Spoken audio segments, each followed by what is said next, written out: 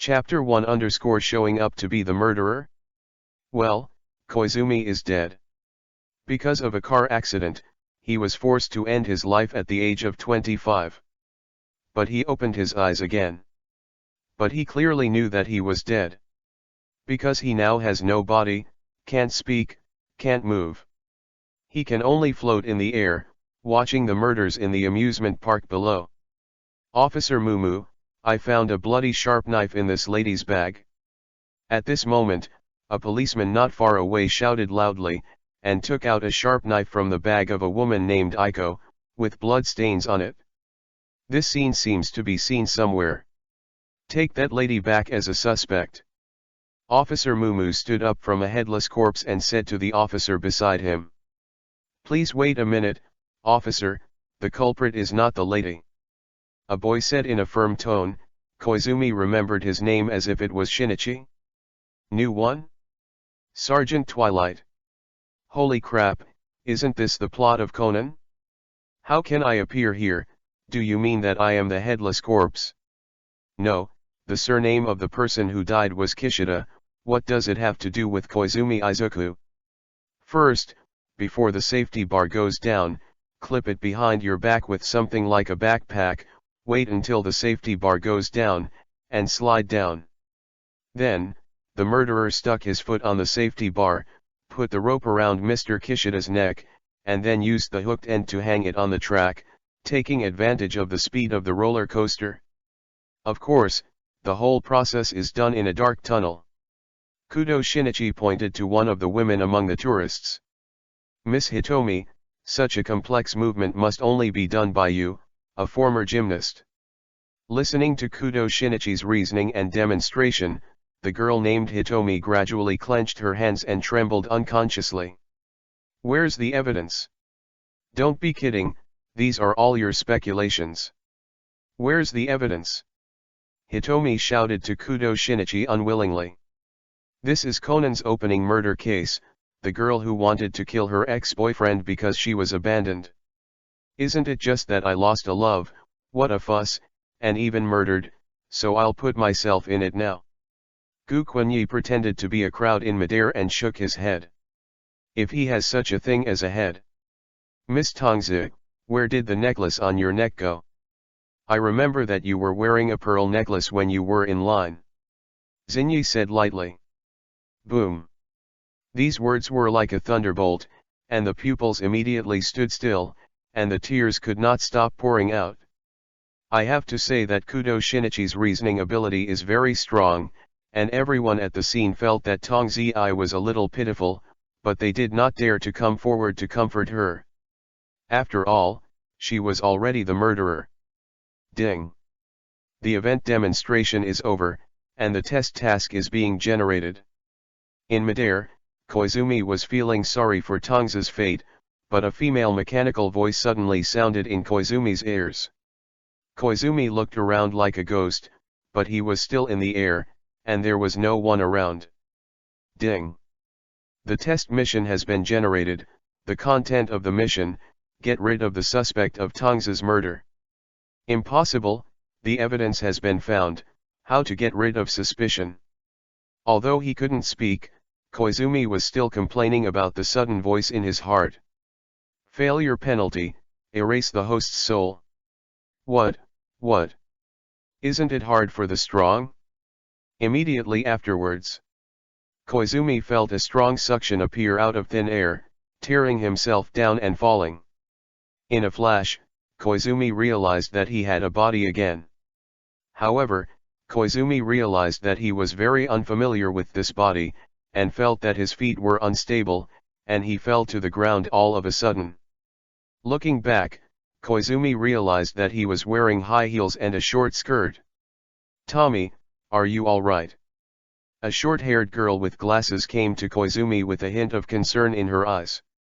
She actually called me pupil, could it be said?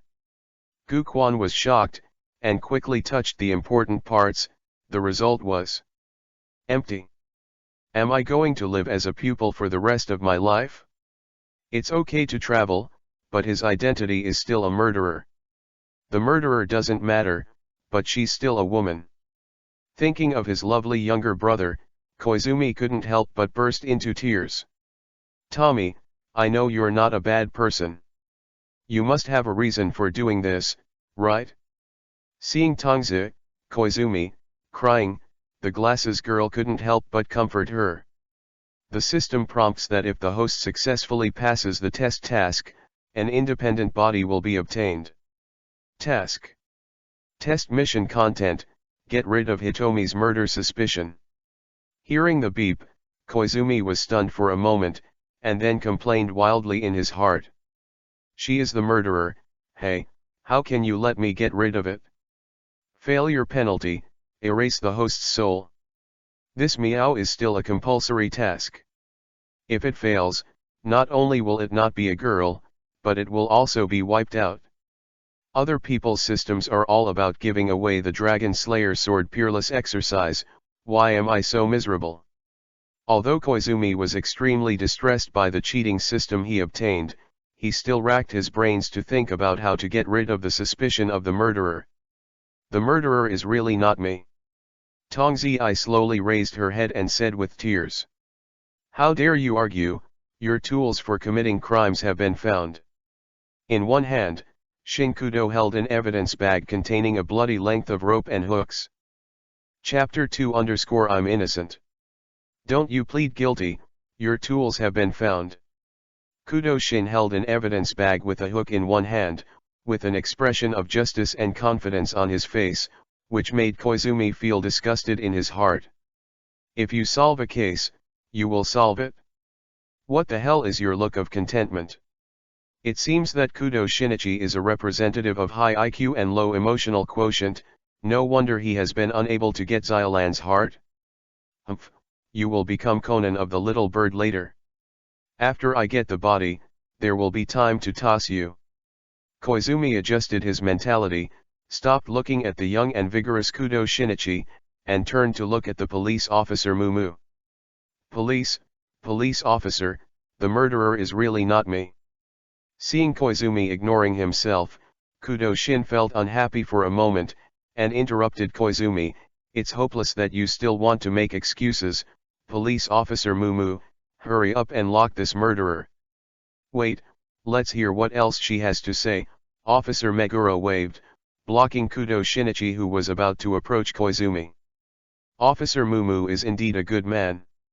Those two people in black robes, they are the murderers.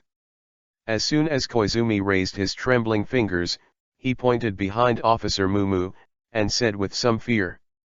What? Officer Mumu immediately turned his head and looked at the two men in black who were sitting in the last row of the roller coaster just now, behind the victim. The two men in black exuded a disturbing aura, and Officer Mumu had long been suspicious. Smelly woman, dare to frame us. The vodka of the black organization was stared at by the police, and immediately became uneasy, and Shen was about to take out the gun in his arms. Wait, don't worry. Jin stopped vodka in time, because he saw Kudo Shinichi who was unhappy over there. This kid's reasoning ability is okay, but he is too proud and always tries his best to prove himself. Jin immediately saw through Kudo Shinichi's character. The talented young Jin has no idea how many he has killed, and Kudo Shinichi is just a small person. You dare to frame someone even when you are about to die. You really don't know how to repent. Kudo Shinichi shook off Xylan's hand, who had advised him to be gentler, pointed at Koizumi and said loudly, no matter how cunning you are, you won't be able to hide it from me. Officer Mumu was facing the two of them, and the vodka's action just now caused him more suspicion. Miss Tongzi, you say these two are the murderers, but what evidence do you have? Officer Mumu put his hand behind him and was ready to draw his gun at any time. The surrounding police officers immediately became alert when they saw this action. How could she have evidence? She is the murderer. Kudo Shinichi continued to sneer on the side. Faced with two dangerous people, and being interrupted by Kudo Shin again and again, Officer Mumu couldn't help no matter how good his temper was. Mr. Kudo, please be quiet. Although the police officer Mumu looks kind, he can be unambiguous when he gets angry. Yes, yes. Kudo Shinichi's momentum immediately weakened a bit, and he took a few steps back. Miss Tongzi, you continue to speak. Officer Mumu stood in front of Koizumi, intentionally or unintentionally. If these two men in black are really the murderers, it is impossible to guarantee that they will not make a move on Koizumi who exposed them. Just now, when I was queuing up, that thin, tall guy in black threatened me and asked me to hand the necklace to them when the roller coaster entered the dark cave. He said if I didn't say yes, I would kill my friends. I thought they just wanted to rob the necklace, so I gave it to them. I didn't expect Kishida to be whined by them. How can the two murderous guys, gin and vodka, come to play the roller coaster? There must be something tricky here. A faint smile appeared on the corner of Koizumi's mouth. As soon as Gukwon finished speaking, Officer Mumu's expression became more and more serious, and he looked at the two men in black coldly. Two gentlemen, is what Miss Tongzi said true? It's ridiculous, this woman is just talking nonsense, and there is no evidence at all. Jinju sternly looked at Gukwonyi with a fierce look. The evidence is in their suitcase. Koizumi shouted. Hearing this, gin and vodka immediately became restless. This box contains the newly developed poison by the organization, how could it be possible for the police to see it? In order to get rid of the suspicion of the two of you, please hand over the suitcase and cooperate with the inspection. Officer Mumu waved Huey's hand, and three officers immediately approached Jin and Ju. There are priceless trade secrets stored here, and I refuse to open the box. Jin said this on his lips, but his hand has been quietly put into his arms. Be careful, they have guns on them. Koizumi shouted and reminded. However, the next moment, a bullet pierced Koizumi's head. What Koizumi saw at the last moment was the muzzle of the vodka-smoking gunpowder. His vision blurred in an instant, leaving only the chaotic gunshots in his ears and the crying of the glasses girl. Koizumi is dead again. Chapter 3-Pinch the girl's face. Koizumi died, but he died with a smile. Ding. The test task has been completed, the host body is being created. Ding. The test task is completed, and a novice gift pack will be awarded. Just as the vodka pulled out the gun, Koizumi heard the system's beep. Afterwards, Koizumi felt himself returning to a familiar body, followed by a toilet cubicle. Before he could open the novice gift bag, Koizumi hurriedly touched it. Well, I still have a handle. With a sigh of relief, Gukwon walked to the mirror in the toilet and found that his appearance was exactly the same as before the crossing. With a strong and handsome face, he looks like a decent person. Looking out of the window, it was the amusement park just now. Koizumi hurriedly turned his attention to the location where there was a grove. Soon, Koizumi saw a figure lying under a tree struggling constantly. From the clothes, it was confirmed that it was Kudo Shinichi. It seems that Kudo Shinichi has not escaped the calamity of becoming smaller. Koizumi, who has a heavy body, is in a good mood, wandering in the amusement park while thinking about which girl to choose. Just now he opened the novice gift bag and found that the gift bag turned out to be a girl. And this girl used the soul of the pupil who just died. But fortunately, the appearance of the girl can be freely chosen by Koizumi. Just choose Gu Xiaoying's appearance. As soon as Koizumi thought of a beautiful actress in another world, the girl's appearance and figure immediately became exactly the same as in the impression. After quietly doubling the girl's evil, Koizumi nodded in satisfaction. Ding. Character initialization is complete, please give a name. Since the soul of the pupil is still used, then keep the name. After thinking about it, Koizumi named the girl Xiaotong. Ding. After the character is generated, get the key of the props Xiaotong's house X1. A key appeared out of thin air in Koizumi's pocket, and at the same time, an address appeared in his mind, and he wrote it down in an instant. It seems that the system has generated Hitomi in the room at this address. System, could this address be Tong Zi's residence? Yes, the host doesn't have to worry, the social ID of Hitomi has disappeared. Social ID disappeared? Koizumi asked suspiciously. That is, to erase Miss Hitomi's existence from social relations, no one will remember her appearance since then, and all the property owned by Hitomi has been transferred to your name. System, is it because I caused Tong Zi's death, so the soul is her? As long as the host completes the test task, whether or not the pupil dies, it will be part of the reward. This system is really cruel, but this way I don't have to worry about running out of place to live. Gaizumi-san, why are you here? A beautiful female voice sounded. Gu Quan looked back and found that it was Xiao Lan who greeted him.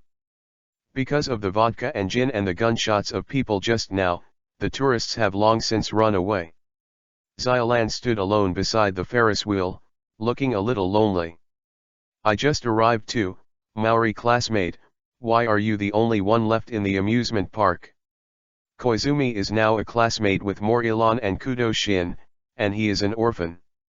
Xiao Lan then told Koizumi about the murders he encountered on the roller coaster today and the shooting of the two Jin and Ju. I didn't expect such a dangerous thing to happen at the amusement park. By the way, what about the Kudo classmate you said earlier? Koizumi asked Xiao Lan knowingly. Xinyi, he went after the two men in black, but he hasn't come back yet, Xiao Lan said worriedly. Mori, it's too dangerous here, let me take you home. Gu Quanyi just held Xiao Lan's hand, but she broke free. No, I have to wait for Shinichi to come back.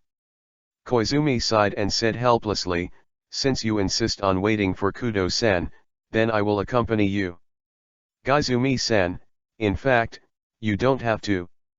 How can I let you, a girl, stay in this dangerous place? Anyway, I'm a man, Koizumi said firmly with a straight face. Hearing Koizumi's concern, Xiao Lan unconsciously felt a warm current in her heart. Although Xiao Lan is a master of karate, she is also a woman who longs to be loved. Kudo Shinichi has never said such words of concern for her. As for her father, Maori Kogora, he doesn't do anything but drink all day, and he doesn't understand women's minds at all, otherwise his mother won't. Thinking of this, Xiao Ian's eyes couldn't help but turn slightly red, and tears flashed in her eyes. Just let me accompany you, and I'll leave when Kudo-san comes back. Koizumi held Xiao Lan's hand and patted it gently, and said softly. Although his movements were light, it happened to break Xiao Lan's worried and fearful heart. Tears fell from Xiao Lan's beautiful face, making people feel distressed. Gaizumi-san, Xiao Lan quickly raised her hand to wipe away the tears, and quickly tried to explain, but found that Koizumi was staring at the merry-go-round on the other side. Maori classmate, it's boring here anyway, let's go play together. Koizumi pretended not to see Xiao Lan crying, and pulled her to the merry-go-round. This time, Xiao Lan didn't take her hand away. Chapter 4-Drunk Kogora. As soon as Koizumi got off the taxi, Xiao Lan was sleeping in his arms. In the afternoon, he and Xiao Lan played together in the amusement park, but Kudo Shinichi didn't show up until 7 o'clock in the evening.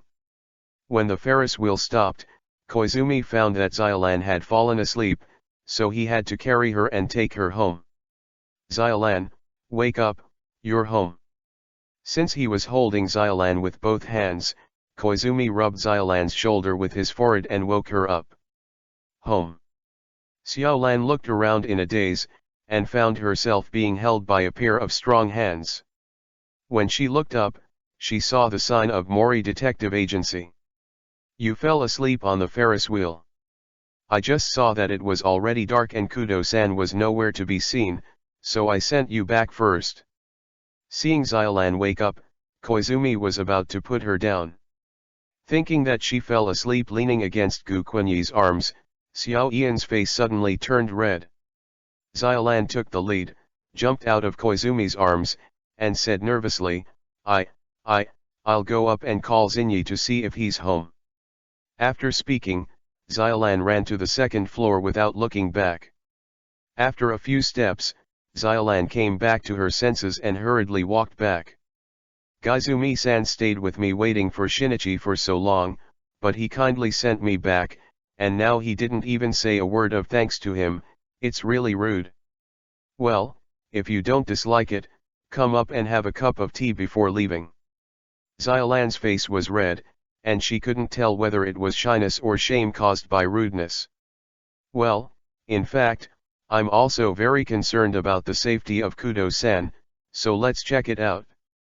Koizumi did not hold back, and followed Xiaolan into the office. As soon as I entered the door, a can of beer flew towards Koizumi. Stinky boy, you brought my daughter back so late, what are you doing? Maori Kogoro said fiercely. Dad, you see clearly, he's not Shinichi.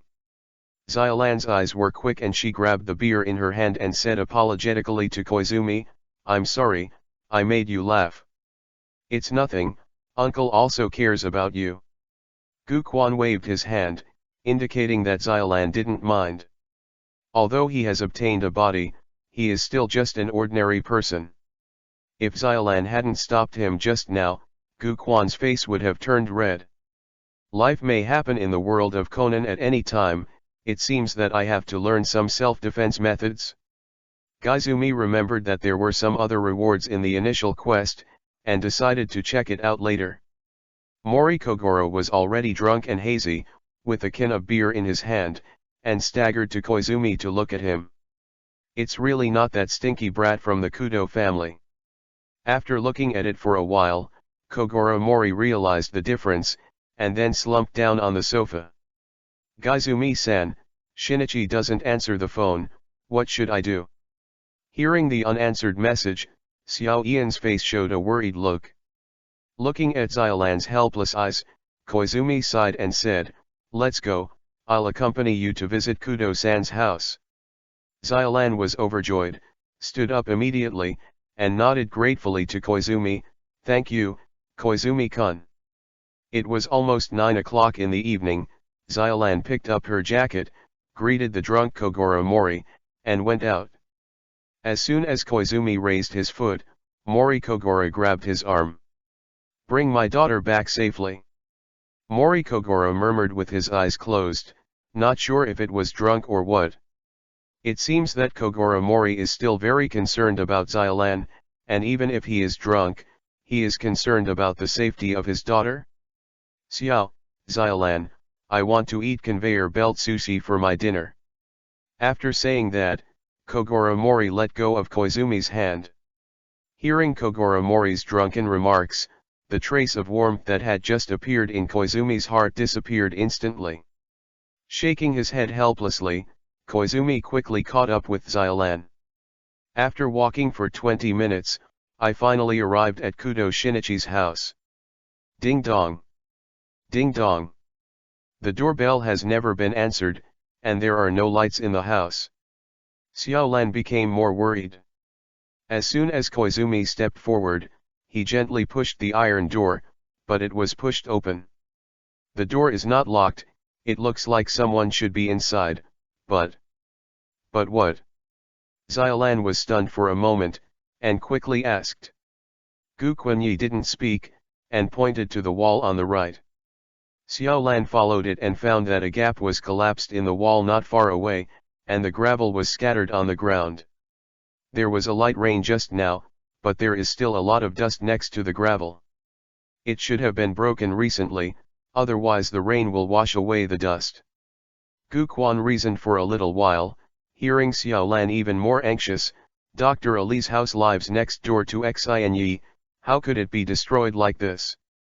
Could it be a robbery? Thinking of this, Xiaolan couldn't control so many rules. She jumped over the fence of Conan's house with her hands up, and rushed towards the door. Boom! The door was not closed, and Xiaolan rushed in immediately. Xinyi, are you here? If you can hear me, hurry up and respond to me. Inside the study. Hearing Xiaolan's voice, Kudo Shinichi and Dr. Akeza panicked. They were just discussing whether to tell Xiaolan about the shrinking of their bodies, but Xiaolan suddenly came to her door. "Dr. Li, why are you here?" Xiaolan saw the figure and thought it was Shinichi, but when she got closer, she realized that she had recognized the wrong person. Koizumi entered the study with Xiaolan, thinking of teasing Kudo Shinichi, who became smaller, but he was surprised when he saw the situation in the study. "Dr. Li, why are you holding this kind of thing?" Chapter 5-Fear of taking fake medicine. Kudo's house, in the study. "You mean, after being given a strange drug, not only did your body become smaller, but your gender also changed?" Dr. Ali looked at the little girl in front of him suspiciously. "Yeah." The petite Kudo Shin nodded and made a clear childish voice. Dr. Ali was suddenly confused. The world's great wonders. There are even medicines for transforming and getting smaller. I am really ignorant. For science, it seems I still have a long way to go. Dr. Ali felt enlightened. He happened to meet this little girl on his way home just now, and he insisted that he was Kudo Shinichi, but Shinichi was a high school boy, and Dr. Agaza greeted Shinichi this morning. How could it be like this? Dr. Li just thought the little girl was joking and playing a prank. Unexpectedly, the other party deduced from the wet trousers and the dirt on the shoes that he had just returned from the Colombo restaurant, and even knew about the black mole on his hidden part. Made him have to believe the little girl's words. After thinking for a while, Dr. Ali expressed his conjecture to Shinichi. "According to your description, that strange drug is probably a poison, but the poison should still be in the experimental stage, so there is an incredible negative effects, causing Shinichi to shrink your body and also change your gender. I think it's the same. Really, I didn't expect to wear my elementary school clothes again. Also, this abominable body and gender, it's really shameful." Shinichi put on the primary school scorpion, and there was endless resentment in his tone, trying to vent, but with her, crisp childish voice, it sounded more like a spoiled child. At this time, Shinichi heard Dr. Ali say with emotion, "In other words, this is really incredible. This medicine actually contains the results of academic research such as pharmacy, biology, and genetics, which has caused such incredible changes in the human body. I am so impressed."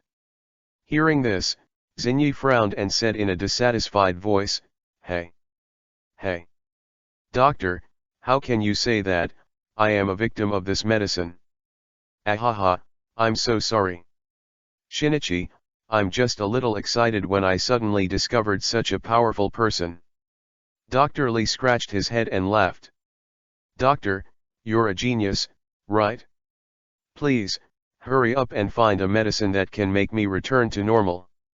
Having lost his male symbol, Kudo Shinichi was very flustered, so he went to the doctor for some sudden illness. Dr. Li waved his hand helplessly. "How is this possible? I don't know the ingredients of the medicine. How can I make a medicine that can make you return to normal? I'm just good at fiddling with machinery and other things. You let me go if you get the medicine to save people. Maybe you will only develop poison. Then I'll investigate the addresses of those guys and go directly to them to get the antidote." Xinyi said softly while holding a small fist. "This may be helpful." Dr. Li thought for a while, then said, But what?" Shinichi saw a worried expression on Dr. Ali's face. "But you can only investigate secretly, and even if you find out the identity of the other party, you must notify me as soon as possible or go to the police." Dr. Ali half kneeled in front of Kudo Shinichi, with his right hand on his shoulder, serious say. "Xinyi, your current situation is very dangerous. You must not reveal your true identity, otherwise you will most likely be hunted down, and even your friends and family will be murdered." Could it be even Xiaolan? Kudo Shinichi was shocked when he heard Dr. Ali's words. Yes, even Xiaolan can't say it.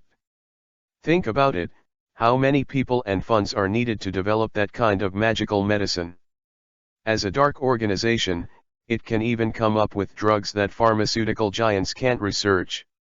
Their background must be pretty scary. According to your description, the two men in black you met today are both ruthless and murderous criminals, and your current identity is only a 7-year-old child. Even if you really found each other, I'm afraid you are also in a bad way. Dr. Ali persuaded bitterly. I understand, doctor. I was too impulsive just now, thanks to your analysis. After a while, the calmed down Dr. Ali thanked Xinyi. As long as you can understand, the most important thing now is to be calm. Everything needs to be considered in the long run. Dr. Li nodded in relief. However, Shinichi, you may have to change the way you are now. Dr. Igsa looked at Kudo Shinichi with a strange expression. What's wrong with the way I look now?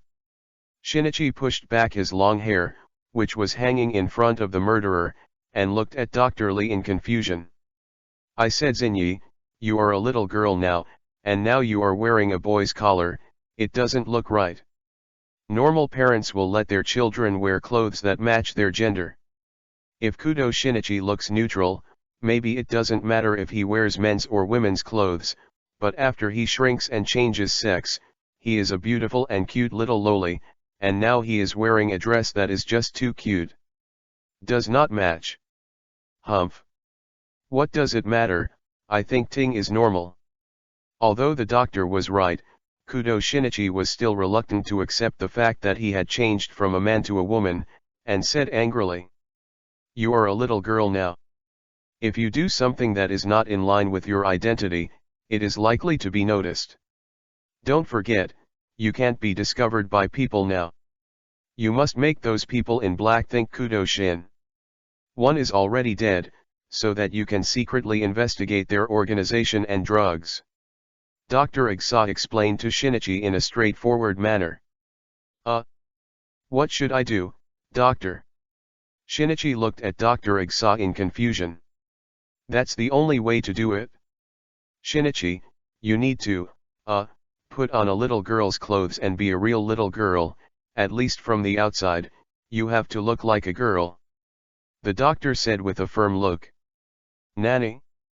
But me. Wait a minute, Shinichi, I'll go home and get some things. 5 minutes later, Dr. Igsa left and returned. Really? Doctor? I'm doing this for your own good, Shinichi. But you do this, it's really hard for me to accept it. Zenichi, for your safety, you must do this. That said, doctor, why do you have so many little girls' clothes?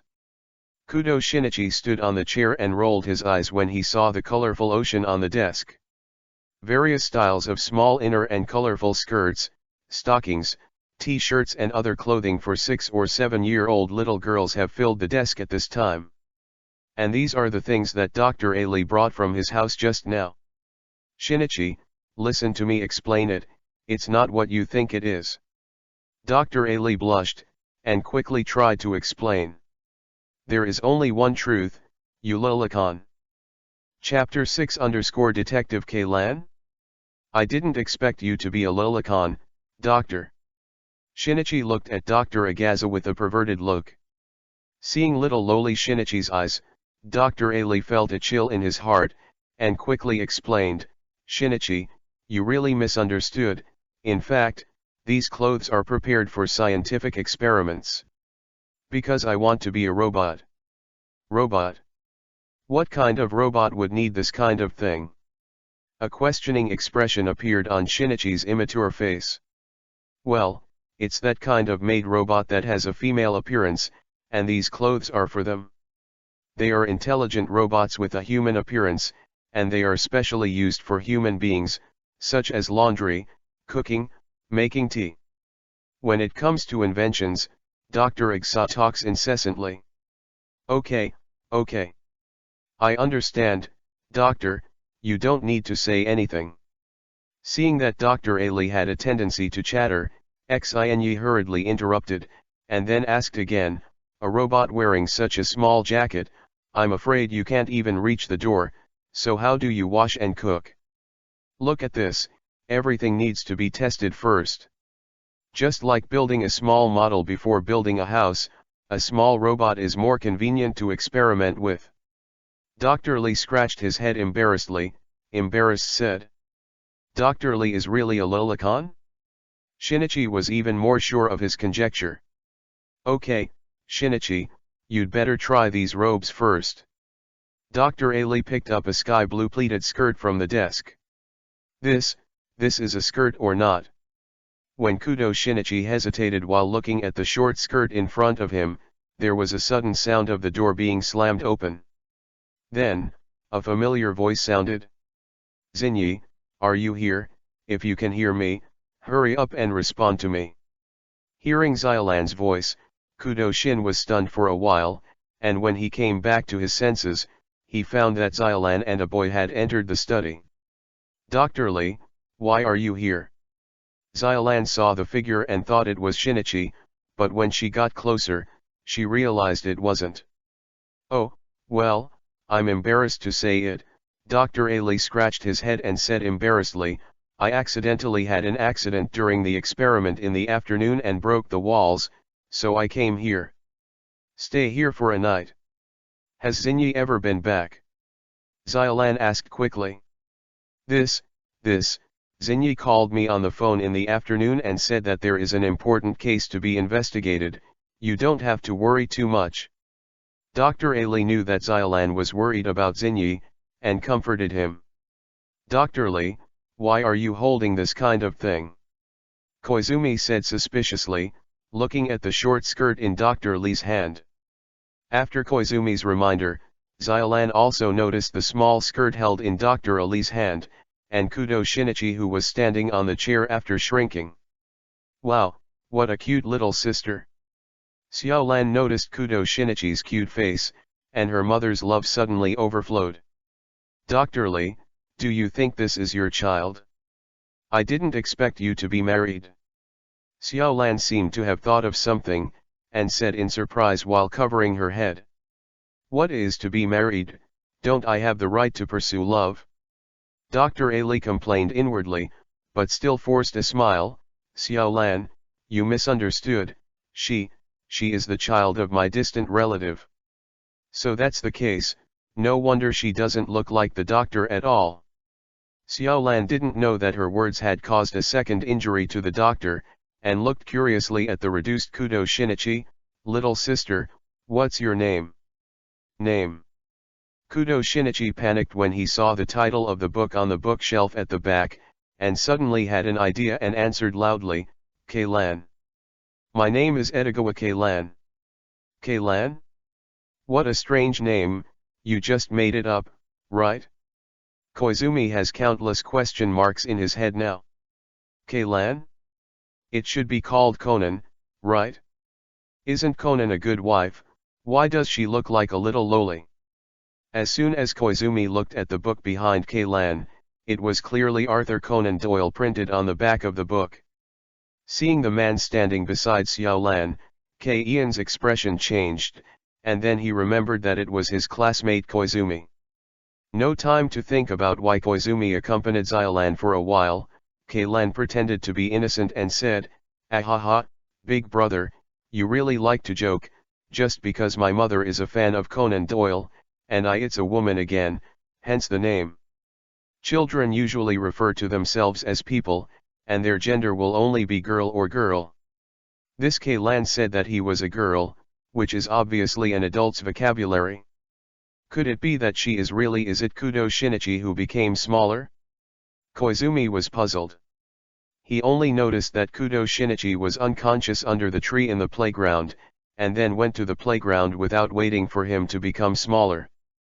At this time, Dr. Lee also quickly changed the topic and said to Xiaolan, Keian's parents are in hospital due to an accident, and they originally asked me to help take care of them, but I am a bachelor after all, and I have never been good at taking care of children, and Keilan is a girl again, so. Xiaolan, I don't know if I can let Keilan come to your house to stay for a while and help take care of it. Dr. Lee asked Xiolan. Of course. Xiolan replied happily, but then she thought of something and glanced at Kaylan embarrassedly. Although I am willing to help take care of Kaylan, I still have to ask my father in the end. Kaylan pulled on Dr. Ali's collar and rolled his eyes. How can I live at Xiao Ian's house? What if she finds out and leaks it out accidentally? Xiao Ian's family is a detective agency, and the black-clothed organization should not be safe. You can get information on those guys with the help of Kogoro Mori's relationship. Dr. Ali gave Kaylan a wave of analysis. Conan also felt that what Dr. Ali said was reasonable, so he accepted it. By the way, Xiaolan, this child is a bit shy, you should help her choose some clothes to wear. Dr. Li pointed to the pile of clothes on the desk and said to Xiaolan. Afterwards, Dr. Li explained with a guilty conscience, I bought these clothes casually in the afternoon, so I bought them a bit miscellaneous. Doctor, what are you doing? Hearing the conversation between the doctor and Xiaolan, K. Ian's face changed greatly. He pulled the doctor's arm, and whispered. Remember, Xinyi, you are a little girl now, you must wear normal clothes, and I'm doing it for your own good too. After Dr. Li spoke earnestly, he stood up and ignored Xiao Kaylan who was struggling, and pulled Ko Kunyi out of the study together. Kaylan, at Xiaolan's house, you have to listen to your sister Xiaolan. I will tell your parents. So don't worry. When he came to the door, Dr. Li also gave a special warning. Doctor, Kaylan wanted to say something to Dr. Li, but was suddenly grabbed by Xiaolan. I saw Xiaolan smilingly looking at Kaylan, holding a sky blue suspender skirt and gesturing towards Kaylan. Come on, Kaylan, let sister come and help you dress up. I don't want to wear a skirt. When he thought of wearing women's clothes, Kaylan was completely reluctant. He still had the dignity of a man in his heart. Kaylan struggled to escape, but how could a 6 or 7-year-old lowly break free from the shackles of an adult, let alone Xiaolan, a national high school karate champion? Therefore, Kaylan was doomed. Good boy. Sister Kaylan, she will definitely dress you up beautifully. Wait a minute, I don't want. Listen to me. Elegant Butterfly. Chapter 7_K Ian's Conspiracy. When Koizumi, Xiaolan, and Kaylan walked out of Kudo's house, it was already past 8 o'clock in the evening. Because of a light rain before, there were still a few dark clouds in the sky, but the moonlight also found an exit and sprinkled on the street. At this time, Kaylan had changed into the sky blue suspender pleated skirt, a white lingerie on her body, and her long hair was draped over her back shoulders. This kind of dress made her look more quiet and sweet, and people couldn't help but want to protect her. P.S. This image can be viewed on the floor of the reference map of this book. Kaylan walked in the middle, with Koizumi and Xiaolan on the left and right, each holding a bag of clothes, which Xiaolan picked from Dr. Ali. As for that old blue shawl, Xiaolan had long since thrown it aside. Did it come from the wrong place? Is this really Kudo Shinichi? Koizumi is still a little hard to accept the fact that Conan has become Kaylan, but K. Ian's face and soft hands that are not inferior to child stars make him have to believe it. That guy Kudo Shinichi must have deliberately pretended to be a girl so he could take a bath with Xiaolan? This famous detective is really cunning, and he must expose his conspiracy when he has a chance. Koizumi muttered in his heart, but he didn't want to let go of K. Ian's soft little hand. Now that the children are getting married so early, I think we were not so bold back then.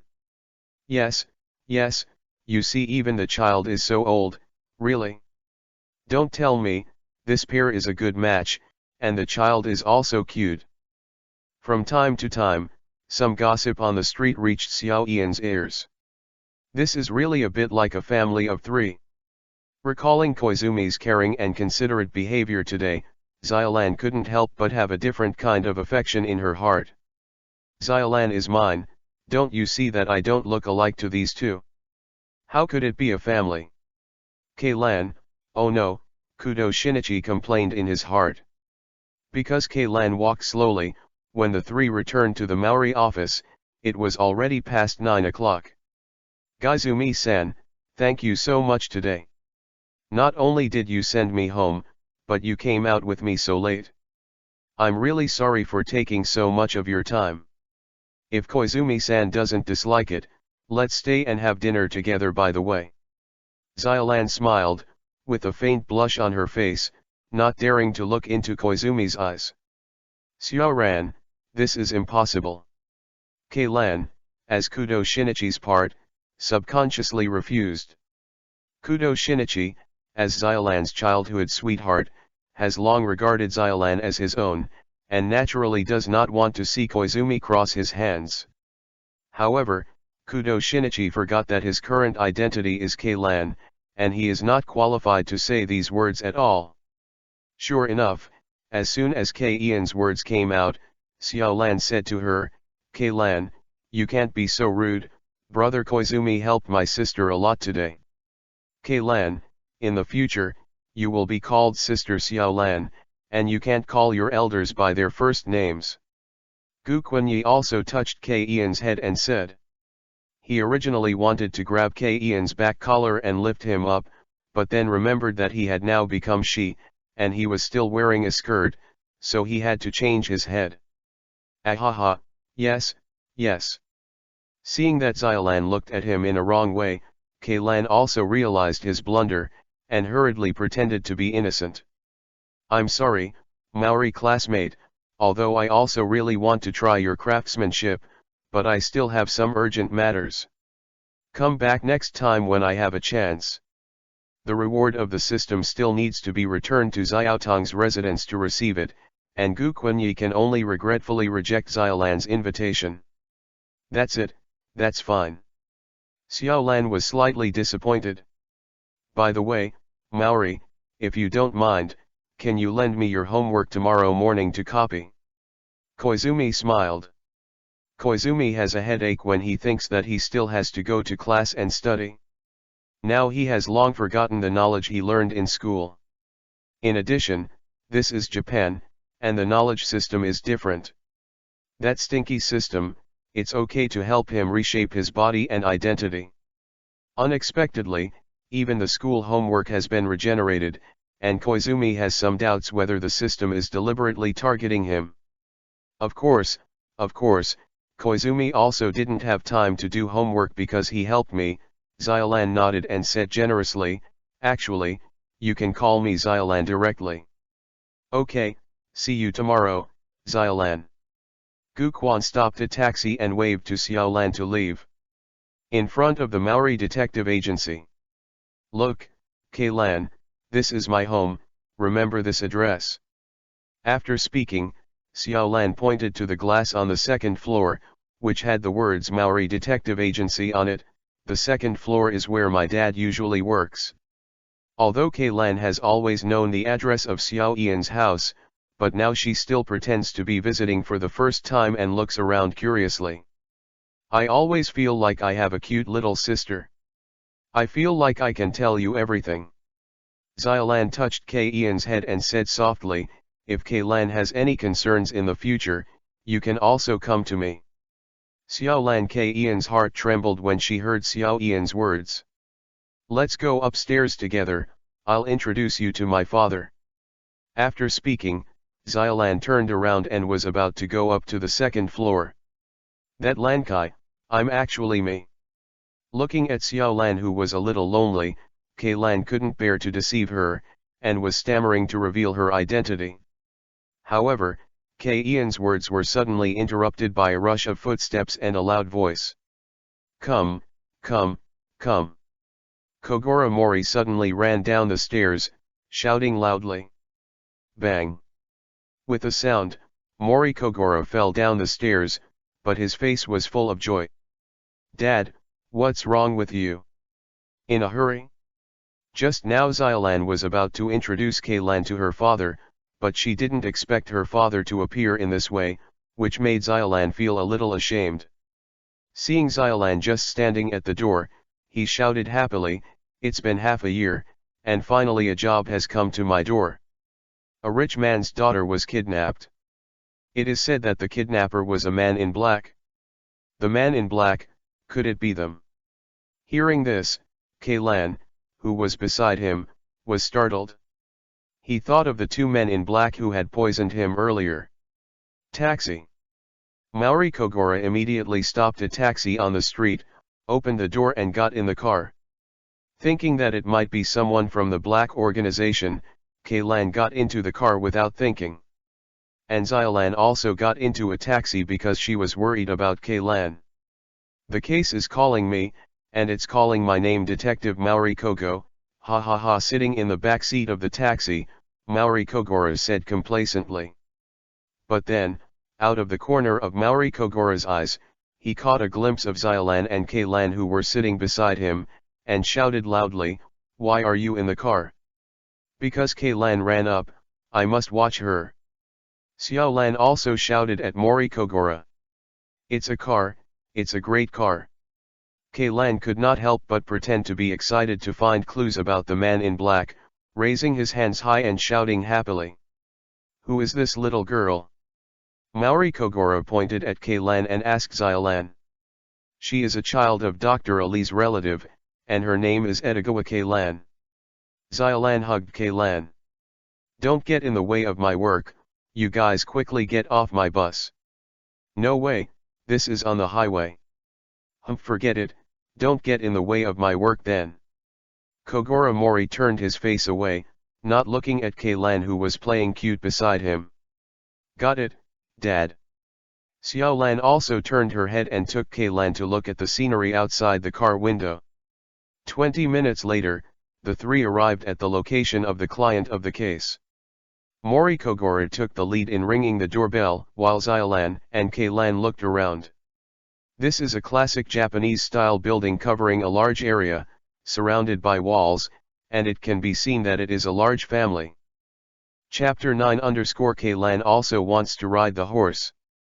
"Kaylan, you are a girl. Remember, you can't play football while wearing a skirt, otherwise Xiao Nene will be seen." Xiaolan held Kaylan's shoulders and beat his movements. "Break." Huh. Kaylan didn't react for a while. "Damn, I forgot that I am a little girl now." As long as there is a case, Kaylan will get carried away and threw himself on it. As for his gender, he has long since forgotten where he went. Kaylan turned his head away in dissatisfaction, and reluctantly put down the pink football. "Well, I see, Sister Xiaolan," she said obediently. "I didn't expect that Kaylan also likes to play football. Xinyi often thinks about things while playing football. He said that playing football can help him think better." Seeing Kaylan's actions just now, Xiaolan remembered it again. The missing Kudo Shinichi. "I am the new one, Xiaolan," Kaylan said silently in his heart. "Hey, is that the dog?" Kaylan suddenly discovered that there was a big yellow dog tied to the fence on the left, which happened to be the dog that was very close to the little girl in the photo. "Wow, why is this dog so big? Well, my body is too small." Kaylan looked at the big yellow dog close at hand, but found that the big dog was very gentle, and kept wagging its tail towards him. The big dog showed his affection to him, and Kaylan couldn't help touching it. The big yellow dog enjoyed Kaylan's petting very much. He was so happy that he licked Kaylan's little hand, making Kaylan's hand itchy. Can't help but laugh. Hearing the little girl's laughter, the housekeeper, Mauri, and others who were talking over there couldn't help looking over curiously. It's really strange. Except for the people in the family, Big Mac shouldn't get close to outsiders. Gu Tengang couldn't help but say unexpectedly when he found out that the big yellow dog and Kaylan were playing together. Perhaps Big Mac also saw this little girl, so he thought of Gu Jingzi. Gu Gang thought to himself. However, Gu Tengang's inadvertent words made Kaylan suddenly wake up. "I see." Kaylan had an inference in his heart, and looked at Gu Tengang with a naive look. "Uncle, if Big Mac sees a stranger, he will definitely bark, right?" "Yes. Because Big Mac is the best among the guard dogs." Gu Tengang nodded affirmatively. Hearing the conversation between the two, Mori Kogoro felt that he seemed to have discovered something and began to think. I remember that the servants of the Gu family said that they didn't hear any other voices except the housekeeper's cry. From this, it seems that the prisoner must be someone who Big Mac knows, so. Just when he was thinking about it, Kogoro Mori suddenly found that Butler Aso was quietly retreating, and he couldn't help shouting, "Butler Aso! Where are you going?" Seeing that Kogoro Mori finally wanted to understand the hint he gave, Keilan finally breathed a sigh of relief. "What you said just now is really strange." Kogoro Mori looked at the housekeeper Aso domineeringly. "You said that the prisoner who sneaked into the yard kidnapped the young lady and used that tree to escape, but why didn't the Big Mac watch the house?" Called. This is because. Unexpectedly, the loophole in his words was discovered. Aso's housekeeper broke into a cold sweat and did not know how to hide it for a while. "And in your testimony, there are too many ambiguities. In fact, there are no men in black at all. The real kidnapper is you, right, Butler Aso? The culprit? Aso! You bastard, you are so unexpected." Gu Tengang heard the words of Kogoro Mori, and immediately became furious, looking at the housekeeper Aso angrily. "I'm really sorry, sir." Upon hearing this, Aso's housekeeper knelt down and kowtowed in apology. "Aso, over the years, I have not been mean to you. Why did you do such a thing? Did someone instruct you to do it?" Although he was extremely angry, after so many years of acquaintance, Gu Tengang still had the last trace of trust in Aso's housekeeper. "No one instructed me, this is what I did alone." Aso Butler said in a panic. "Where is that lady now?" Kogoro Mori, who was beside him, asked. In a nearby hotel." Butler Aso answered honestly. "Ha ha ha. Finally got to the bottom of it.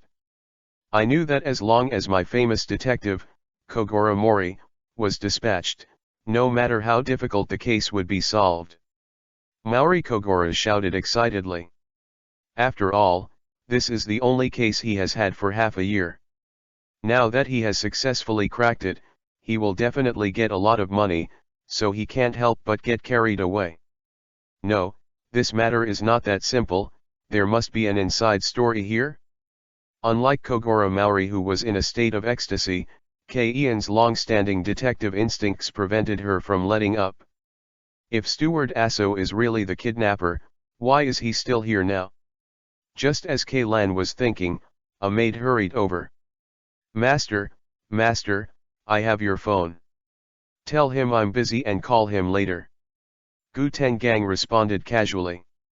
Although Gu Tengang refused to answer, the maid looked embarrassed.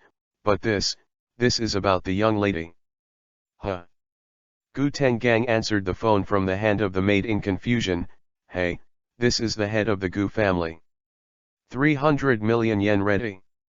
A strange man's voice came from the other end of the phone. Gu Tengang was shocked when he heard the words, "Who are you?" "I called just now, and I am the one who kidnapped your daughter," the strange man said lightly. "How is this possible, bastard? Isn't the prisoner already?" Seeing that things had changed, Gu Tengang panicked even more. "You really have other accomplices?" Mori Kogoro, who heard the voice of the phone, said angrily, pulling on Butler Aso's collar. "No, it's just me, please believe me," Aso said innocently. What Butler Aso said should be true. Seeing the confused expression on Butler Aso's face, Keilan thought to himself. The little girl was probably kidnapped by a more vicious gangster from the place of imprisonment after the first kidnapping. Thinking of this, Keilan only felt that something was wrong. At this moment, a little girl's voice suddenly came from the other end of the phone. "Dad, come and help me." Jingzi. Gu Tenggang's heart trembled when he heard his daughter's familiar voice. "Humph, I'm impatient, get ready 300 million in cash, otherwise, I don't know what your daughter will become." The kidnapper's cold words stung Gu Tenggang's heart. Thinking that his poor daughter was in danger, Gu Tenggang immediately knelt down and pleaded for mercy, regardless of whether the other party could see it or not. "Please don't hurt my daughter, I will give you money and anything. So please let her go home safely." Gu Tenggang pleaded in a low voice.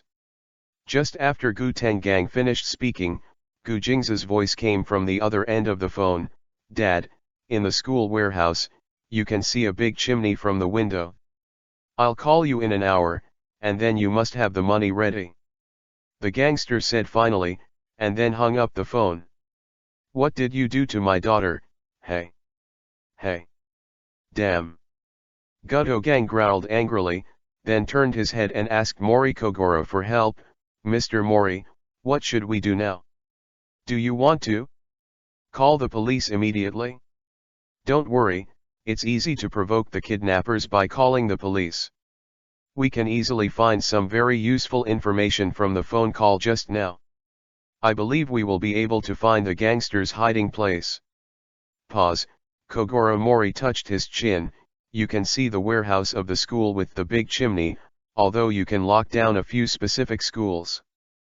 But just in case, please prepare cash." "Okay, I'll go and prepare the ransom right away." Gu Tenggang nodded hurriedly as the safety of his daughter's life was at stake. At this time, Kailan had already asked for a map of the nearby area from the servant, and carefully observed it. The prisoner is nervous because the hiding place is known. If he doesn't rescue him quickly, the little girl's life may be really in danger. Although Xiaolan was also very worried about the safety of the little girl, she knew that she was not good at reasoning, so she could only quietly not disturb Kogoro Mori in handling the case. Seeing Kailan looking at the map with a serious face, Xiaolan asked curiously, "Kailan, what are you doing? It hasn't been a long time since the kidnapping, so I think the culprit must be somewhere near here." Kailan pointed to the map and explained to Xiaolan. "Yeah. Kailan is right, it's impossible to run too far with a child." Hearing the conversation between the two, Mori Kogoro also reacted, "If it's nearby and it's a school, I'll be searching for it. The range will be much smaller." Mori Kogoro clenched his fists excitedly, and then explained to Gu Tenggang, "There is still an hour left, President Gu, please prepare some cash first, and we will bring a few people to the nearby schools to find a good one." "Fan. Okay, no problem. Mr. Maori, I will arrange some people to check with you right away," Gu Tenggang said and hurriedly took some servants to action. At this time, Kailan untied the chains on the neck of the big yellow dog named Big Mac, and rushed out quickly on the back of Big Mac. "Kailan!" Xiaolan exclaimed. "By the way, that dog. It is so close to Gu Jingzi, maybe it can follow the smell to find the kidnapper? Xiaolan, let's go after that dog." Mori Kogoro reacted immediately and chased out first. Those with chimneys are either bathhouses or factories. There are 5 schools with chimneys in the vicinity. On the empty street, Kailan rode a Big Mac and flew towards the suspicious spot in his heart. In a few minutes, Kailan arrived at the first school. "No, not here." Finding that the description was wrong, Kailan quickly drove the Big Mac to the next school. When Kailan started riding a big yellow dog named Big Mac running around the city, Koizumi and Xiaotong had already crossed several big rivers together. Chapter 12_Hit Me Xiaolan, 3/5. The next day, Daiden High School, 2nd year Class B. Koizumi stepped to the classroom early in the morning and was almost recorded as being late. As for the reason for being late, it was Xiaotong. In order to let Koizumi, who was tired until late at night, sleep a little longer, Koizumi woke Koizumi only after preparing his breakfast and lunch. Everything was going well, but when Koizumi was having breakfast, Hitomi was sitting next to Koizumi in only an apron. No way, Koizumi can only eat breakfast and Hitomi once. Because of this, Koizumi's originally abundant time suddenly lost a lot, causing him to be late. During the recess, Koizumi was lying on the desk, digesting the class knowledge that he hadn't touched for a long time. Xiaolan, Xiaolan. Sanako poked Xiaolan with her elbow, with a playful smile on her face. How was your date with your husband yesterday? You must be having a good time, right? She has long known that Xiaolan likes Kudo Shinichi, so she always calls Shinichi Xiaolan's husband in front of others to tease Xiaolan. Sanako's voice caught Koizumi's attention, and he perked up his ears. Ah! Oh, Xiaolan took a ghostly look at Koizumi, who was lying on the desk not far away, and lowered her voice nervously. I hate it, Sanako, if you say that again, I'm going to be angry. Seemed to be sleeping, Xiaolan said. Ting was originally happy, but when he first started playing the roller coaster, a murder happened, and it even turned into a shootout. That stinky fellow Shinichi ran without saying a word. It's gone, causing me to wait until night in vain. Ah! Isn't that a pity, Sanako said in surprise, and then showed a gossip expression. Why Zinyi didn't come to class today, did the two of you quarrel? Also, you just now. I also glanced at Koizumi-san. What, do you like him? Xiaolan hurriedly covered Yuan's ZY and whispered, okay, don't guess, Zinyi is not coming to school for a while because she has to investigate some difficult case. Speaking of which, Shinichi didn't accompany me at all yesterday. It was Koizumi-san who accompanied me to wait for Shinichi and played around in the playground. In the end, he sent me home. Yuanza listened to Xiaolan's words with a wicked smile on her face. As I see it, Koizumi-san was more like your boyfriend yesterday, and Shinichi's girlfriend was a deduction case. Xiaolan was molested by her again, and regardless of the blush on her face, she fought with Sanako. While laughing, Yuanza noticed that there was a stretch on Xiaolan's arm, and asked in concern, Xiaolan, why is your arm hurt? Xiaolan raised her hand and looked at it, then said with a smile, this was accidentally injured yesterday. It's a criminal who kidnapped a little girl. When I was fighting with the kidnapper, I was accidentally injured. What? The kidnapper? Sanako's face flashed an angry look. It's really abhorrent to actually hurt Xiaolan. Xiaolan comforted Yuanzi and said with a smile, it's alright, it's alright. It's just a few minor injuries, it will be fine in a few days. By the way, thanks to a little sister named Kaylan who stayed at our house last night, she was the one who found the kidnapped little girl first.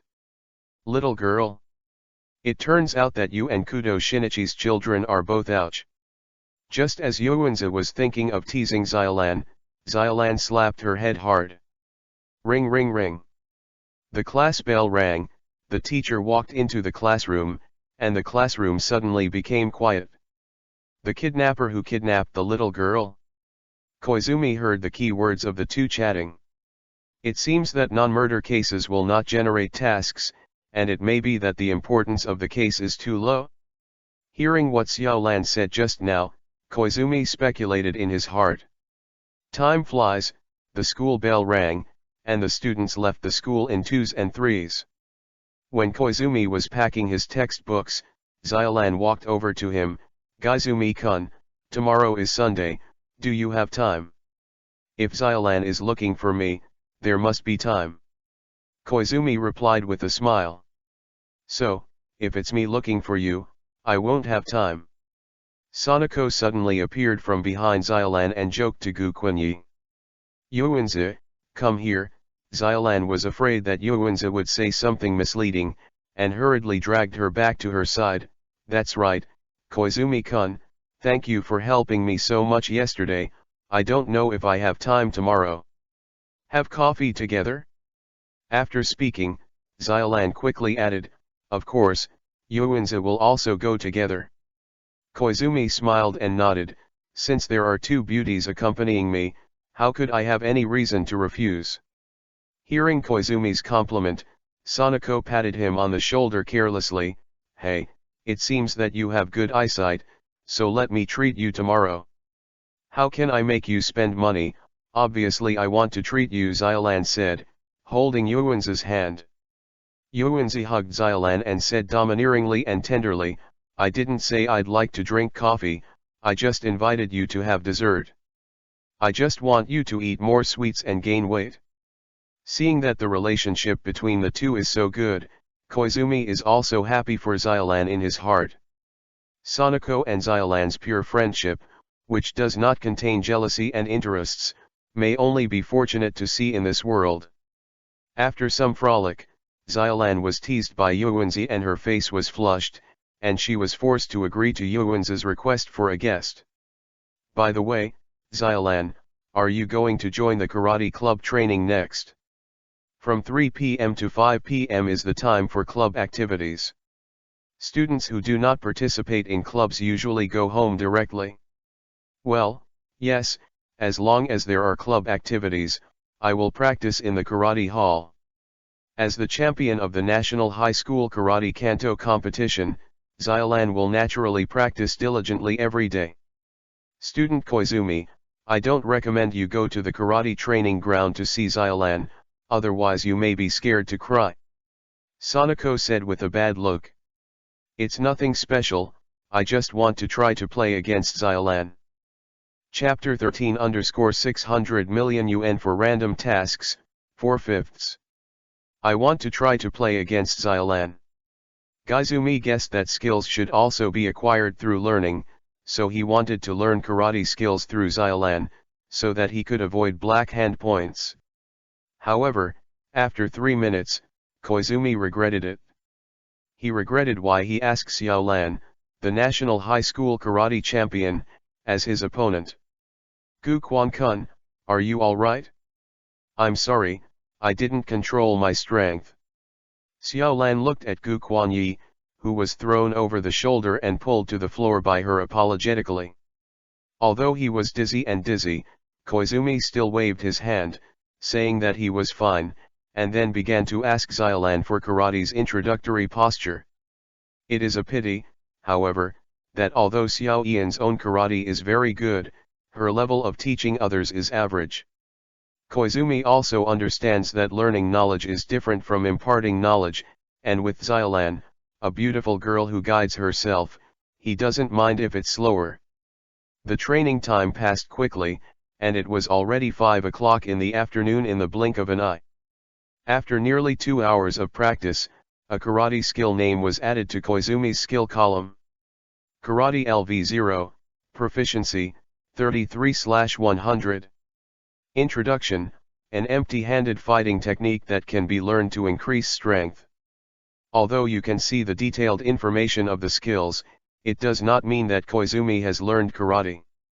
The most obvious proof is that his attributes have not changed in the slightest, and the skill level is still 0. According to this training intensity, Koizumi expects that he will be able to raise his karate to level 1 in 2 days, and his strength and physique will definitely increase further. Before leaving school, Koizumi also joined the karate club by the way to facilitate future training. After saying goodbye to Xiaolan and Sanako, Koizumi dragged his sore body to the taxi. Halfway through the journey, Koizumi was drowsy in the heavy traffic when a conversation on the radio caught his attention. "When it comes to commemorative coins, I have to say that the Italian government has issued maple leaf gold coins since 1979. This gold coin weighs 1,241 grams. The front is the maple leaf icon designed for the famous painter, and the reverse is the Italian government office building. A certain collection value, and now the value of a single piece has reached 40,000 yen. It is said that at the exhibition a year ago, 15,000 maple leaf gold coins were robbed by the Italian bandit group, and the maple leaf commemorative gold coins, which were not many, became increasingly rare. One gold coin costs 40,000 yuan. Isn't that 15,000 gold coins worth 600 million yuan? Now these robbers are really powerful. I hope this kind of thing won't happen in Kyoto." When the taxi driver heard about these thefts, he couldn't help but sigh. 15,000 gold coins worth 600 million yen.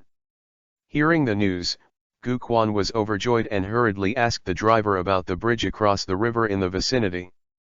The bridge across the river, I know of 3 locations. I don't know which bridge you are looking for. Koizumi didn't know which bridge it was, so he had to let the driver take turns with him.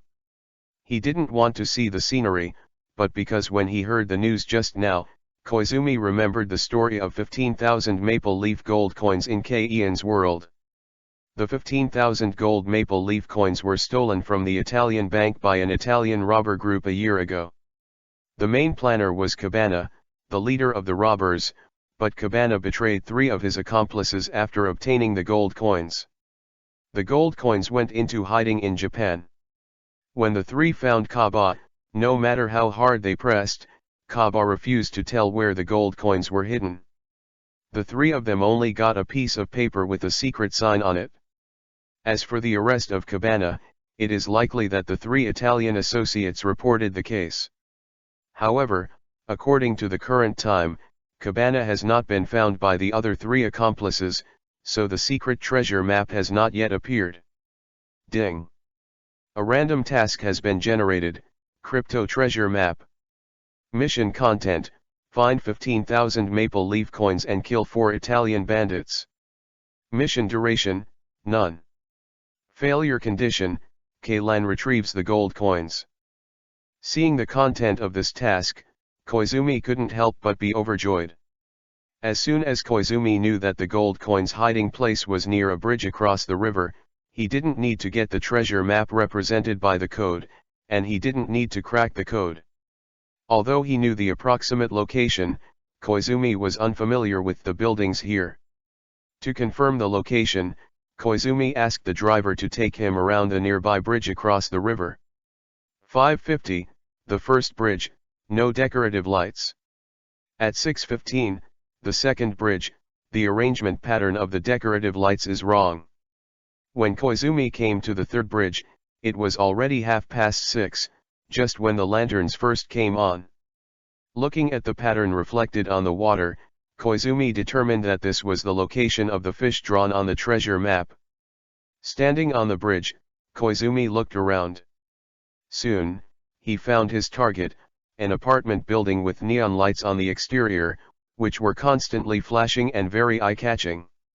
After confirming the location, Koizumi did not rush to pick up the gold coins immediately, but asked the driver to take him to a nearby store. In the store, Koizumi bought a bunch of gold coins and asked the clerk to pack the gold coins in black plastic bags. These gold coins are actually cheap chocolates that look like gold coins because of the golden yellow packaging on the outside. Holding a big bag of gold coins and chocolates, Koizumi walked towards the apartment building where tens of thousands of genuine gold coins were hidden. Chapter 14 _ Double Harvest of Points and Money, 5/5. This is it? Koizumi stood in front of the horizontal bar in the middle of the neon apartment. This is the floor dedicated to looking at the scenery. From his position, looking towards the bridge, you can see that the neon lights on the bridge are reflected in the water, forming a line of fish shape. Here, it is the last place in the treasure map that indicates the location of the treasure, which represents the position of the fish eye. After looking around, Koizumi quickly found 4 black plastic bags hanging on the top. He walked to the rope by the wall and tugged hard. Ding ding ding ding ding.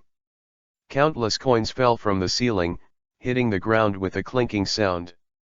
When Koizumi just touched the gold coins, all the gold coins scattered on the ground disappeared instantly, and the system prompt also sounded. Ding. A total of 15,000 maple leaf commemorative coins have been obtained, worth about 600 million yen. Half of the money has been exchanged for black hand points, and the remaining half of the money can be viewed in the item bar. Exchange black hand points in half. What does this mean? Koizumi hurriedly checked the character panel and found that his black hand points had changed from 100 points to 1975 points. At the same time, Koizumi was excited to find that a large amount of money appeared in the item column. 300 million yen is quietly displayed in the balance position, about 18.75 million soft sister coins. It turned out that the system had 600 million yen, and converted 300 million yen into soft sister coins at the exchange rate, and then converted 300 million yen into 1875 black hand points by exchanging 1 million soft sister coins for 100 black hand points. The remaining 300 million yen became Koizumi's monetary property. 100 black hand points in the system store can only be exchanged for 100,000 soft sister coins. Now it takes 1 million to convert money into black hand points to get 100 black hand points. This system is really too dark. Koizumi complained about the system in his heart, but this didn't affect his happiness at all, because now that he has the 1975 black hand points he can strengthen his own strength. He first spent 300 points to buy 20 points of spiritual attributes, and the attribute values were all purchased at 10 points. The first time was 100 black kun points and the second purchase was 200 black kun points. At the moment of purchasing the 20-point mental attribute, Koizumi immediately found that the memory of the fight with Xylan in the afternoon became much clearer, and the scene he saw was more detailed. In this way, it will be much easier to memorize words and formulas, and skills should be learned faster. After purchasing the spiritual attributes, Koizumi spent 200 black kun points to buy 10 points of strength and 10 points of agility respectively, which made his movements and strengths faster and stronger. As for the physique attribute, the skill level of the flexible body technique can be improved, and the black hand points are precious, and Koizumi does not want to waste it easily. Now Koizumi's own data has become Host, Koizumi. Strength, 80. Constitution, 75. Spirit, 90. Agility, 80. Skill, flexible body technique LV1. Black kun points, 1475. After the initial strengthening was completed, Koizumi put the gold coins bought from the store back to their original positions. After all, the mission of the system is clearly written. In addition to finding the gold coins, it is also necessary to kill the 4 robbers who stole the gold coins. So now it is necessary for the juvenile detective team headed by K-Lan to go through the process to lead out the other 3 robber accomplices, and at the same time use these fake gold coins to confuse the robber leader, making him think that the coins inside are all real gold coins. After the preliminary arrangement of the plan was completed, Koizumi clapped his hands happily, preparing to go home and use this strengthened body and Xiaotong to polish his skills. But at this moment, there was a sound of footsteps on the stairs. "Don't move." A man with a strong back appeared, holding a pitch-black pistol at Koizumi. Could it be Cabana, the leader of the robbers? Koizumi guessed in his heart. In fact, Koizumi guessed right, the person with the gun was the leader of the Italian bandit group who stole the maple leaf gold coins, Cabana. In fact, Cabana lives in this building, but a few days ago, he received rumors that the 3 accomplices who were abandoned by him had chased after him to Japan. Cabana was afraid that the location of the gold coins would be exposed, so he planned to live in different hotels to avoid tracking. Unexpectedly, when he was packing things, he suddenly heard a noisy clanging sound from downstairs. Thinking of his gold coins, Cabana quickly came down with a gun to check. However, Cabana saw the black bags hanging intact on the ceiling. He was confused for a while, and turned around and asked, "Who are you?" Although the bag containing the gold coins was not damaged, Cabana's gun was always aimed at Koizumi, and he did not let up in the slightest. Koizumi has no doubt that once he behaves in a wrong way, Cabana will definitely shoot immediately. I just came here to see the scenery. If I offend you, I can apologize to you," Koizumi said in a panic. Hearing this, Cabana thought for a while, then pointed at the rope by the wall with the muzzle, and said to Koizumi, "Go, put that rope down." With a thud, Cabana fell to the ground. When Cabana pointed the muzzle at the rope, Koizumi knew that he wanted to check the gold coins, and there was no space for the gun to face him. Koizumi shot Cabana stunned. A rare black hand point, I didn't expect it to become so few all of a sudden. Seeing that he only had 575 black hand points left, Koizumi sighed. He was able to get close to Kabuna so quickly and knock him out because he spent a lot of black hand points strengthening himself. Spending 400 black hand points, Koizumi bought a second level karate, and the second level karate also added an additional 10 points of strength to Koizumi. Afterwards, he also spent 500 black hand points to buy 20 points of agility attributes to speed up his attack and movement speed. With the strength of 90 and the speed of 100, Koizumi stunned Kabuna at close range the moment Kabuna moved the muzzle away. Afterwards, Koizumi reluctantly spent 200 black hand points to buy a memory card. The memory card can make the target lose the memory of the last hour, but this kind of prop has strict restrictions and can only be used on the characters related to the case. Although Kabuna is one of the mission objectives, he cannot be killed yet. After all, Koizumi had to rely on him to lead out the remaining 3 robbers. After using the memory card on Kabuna, Koizumi felt that he was not at ease enough, and spent another 15 black hand points to exchange 3 bottles of Urkuatu, a national brew, and poured all of them into Kabuna's stomach. In this way, even if Kabuna woke up, he would only think that he was just hanging out drunk. After doing this, Koizumi quickly left the apartment building that nearly killed him. Chapter 16 was pitted by Keilan, 2/5. Host, Koizumi. Strength, 90. Constitution, 75. Spirit, 90. Agility, 100. Skills, Flexibility LV1, Karate LV2. Black hand points, 375. Ding. The teleportation service will deduct 50 black hand points. Are you sure? Confirm. 3 2 1s.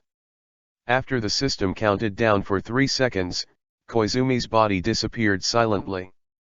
The scenery in front of him changed, and when he came back to his senses, Koizumi found himself in an unfamiliar bathroom. Mission location transfer completed. Da-da-da.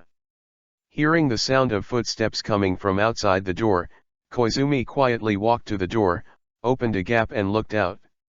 A squat man was playing with tables and chairs in the living room, making a mess of things in the living room. It looks like this guy is Akira Fuja, but how could a beauty like Yoko Okino choose such a person as her boyfriend? In the original plot, Akira Fuja was originally Yoko Okino's high school boyfriend, but in the end he took the initiative to break up with Yoko. Later, I missed Yoko and wanted to come to Yoko Okino to tell her old love, but I happened to come across Tomoko Aizawa, a second-tier star who sneaked in here to find Yoko's scandal. Aizawa Tomoko couldn't bear to see Yoko Okino being so popular now, she just wanted to find some scandals to block her, but she had no other bad intentions. As a result, after Fuja Minji broke in, he mistook Aizawa Tomoko for his ex-girlfriend Yoko, and wanted to hug him, but Aizawa Tomoko was frightened by him and ran away. Fuja Minji misunderstood that Yoko was ruthless to himself, and he committed suicide in frustration. The idea of pretending to kill is to frame Yoko Okino. Koizumi muttered in his heart, while looking for an opportunity to strike. He wanted to find a hard object to smash Fuja Minji to death, but Fuja Minji kept walking around the living room, and Koizumi worried that he would accidentally scare him away if he appeared rashly. It's best to wait until Fuja Minji has finished setting up the scene before killing him, so that Keilan will not be suspected of a murder case.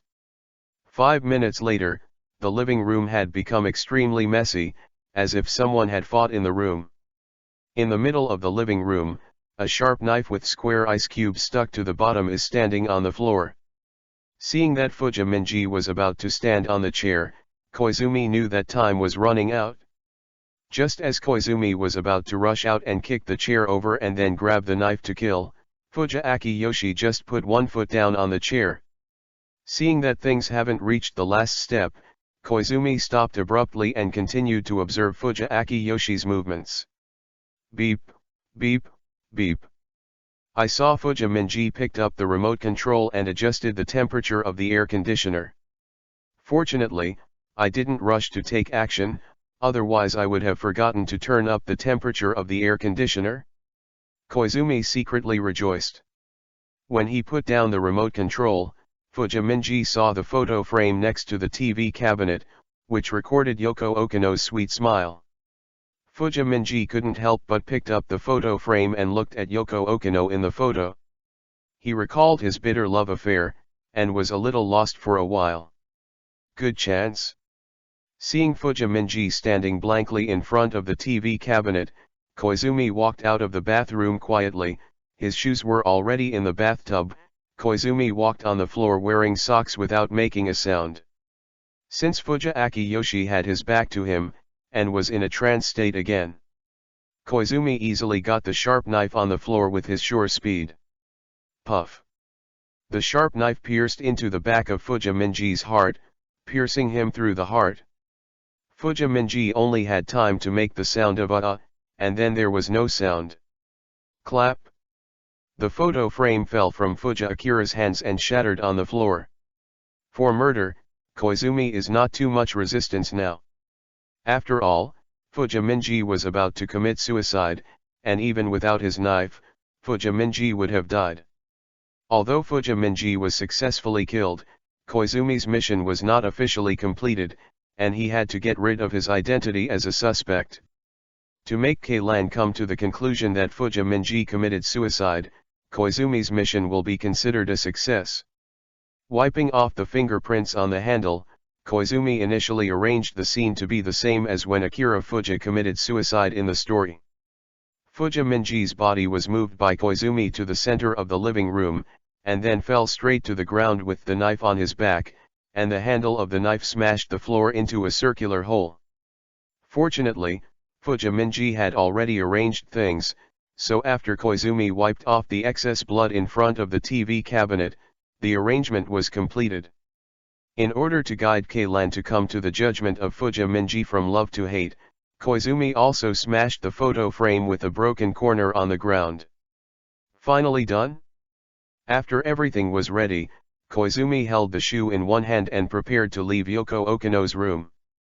However, at this moment, Xiao Ian's familiar voice sounded outside the door. Thanks to Keilan, we avoided the traffic jam and arrived at Miss Yoko's place so quickly. Then came the unhappy voice of Maori Kogora. It must be a guess. How can a child know which road is free from traffic jams? Come on, please come and sit inside. Accompanied by the voice of a woman, the sound of the key being inserted into the door lock sounded. Koizumi felt extremely painful at this moment. Keilan, you don't follow the plot. Chapter 18_Xylan Admission, 4/5. When Xylan was in the office, she felt a little anxious, but not very strong. Anyway, it can be solved when it arrives at Yoko Okino's residence, so Xylan doesn't care too much. Unexpectedly, there will be a dead person as soon as the door is opened. Xylan is afraid, and the scene cannot be destroyed, so she can only endure it. Fortunately, Yuko Aizawa pointed out the location of the bathroom, so Xylan hurried over to solve her inner urgency. After locking the door, Xiaolan walked to the toilet. Koizumi concentrated and prepared to enjoy the next beautiful scenery. However, Xylan was wearing a skirt with a wide hem. Just a little bit. Unexpectedly, the view was blocked by the skirt all the way. Koizumi wished he had a pair of see-through eyes to see the scenery under the fabric completely. 3 minutes later, Xylan left the room, leaving behind Koizumi, who was still very uncomfortable. When Koizumi returned to the door again, he saw that Keilan was holding something that looked like the Statue of Liberty in his hand. Wow, the shape of this lighter is so special, Yuko sister, although you have never been here, you know exactly where the lighter is. After speaking, Keilan also learned Yuko's movements and pressed the crown of the Statue of Liberty, and flames appeared on the torch. Being reminded by Keilan like this, Ichizawa Yuko's heart trembled, knowing that she had accidentally revealed her fault. At this time, the police officer Higoku became more and more suspicious of Aizawa Yuko. Yes, why do you know so well? My friend also has the same lighter, so that's why Yuko made a temporary excuse. Where's the friend? But the Higashi police officer didn't let her go so easily, and then asked. Just when Yuko was hesitant to ask, Keilan deliberately asked Yoko Okino where the toilet was. When I got here, even if Kogoro Mori's head was not bright, he finally found out what was wrong with Yuko Aizawa. Miss Yuko, you said that you have never been here, but just now you found out where the toilet is. It's definitely not a coincidence. In order to cause a scandal with Miss Yoko, you stood in this room and killed that man. You are the culprit of the murder. No, it's like this from time to time. I didn't kill him. When Mori Kogoro suspected that he was the murderer, Aizawa Yuko quickly said what he was hiding. Indeed, I stole the key from the lounge, once been to this room a few times and found evidence of Yoko's relationship scandal. However, in the daytime today, after entering the room, the man suddenly followed me and threw me down. I resisted desperately and managed to escape from the room. My earring also accidentally fell while resisting. After listening to Yuko Aizawa's reasonable explanation, Kogoro Mori was unwilling to believe it. In fact, you were forced to kill him because of the situation. Just as Aizawa Yuko and Mori Kogoro were talking, a police officer came to the Higurashi police officer with the information, "Officer, the identity of the victim has now been identified. The name is Fuji Akira, 22 years old this year. After graduating from Gangnam High School, I worked at Jeohong Commercial Kangnan High School." Mori Kogoro touched his chin and seemed to think of something. If I remember correctly, Miss Yoko's high school should also be Gangnan, right? Seeing that the situation was wrong, Yoko's manager Yamagishi hurriedly reminded Yoko, "This is just a coincidence, right, Yoko? That person, I actually know him," Yoko Okino said loudly. "Regardless of Yamagishi's color, not just acquaintances, that person is the boyfriend I dated in high school." "Yoko, what nonsense are you talking about?" Yamagishi hurriedly shouted. "Mr. Yamagishi, I'm sorry, I have no way to hide this." Yoko also knew that what she said might affect her career. "Is it because you want to end the relationship in the past, that's why you killed the killer?" Police officer Higurashi asked. "No, he broke up with me first, he wanted to end the relationship, not me," Yoko said innocently. Mori Kogoro is a fanatical fan of Yoko Okino, and Mori Kogoro would never believe that she was the murderer. It happened that Yamagishi's fierce appearance was caught in his eyes, and he immediately thought of a possibility. Mori Kogoro pointed at Yamagishi and said, "The culprit is you, Yamagishi. You're worried that Miss Yoko can't have any scandals, and that man is a trouble. At that time, you sneaked into this room with the backup key, met that man by accident, and killed him, isn't that so?" Mori Kogoro approached Yamagishi step by step. "There will be no prisoners except you." But at this moment, an ashtray fell from the sky, smashing Kogoro Mori into a dizziness. His eyes darkened, and he sat backwards on the single sofa. Seeing Kogoro Mori's strange movements, Koizumi knew that Keilan was making trouble. Plot/heroine/setting must see. On the plot so far and the promises to come. 1. The 5 chapters are updated today. Please enjoy more exciting tomorrow. If there is no accident, there will be 5 updates every day. 2. I didn't write the rules for adding more updates, because I was afraid that I didn't have enough time to code words and accidentally turned into empty promises. 3. Thank you for not scolding me for the number of words here. I promise that in the next plot, the long-winded lines of the original work will be further cut, and the protagonist will have more scenes and interactions. 4. The images of Ayumi and other plot characters will be gradually updated, and the most beautiful ones will be selected for everyone to enjoy. 5. The story is about to get better. 6. The image of Kaylan in the next story will be updated again and it will be more cute. About the heroine? There is a vote in the top of the comment area. You can choose what you want to watch. However, the review of content has been stricter recently. Maybe some of the previous ones will be rectified. So, enjoy it. Chapter 20_Unexpected Conspiracy. Fuja Minji's suicide case finally came to light. After Xylan and Mori Kogora accepted Miss Yoko's thanks, they left with Kaylan and the other 3 children. Although the scene was almost cleaned up, after all, a person had just died in the room, so Yoko Okino naturally didn't want to sleep here tonight. He quietly came to the door and heard the conversation between Yoko Okino and Iaki Yamagishi. "I've finally cleaned up that annoying guy." At this time, Yoko Okino's face was completely absent from the usual sweetness and cuteness, and even a little ruthless. If it weren't for that guy Mori Kogora, Aizawa Yuko would definitely not be so easy to get out. Iaki Yamagishi timidly knelt down in front of her, and said fearfully, "It is said that Kogora Mori is the most confused detective, but I didn't expect it to happen this time, and just let Aizawa Yuko get rid of the suspicion. If I had known, I wouldn't have looked for him. Humph, it's only a matter of time before Aizawa Yuko gets rid of." Okino Yoko seemed to think of something, and suddenly showed a cruel smile. "Remember to go to Mori Kogora next time." Why didn't he want today?" Yamagishi asked inexplicably.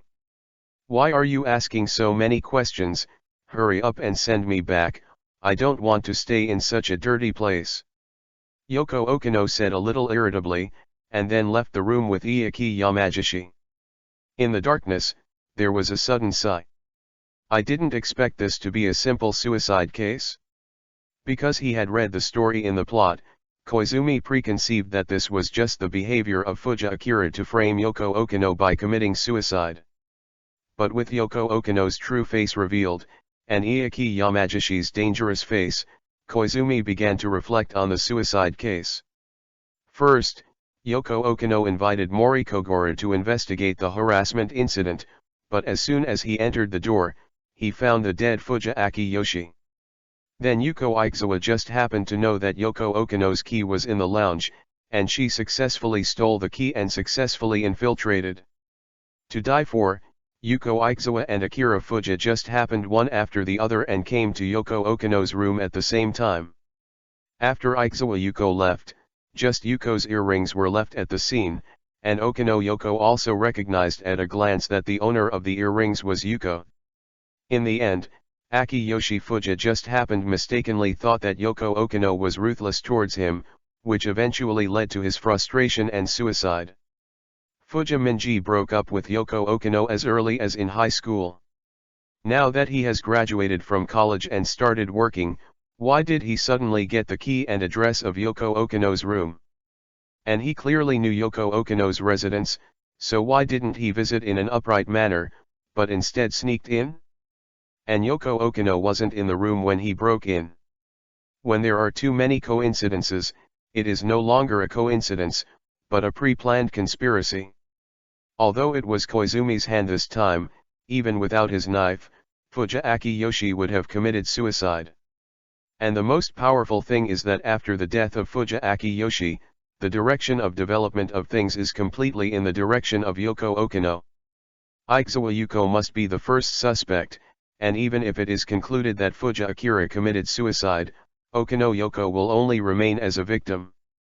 Fuja Minji's death did not affect her in the slightest, but it was of great benefit. By the way, I'll just say why there is dust here. It seems that Yoko Okino doesn't usually live here at all. I didn't expect Yoko Okino's castle and strategy to be so powerful. Chapter 21_Reward is the soul? 2/5. After Yoko Okino and Iaki Yamagishi left, Koizumi also left the room. Click. When going out, Koizumi also locked the door with the key. This key was found from Fuja Minji's body before. As soon as Koizumi walked out of the building, the system's notification sound finally came too late. Ding! The murder mission has been completed, and 10 attributes have been obtained. Please select the attributes you want to increase. Unexpectedly, the attributes of the reward can be chosen by oneself. Koizumi decided to add the points to the spirit. After all, with higher intelligence, learning ability will also be enhanced. Not only learning knowledge in school, but also the learning speed of skills should also increase. Ding! Congratulations to the host for completing the murderer's mission and getting rid of the suspicion of murder. You will receive double the reward. The black hand points are increased by 200, and the soul of Fuja Akiyoshi is obtained, and the skill football skill LV1 is obtained. In an instant, Koizumi felt that there was one more thing in the system bar, and at the same time he also knew the basic knowledge needed to play football. 50 black cund points deducted by the system transmission. Koizumi now has 525 black cund points, but he does not dare to go to the system store to buy things. After all, he needs to save some emergency. As for Fuja Akiyoshi's soul, Koizumi glanced at the item column. Fuja Minji/soul, a carrier with Fuja Minji's memory and personality, which can be reborn by consuming 30 souls plus 5,000 black cund points or directly consuming 10,000 black cund points to regenerate. The soul reborn creature is automatically classified as the host's follower and is absolutely loyal to the host. I don't have a few black hand points now, and it's meowing to say resurrection? Besides, the soul of this big man is not a smart and capable person, so what is the purpose of it? In addition to being able to revive designated characters, the soul is also a carrier for some store props to function. Example, the soul guard item in the store sells for 500 black cund points. It consumes one soul and attaches itself to the designated object, achieving comprehensive monitoring for 24 hours, and at the same time, it can resist an attack. Koizumi had no interest in the soul of Fuja Minji, and his black hand points were too few, so he clicked the sell option next to it. Soul, Akiyoshi Fuja, successfully sold for 100 black cund points. You will get the skill football skill. It is very likely that Fuja Minji's specialty was playing football during his lifetime, but Koizumi had no interest in football, so skill football skill LV1 was successfully sold and got 50 black cund points. After selling his football skills, Koizumi now doesn't even know whether football is used for kicking or playing, in addition to knowing what football is like. That's right, not only souls can be sold, but also their own skills can be sold, and the higher the level of skills, the higher the price. However, the black hand points obtained by selling skills are only 50% of the price listed in the system store, and the same level of the same skill can only be sold once. In other words, Koizumi can learn football skills LV1 again, but if he wants to sell it, he needs to upgrade to LV2 before it can be successfully sold. This is also equivalent to breaking the method Koizumi had just thought of for earning black hand points. Now Koizumi's character panel is: Host, Koizumi. Strength, 90. Constitution, 75. Spirit, 100. Agility, 100. Skills, Flexibility LV1, Karate LV2. Black cund points, 660. Black hand points are already 660, which means Koizumi is eligible to refuse the mission next time. However, 200 black cund points will be deducted for refusing a mission, so Koizumi will not easily refuse a mission. Seeing that the physique is only 75, Koizumi prepares to practice the pliability technique with Xiaotong, so as not to cause the physique attribute to be too poor. Thinking of Hitomi, Koizumi recalled the painful, fast, bitter, happy time of being tortured by turns at Yoko Okano's house tonight, and immediately stopped 2 taxis from the road. Sitting in the taxi, Koizumi felt a little uncomfortable. This broken medicine actually reversed Conan's gender? So, will Xiao Ai become? After Kudo Shinichi took the medicine, he completed the gender conversion and was transformed into Keilan. Koizumi, who saw Keien's body with his own eyes, was not excited at all, but felt a headache instead. By the way, why not take a look at the magical system store? Maybe I can find an antidote, transforming medicine, etc. So, on the way home, Koizumi began to look through the various products in the system store. The antidote to all souls? However, the toxin of APTX4869 has long been absorbed by Keien's body, and it may also affect the structure at the genetic level. This antidote is probably just a simple detoxification. Evil amulet? This thing is indeed a matter of the court, but there are no monsters and ghosts in Keien's world, and APTX4869 is more like a technology thing. After some searching, Koizumi finally found what he was thinking about. Sex transformation pill, completely reverse the gender of the creature and complete the corresponding body structure at the same time. A single individual may only consume it once. However, when looking at the price, 6,666. Fortunately, the most important thing in Kellen's world is the case. Isn't it just 7,000? Black hand points 35 cases will be enough? As soon as Koizumi carried forward his optimism, he decided to collect enough black hand points when Xiao Ai appeared. Chapter 26_Valentine's Day is coming? 2/5. Xiao Lan, I'm so sorry to keep you waiting. Sanako said to Xiao Lan, sticking out her tongue. But then, Yuanzi found that there were two other boys sitting opposite Xiaolan, and immediately bumped Xiaolan with his elbow. It's just 20 minutes late, I didn't expect you to find such a handsome guy, Xiaolan.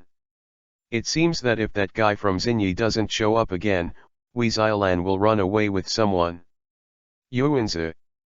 Xiaolan said angrily, and then explained to Yuanzi and Gu Kunyi who were late, these two are seniors of Rice Flower University, and I just met them. Hello, I'm Wakamatsu from the Faculty of Medicine of Rice Flower University, nice to meet you. A muscular man with 5 or 3 thick muscles scratched his head and said. It's an honor to meet two beauties.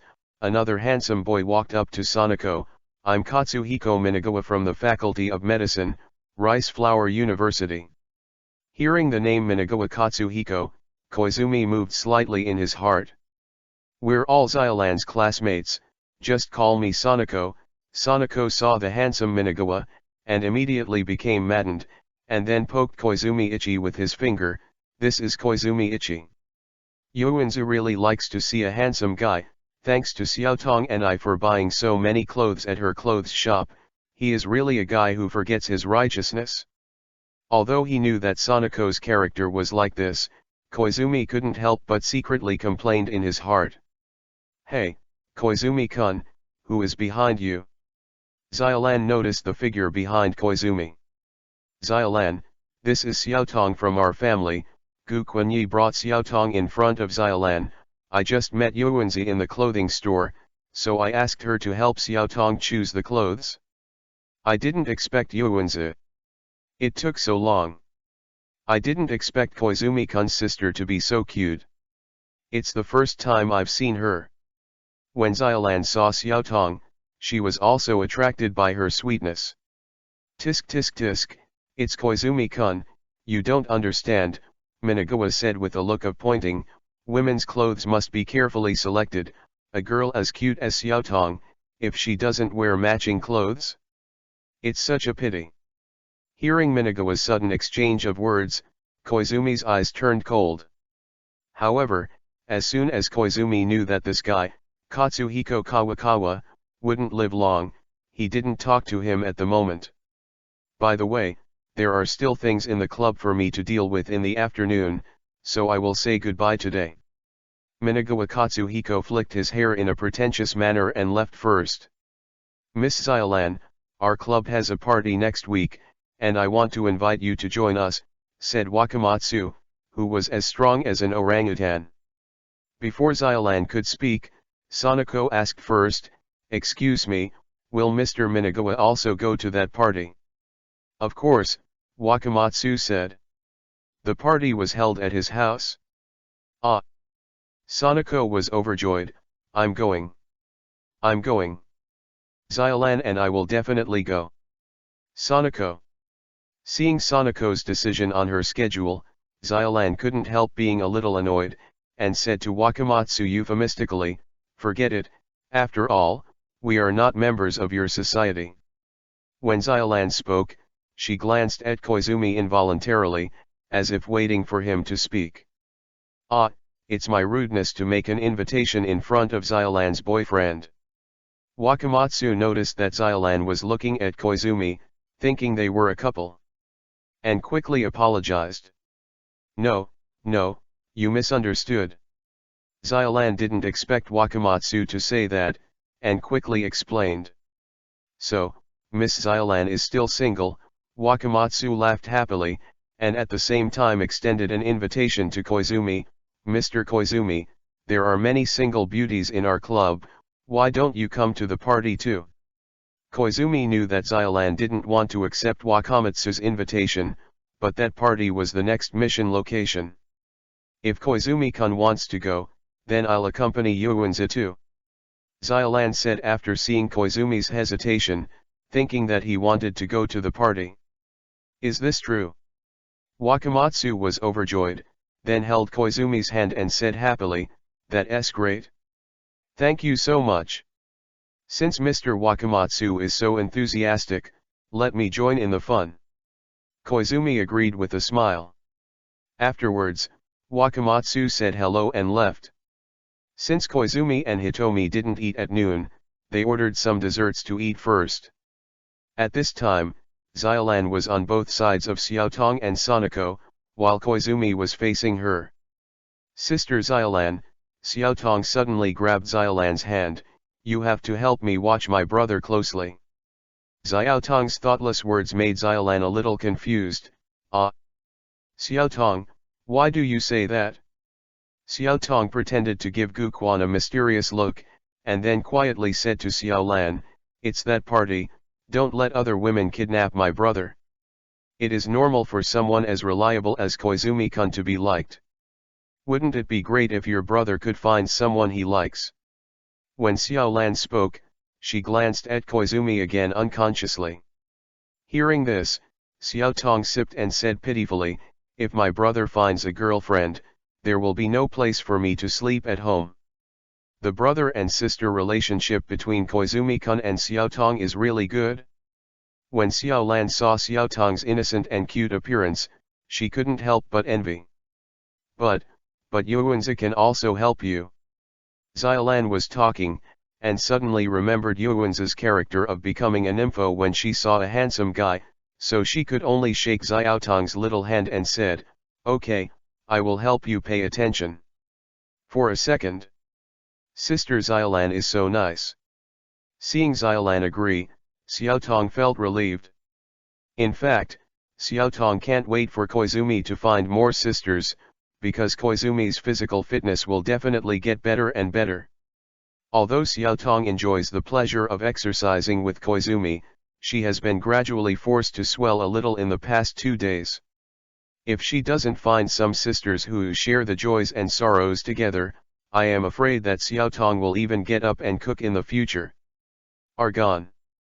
However, Xiaotong didn't want Gu Quenyi to look for those willow-like women, and happened to see Xylan's eyes looking at Gu Quenyi a little different, so she thought of giving Gu Quenyi a chance to let Xylan pay more attention to him. Just when Xiaotong was thinking about Xiaojuju, Koizumi, who was eating dessert next to him, suddenly said, what are you two whispering about? It's nothing, we are talking about some clothing-related topics. Xiaotong tried to get through. In fact, what Xiaotong and Xylan said had long been heard clearly by Koizumi. After all, his spiritual attribute has reached 100, and his hearing ability is also very outstanding, not to mention Xiaotong and the others are sitting next to them. Koizumi understood what Xiaotong meant, she was creating opportunities for Koizumi and Xylan. However, Koizumi knew the importance of Kudo Shinichi, the childhood sweetheart in Xylan's heart. In her heart, so she could only pursue Xiolan slowly, and she couldn't be in a hurry. Sanako, do you know what day is the party? Koizumi looked at Sanako with a half-smile. It's just an ordinary day without classes, is there anything strange? Sanako gave an inexplicable expression. It's Valentine's Day. Xiolan suddenly woke up. Chapter 27 VIP Membership, 3/5. Valentine's Day. Sanako stood up excitedly. It's the time of the year again, when the boy's heart is firmly grasped with chocolate. After Sanako finished speaking, she looked at Xiolan sullenly. Xiolan, who are you going to give this year's chocolates? Of course I will give it, so I won't tell you this big bus. Xiolan answered hesitantly, and then quickly shifted the topic to Xiaotong. Where is Xiaotong? Does Xiaotong have someone she likes? Yes, I just met 2 days ago. Xiaotong nodded obediently. Xiolan said in surprise, no way, Xiaotong, you only have it in junior high school. Xiaolan, you are wrong. Love for the person you like cannot be blocked by age. As if seeing a confidant, Sanako held Xiaotong's hand. Let's use the chocolate we made with our own hands to collect all those handsome guys. Yuanzi, you are really full of enthusiasm. Seeing Yuanzi's appearance, Xiolan was also a little helpless. Of course, in order not to embarrass you too much, I will also give you a piece of Giri chocolate on Valentine's Day. Sanako looked at Koizumi with a thank me quickly expression. Then I'll thank Miss Sanako first. Koizumi said with a smile. Just as everyone was talking, a piece of news reported on the TV screen in the store caught Koizumi's attention. Last night, the leader of the Italian bandit group, Tino Cabana, who was arrested in the building near the Tokyo Tower, still refuses to say a word, while the police are tracking down Cabana's accomplices who are absconding, but there are still no clues. In addition, the whereabouts of the 15,000 maple leaf gold coins stolen by them are still unknown. The TV was quite a distance away from Xiolan and the others, so only Koizumi, who had outstanding facial features, heard the report. Cabana, aren't you the leader of the robber? How come you were caught so quickly? Koizumi originally thought to follow the bandit leader in 2 days, and when the 3 accomplices came out, they would be swept away. Unexpectedly, in just 1 day, the bandit leader was sent into the hands of the police by his accomplices. At this moment, Koizumi suddenly thought of a possibility. Xiaolan, did Keilan tell you where to play today? Guquan hurriedly asked Xiaolan. Keilan, she went out this morning with the 3 children she met at school, Xiaolan recalled, tilting her head. It seemed to say she was going to visit the Kyoto Art Museum. Hearing Xiolan mentioning the art museum, Yuanzi also said, speaking of the Kyoto Art Museum during this period of time is displaying antiquities related to the world's treasures, it is no wonder that those children want to see it. Sure enough, it seems that Keian's guys have already started to hunt for treasures following the secret signs marked on the treasure map. Koizumi glanced at the clock, and before he knew it, it was already past 4 o'clock in the afternoon. At that moment, Koizumi turned his head to face Sanako. What's wrong? Yuanzi asked Guquan. That's right, I just remembered that I have something to do, Koizumi said to Sanako. Sanako, after you guys finish chatting, take Xiaotong home for me. Got it? VIP member Mr. Koizumi. Sanako gave a playful salute. Immediately, Koizumi said hello to Xiaotong and left the coffee shop. Hearing Yuanzi calling Guquan a VIP member, Xiaolan asked curiously. Yuanzi, why do you call Guquan-kun like that? Because he bought a lot of beautiful clothes for Xiaotong today, he is now a VIP level brother. Sanako said half-truth. But Yuanzi, when the 3 of you came, I didn't see that you had shopping bags with collars in your hands. Xiolan wondered. That's because he bought too much and it was inconvenient to carry, so he asked the store to pack it and deliver it to his house, Sanako said, and put her arms around Xiaotong. Princess Xiaotong, I didn't expect your family to have so many money. Those are the inheritances left by both parents, because Koizumi's elder brother only met the inheritance conditions not long ago, so he bought so many clothes. Xiaotong explained. So that's what it is. Yuanzu rolled his eyes. Xiaolan, you have always been a thrifty housekeeper. I think Gu Quankun spends a lot of money. Why don't you manage the accounts for him? I'm just Gu Quanjun's classmate, why did he let me manage the accounts? Xiaolan wondered. Then why don't you and Koizumi-kun become a family? Sanako and Xiaotong smiled at each other. Xiaolan finally understood what Yuanzi said, and said in a sullen voice, Yuanzi, you just like to talk about these things, but I won't forgive you today. Help, help, the karate champion is beating. Sanako took Xiaotong together and began to avoid Xiaolan's iron fist. Chapter 28 The Detective's Treasure, 4/5. The shore of the bridge across the river. Yuan Tai was standing on a stone near the river bank, holding a long wooden stick in his hand, and was stirring randomly into the water, splashing pieces of water. Okay, Genta, forget it, it's dangerous to stand there. Little Lolita Yoshida Ayumi looked at Genta worriedly. However, Yuan Tai's face was full of unwillingness, and he was still stirring the river with a wooden stick. The treasure is definitely sunk in this river. And Keilan is looking at the pattern of the treasure map and thinking carefully. No, the treasure should not be here. These ciphers on the map, all the things drawn can only be seen at night, so the last fish-shaped pattern will not represent the river? If my reasoning is correct, the neon sign in the shape of a fish should be around here? Just as Keilan was thinking, the corner of his eye was suddenly attracted by a light graphic fish on the bridge. When these keywords came together, Keian's head flashed, suddenly turned around, and looked at an apartment building behind with flashing neon lights. I finally found it. Keian's heart was very relieved by the sense of achievement in solving the puzzle. It's a glowing fish. Glowing fish? Could it be an electric eel? Yuan Tai asked in confusion. Come with me and you'll know the answer right away. After Keilan finished speaking, he ran to the apartment building with the three of them. Soon, the four young detectives came to the stairs outside the apartment building and walked up the stairs step by step. What the four of them didn't know was that three blacktails had already followed them all the way. At this time, seeing the four children go upstairs, the three black figures began to approach the target. However, at this moment, the grass downstairs suddenly trembled, and a shadow appeared that no one noticed. The shadow silently approached the three figures, and after taking a breath, they stunned the three figures and dragged them into the grass. Of course, the four members of the juvenile detective team didn't know what happened in the grass downstairs. How can there really be glowing fish in this kind of place? Yuan Tai's chubby body made him struggle to climb up the stairs. He complained immediately, it's pitch black here, Keilan, where is the fish you mentioned?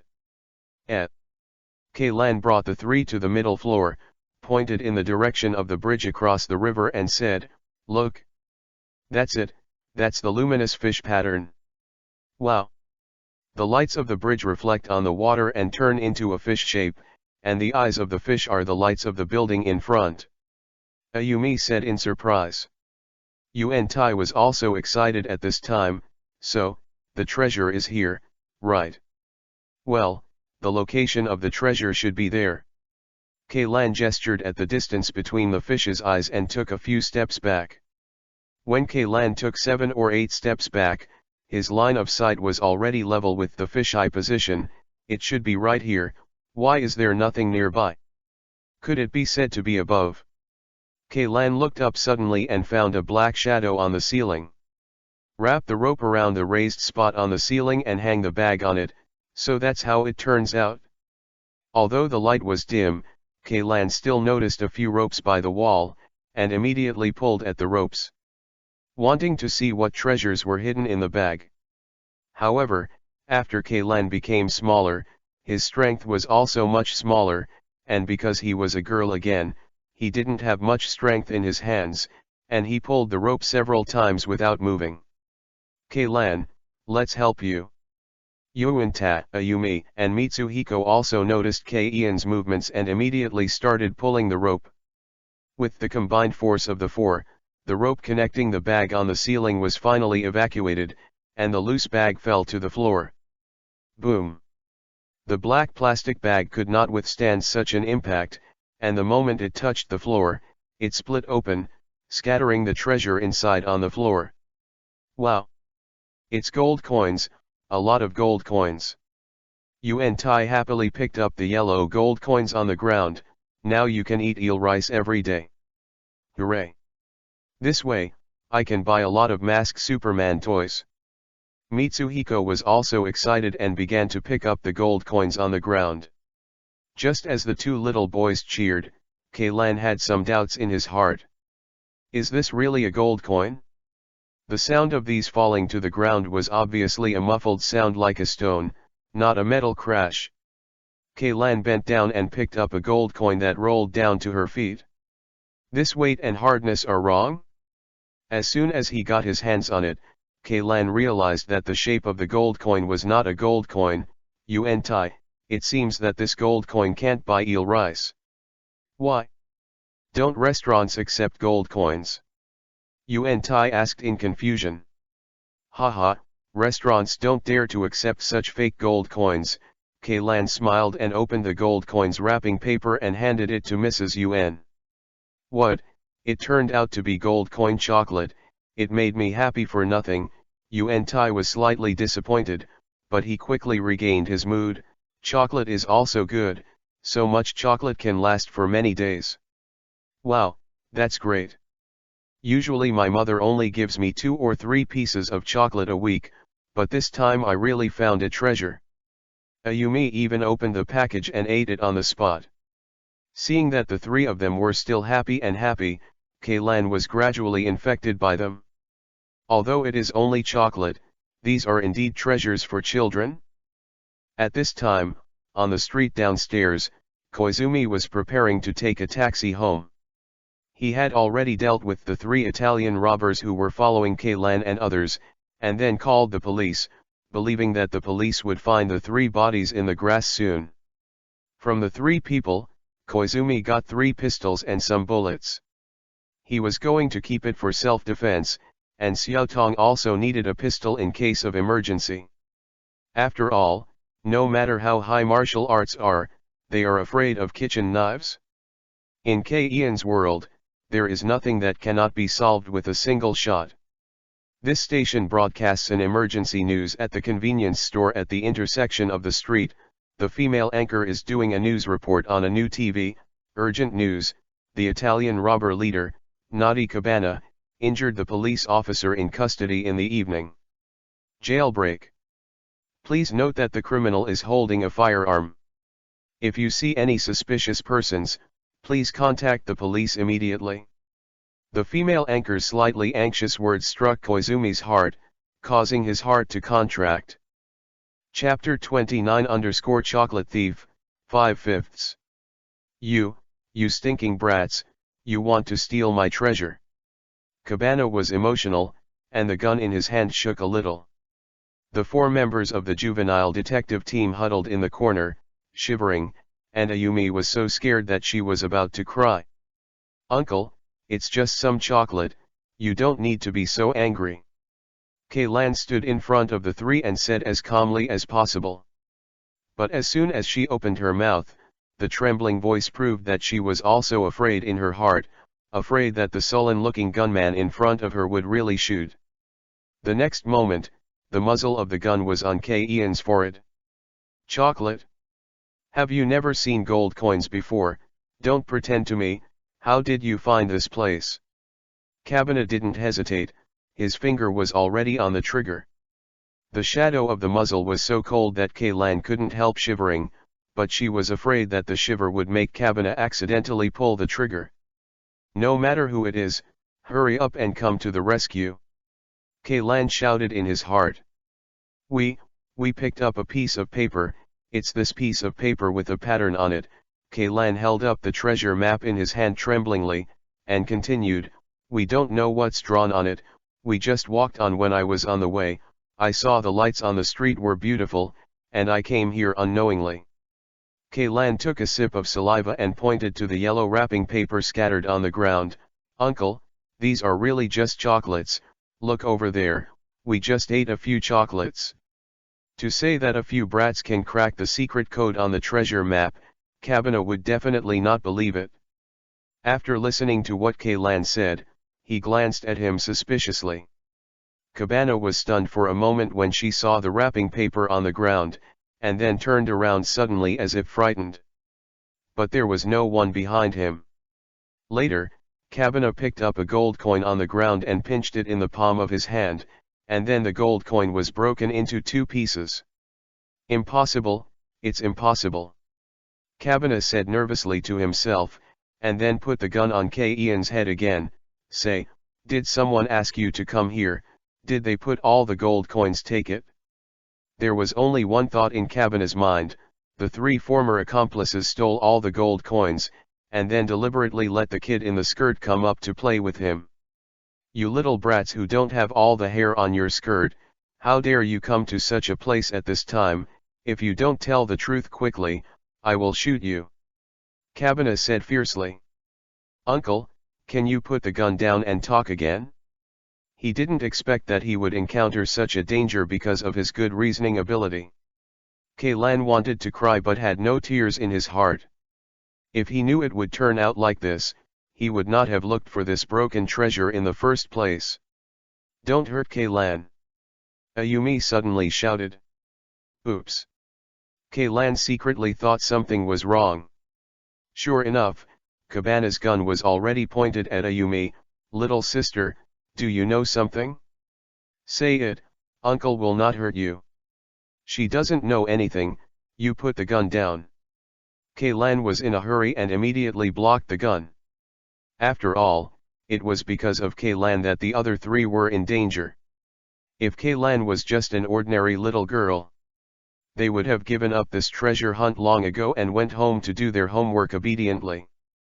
Kaylan felt sorry for asking others to pay for his mistakes. It's a pity that the Cabana that Kaylan met today is not a person who likes to reason, otherwise he wouldn't have a gun in his hand. As soon as the big hand grabbed it, Kaylan was caught by Cabana's neck and lifted into the air. The strong suffocation made Kaylan extremely uncomfortable. Kaylan! Ayumi cried anxiously. Come on, tell everything you know, or this kid will die soon. Cabana held Ian's hand without any relaxation.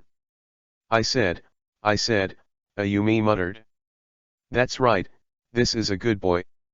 Seeing that these little devils were finally going to tell the information about the gold coins, Cabba's frown finally eased a little.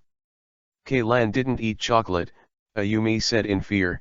Actually, in fact, I ate 4 chocolates. Hearing this answer, Cabana was stunned. I ate 7. Yuan Tai also said at this time. 2, I only ate 2. Mitsuhiko said timidly. He doesn't want to know about these things. Hey, you know a ball?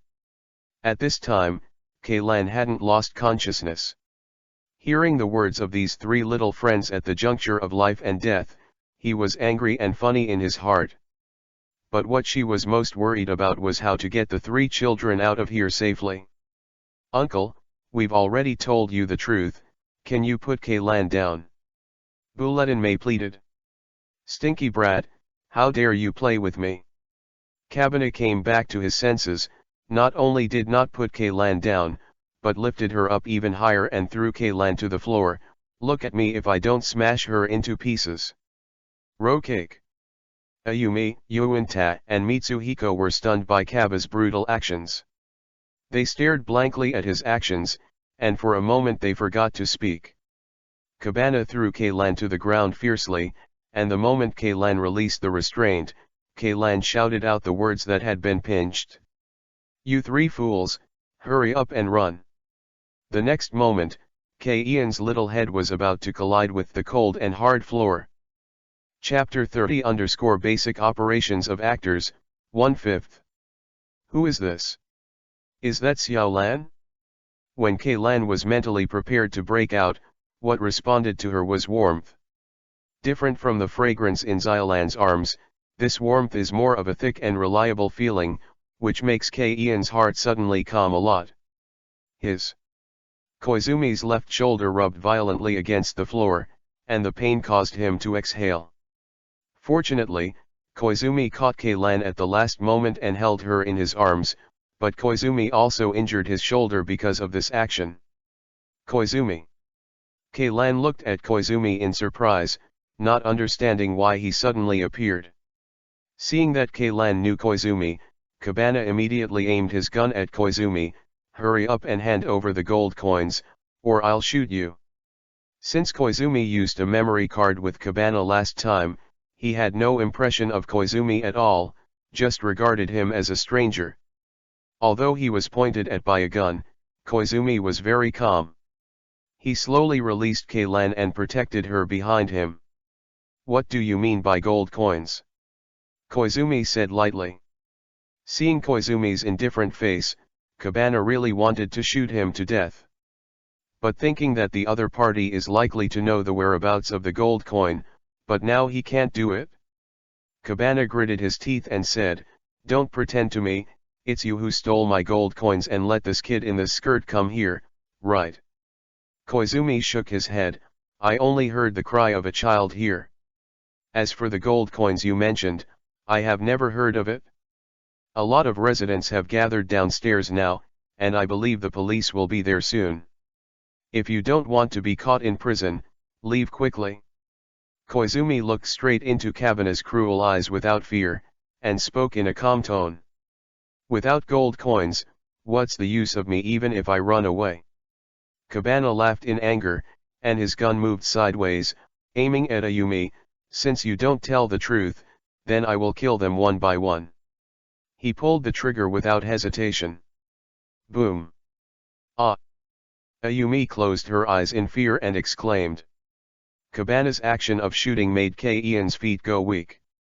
Hearing Ayumi's exclamation, he hurried to her side. However, Lan found out that Ayumi was not injured. Could it be that the bullet missed? Lan turned back quickly, but saw a blood-stained bullet on the ground. In addition to Koizumi's tall back, there was a blood hole on his left shoulder that fell into his eyes. Although the distance was short, Cabana did not expect Koizumi to use his shoulder to block the bullet at the moment he fired. The bullet went straight through Koizumi's left shoulder, and the fiery pain made his head dizzy. Fortunately, Koizumi's strong mental and physical qualities have kept him from losing his fighting power for the time being. Koizumi originally thought that Cabana would hesitate a little in front of money and freedom, but he didn't expect the other party to shoot directly. Fortunately, Koizumi's physical fitness was strong enough to block the bullet in time.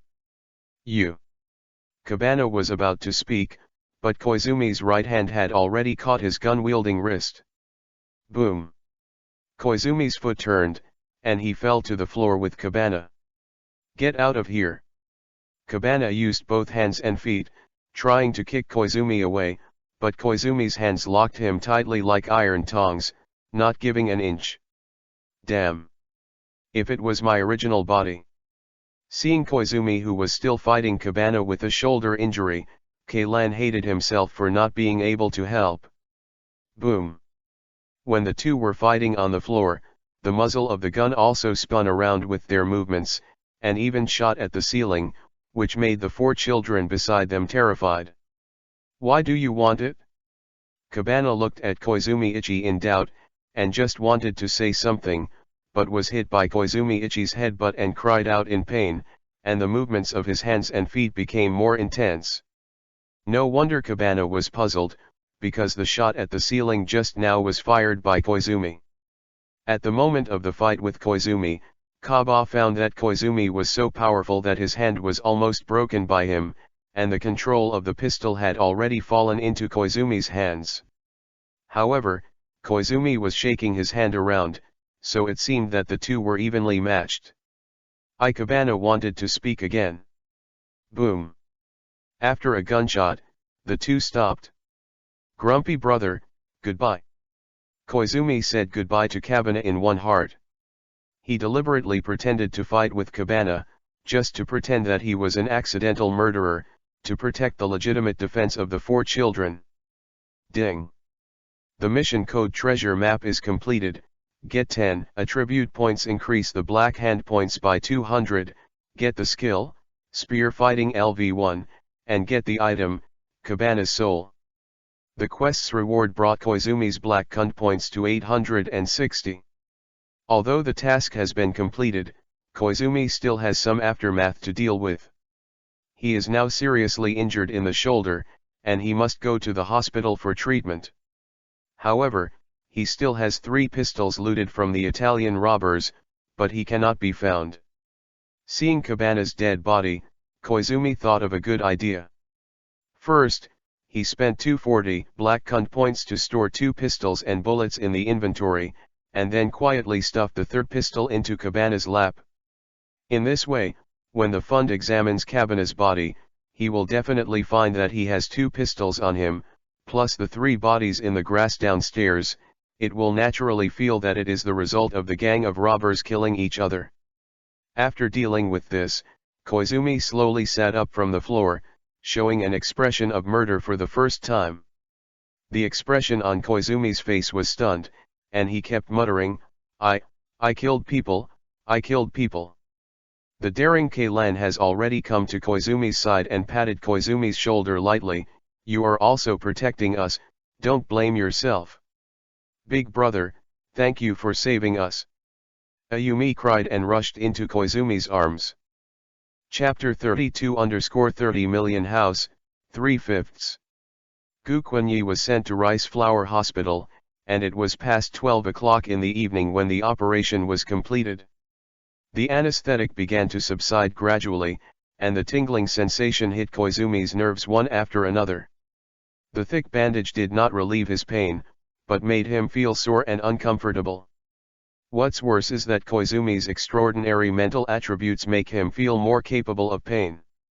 If he wants to use painkillers to relieve pain, he may need to take a dozen or so tablets at a time. Medium healing potion, promote muscle and blood circulation, increase bone recovery, and strengthen the body. The first use of fenugreek can increase 10 points of physique. Unit price, 200. Looking at the cheap recovery medicine in the store, Koizumi finally decided to buy it after hesitating again and again. After all, cases may occur in Keian's world at any time, and tasks will follow. Right? Not because of the pain, but because it will waste time. As soon as he drank the potion, Koizumi felt warm all over his body, and the originally stinging wound began to warm. I don't know if there are sleeping pills in this medicine. Koizumi fell asleep quickly. When Koizumi woke up the next day, he miraculously found that the pain in his left shoulder no longer felt, and his body became stronger. If the doctor who operated on him last night knew about it, he would probably dissect Koizumi on the spot. In order to avoid exposure during dressing changes, and to make better use of the rare sick leave, Koizumi hurriedly asked Xiaotong to go through the procedures for leaving the hospital. Guquan's house, in the bedroom. The improvement of physical attributes made Koizumi's battle time extended again, and Xiaotong began to respond with 18 postures. At this time, Koizumi's actions were not like a seriously injured patient, but he was a mighty general who wanted to ride his horse and whip across thousands of miles. After dozens of minutes passed, the sheets were sprinkled with water again, and Koizumi finally finished the game. Flexible Body Surgery LV1, Proficiency, 299/300. Seeing this embarrassing proficiency, Koizumi felt that there was still a long way to go to upgrade his skills. However, with Xiaotong's company, this road will not be rough and difficult, but a winding path leading to a secluded place. Ding dong! Ding dong! Just when Koizumi and Xiaotong finished their battle and sorted out their clothes, There were guests outside the door. "Xiaotong, I'm Sanako. I heard that your brother gave up treatment and escaped from the hospital, so we came to visit him specially." Hearing this voice, Gu Quanyi secretly thought that something was wrong, so he had to let Xiaotong go to the door to receive him first. Koizumi ran to the backyard and rewrapped the bandages he had just removed layer by layer. "Sister Yuanzi, Sister Xiaolan, who are these children?" Xiaotong walked to the door, but saw 6 people standing outside. "They are the 4 little children your brother rescued." Yuanzi pointed to the 4 teenage detectives. "They originally wanted to thank your brother in the hospital, but the doctor said that Gu Quanjun had left the hospital. It happened that K Lan knew that Gu Quanjun and Xiao Lan were classmates, so they let me lead the way." "Hello, Sister Tong." The 4 people who used to be lively and naughty in the past also stood quietly and obediently to the side today, greeting Xiaotong in unison. "Brother Koizumi will definitely be very happy to know that you are coming to visit him," Xiaotong said with a smile, and there was still a blush on his face that had not subsided after the happiness. However, thinking that Koizumi was so seriously injured, Xiaolan and Sanako thought that Xiaotong was so sad because she cried. After all, in Xiaolan and Yuanzi's heart, Xiaotong and Koizumi's brother-sister relationship is very good. After meeting Koizumi, the 4 members of the juvenile detective team officially thanked Koizumi, and at the same time gave him some candies and toys, which moved Koizumi and made him wonder whether to laugh or cry. But everyone didn't stay for a long time. After all, they had already learned from the doctor how much of Koizumi's injury, and it was very troublesome to recover, so they did not dare to disturb Koizumi's rest.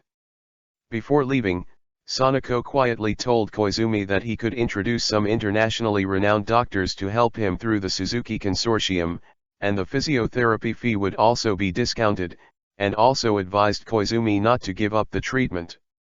To be honest, Sanako's move still moved Koizumi a little, but his injury has already healed, so he can only politely reject Sanako's kindness. If they knew that after leaving Koizumi's house, Koizumi and Hitomi were still practicing karate, they would be too surprised to speak. The house that Sanako helped find cost Koizumi a full 30 million yen, so the floor space is not small. Koizumi specially chose the largest room to practice martial arts. After a day of karate practice and the practice of pliability in the fork, Koizumi's pliability has finally been upgraded to level 2, and Hitomi's karate has also begun to approach level 2. 2 Flexible body technique has increased Gukwan's physique attribute by 5 points, plus the 10 points of physique provided by the healing potion. His current physique has reached 90. 10 Attribute points rewarded by the quest. Koizumi added the attribute points to the spiritual attribute after reading the introduction to the skill of spear fighting. Gunfighting refers to the skill of using a pistol to fight. It can aim at the enemy at the moment of drawing the gun, which greatly increases the accuracy and lethality of the enemy. Although the spear fighting technique has extremely high requirements on the practitioner's dynamic vision and reaction ability, Koizumi's current mental attribute and agility attribute have exceeded 100, so it is not difficult to learn. Host, Koizumi. Strength, 90. Constitution, 90. Spirit, 110. Agility, 100. Skills, Flexibility LV2, Karate LV2, Gunfighting LV1. Black Kund points, 420. 420 Black Kund points left due to stashing a pistol and buying a healing potion. Later, Koizumi sold Cabana's soul, so it became a 520 Black Hand. Koizumi also handed a pistol in the inventory to Xiaotong, and at the same time told Xiaotong how to operate the gun. Xiaotong's mental attribute has also reached 100, and his memory is excellent, and he can easily master basic gun skills. It's a pity that Koizumi doesn't have a special shooting range here, otherwise he would like to teach Xiaotong the art of spear fighting. Chapter 34 _ Drunk with Juice, 5/5. Sunday was another sunny day. It is also a Valentine's Day that allows countless boys and girls to express their love. Maori Detective Agency. Dad, I'm going out. Xiaolan passed the affairs office on the second floor when she went downstairs, and greeted Kogoro Maori, remember to take care of Kaylan. Tisk tisk, Xiaolan, remember to bring a rich man back, Maori Kogoro said listlessly, but Xiaolan had already closed the door and went downstairs. Where did that little guy Kaylan go? Seeing the eldest daughter ignoring him, Kogoro Mori began to think of the little girl. Forget it, Kaylan should still be sleeping. After a while, Xiaolan went downstairs and greeted her partner who accompanied her to the party. Why is he here? Obviously he was injured so badly. Did he recover in a week? Kaylan couldn't believe his eyes when he saw Koizumi, who accompanied Yuanzi to pick up Xiaolan. What she didn't know was that during this week, Koizumi asked Xiaolan to come to his house every day after school to help with tutoring under the pretext of not wanting to fall behind on her studies. Xiaolan felt that Koizumi was also injured because of protecting Kaylan and other talents, and she and the Koizumi family were only 10 minutes away. Furthermore, Koizumi can master textbook knowledge very quickly.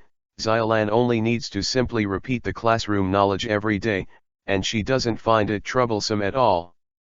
And every time Xiaolan goes to Gukwan's family, she can not only eat delicious desserts, but also chat with Xiaotong. She feels at ease. Koizumi has not only received a private lesson from Angel Xiaolan this week, but also took the opportunity to show that he is recovering quickly from his injury, so he can naturally attend the Valentine's Day party normally. Does Xiaolan want to make an appointment with Koizumi? Seeing Gukwan's appearance, Kaylan suddenly felt a little pantothenic acid in his heart. If others approach Xiaolan, Kaylan will definitely be angry, but Koizumi also saved her once, which makes Kaylan a little uncomfortable with his savior. No, I won't bring Sonoko on a date, and that stupid big guy doesn't seem to be from Daiden Middle School. Immediately, Kaylan was relieved to see Wakamatsu smirking beside him. Quietly, while a few people were chatting, Kaylan secretly hid in the trunk of the car. After a long drive, Ran, Sonoko, Koizumi and Wakamatsu arrive at Minagawa's house where the party is held. In addition to the three of Xiaolan, there were 3 men, 2 women, and 5 people from Miwa University who attended the party. Happy_Valentine's_Day. Happy Valentine's Day. Everyone cheered in unison to celebrate the arrival of Valentine's Day. Although it is a toast, but the legal drinking age in Japan is 20 years old, and the 3 of Xiaolan are underage, so juice is used instead of beer. The party was seated in a male-female manner. Koizumi sat between Xiaolan and Sonoko. On the left of Xiaolan was Wakamatsu, and on the right of Sonoko was the handsome Minagawa Katsuhiko. It's a pleasure to invite Miss Morilan, Miss Sonoko Suzuki, and Mr. Koizumi. Wakamatsu stood up. The 3 are new friends. We are all members of the tennis club of Rice University, Wakamatsu said to Minagawa Katsuhiko. Minagawa, let me introduce you first. Okay, I'm the president of the tennis club. My name is Minagawa Katsuhiko. Minagawa Katsuhiko maintained his usual handsome style, raising his hand slightly to say hello. I'm glad to meet the 3 of you. Really? Mr. Minagawa, it's a pleasure to meet you too. Sonoko looked crazy, and Shin tried to hug Minagawa Katsuhiko's arm, but Koizumi grabbed the back collar. You're drunk from the juice, Miss Sonoko. Koizumi said helplessly, but he didn't expect Sonoko to be so crazy. Although Sonoko was interrupted by Koizumi, her actions to attack Minagawa Katsuhiko all fell into the eyes of everyone. Everyone, my name is Guan Guxiang, a girl in a jacket introduced herself, and then reminded Sonoko playfully, although you are still young, don't be too noisy. Yuanzi also found that his actions were a little bold at this time, and seeing that Guan Guxiang was also a beauty, he couldn't help but blush a little. It's just that she looks prettier than me, but she is full of jealousy towards the same sex. Sonoko put one hand on Koizumi's lap, turned to his side and whispered to Xylan. Of course, Koizumi also heard this whisper clearly, because Sanako's actions, he could even smell the fragrance of Sanako's hair. I have to say that Sanako is actually a beautiful woman, just because she always wears a headband, which destroys her original beauty. Gu Quanyi's legs were supported by Yuanzi, and he said, Sister Guanguxiang also makes sense. Miss Yuanzi, you should be safe. What did you say? Sanako immediately turned his head and faced Koizumi with a fierce look on his face. It's just that she and Koizumi were close to each other, and the turning of their heads caused their faces to be only a few centimeters apart. I mean, Koizumi quickly changed his words, I mean Sanako would be more pleasing if you were quieter. Humph, it's not too bad. Sanako glared at Koizumi and sat back to his seat. It's just that there was a faint blush on Sanako's face at this time, and he didn't know if he really drank the juice on his head. Hey, Hideo, it's your turn to introduce. Wakamatsu said to the man sitting next to Guanguxiang. The man known as Hideo had a very average appearance, and he was also short and fat. He was very different from the handsome Minagawa Katsuhiko sitting opposite him. Hearing Wakamatsu calling him, Hideo just drank the beer silently without saying a word. Really, you are always so gloomy. Wakamatsu scratched his head, a little helpless at Hideo's silence. Everyone, my name is Kazumi Watanabe, please give me more advice. Sitting next to Minagawa Katsuhiko was also a beautiful woman, and took the initiative to take over the topic of self-introduction, which eased the atmosphere a little. Well, then finally it's my turn, Wakamatsu said excitedly and began to introduce himself. I am both gentle and strong, and I am an amorous seed who loves to cry. Toshihito Wakamatsu is also. Wakamatsu shamelessly praised himself, which made Watanabe Kazumi and Sekiguka laugh. While everyone was drinking and chatting indoors, little Lolita K-Lan was shivering with the cold wind blowing in the backyard of Minagawa's house. What's the matter? That guy Xylan still looks very happy. K-Lan felt a little sour when he saw that everyone was enjoying the party, but he could only stand outside alone. Suddenly, K-Lan noticed that Koizumi seemed to turn his head to look at the courtyard. I hope he didn't see me. Otherwise it would be too embarrassing for Xylan to find out that I was stalking her. K-Lan hurriedly hid behind the bushes in the backyard. Xiaokellan is wearing a new skirt? Koizumi smiled slightly when he saw the pale yellow skirt corners protruding from the bushes. Did he really find me? K-Lan vaguely found that Gu Quanyi seemed to be smiling, and he doubted whether he had been exposed. But soon K-Lan was relieved, because she saw Koizumi turned his head back. Just let you wait. A mature voice drew Koizumi's attention back to the party. Today's main course is on the stage. A woman in her 20s dressed in Japanese scallops brought the dishes to the stage. These are some simple dishes I made, and I hope they suit your tastes. Gu Quan's eyes narrowed slightly when he saw this well-maintained woman. Ding! K-Ian's world case is activated, and the quest is being generated. Chapter 36 Hold Xylan's hand tightly, 2/5. Xylan looked at the two people who were wrenching their wrists with some worry. Gu Quan's shoulder injury has just recovered, why don't you join me in persuading him? If you accidentally get hurt, Xiaotong will be sad again.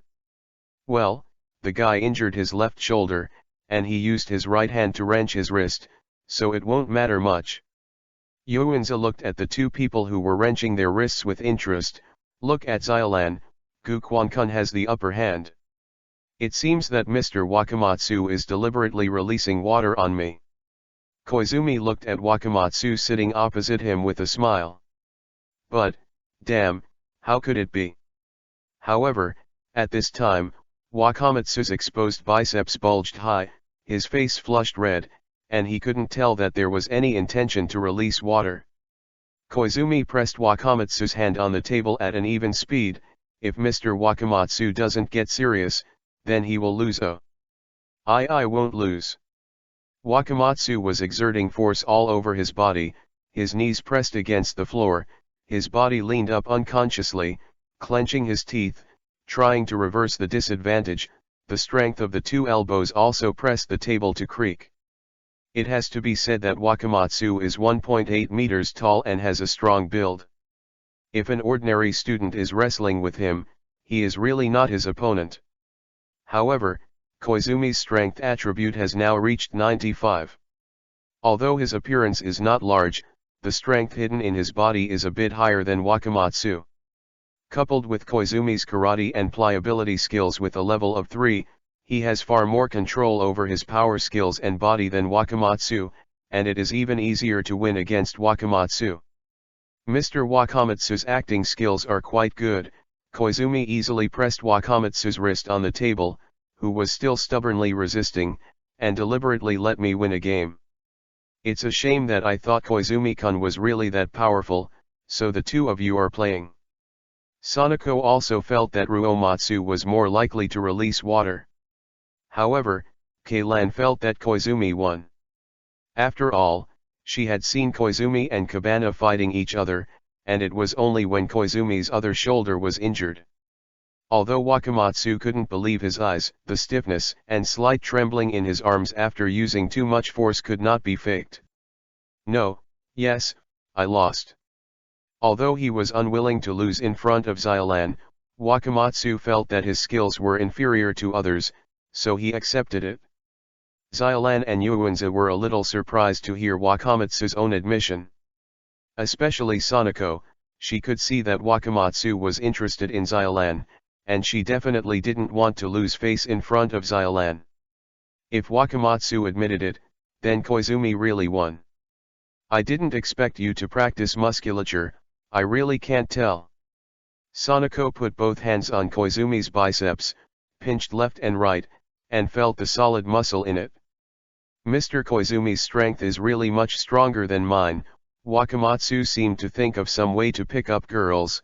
Could it be that Mr. Koizumi deliberately lost to Miss Xiolan? Oh! Sanako suddenly had an expression that saw through Koizumi's tricks. Koizumi waved his hand hastily, this really doesn't exist. Gu Quan-kun, I also want to wrestle with you. Xiaolan also became interested at this time and grabbed his hand. You must do your best, or I'll be angry. Xiolan stared at Koizumi seriously. Koizumi smiled miserably, okay, I will try my best not to lose too badly. 3 2 1s. Start. With a wave of Yuanzi's hand, Koizumi and Xiolan's hands were tightly clasped together. What a strong explosive force! In the blink of an eye, Koizumi's hand was tilted up by Xiolan, and his arms began to tremble. Xiaolan is really scary? Keilan was taken aback when he saw this. This time it was really not Koizumi's intention to release water. Xiolan is a national high school karate champion, and her force value is quite outstanding in Kellan's world. It's rare to hold Angel Xiolan's hand. No, I can't lose so quickly. Koizumi doesn't expect to win anymore, he just wants to take the opportunity to feel Xiolan's softness. No, now it's a small hand as solid as steel, let's admire Xiolan's beautiful face. Even if Koizumi's agility and mental attributes are higher than Xiolan's, in terms of strength and physique, Xiolan may not be much worse than him, let alone Xiolan's karate level is higher than Koizumi's. If karate can increase Koizumi's power, then Xiolan's bonus power will definitely be higher. Although Koizumi-kun is not weak, he doesn't seem to be as powerful as Wakamatsu said. Xiolan felt the resistance from Koizumi, and couldn't help thinking to herself. Huh. Just when she was about to put Koizumi's hand on the table, Xiolan felt a strong gaze watching her, and a different emotion rose in her heart. Chapter 37_Steel becomes marshmallows, 3/5. Xiolan looked up, and Koizumi was staring at her intently, as if she saw something she liked. If it is facing ordinary people, Xiolan may only see the emotions in the eyes of the other party, or love, or disgust, or indecent, or jealous. But Koizumi's spiritual attribute has reached 110. At this moment, he is looking at Xylan attentively, and inadvertently, he is highly concentrated, and even conveys a trace of his love for Xylan in his heart. Although there is only a trace, Xylan can clearly feel that the owner of this information is Koizumi. That trace of love is like fruit candy, which makes Xylan feel sweet. Fortunately, Koizumi just wanted to appreciate Xylan more at this time, not thinking about the evil possession of Xylan's body and other things that are not suitable for children. Otherwise, what Xylan receives is disgusting lust, and I am afraid that she will break up with him on the spot. What happened to me? Xylan felt her heart beating faster and faster, but the strength in her hands was getting smaller and smaller. Feeling that Xylan's strength began to weaken, Koizumi took the opportunity to regain some disadvantages. Gu Quanjun's hands are so big and warm. This thought suddenly flashed through Xiao Ian's head. Xylan didn't care at all at first. After all, both sides of the wrench and wrist must be holding hands tightly. Just like the handshake of contestants and the handshake between boys and girls, the meanings of the two are naturally different. But Xylan didn't know why, but now she suddenly felt the temperature in Koizumi's hand and the ripples in her heart when she was held tightly by Koizumi. It was these ripples that made Xylan blush slowly, her strength getting smaller and smaller. Koizumi also found out that something was wrong with Xylan, and followed Xylan to weaken her strength. In this way, their wrists gradually shifted back to the middle position at the beginning. You two have to work harder, it's been almost a minute. Sanako shouted. I and Koizumi-kun have been shaking hands for almost a minute. Sanako didn't say anything, but after saying this, Xiao Ian's face turned even redder and her head began to drop. Hey, how did Xylan's hand change from steel to cotton candy? As soon as Koizumi felt Xylan's little hand gradually softening, he couldn't help caressing the back of her hand with his fingers. By this time, the two of them didn't seem to be wrenching their wrists at all. Xylan lowered her head and let Koizumi hold the hand on the table. Okay, this is a draw. Sanako pulled their hands apart, and then pointedly said, it seems that our expert Xylan is starting to be no match for Koizumi-kun. Yuanzi.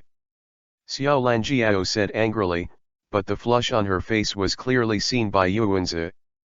Xiao Lan is the karate champion in the school. I am very lucky to have a draw. Koizumi also found that he was a little rude to Xylan's actions, and quickly smoothed things out. K-Lan also analyzed at this time, Sister Xiao Lan is a girl, this kind of protracted battle is definitely not as good as your boys. Is it really because my stamina is not enough? Xiao Lan thought uncertainly in her heart.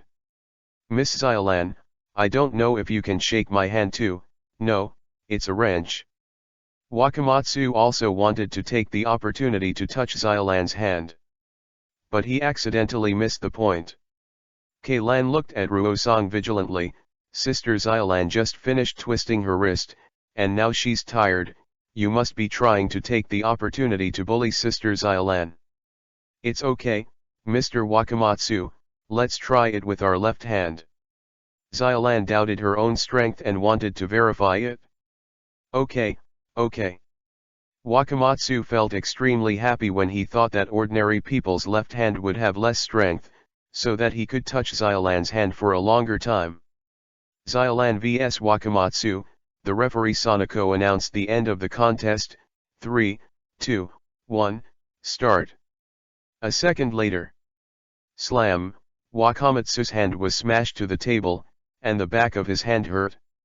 The game is over, Xylan wins. Sanako raised Xylan's left hand and shouted. Ruosang was a little confused. Xylan's hand was not soft at all, and the pain in his left hand made him feel like he was hit by a stone. Immediately, Wakamatsu looked at Xylan with a bit of fear in his eyes. It seems that you need to pay attention to exercising your endurance in the future. Xylan regained her confidence and began to plan her future exercise goals. It's so lively, what are you doing? Watanabe Kazumi and Minagawa Katsuhiko returned to the living room at this time. It's just a wrench, but Mr. Wakamatsu is a little unlucky, he accidentally lost twice. Sanako laughed. Heh, wrestling. Lost twice? Minagawa Katsuhiko raised his eyebrows lightly. Wakamatsu, do you want me to play a game with you? Minagawa Katsuhiko thought, well, Wakamatsu, a muscular man who lost 2 games in a row, must have no strength left in his hands. At this time, winning the board can not only make him stand out, but also aggravate his status as the president. It's not so good. Sanako naturally thought of this question. As the referee, she was about to speak, but was interrupted by Wakamatsu. Speaking of which, I haven't had a hand with the president yet. Wakamatsu accepted Minagawa Katsuhiko's proposal. Let's experience the strength of Minagawa president today. Chapter 38 I read the script, 4/5. 3, 2, 1, start. Wakamatsu vs Minagawa Katsuhiko. Keilan looked at the two competing in front of him with a dull expression on his face. Wakamatsu rested on the table with one hand and closed his eyes like an old monk entering meditation. Minagawa Katsuhiko, who was sitting opposite, exerted all his strength to suckle, and his other hand also grabbed the table to take advantage of it. Damn, not only that fellow's Haida disobeyed my orders, but Wakamatsu wanted to embarrass me? However, Minagawa Katsuhiko only felt that he was facing a piece of steel, and he couldn't shake it at all. Minagawa, come on. Watanabe Yumi cheered. Hearing someone cheering for Minagawa Katsuhiko, Wakamatsu suddenly opened his eyes and his right hand suddenly exerted force. Slam, Minagawa Katsuhiko's hand was directly overwhelmed by Wakamatsu and touched the tabletop. Finally regaining a little face, Miss Xylan's impression of me must have increased again. Thinking of this, Wakamatsu couldn't help but feel complacent. Ha ha ha, Katsuhiko, if you want to defeat me, let's talk about it in 10 years. Wakamatsu turned to Minagawa Katsuhiko with a victorious attitude. You are still early now. It actually made me lose face in front of so many people. Wakamatsu, wait until I go back to the tennis club to see that I won't let you go. Heh, Minagawa Katsuhiko straightened his messy hairstyle, stood up and looked down at Wakamatsu. No matter who it is, at least there will be some advantages. Miss Xylan is really embarrassing. Minagawa Katsuhiko suddenly glanced at Xylan. I am in love with such a simple-minded man with strong limbs. Wakamatsu's academic performance was not outstanding in the first place, but now he was exposed by Minagawa Katsuhiko in front of Xylan, and he couldn't help it on the spot. Minagawa. You said these words because you wanted to fight me. Wakamatsu stood up suddenly. Minagawa Katsuhiko turned his head with a straight face. Humph, what I said is the truth. Is there something wrong? What did you say? Wakamatsu grabbed Minagawa Katsuhiko's collar and said angrily, you always look like this, you should also consider other people's feelings a little when you speak. Oh? Would a simple-minded person like you be sad? Minagawa Katsuhiko continued to provoke. Although he was also afraid of being beaten, how could he be soft when so many people watched? You bastard, you just need to beat you to get comfortable, don't you think? Seeing Wakamatsu raising his hand and wanting to hit him, Minagawa Katsuhiko closed his eyes in fright. Hit him. Beat him hard. As soon as I went out to buy cigarettes, I saw the scene as soon as I entered the living room, and I couldn't help but applaud. Since Minagawa Katsuhiko suffered some misfortunes, he felt that he was the most unfortunate person in the world, and that the world owed him, so his temperament became arrogant and arrogant. He was able to become the president of the tennis club, first because Minagawa Katsuhiko was a little handsome, and secondly, he was elected because others pitied him at the beginning. Unexpectedly, after Minagawa Katsuhiko became the president of tennis, he didn't look like the president at all. All right, everyone calm down, Minagawa Sayuri, Furyuizumi Ichi, Stop the two people who were full of anger in time, everyone is drunk. Let's have some desserts to relax the bar. Smelly woman, she came just in time. Minagawa Katsuhiko showed a smile. Let go of me. Minagawa Katsuhiko broke free from Wakamatsu's restraint, turned around gracefully, and turned his back to the unhappy Wakamatsu. After all, this was at Minagawa's house. At this time, Minagawa Sayuri was also present, and Wakamatsu had no choice but to give up. Cut, what a pity. Hideo saw that it would not be a good show, and slandered in his heart. At this time, Minagawa Sayuri was placing the prepared dessert on the table, and everyone sat back on the sofa. Xiaoxiang. Hideo sat next to Guanguxiang, noticed that the corners of her eyes were a little red, and asked in a low voice, "Did Kayon hurt your heart again?" "Don't ask, this has nothing to do with you, and you don't have to worry about it." Guanguxiang replied straightly, and then ignored him. Minagawa Katsuhiko is really a scum. Always makes Xiaoxiang sad. The more Hideo thought about it, the more resentful he felt in his heart. Hideo joined the tennis club because of Guanguxiang, but Guanguxiang liked Katsuhiko Minagawa, who was her childhood sweetheart and handsome, and didn't care about Hideo. "Hime, what do you want to do? You also want to teach me a lesson, don't you?" Minagawa Katsuhiko's rude voice again attracted the attention of Hideo and everyone. I didn't mean that." Watanabe Kazumi was a little startled, and his body shrank back. She originally just wanted to summon the courage to confess to Minagawa Katsuhiko, but she was interrupted by Minagawa Katsuhiko before she could say anything. Wakamatsu stared at Katsuhiko Minagawa closely. If Katsuhiko Minagawa dared to say anything hurtful, he could not guarantee that he would be able to hold back. At this time, Hideo lowered his head and touched the newly opened pack of cigarettes in his pocket. "This person has a really bad character, but I thought he was good at first glance." Sanako also saw Minagawa Katsuhiko's nature clearly at this time. "Okay, everyone, please use dessert now." Minagawa Sayuri returned everyone's attention. Strawberry cream cake and coffee, everyone took their share. At this time, the lively atmosphere at the beginning of the party was long gone, and everyone didn't say a word, only the sound of silently chewing food. Except Minagawa Katsuhiko. He drank the cup of coffee in one breath, took out the lighter and prepared to smoke. "Katsuhiko, you smoked too much today," Kazumi Watanabe, who was sitting beside him, reminded him nicely, "Let's smoke less." "I've been chattering since just now, are you bothering me?" Minagawa Katsuhiko roared directly, and the cigarette in his hand was also snapped by him. But immediately, Minagawa Katsuhiko found that everyone was staring at him with the same eyes, which made him suffocate. "I'm sorry, I'm a little drunk, I'm going out to get a hair dryer." Minagawa Katsuhiko stood up and was about to go to the backyard to breathe, but found that the cigarette case was empty. "Cut, really?" Just as Minagawa Katsuhiko was complaining, Hideo actually handed him a brand new pack of cigarettes. "Take my cigarette and smoke it, you're welcome," Hideo said to him with a sullen face. Minagawa Katsuhiko was not polite, took away the whole pack of cigarettes that Hideo handed over, and walked straight to the backyard. Watanabe Kazumi was thinking of confessing to Minagawa Katsuhiko, and seeing him go out alone, he picked up the chocolate in his hand and followed him out.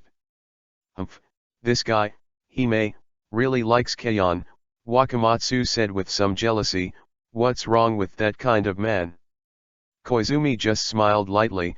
"When you like someone, you will be carried away, just like chasing stars, all you see is his goodness. It's almost time." Koizumi is a lot happier in his heart than he looks. "Ah!" An exclamation came from the yard, attracting everyone's attention. "Katsuhiko, Katsuhiko!" Watanabe Homie appeared in front of everyone with a panicked face. "What's the matter?" Everyone looked at the place she pointed, and found that Minagawa Katsuhiko had fallen unconscious on the ground. 10 minutes later, Officer Mumu arrived at the scene and announced the fact that Minagawa Katsuhiko had died. Maori Kogoro received Xylan's notice and quickly arrived at the scene. At first, Kogoro Mori thought it was Kazumi Watanabe who poisoned the chocolate and killed Minagawa Katsuhiko because of a love entanglement. However, after Ian's reminder, Officer Mumu quickly locked the cigarette Minagawa Katsuhiko smoked before his death. I remember that before Katsuhiko went to the yard, Wakamatsu recalled, the pack of cigarettes was handed to Katsuhiko straight. Hearing Wakamatsu's words, Shideo's body suddenly froze. Shideo, is it really you who did it? Wakamatsu noticed Shideo's reaction and couldn't believe it. If you are the prisoner, you'd better recruit the truth, Officer Mumu shouted to Shideo, as long as you investigate the unburned cigarette, the truth will be revealed at that time. Shideo gritted his teeth, a little unwilling to be seen through so easily. Yes, that's right, this is what I did, Shideo said with a grim expression. I hated him since a long time ago. That guy, Keion, always looked down on me, and, besides, he actually hurt Xiaoxiang. So, I took the opportunity to go out just now and poison the cigarette. Hideo voluntarily admitted that he was the murderer, and was subsequently arrested, and the case soon ended like this. As long as you control Minagawa Sayuri without poisoning, this task will be completed.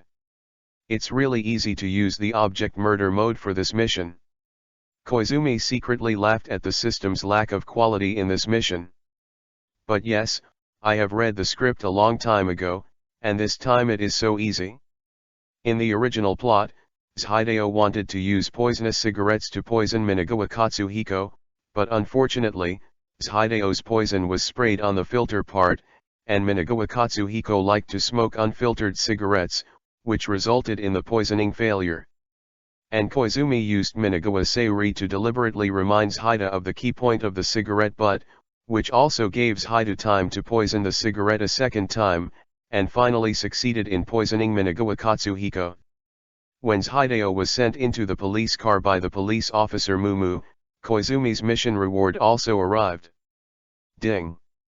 The current murder mission is completed, and the mission reward is being generated.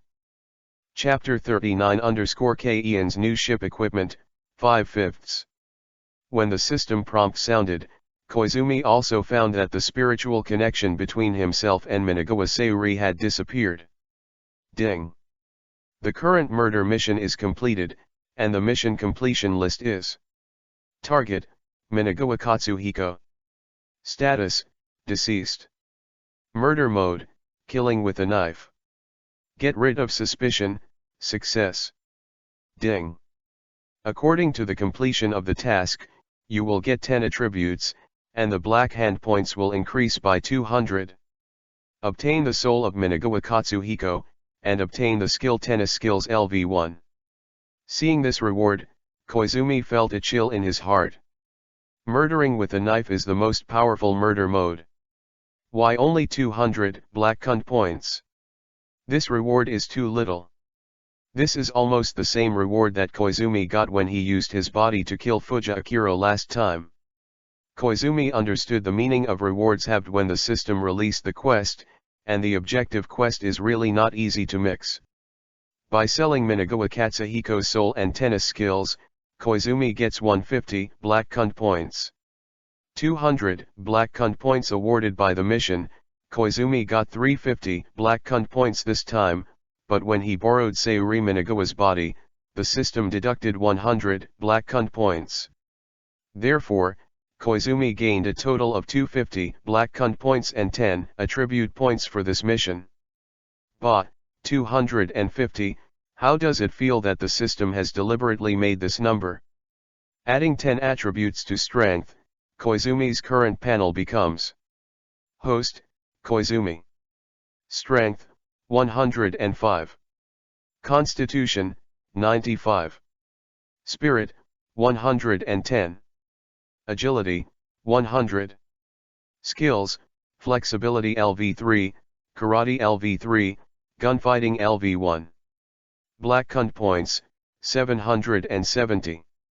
Since Minagawa Sayuri was not poisoned, there is naturally no conspiracy to investigate in this case. K-Lan doesn't have to reason with his brain, and Kogoro Maori doesn't have to be anesthetized, which is gratifying. Speaking of anesthesia watch. Koizumi glanced at Kei-Ian's hands and found that she was wearing a pink rabbit-shaped children's watch on her left wrist. Thinking that the old straight man Kudo Shinichi actually brought a rabbit watch, Koizumi couldn't hold back and laughed out loud. Kei-Lan looked at Koizumi, who suddenly laughed with an inexplicable expression on his face. It was only after 3 o'clock in the afternoon when I left Minagawa's house, and it was still a little early to go home. Both Xiolan and Yuanzi felt a little uncomfortable because of the murder just now.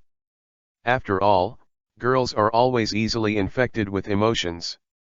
It was still early anyway, so Gu Kunyi and Kei-Lan accompanied them to a nearby park to relax. At this time, Kei-Lan was sitting on a bench in the park, dangling her feet, while Xiaolan and Yuanzi were whispering. Kei-Lan, can I borrow your watch to show Brother Koizumi? Although Koizumi held back his laughter, the degree of upturned corners was obvious. Damn, that guy, Dr. Lee, why did he make a pink rabbit-shaped watch, and he said that it suits me well, what a hateful lilicon. Kei-Lan was also unhappy with the rabbit watch he was wearing, but the anesthesia needle in the watch could not be exposed, so how could he dare to lend it to others? At the moment Kei-Lan covered the watch with his hand and shook his head. No. Let me see Kei-Ian's cute hairpin, Koizumi said, trying to pick off the pink hairpin on Kei-Ian's head. Wow, damn it, why did Dr. Lee also get a voice changer hairpin? Can't it be made into another style? Neither.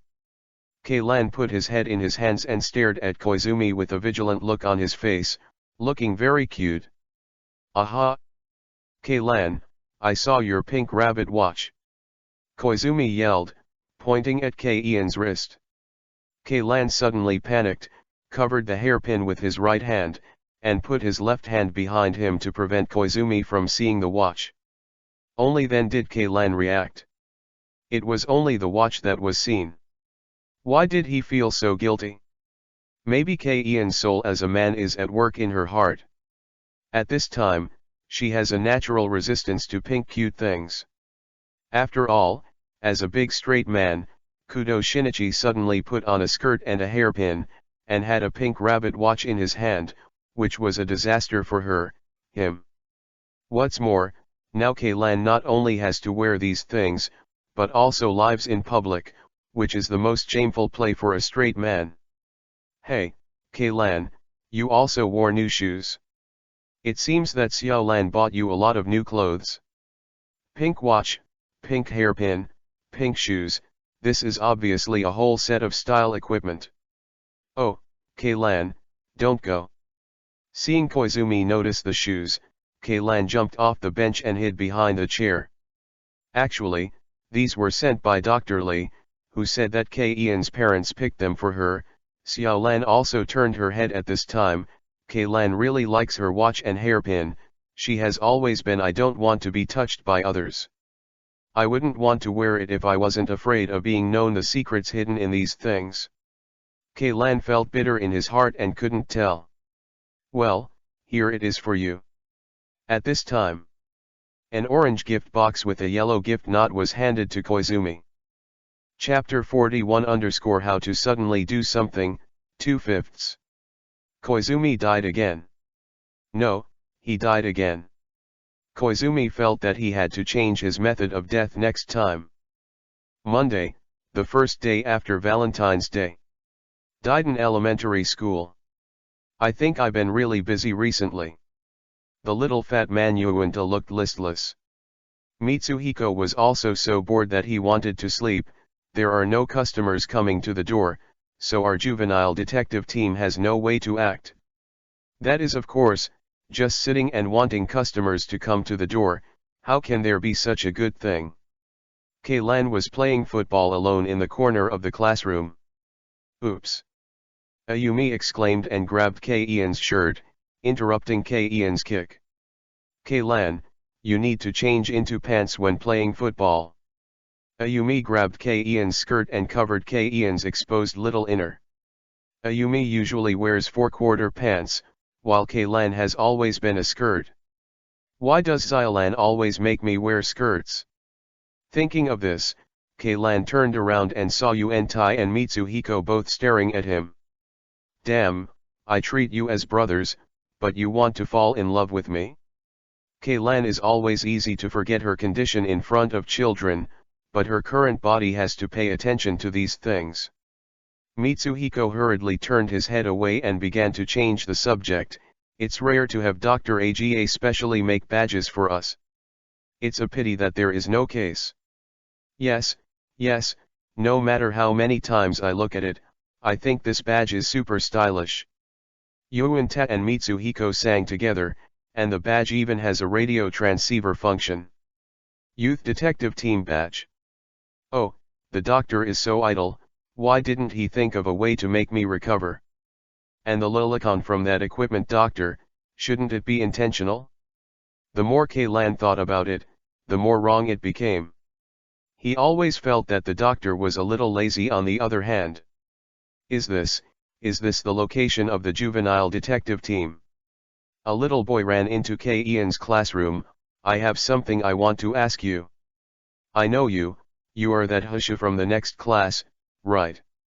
Yuan-Tai immediately greeted you and asked excitedly, could it be that there was a murder incident? Ayumi, or is it a fraud incident? Mitsuhiko, it must be investigating the parents' affair, right? Husha's little pod friend waved his hand and took out a photo. My little white cat, Akira, got lost. Ayumi, Mitsuhiko, Yuan-Tai. Seeing the lack of interest of the three of them, Husha took out a few golden things from his small pocket. As a reward, I can give you these 4 Mask Superman cards. It's an ultra-rare Kamen Rider gold card. We have taken over your entrustment. Without saying a word, the three immediately grabbed the card in Husha's hand and dragged K-Lan to start the cat hunting journey together. Daiden High School. Ding. The sound of the system will forcefully wake Koizumi, who is dozing off. Hey, is get out of class over yet? Koizumi opened his eyes in confusion. I don't know what brand of boozy chocolate Xiaotong bought yesterday. Koizumi always feels that he is still a little drunk. Ding. K-Ian's world case is activated. Since this is a murder case, the host can choose the mission mode.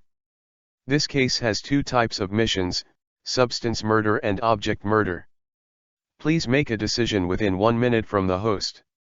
Looking at the teacher who was still lecturing on the podium, and the classmates who were listening and not listening, Koizumi rolled his eyes silently. I choose the object murder mode. Ding. 100 black cunt points have been deducted, and the objective murder mission is being generated. Ding. Murder mission has been generated. Object principal, Tamaji Tanaka. Mission objective, Tanaka Kazuyuki. Failure condition 1, the host body or Tamaji Tanaka is identified as the murderer or dead. Failure condition 2, Kazuyuki Tanaka does not die within 10 minutes. Note that if any of the failure conditions are met, the task is judged to have failed. The moment the system prompt sounded, Koizumi's consciousness instantly linked to a man. In addition to being able to see Tamaji Tanaka's line of sight, Koizumi can also manipulate his every move. It's like manipulating your own body. Do Japanese elementary schools leave school so early? After a quick recall, Koizumi knew which case it was, the disappearing corpse. Tamaji Tanaka, Koizumi Ichi, glanced at the surrounding environment, and knew from this person's memory that the current location was in the living room of Tanaka's house. Kazuyuki Tanaka is the older brother of Tomoyoshi Tanaka. He was originally a young and promising writer, but once he found out that his younger brother, Toshihiro, was engaged in illegal financial transactions, reluctantly said that he wanted to live in his brother's house and become a vampire. Tanaka Tamaji was very painful for his brother's depravity, and he couldn't resist Tanaka Kazuo's long-term blackmail, and finally he wanted to kill. 10 minutes, this time there is still a time limit. Could it be that the 4 members of the young detective corps are coming? Koizumi knew from the memory of this body that Tamaji Tanaka wanted to beat Kazuo Tanaka to death with a stick. So the juvenile detective team in the original book will see the blood-stained corpse? However, time is tight, so it is better to fight quickly. While Tamaji Tanaka, Furyu Izumi, was thinking, a footstep sounded. As soon as Koizumi walked to the door, he saw a man walking into the bathroom, ready to put hot water in the bathtub. As soon as he saw this man, Koizumi knew that the target of this murder, Kazuyuki Tanaka, was standing outside the door.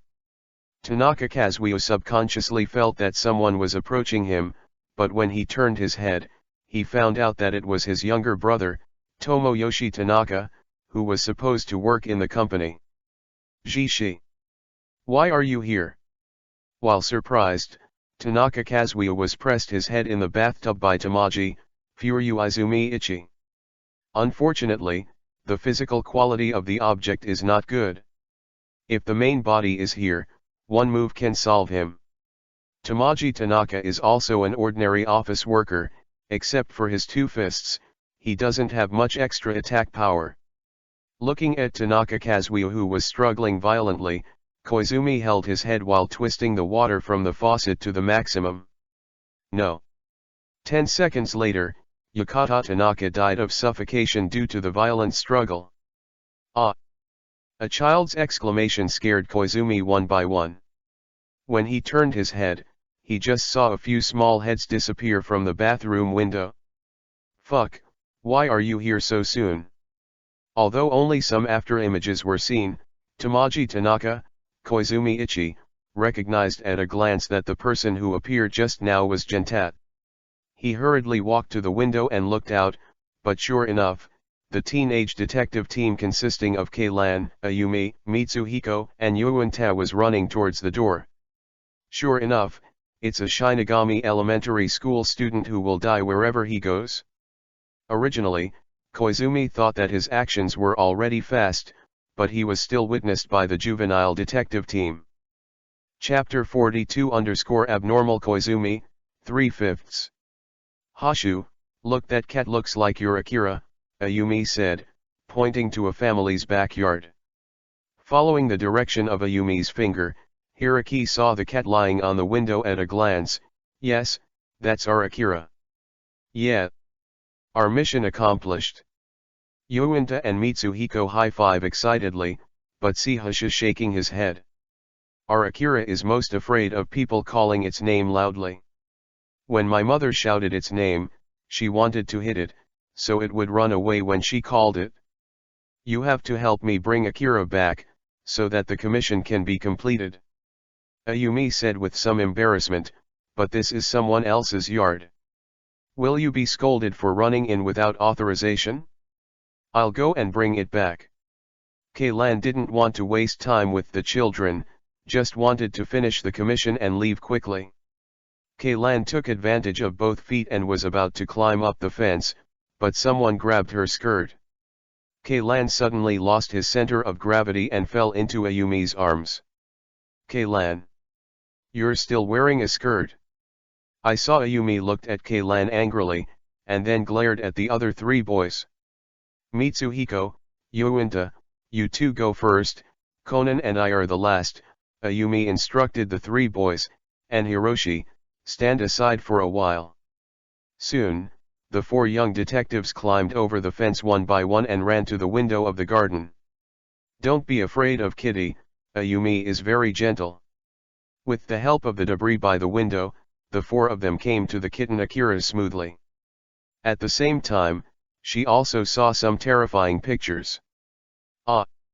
Ayumi exclaimed, then hugged Akira and fled to the door in a panic. What did Ayumi see? Keilan, Mitsuhiko, and Yuunta showed their fearless spirit and looked into the window curiously. As a result, the 3 of them saw Tanaka Tamaji, Koizumi Ichi, pressing Tanaka Kazuo in the bathtub. Seeing that the people in the bathtub were motionless, Keilan knew that it was probably a murder case, and quickly pulled the other two friends away. Outside the Tanaka residence. Yes, there is an uncle, he put a person in the bathtub, Ayumi said tremblingly. The bathtub is full of water, and the person in it doesn't move. Come on, let's get out of here, hurry up and call the police. Keilan secretly thought that something was wrong, and escaped the sight of Tamaji Tanaka, Koizumi Ichi, with a few friends. Daiden High School. Koizumi-kun, are you going to practice in the karate club too? Xiaolan remembered that Koizumi had signed up for the karate club before, but Koizumi was injured by the robber cabana that night. Yeah. Koizumi's energy was spent on manipulating Tanaka Tomoyoshi, and only a small part of his consciousness remained in the body. And at this time, he was busy hiding the body and tidying up the scene, so he didn't notice what Xiaolan was talking about. Did Koizumi-kun forget the way to the club? I'll take you there.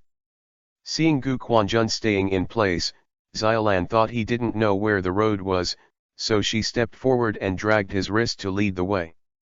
Koizumi thought that Xiaolan was going home with him on the way, but he didn't pay attention at the moment, so he followed Xiaolan all the way. Did you really find the body? Officer Mumu asked the four young detectives. You can't be wrong, Officer Mumu.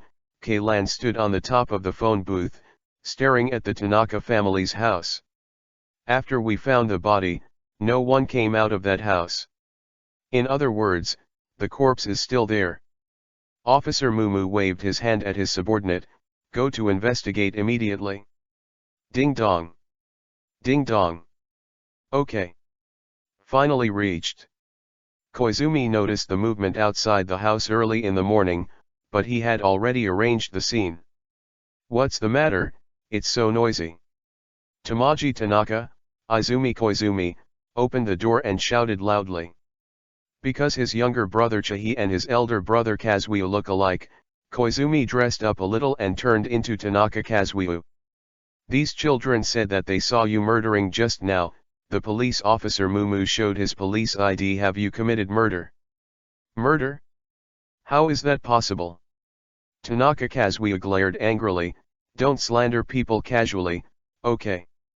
We saw it clearly, you drowned a person in the bathtub. Keilan said loudly. These children just like to play pranks, and so do you police officers. If you don't have any evidence, you say you want to search other people's houses. Tanaka Kazuya said confidently. When the body is found, there will naturally be evidence. Officer Mumu raised his hand, and a dozen or so officers rushed into Tanaka's house and began to search them one by one. It's ridiculous, since you like it, you can find it as you like, Tanaka Kazuya said angrily. I'm going to sleep on the second floor, you'd better be quiet when you search. Seeing Tanaka Kazuya's indifferent look, Officer Mumu asked again, it doesn't matter how we search, doesn't it? Just do your search, I don't have anything shameful here anyway. Kazuyuki Tanaka started walking to the second floor. My brother will be back soon, ask him if you have anything, don't bother me. After speaking, Tanaka Kazuya disappeared from the sight of the police officer Mumu and the juvenile detective team without looking back. Hurry up and find it. The body must still be in this room, don't let any corner be spared. The Mumu police officer issued the order again. Kazuya Tanaka, Izumi Koizumi, returned to the room on the second floor. On the reclining chair in the room, the real Kazuma Tanaka was watching TV with his eyes closed. He's dead, so doesn't care what TV he's watching, and will never wake up again. As soon as Koizumi removed his disguise, he immediately returned to his younger brother Tamaji Tanaka. As long as you sneak out from the big tree by the window and come back as your younger brother, you can get rid of suspicion. When Koizumi was about to sneak out as planned, there was a strong pain from the body. Feeling that there might be danger, Koizumi took most of his mental power back into his body, and Tanaka Tamaji's body immediately became sluggish and stiff. Gaizumi-kun, are you alright? Koizumi thought of Xiaolan's caring voice in his ears. Did I fall down? Koizumi looked around, only to realize that he had actually arrived at the practice ground of the karate club and was lying on the floor. Moreover, he unconsciously put on the training collar. I found out that something was wrong with you just now. Xylan dragged Koizumi up. So I checked with you 3 times before attacking, but you nodded 3 times. So I did. It turned out to be beaten by Xylan. I was thinking about things just now, so I was a little lost. Koizumi smiled, then put on an attacking posture. Let's do another round. Anyway, the search will take a while. Koizumi doesn't mind practicing karate with Xylan. Chapter 43 Xylan's hug dare not ask, 4/5. Koizumi and Xylan bowed face to face, indicating that the practice officially started. Okay, be careful. Xylan also reminded Koizumi while attacking. Koizumi smiled at the corner, pushed aside Xylan's fist with one hand, turned his body sideways and approached Xylan. Xylan, you're distracted. Koizumi's palm gently fell on Xylan's shoulder with a snap. 3 in karate. With the strengthening of his physical attributes, Koizumi is not weak at all now. Xylan didn't expect Gu Quanyi's reaction and action to be so fast, and she was approached at once. Are you thinking about something too? As soon as Gu Quan retracted his feet and retreated, he waved at Xiaolan, indicating that she could start the attack. Okay, come again. With a swoosh, the sound of breaking wind rang out, and Koizumi suddenly fell forward, holding his hands on the floor like a push-up, leaning over to avoid Xylan's high whip legs. Be careful. Koizumi pushed up with both hands, put his legs together, and kicked towards Xylan's calf. This is also Koizumi's flexible body skills, otherwise ordinary people can't do this action. If this kick is solid, Xylan will fall straight forward, and the whole body will be pressed on Koizumi. And Xylan did tend to attack Koizumi before the next second, but Koizumi did not dare to let her pounce. Because before he kicked Xylan in the middle, Xylan's upper body voluntarily leaned forward, and her lower body moved back naturally, avoiding Koizumi's attack. Koizumi wanted to feel Xylan's embrace, but Xylan's active embrace this time also contained an elbow. If Koizumi didn't dodge in time, he might have been hit hard in the stomach. As expected of the National High School Karate Regional Champion, Koizumi secretly admired in his heart, and then turned sideways to avoid Xylan's elbow. The two turned to one side, stood up at the same time, and faced each other again. No one hit anyone in this confrontation, but Koizumi's karate proficiency rose by 3 points. Sure enough, the martial arts thing is to compete with powerful people in order to quickly improve the level. Koizumi and Ran fight again. As for Tamaji Tanaka's side, with the recovery of Koizumi's mental power, Tamaji Tanaka's own will also return to the body. At this time, Tamaji Tanaka was following the original plan, leaving the house through the tall trees at the back of the house, and then returned to see police officer Mumu as his younger brother. This is the magic of object murder. When Koizumi intervenes in the body, the consciousness of the object, Tanaka Tamaji, will take the initiative to avoid it. At this time, Koizumi recovered more of his mental power, and Tanaka Tamaji's consciousness regained control of his body. However, Tamaji Tanaka would not feel that something was wrong. Everything Koizumi had manipulated his body before would be understood by him as his own thoughts. Even if Koizumi manipulated Tamaji Tanaka's body to anus with a man, when Tamaji Tanaka's consciousness returned again, he would only think that he was trying to try different tastes. What the hell is going on here? Tamaji Tanaka pretended to be surprised and came to Officer Mumu. Several children said there was a homicide in your house, and we're looking for the body, Officer Mumu replied. Snapped. A cracking sound sounded. And Officer Mumu and Tomoyoshi Tanaka rushed to find out that it was Mrs. Yuen who accidentally smashed a teapot. Oops, why are you so careless? Officer Mumu reprimanded. It's nothing, It's just a cheap teapot. Tamaji Tanaka pretended to be kind to stop Officer Megure, and pressed the remote control in his pocket at the same time. A roar sounded from the second floor. Below, "You are very noisy, can't you be quiet? Is Brother Kazuo on the second floor now?" Tamaji Tanaka asked, pretending not to know. "Yes, he was very angry when we wanted to search just now," Officer Mumu recalled. Later, the police officer Mumu checked some questions with Tanaka Tamaji, and knew that Tanaka Kazuo was a writer by profession, so he was usually at home. Soon, all rooms in the house were searched, and no bodies were found. In the end, Officer Mumu also personally searched the room where Tanaka Kazuo was, but found nothing. Although police officer Mumu saw Tanaka Kazuo lying on the reclining chair, he heard Tanaka Kazuo's roar when Genta smashed the teapot just now, so he just thought that Tanaka Kazuo was asleep, but he didn't expect that he was actually dead. There are no dead bodies in the house, and it is impossible to move them outside. Officer Mumu looked at the four young detectives with a serious expression. "That is to say, you are lying and pranking," Police Officer Mumu said disappointedly, "because you are the child next to that guy Maori. I specially brought a team to search. It seems that I am really an idiot. Okay, everyone, we can go back." Officer Mumu quickly led the team to leave, leaving behind the four young detectives who were unwilling. Chapter 44 _ Shameful things are not allowed. 5/5. Huh, Koizumi-kun, I didn't expect your karate to improve so quickly. Xylan and Koizumi were walking home together with a refreshing look on their faces. "So that's why you nearly broke me." Gu Quanyi felt the pain coming from all over his body and gritted his teeth. "Aha, ha, it's not too long since I met an opponent, so I didn't control the strength." Xiaolan slapped Gu Quanyi's back with a palm, and the pain made him cringe. "Look, at my house, Gu Quankun came to the bar to apply some medicine." After Xiaolan finished speaking, regardless of whether Koizumi agreed or not, she dragged him to the third floor of the Maori detective office. They all said that they didn't know each other.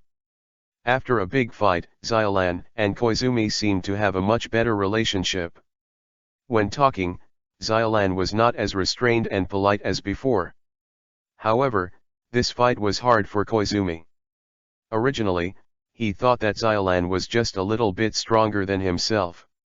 Unexpectedly, Xiaolan became more and more vigorous, coupled with Gu Quan's good physical fitness. No matter how much he fought, he would never fall to the ground, so he started to hit harder and harder. If Koizumi didn't take the initiative to call stop at the end, maybe Xiaolan would have to break his bones before he would give up. This also made Koizumi realize once again that strength alone is not enough. He estimated that Xiaolan's karate is not level 8 or level 7. In short, Koizumi is really only able to run. According to Xiaolan's settings, she seems to be a character who can dodge pistol bullets. Koizumi originally thought it was just a joke, but now it seems that the setting is very likely to be true. Boom. Just as the two passed the office on the second floor, the door suddenly opened. "Ah, Dad, are you here? Is Kaylan back?" Seeing Maori Kogoro who suddenly opened the door, Xiaolan said hello. "I haven't returned yet." Maori Kogoro looked past Xiaolan and stared at Koizumi. "Who is this guy? Is your new boyfriend?" Mori Kogoro was sitting by the window on the second floor just now, and when he saw that Xiaolan had brought a strange male classmate upstairs, he immediately came out to question him. Noticing Kogoro Mori's gaze, Xiaolan let go of Koizumi's hand. "That's not it, Dad, don't you remember, you saw Koizumi-kun last time?" "Have I seen it? When have I seen him? Why don't I have an impression?"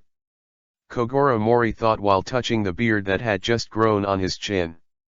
"That's right, on the day Kaylan came to our house, Gu Quanjun met you," Xiaolan reminded, "but I remember that at that time, Dad, you were drunk." Maori Kogoro couldn't remember why. "The more you talk about me, the more confused I am, Xylan, what day did Kaylan come to our house? Fake alcohol hurts people, really? Koizumi shook his head silently in his heart. Uncle, it should be the day when you successfully rescued the little daughter of the Gu family and solved the kidnapping case, Gu Quanyi said at this moment. Xiaolan told the school about your heroic deeds the next day. Oh yes, I remembered it. As soon as he said this, Kogoro Mori immediately had a memory. After all, it was the commission he received after half a year, and he finally solved the case and got a lot of money. It was this large sum of money that made Kogoro Mori excited and agreed to Xylan's request to let Kaylan live in the Muri house.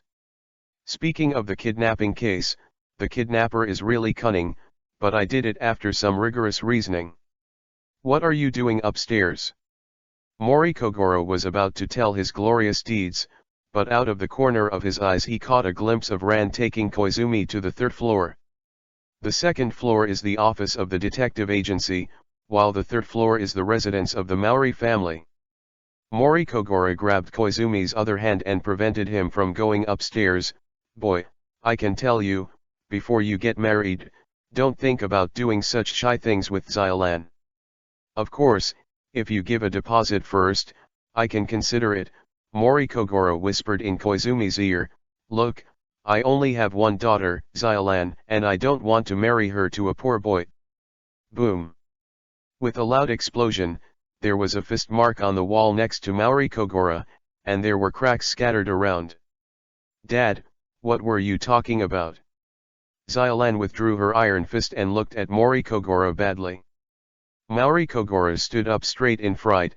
No, nothing, I just want to be with this. I'm Koizumi from the Koizumi family. Koizumi reminded. Yes, let's catch up with this Koizumi and chat. Mori Kogoro smiled at Xylan. But Gu Quankun is feeling a little sick now. I'll take him upstairs to apply some medicinal wine first, okay, Dad? Xiaolan waved her fist and asked gently. Okay, Mori Kogoro nodded again and again, but he didn't let go of Koizumi's hand. Medicine or something, you can also apply it on the second floor. By the way, I will tell you the wonderful story of solving the case with Koizumi-kun. Xylan wondered, applying medicinal wine on the second floor? What if there are customers coming later? At this time, there will be no customers coming. Kogoro waved his hand and dragged Koizumi to the sofa. Chapter 45_Lamb being targeted, 1/5. Just as Mori Kogoro gushed about his glorious deeds, Koizumi felt a wave of mental fluctuations. Of course, it wasn't that Kogoro Mori launched a mental attack, but there was a situation on the object's side. Who is it? Koizumi felt Tomoyoshi Tanaka's strong mental fluctuations. Who is hiding there? Come out. It turned out that Tamaji Tanaka seemed to have heard a strange sound in the room just now, and he searched for it but found nothing unusual. When Tanaka Tamaji thought it was his illusion, he suddenly heard the voice of a child coming from the room where the corpse was placed. Thanks to me just manipulating Tamaji Tanaka to close the doors and windows, I didn't expect Kaylan to sneak in. As soon as Koizumi closed his eyes, he knew that it was Kaylan who slipped into Tanaka's house. According to the development of the plot, Tamaji Tanaka will say that he is the murderer when he and Kaylan are deadlocked. And these voluntary confessions will be conveyed to the police officer Mumu on the other end of the phone through the team badge of the juvenile detective team worn by Kaylan. I wouldn't be so stupid, I took the initiative to say that I was the murderer. Little guy, hurry up and leave my house, or you'll feel better when I catch you.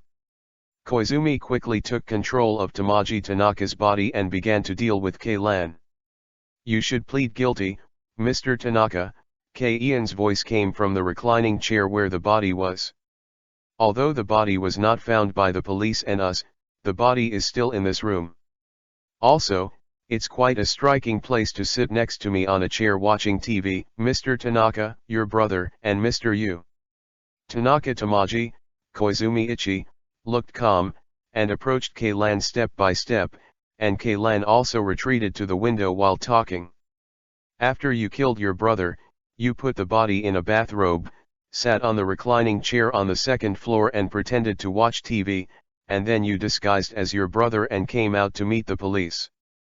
Then, while the police were searching on the first floor, you climbed up a tree through a second floor window, ran over the fence to the outside, and then went home as your younger brother. This is your criminal process, I'm not wrong. Ian's cute little face was full of confidence and excitement. That extraordinary self-confidence and hidden pride reminded Koizumi once again when she was Kudo Shinichi and designated Koizumi, little Hitomi, as the murderer at the playground. But today is different from the past. Even if Keilan deduces that Tanaka Tamaji, Furuizumi Ichi, is the murderer, Koizumi Ichi has a way to resolve it. Little thing, you're making me sleepy. Tamaji Tanaka, Furuizumi, snarled, imitating Kazuya Tanaka's roaring voice. Brother, you finally woke up, Tamaji Tanaka directed and acted, looking at Keilan mockingly, this guy even said you were a corpse. He knew that Ian's team emblem had a communication function, and the other three members of the juvenile detective team could hear their voices.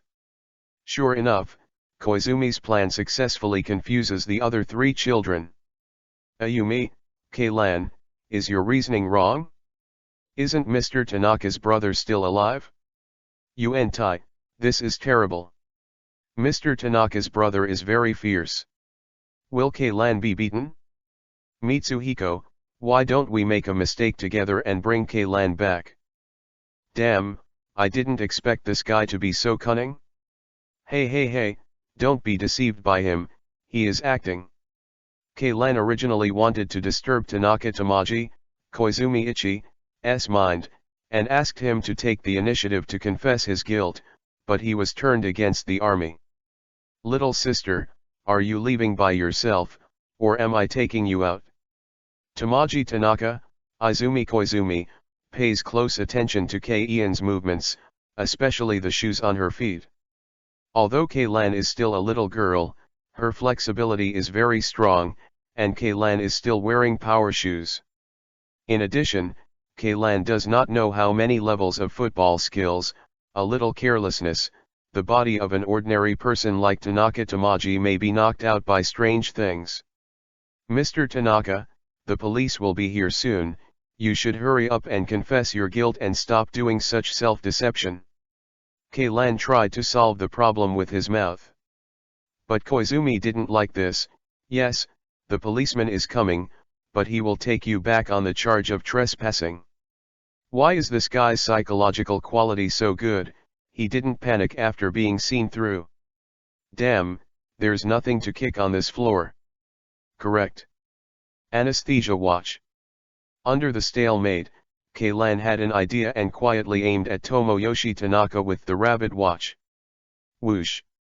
The anesthesia needle, as thin as a needle thread, flew straight out and shot at Tamaji Tanaka. However, little sister, it seems that you also realize that it's getting late, so go back to eat quickly. Tamaji Tanaka, Koizumi Ichi, had been paying attention to Keian's small movements for a long time. Oops, there is only one anesthesia needle in the watch. Seeing that he was lucky enough to escape the attack, Keilan cried out in his heart. Whoa! Just when the two were at a stalemate, a crackling sound suddenly came from outside the street. Someone smashed the phone booth glass. Tamaji Tanaka, Izumi Koizumi, shouted at Keilan. Chapter 46_Truth and Companion, 2/5. Hey, those little ghosts outside are your friends. Tamaji Tanaka, Koizumi Ichi, shouted to Keilan, someone smashed the glass of the phone booth. It was also at this time that the group emblem Keilan was wearing also heard the voices of the other three. Ayumi, what are you doing? Yuentai, hurry up and let go of Ayumi, you bad uncles. Mitsuhiko, kidnapping children? Keilan was shocked, and quickly ran to the window to look at the street. At this time, the protective glass of the phone booth shattered, and two small bodies lay inside. Outside the phone booth, two men were hurriedly running towards a car parked on the side, and one of them was holding a child in his hand. By the corner of the street lamp, Kaylan recognized that the person who was taken away was Ayumi. Oops.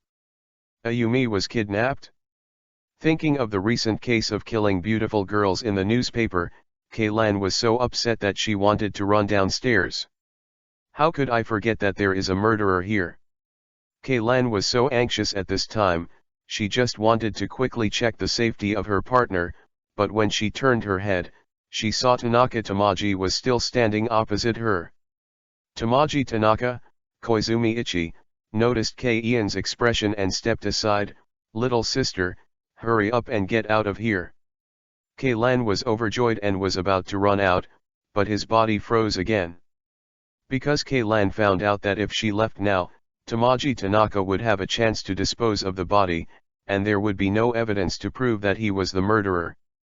But if you don't hurry up, Ayumi is very likely to be in danger, and Mitsuhiko and Yuanta, who fell in the phone booth, don't know whether they are dead or alive. No wonder he would let me go so simply. At this time, Kaylan was at war between heaven and man in his heart.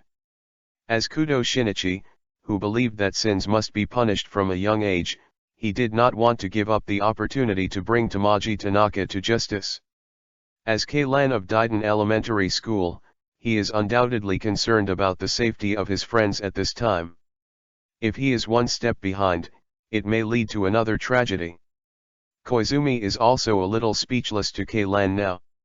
He only hates that he is not there, otherwise he would have gone after those kidnappers long ago. Are you trying to fill in the last tragedy that could not be saved, or to stop the next tragedy that is about to happen?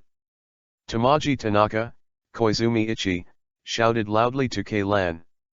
"Damn, I'll let you go this time." Kei-Ian's body froze, and then ran out the door. Maori Detective Agency. "Xiao-ran, the phone is ringing, you go to pick it up." Maori Kogoro was bragging to Koizumi. Xiaolan had already smeared medicinal wine on Koizumi's injured position, but Mori Kogoro sometimes seized the opportunity to whisper to Koizumi. Hearing the voice from the microphone, Xiaolan said angrily, "Kaylan, where did you go to play again? It's almost 7 o'clock in the evening now." "What?" Xiaolan suddenly exclaimed, and then said to the phone, "Okay, Kaylan, I'll go over immediately, you stay." "What's wrong?" Koizumi asked knowingly. "Ayumi was kidnapped, it's the little girl who is very close to Kaylan," Xiaolan said anxiously. "There are 2 other boys who were also stunned by drugs. Kaylan said she had called the police and told me to take the 2 comatose boys home. But Kaylan hung up the phone after she said the address." "I don't know," Xiaolan said as she picked up her jacket and was about to go out. "A little girl has been kidnapped again." Mori Kogoro also looked serious at this time. "I saw a report in the newspaper in the morning that there has been a serial killer of beautiful girls recently. Is that the person? Kaylan and the others are in danger." Xiaolan was even more worried when she heard Xiao Wulang's words. "Xiaolan, I'll accompany you." Gu Quan came to Xiao Ian's side. "The injury I suffered last time was just right, I didn't expect those 4 little guys to be in danger again." "Good." Xiaolan knew that Koizumi was a good player and could take care of him in case of an accident, so she grabbed his hand and left the office. "This kid is very strong, he is still so energetic after being beaten by Xiaolan." Looking at Koizumi Ichi who was leaving, Kogoro Mori nodded slightly in his heart. When Koizumi and Xiaolan got into the taxi, a piece of news was being broadcast on the radio. According to a reliable source, the police have received information about the recent serial killings of beautiful girls. At present. About 10 minutes later, Koizumi and Xiaolan took a taxi and came to the address given by Kaylan, which was also near the residence of Tanaka Tamaji. "There should be a little girl, do you know where she went?" Koizumi and Xiaolan took over the comatose Yuanta and Mitsuhiko, but Kaylan was nowhere to be seen, and immediately asked the owner of the house. "There is a little girl," she said. "Let us help take care of these two children, someone will come to pick them up soon," a middle-aged woman said, but she didn't know where she went after she said that. Someone smashed a nearby phone booth. "I don't know if she will be in danger. Didn't Kaylan say she's called the police? Where did she go? It's always worrying." Xiaolan said on ZY, but her face was worried and anxious. Koizumi put his hand on Xiaolan's shoulder and comforted her. "Kaylan also cares about Ayumi, maybe just looking for those kidnappers nearby. Xiaolan, take the two children home first. I'll look around to see if I can meet Kaylan." Chapter 47 Missions that must fail, 3/5. Ding. Just when Kaylan left Tanaka's house to chase the kidnapper, Koizumi's murder mission this time was officially completed. Ding. The current murder mission has been completed, and the list of mission completion degrees. Target, Kazuyuki Tanaka, status, dead. Murder mode, direct murder, evidence destruction, success. Ding. According to the completion of the mission, the black hand points will increase by 100, and Tanaka Kazuya will be obtained. Although it is also an object to carry out the task, but unlike the last Valentine's Day murder with a knife, this time it was just a direct murder, and even the body was discovered by Kaylan. If Kaylan didn't have time to call the police, I'm afraid Koizumi's mission would have been cold. 100 black cunt points deducted from the object and the 100 black cunt points from the reward to offset. This time Koizumi only got a soul, which is a fortunate fee. However, Koizumi had no time to care about these matters, because another mission was coming. After Xiaolan took Yuunta and Mitsuhiko away, Koizumi immediately went to intercept a taxi and headed towards the target according to the position broadcast on the radio. However, 10 minutes later, Koizumi was stuck in the crowded traffic, and the latest location of the kidnapper broadcast on the radio was suspended.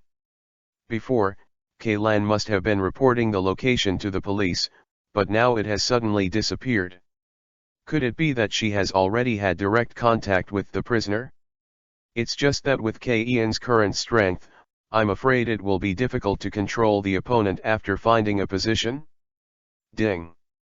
At this moment, Koizumi received a notification from the system. Ding. K-Ian's world emergency is activated. This time is a murder case. Because it is a sudden mission, this mission is automatically classified as the object murder mode, and loading the object will not consume black hand points. Ding. Murder mission has been generated. Object principal, Utojo. Mission objective, Yashida Ayumi. Failure condition 1, the host body or Tojo-yu is identified as the murderer or dead. Fuck, the system is making things difficult for me. As soon as he saw the mission, Koizumi almost wanted to vomit blood. He was about to save Ayumi, but the whole mission of the system asked him to murder Ayumi. However, Koizumi immediately thought that if he accepted the task, he would know the location of the kidnapper, and maybe he could control the kidnapper in turn to protect Ayumi. In the future, let the 4 guys from the Youth Detective Corps settle down, otherwise I don't know what unexpected mission will come up for me to kill them. Accept the mission? Although she knew that this mission was doomed to fail, but when little lowly Ayumi was in danger, how could Koizumi not save her? Just take it as the price of seeing Ayumi's little flower bud last time. Koizumi comforted himself. Ding. Object loaded. After the system prompt was completed, Koizumi immediately got the location and scene of Tojo-yu.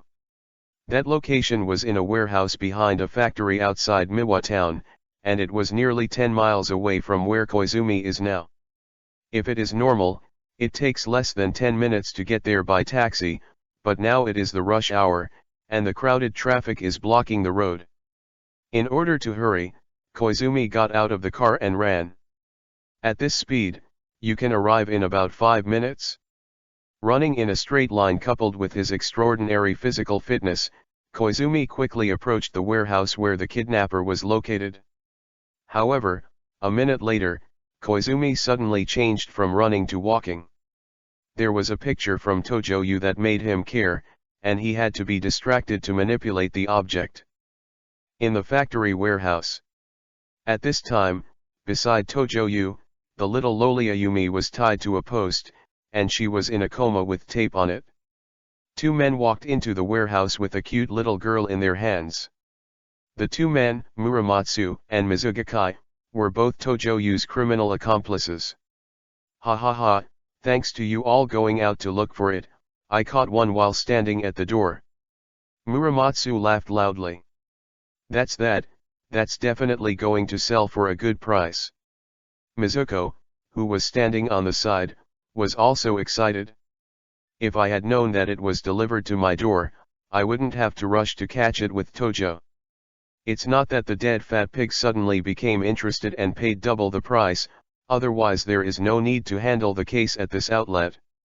And the little girl in Muramatsu's hands at this time is Keilan. Keilan Yuan opened her eyes, but her hands and feet were tied with hemp ropes, and Ziwiba was also sealed with tape, so she couldn't say a word.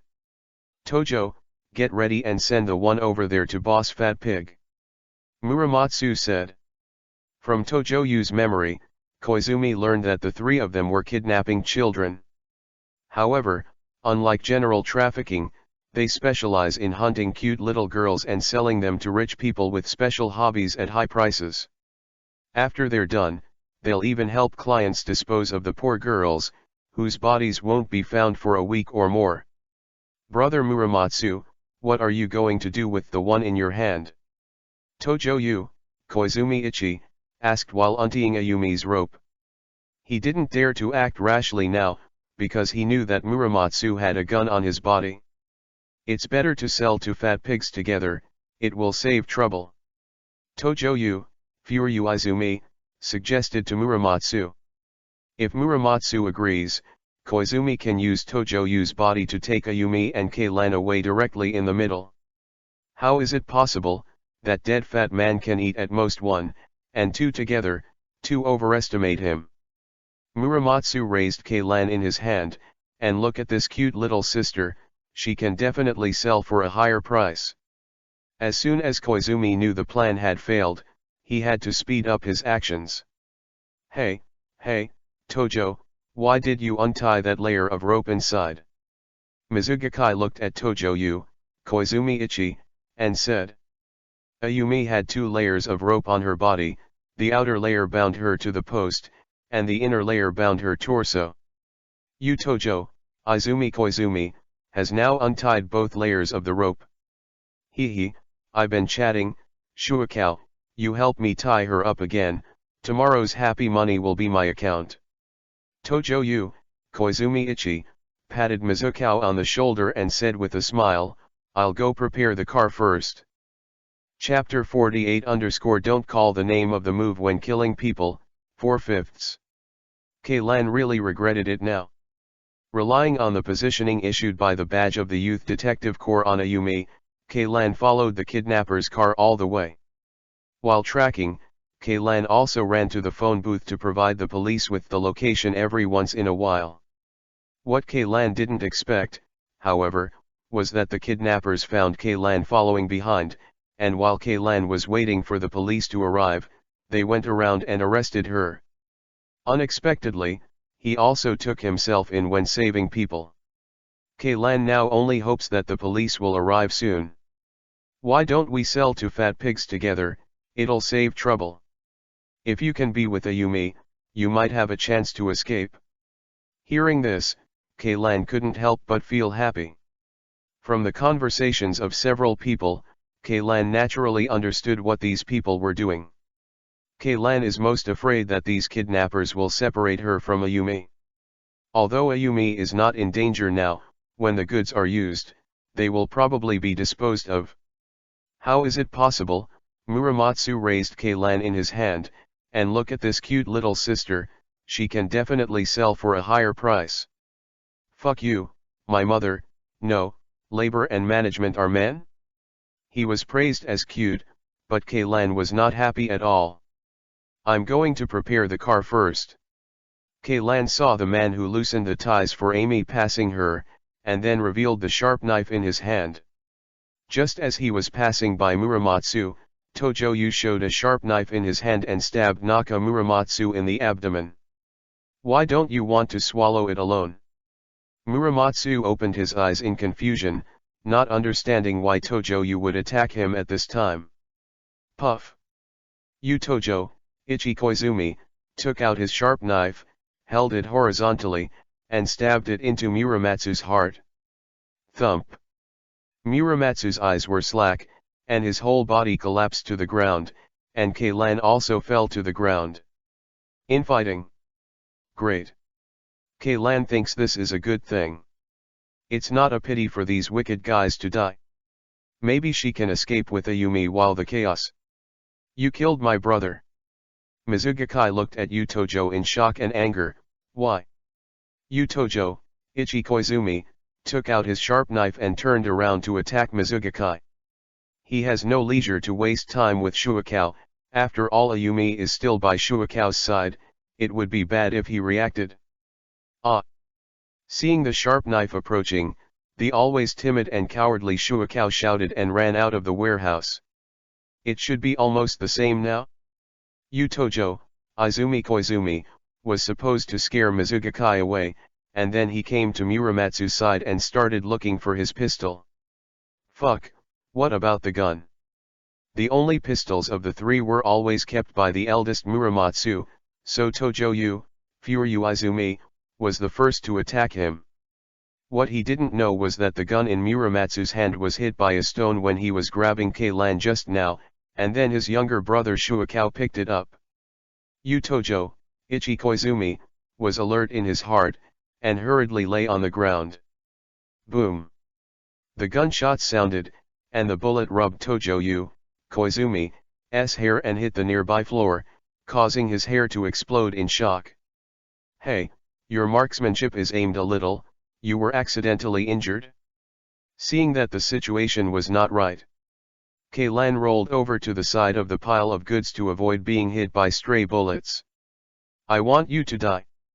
Mizugakai only noticed Tojo-yu, Koizumi Ichi, and didn't care about the other two little girls at all. "Mentally retarded, you are just reminding me to be careful?"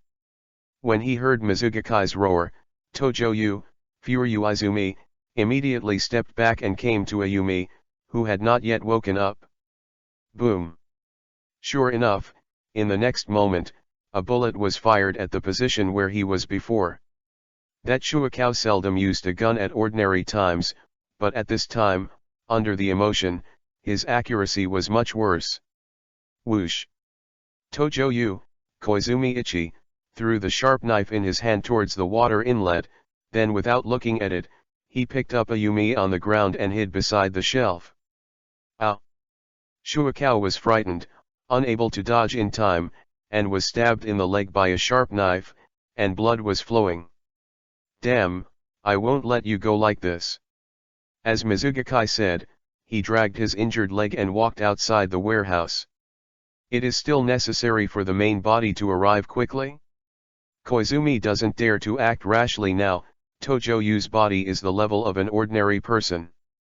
If he ventured out now and was beaten to death, Mizugakai might have killed both Ayumi and Kei-lan in his rage. Koizumi left a small part of his mental power to control Tojo-yu, so that he would not take the initiative to hurt Ayumi, and the rest of the spirit returned to his body and ran towards the warehouse with all his strength. Running is a mental thing to do, with busy people on the street, cars on the road, and all kinds of obstacles. I originally thought that the mental power only needs to reach the level of memorizing textbook knowledge, but I didn't expect it to be far behind. Koizumi regretted that he had added the attributes he had awarded last time to his strength.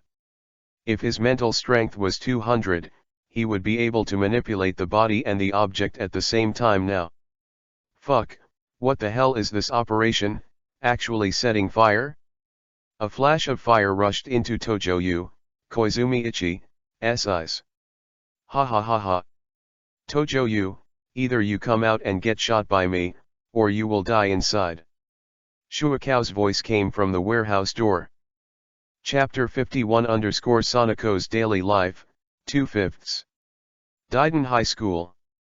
Morning, Koizumi-kun.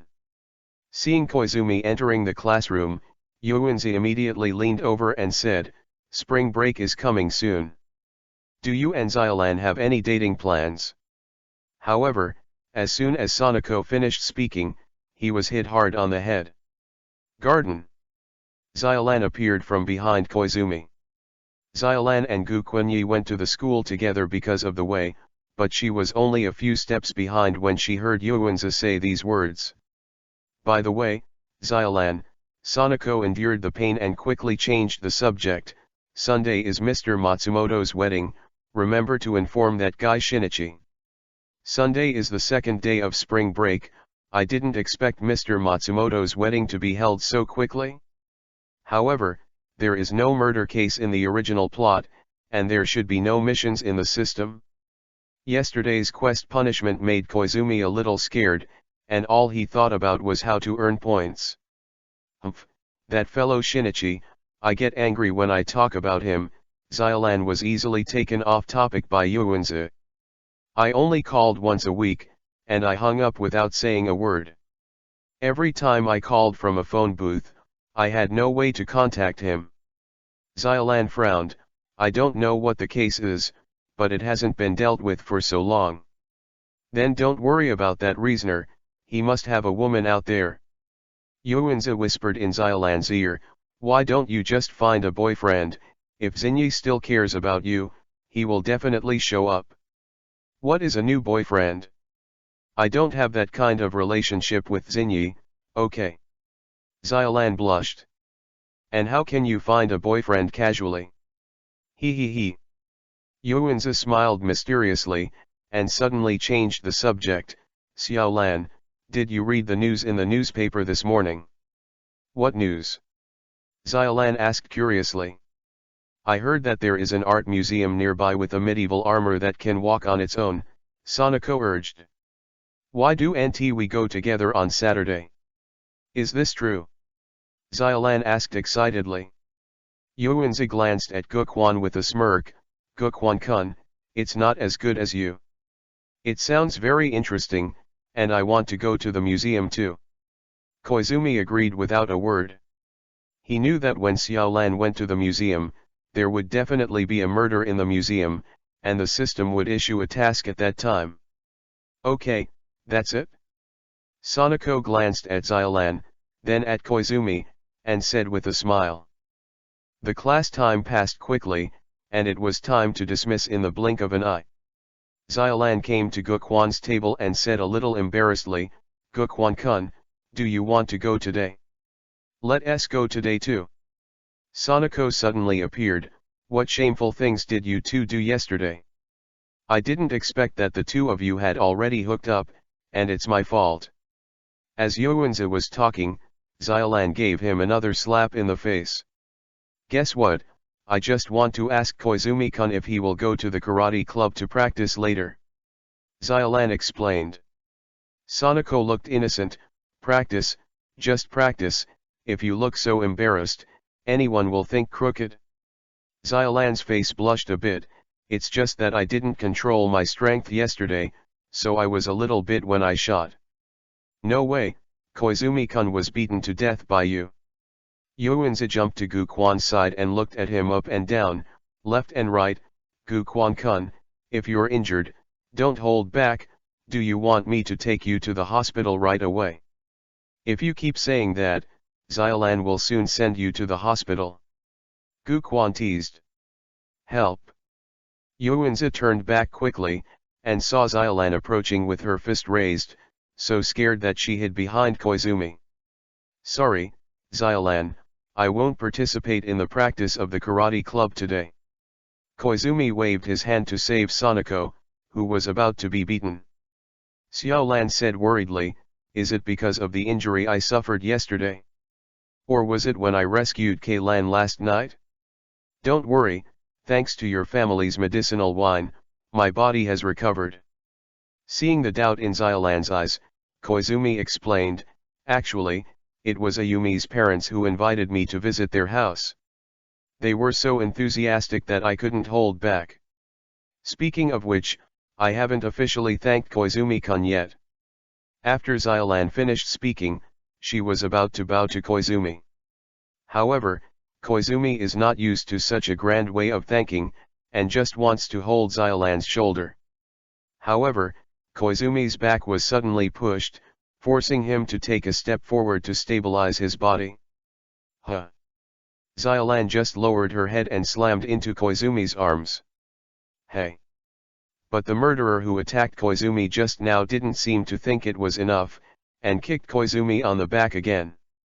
I know you want to create opportunities, but Sanako, do you want to be so ruthless?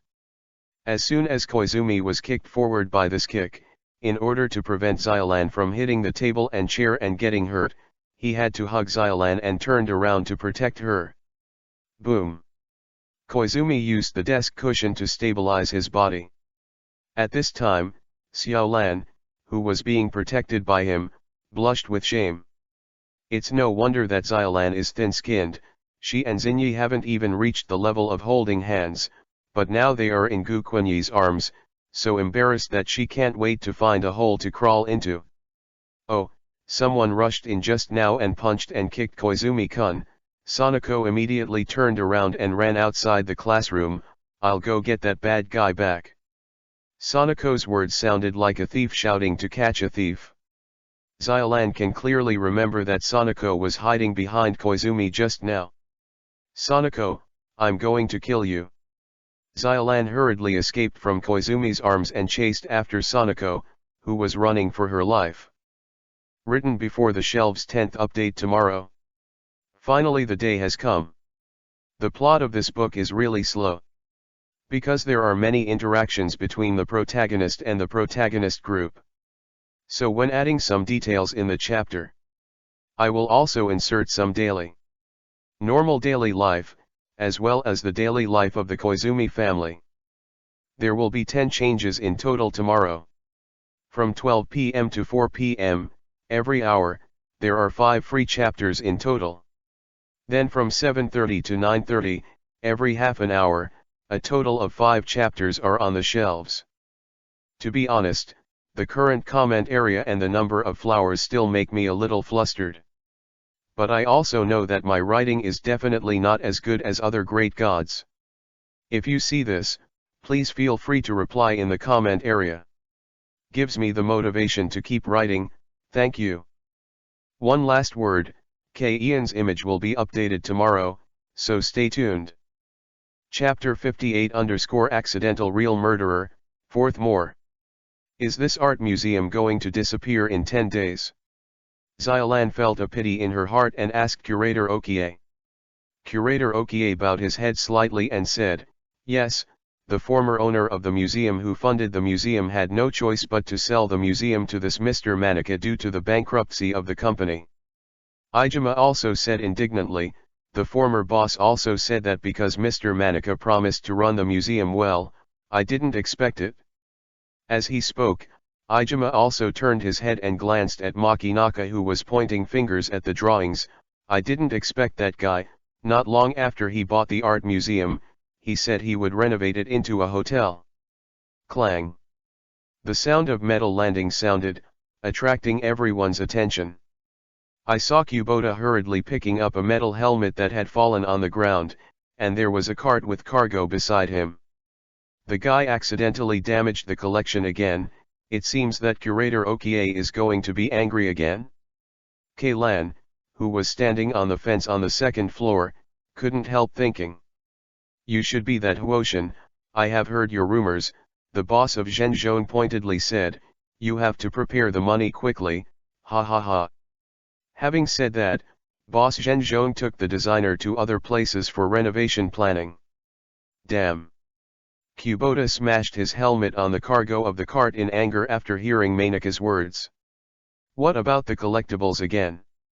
Just when Keilan thought Kubota would be reprimanded by Curator Okie for his rude behavior, she found Curator Okie's face was calm as usual. Then everyone, please enjoy it slowly. Curator Okie confessed to Xylan and the others, and then left to other exhibition halls with a face full of unwillingness. I was so angry just when I touched the painting with my hand, but this time Kubota was so rude, but Curator Okie was. Kaylan looked at Curator Okie, who was leaving, with a strange look. Ding. Ian's world case is activated, and the quest is being generated. At this moment, Koizumi also heard the system prompt. This is a murder case. Mission target, Shinshudashin, object principal, Ijima secretary. The host can choose the mission mode. Object murder mode. Koizumi quickly made a choice. Ding. 100 black cunt points have been deducted, and the objective murder mission is being generated. Ding. Murder mission has been generated. Object principal, Secretary Ijima. Mission objective, true middle school students. Failure condition 1, the host itself or Ijima is identified as the murderer or dead. Failure condition 2, Manchu Taizhung did not die before 6 p.m. today. Note that if any of the failure conditions are met, the task will be judged to have failed. After the system prompted, Koizumi immediately heard Curator Okie's voice. Everything is going according to plan. I will make an appointment with Boss Zhenzhong around 4 o'clock in the afternoon. Curator Okie was talking to Ijima's secretary, Furyu Izumi Ichi, quietly. Hearing what Director Okie said, Koizumi couldn't help being a little surprised. He didn't expect that the real murderer of this case turned out to be Ijima, not the Curator Okie deduced by the original Conan. According to the original storyline, Boss Shinaka will go to the Hell Exhibition Hall of the Art Museum at about 4 p.m., and then he will be killed with a sword by the Curator Okie, who is wearing a full set of metal armor, and he will blame Kubota for the crime, and finally Conan is killed. A loophole in the pen was discovered, thereby cracking the case. Yeah, Curator Okie is already in his 70s and 80s, how could he still be jumping around and killing people in such a heavy armor? As soon as Koizumi got the control of Ijima, he immediately knew the plan of the two. What Conan didn't deduce was that, in fact, Ijima was the real murderer wearing the armor, and this murder plan was planned and implemented together by Director Okie and Ijima. Curator Okie had already prepared for the worst. If the matter was exposed, he would take the initiative to admit that he was the murderer, so as to protect Ijima, who also loves art. Curator Okie thought that he was getting old anyway, and he had always been training Ijima as the next curator, so he was willing to take the blame. What's the matter, Ijima? Curator Okie looked at Ijima, Ichi Koizumi, who suddenly stopped and asked with some doubts. Ijima Koizumi Ichi, raised his head, his eyes flickering. Curator, I think the plan can be revised. After listening to his words, Curator Okie was stunned. But that's really unsafe. Curator Okie shook his head. The plan Ijima, Koizumi Ichi, just mentioned was almost the exact opposite of his original plan, and it was extremely dangerous. However, Ijima Koizumi Ichi, was confident and said firmly, Curator, if you don't do this, that person will still have a chance to turn around, and you know that there are still loopholes in our original plan. But in this case, you have no chance. Curator Okie struggled in his heart for a while, and finally nodded helplessly. Since Kaylan you like reasoning, then I will let you reason enough. A smile appeared on the corner of Ijima's mouth, Furyu Izumi Ichi, waiting for the good show to be staged. Chapter 59 _ The murderer is me. Fifth more. I'm so tired, that guy Xiaolan, why are you only looking at the painting? It's been a few laps. Yuanzi took Kaylan and quietly followed behind Xiaolan and Guquan, complaining.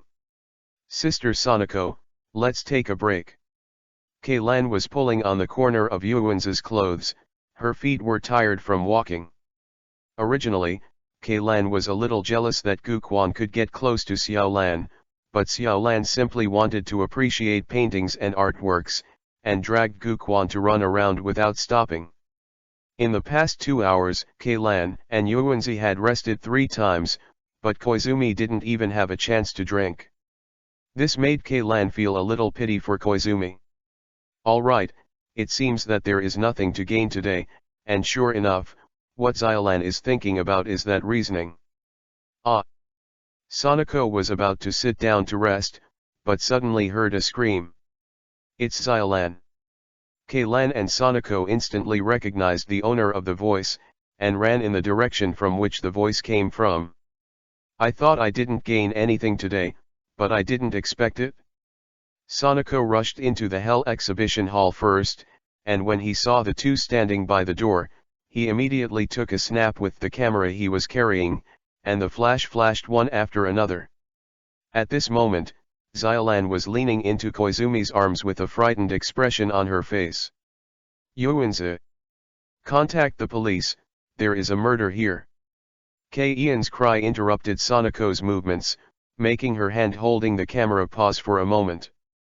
Sanako turned her head slowly, because the light in the exhibition hall was dim, she couldn't help but press the camera again. With the brief light of the flash, a bloody scene poured into Sanako's eyes.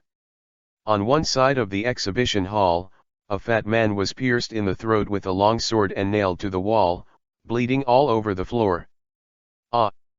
Sanako was frightened by the sight in front of him, and after screaming, he rushed into Koizumi's arms. Forget it, I'll go to the police myself. Keilan shook his head helplessly. When she was Shinichi Kudo, she had seen many murder scenes, and she was accustomed to such scenes.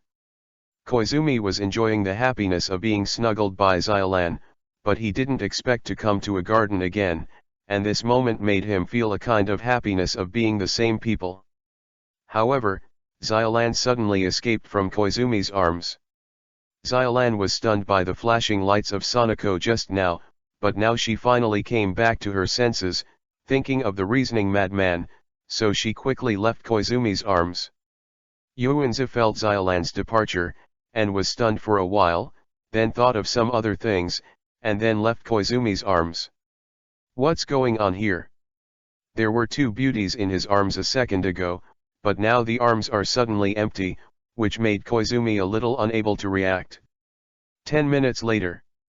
So, when the two of you arrived at the scene, Shinshu Taisho was already dead. Officer Mumu got the first scene from Xylan and Gukwan. Hey! Why are you here too? Officer Mumu looked at Kogoro Mori, who suddenly appeared, and was surprised.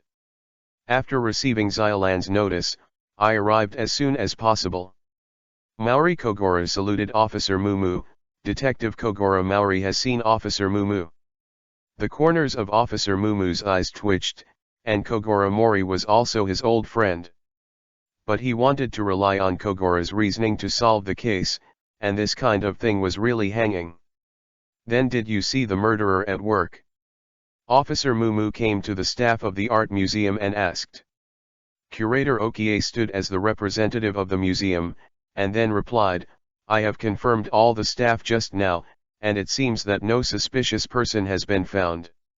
If I guessed correctly, Ijimaji, Koizumi Ichi, suddenly seemed to think of something and pointed to a corner of the exhibition hall. Perhaps that anti-theft camera should have captured some pictures. Upon hearing this, Officer Mumu quickly asked Curator Okie to lead the way and walk towards the monitoring room of the art museum. It was also at this time that Koizumi and Ijima passed by, and then there was something in his hand. Hey, I didn't expect it to be filmed. Looking at the picture that appeared on the monitor, Officer Mumu was a little surprised. The prisoner is such an idiot that he didn't even know that there are surveillance cameras in the art museum. Mori Kogoro also laughed aside. Now, let's reveal the true identity of the idiot murderer. On the display, the real boss has appeared in the showroom, just within the camera range. However, what they saw next caught everyone by surprise. In the picture, the boss of Zhenzhou was actually killed by a pair of medieval armor, and then nailed his throat to the wall with a sword. The murderer's face was completely covered by the helmet, and there was no clue at all. Later, Keilan and Morikogoro discovered that the death posture of the boss of Shinaka was a bit strange, and the composition was almost the same as that of a painting called God Punishment in the Art Museum. The prisoner used a sign to prevent the guests from entering the Hell exhibition hall, and then put on the armor and killed the boss who came to make an appointment. The prisoner should be someone who knows the inside of the museum very well. Just when the police officer Mumu was discussing with the crowd about sorting out the time for the murderer to commit the crime. "Look, what is the boss really doing?" Keilan suddenly shouted. "Keilan, don't smash it. This is..." Morikogoro was attracted by the picture. Mr. Shinaka picked up the paper and pen. "What the hell did he write?" Officer Mumu looked curiously, and then said in surprise, "Why did he throw away the pen? That note is still in the hands of Boss Zhenzhong." Both Morikogoro and Officer Mumu guessed that Boss Zhenzhong wrote the murderer's name on a piece of paper before he died, and immediately returned to the murder scene with everyone. "There it is." A police officer broke the clenched fingers of the boss of the real middle school and handed an item to the police officer Mumu. This note was found in the victim's hand. What was written on the paper, and who was the murderer? Officer Miki and Kogoro Mori opened the note with the message nervously and expectantly. Fan, Ijima. Chapter 60 Zylan is the protagonist of the photo door, 6th more.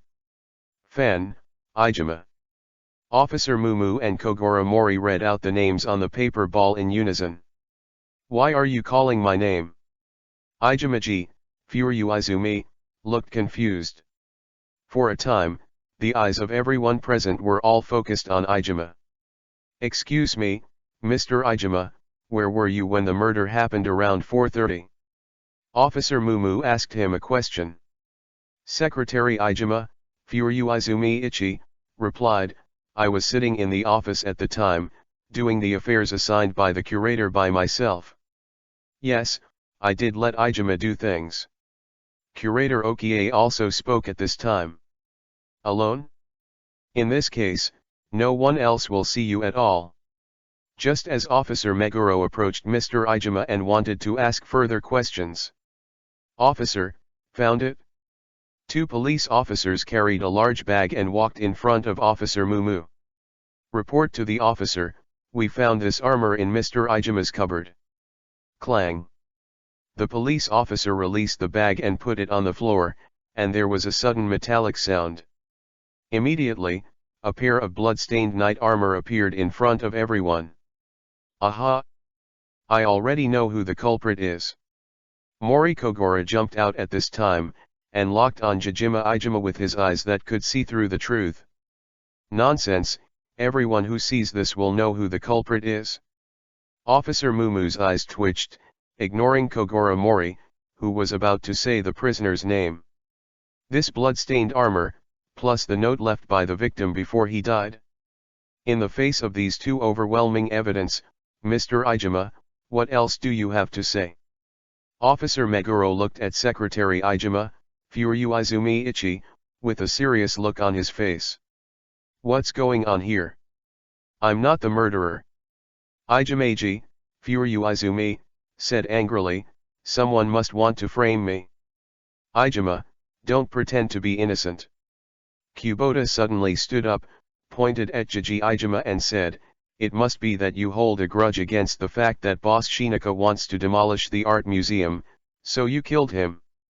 "Ijimaji," Furyu Izumi sneered, "Kubota, you must have framed me on purpose. The fact that you stole the artwork and sold it has long been discovered by the real boss, and the boss is asking you for a huge sum of money. In the end, if Boss Shinaka is dead, you must be the happiest one." Ijimaji, Koizumi Ichi, pointed at Kubota Road. Officer Mumu turned to look at Huoshin. Is what he said true? Huoshin broke into a cold sweat and quickly defended, but, this matter has nothing to do with the murder case. It's not me who killed me. Also, the name that Boss Zhenzhong wrote on the note is clearly Ijima. Just as he was talking, Huoshin suddenly caught a glimpse of the wall beside him, and he was relieved. And you look at the wall where the murder took place. Huoshan seemed to have discovered something and was a little excited. There is not a single painting on the murder wall. It must be that the murderer didn't want the painting to be stained with blood, so he removed it beforehand. Ijima has always cherished these junk. Oh no, he cherishes artworks, Kubota said quickly. It must be someone who killed him. At this time, the two held their own opinions. Although Kubota was not ruled out as suspected of committing the crime, the name on the note and the armor found were the main evidence. And they all pointed to Secretary Ijima. Could it be that Kubota used Ijima's thinking of cherishing artworks to deliberately set up a scheme to frame Ijima? At this time, Officer Mumu, Kogoro Maori, and Keilan all had this idea. After all, Kubota, like Ijima, did not have a clear alibi at the time of the incident. Framing and framing have always been the most common methods used by prisoners in order to avoid criminal responsibility. Xiaolan, what do you think the guy from Shinichi will do when he sees the photo? Yuanzi whispered to Xiaolan. Ah! Sonoko, what did you just say? Xiaolan was watching the progress of the case and did not react for a while. After all, Mr. Ijima doesn't look like a bad person, and Xiaolan is a little unwilling to believe that such a person who loves art would commit such a cruel act. However, Ge Yuanzi lacked interest in these murders and began to tease Xiaolan. That's the photo of you and Koizumi-kun hugging each other just now. Sonoko touched Xiaolan with his elbow. How about it? Zenichi's embrace is warmer, or Koizumi-kun's? Let me know what you think about it. What's Zenyi's embrace? He and I haven't decided yet. After saying this, Xiaolan suddenly paused and found that it was Yuanzi's cliché. Xiaolan immediately changed the topic and said, "Humph, you yourself were so frightened that you threw yourself on Koizumi-kun. You don't need to ask me about this kind of thing." Sonoko was stunned for a moment, but soon regained her thoughtful expression. No, I'm still single, so it doesn't matter if I have contact with Koizumi-kun. Yuanzi raised the camera in his hand. Why don't I write some impressions on the back of the photo, and then send it to Zenyi together? It will definitely make him come right away. However, before Goose Yuanzi finished speaking, Xiaolan snatched the camera in her hand, and she was also hit on the head. No. It's a rare moment I captured. Yuanzi regretted it very much. Why didn't she print the photos first and then flirt with Xiaolan? Now, all the photos have been deleted by Xiaolan. At this time, Koizumi was distracted and controlling Ijima, while Keilan was walking around the scene, as if looking for something. Officer Mumu, the ballpoint pen just dropped here. Keilan pointed to a corner. Well done, little sister. Officer Mumu picked up the ballpoint pen on the ground, carefully observed and compared. It seems that this is the pen that Mr. Shinaka used to write the killer's name. Strange, why is this tip kept inside? Zhenzhong threw away the pen after writing. How could he have the intention to put away the pen tip? Isn't he the pen he threw away to prevent the murderer from seeing him writing? Keilan noticed something unusual about the ballpoint pen. Later, Keilan learned from curator Okie that this was an anniversary souvenir of the museum, and as long as it was a related person, there would be a ballpoint pen of the same style. Keilan immediately took the evidence bag with the note and observed it carefully. Seeing Keian's serious expression, Koizumi had a smile on his face. Chapter 10 Hitomi's Attributes, 1/5. When Keilan started riding a big yellow dog named Big Mac running around the city, Koizumi and Xiaotong had already crossed several big rivers together. Koizumi's current physique is still a little weak. Although the four-dimensional value has reached 70, it can only be regarded as an ordinary person's physique. Although Koizumi really wanted to come to Xiaotong many times, but after 2 battles, he became Xiaotong's horse instead. Once again separated from Xiaotong, Koizumi felt the joy of rushing into the sky, but at the same time, his legs and feet felt a little sore. The bright red flowers were wet by the spring rain and scattered on the sheets, beautiful and eye-catching. "Master, please take a shower first, Xiaotong is cooking for you now." Xiaotong picked Koizumi back, put him in the bathtub, he simply rinsed it with the spray head, and then walked into the kitchen. Seeing Xiaotong recovering so quickly, Koizumi was a little surprised, and quickly checked Xiaotong's information. Follower name, Xiaotong. Race, human. Gender, female. Favorability, 100. Strength, 100. Constitution, 115. Spirit, 100. Agility, 100. Skill, flexible body technique LV3. And Koizumi's own attributes are: Host, Koizumi. Strength, 70. Constitution, 75. Spirit, 70. Agility, 70. Skill, flexible body technique LV1. Black Kunt points, 100. Unexpectedly, Xiaotong's four-dimensional attribute is 30 higher than his own. Gu Quanyi blushed secretly, especially in the physique column, the attribute reached 115. When he saw the flexible body skills in the skill column of Xiaotong, Koizumi remembered that Xiaotong had practiced gymnastics before. At the same time, Koizumi also guessed that the LV1 skill of the flexible body technique he obtained was probably due to the relationship with Xiaotong. Unlock more poses next time, you can't waste such a good condition in vain? After trying a little bit, Koizumi found that he had a higher degree of control over his body, and he could barely perform some difficult physical movements.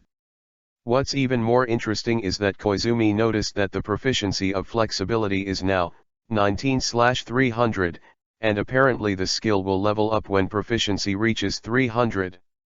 However, Koizumi clearly remembers that he only got the skills when he returned to the room, and there is no related training at all. Could it be when I was exercising with Xiaotong just now? Just as Koizumi was soaking in the warm water and thinking about it, Keilan, who was running outdoors, was also soaked in sweat. The second, the third, the fifth. As time passed by, Keilan went to 5 schools where the kidnappers might exist, but still did not find any. At this time, it had been nearly 50 minutes since the last time the kidnappers called. Although Keilan was relatively thin now, the Big Mac was exhausted and out of breath from the long run. How is this possible? There is no school where you can see the big chimney. Isn't the kidnapper no longer around here? The long-term exercise made Keilan sweat like rain.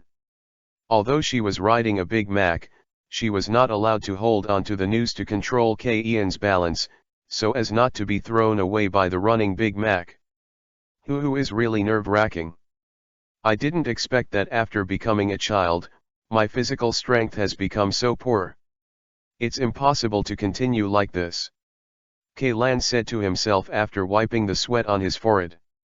While Keilan was resting, his left eye inadvertently noticed a building in the distance, and the many lights made it very bright in the night. Wait a moment. Could it be that a bold idea emerged from Keian's heart? With a guess in his heart, Keilan didn't bother to rest any longer, and jumped on the Big Mac again. After a while, Keilan came to the side of the building. From a distance, this side of the building looked like a tall, black chimney. Gu Jingzi must have seen the side of the building, so he mistakenly thought it was a chimney. And the nearby school that can see this building as a chimney is Erkiao Middle School. Keilan rode the Big Mac non-stop to the direction of Erkiao Middle School. At this time, in the hideout where the kidnappers were, a man's voice sounded. Put the money on the bench in Baishanjing Park, and I will release your daughter after I get it. Then let me hear my daughter's voice again. On the other end of the phone, Gu Tenggang's voice came. Humph. Let's wait and listen later. Ignoring the request on the other end of the phone, the man decisively hung up the phone, then turned off the phone, and threw it aside. Then the adult man turned his head, and the sharp knife in his hand shone with cold light. In a corner not far from him, a little girl was trembling with fear. Her waist was sealed with tape. And her body was also tightly tied with hemp rope. It was the kidnapped Gu Jingzi. Humph, since the business has been done, that means you have no use value. The man looked cruelly at Gu Jingzi, and approached the little girl step by step with the sharp blade in his hand. Seeing the man keep approaching her, Gu Jingzi was so frightened that she cried. "Wait a minute." A crisp voice came from the door, and the adult man was startled, immediately stopped what he was doing, and hid behind the door of the warehouse. Who is talking?" the man said in a panic. "It's me." The crisp voice sounded again from below. Just as the man was about to look down at the person who came, he was suddenly knocked down by a big yellow dog. The huge impact knocked him down and flew out. After falling to the ground, the man and the big dog immediately began to fight.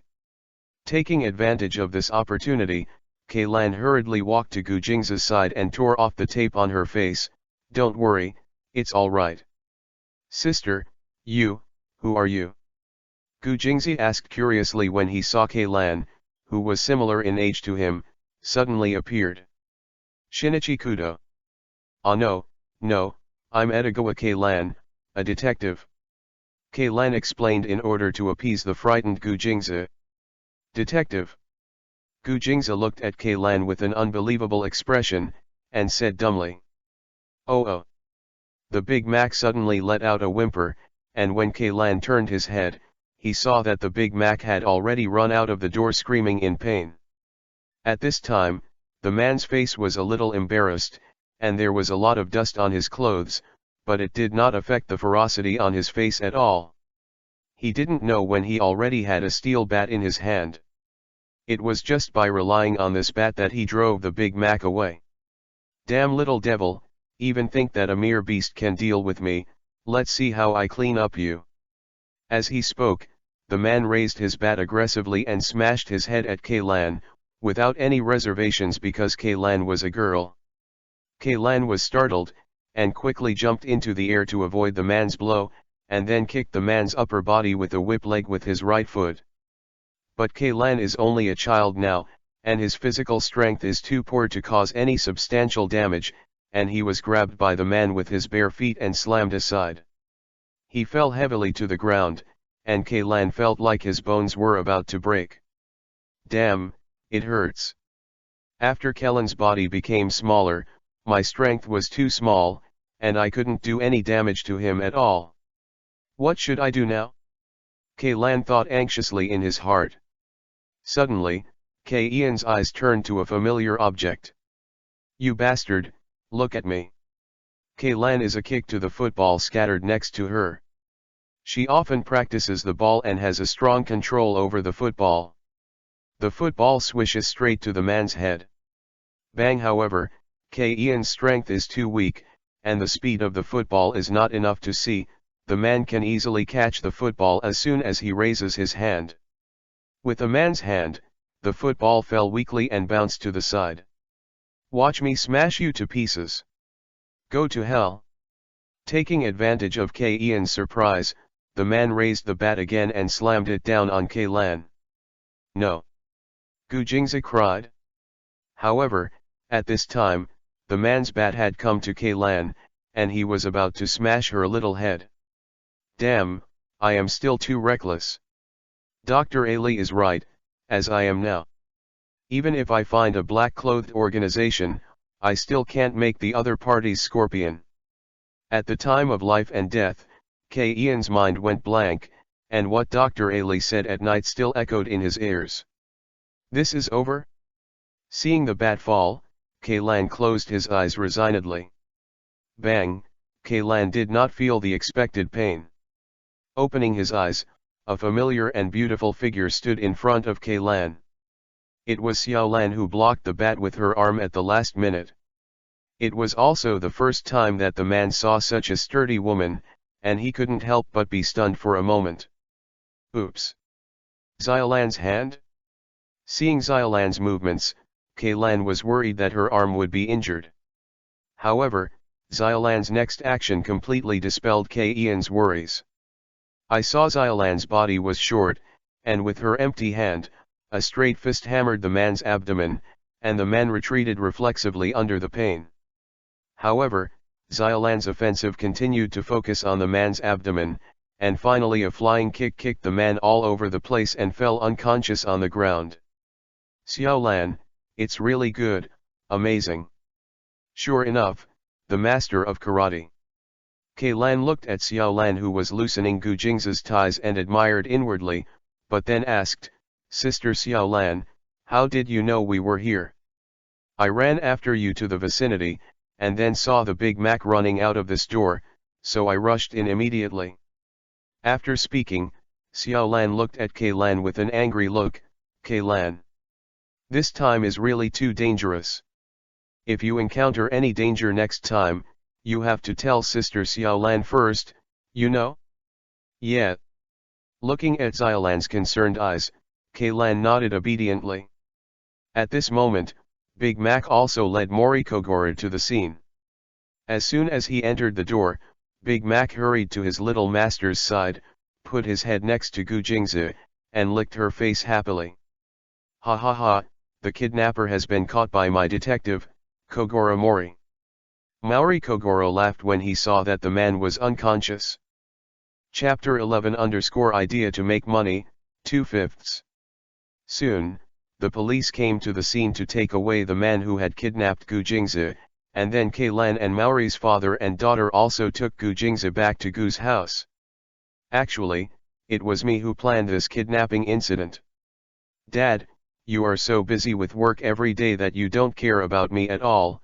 That's why I asked Butler Asso to create this kidnapping incident. I thought that as long as Dad's company was on holiday, Dad would have time to play with me. Gu Jingzi stood in front of Gu Tengang with tears in his eyes. Humph, even if my daughter asks you, it's hard for me to forgive you for what you did, do you know that, Asso? Gu Tengang said to Asso's housekeeper in an angry tone. Master, I understand. Butler Asso lowered his head in remorse. So, in order to punish you, now you are going to plan a 1-week trip from tomorrow. Gu Fujigang's tone remained unchanged, but there were already many emotions in his words. The destination is Australia, which Jingzi most wants to go to. Old, master. Asso's housekeeper reacted with joy on his face. Of course, Dad will accompany Jingzi. Gu Tengang looked at his daughter lovingly. Gu Jingzi cheered, and happily fell into his father's arms. Seeing this warm scene, everyone present couldn't help but warm their hearts. The case was solved perfectly, and Kogoro Maori received his first generous remuneration in half a year, and he was instantly overjoyed. On the way back, in the taxi, Xiaolan officially introduced Lan to Kogoro Mori. At the same time, Xiaolan also asked Mori Kogoro to let Lan stay at home temporarily. It just so happened that Mori Kogoro opened once every 6 months, and he successfully solved the case and got a generous reward. In a good mood, he readily agreed to Xiaolan's request. Lan finally breathed a sigh of relief. Although the person in black in this case was not the person in the black organization that she thought, Lan believed that when Mori Kogoro became famous, she would have more opportunities to contact her. To information about the black organization. When Lan was happy about having a place to stay, Koizumi had already finished taking a bath, and Xiaotong had prepared dinner. I don't know if Xiaotong is intentional or not.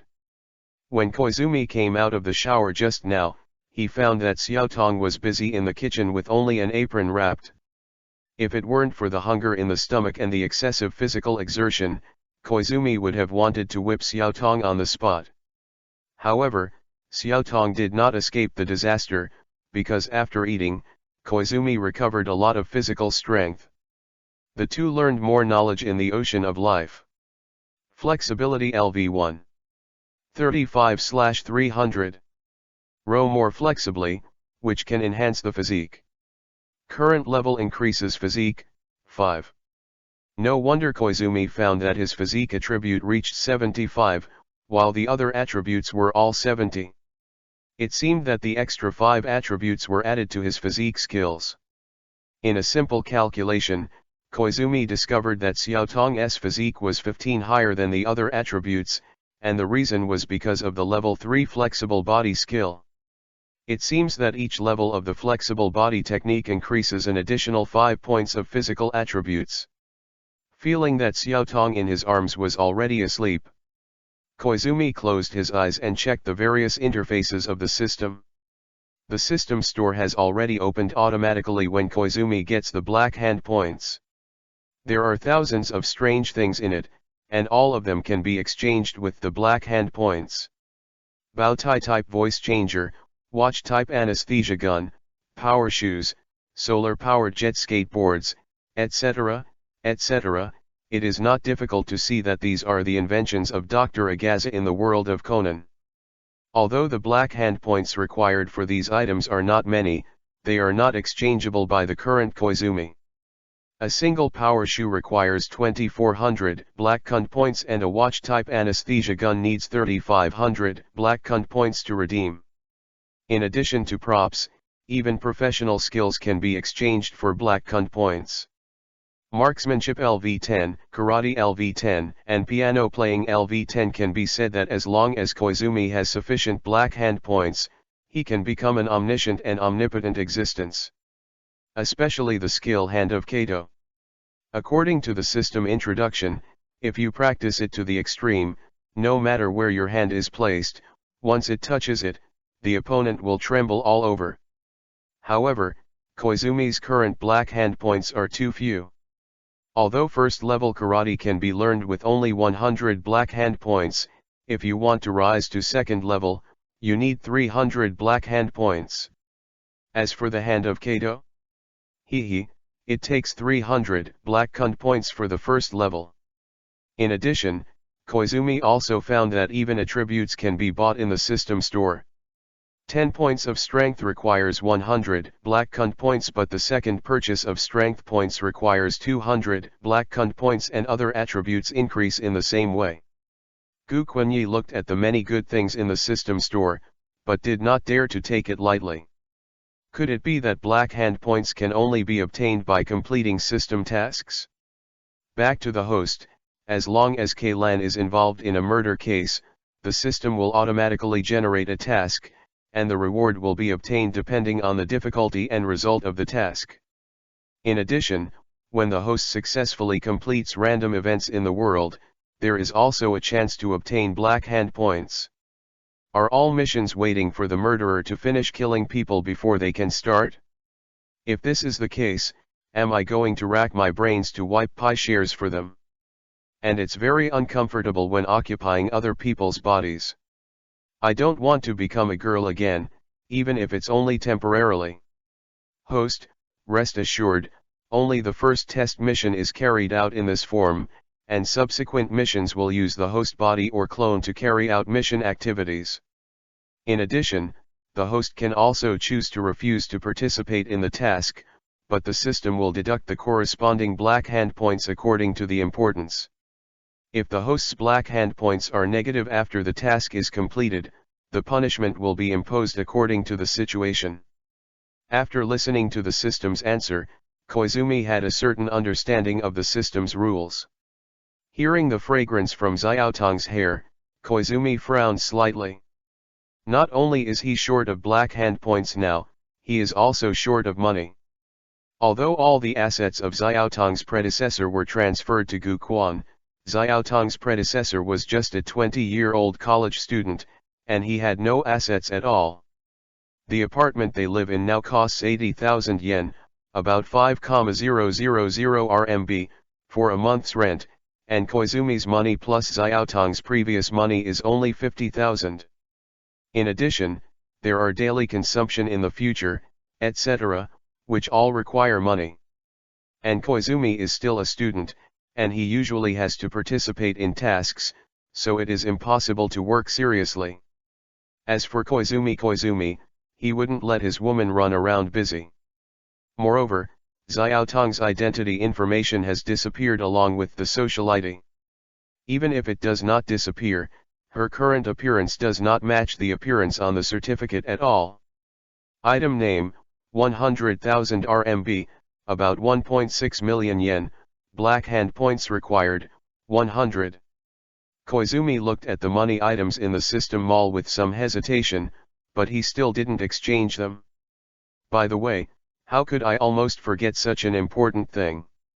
Koizumi suddenly thought of a good opportunity to make money. In less than a week, that event in the world of K-Lan will appear, and then he will be able to get a lot of cash. By the way, I remember that the night K-Lan appeared, there would be a case of kidnapping a rich family daughter. However, since the system has not released tasks, it may be that my memory is wrong. Thinking of this, Koizumi slowly fell asleep. Chapter 8_Go Home Girl. Sitting in the taxi, Koizumi glanced at the character panel that was just opened. Host, Koizumi. Strength, 60. Constitution, 60. Spirit, 60. Agility, 60. Skills, none. Black Kunt points, 0. Sure enough, it is a body created by the system, and the 4 attributes are all 60, which belongs to the level of ordinary people among ordinary people. In addition to the character panel, Koizumi discovered that there are other interfaces such as the system store, task bar, and item bar. Other columns such as the system store are now in a gray and unclickable state, which seems to require some conditions to activate. The taskbar only has the test task completed in one afternoon. As for the reward of the task, you need to return to Xiaotong's residence to receive it completely. In the item column, there are a bunch of keys to Hitomi's residence and 10,000 yen in cash. Fortunately, the system also left a little cash for Gu Quenyi, otherwise Gu Quenyi would have to walk back abruptly. 20 minutes later, Koizumi arrived at the door of the original Tong's apartment. Sister, girl, here I come. Koizumi cheered inwardly and opened the door of the room with excitement. Ding! The test task reward was successfully received, the host's all attributes plus 10, 100 black hand points and the skill flexible body technique LV1. With the sound of the system, a stream of heat flowed out of Koizumi's body, making him extremely comfortable. And the picture in the room made Koizumi surging with blood, and he almost cried out with joy. 3 meters away, a girl with exactly the same appearance as Gu Xiaoying was sitting on the floor cleanly, looking at Gu Quenyi with a smile. It was his custom-made girl, Xiaotong. Koizumi hurriedly closed the door to prevent outsiders from seeing. Master, welcome home. Xiaotong said to Koizumi gently, her eyes full of tenderness. Not only the appearance, but also Xiaotong's voice is exactly the same as Gu Xiaoying in Gu Quenyi's memory. After speaking, Xiaotong was ready to meet Koizumi, but just as she stood up, she realized that she had been sitting on her knees for too long, her lower limbs were numb, and her body fell forward uncontrollably. Koizumi stepped forward quickly supported Xiaotong who almost fell, and hugged him into his arms. Feeling the softness in his arms, Koizumi looked down. No, it's too exciting, I need to calm down?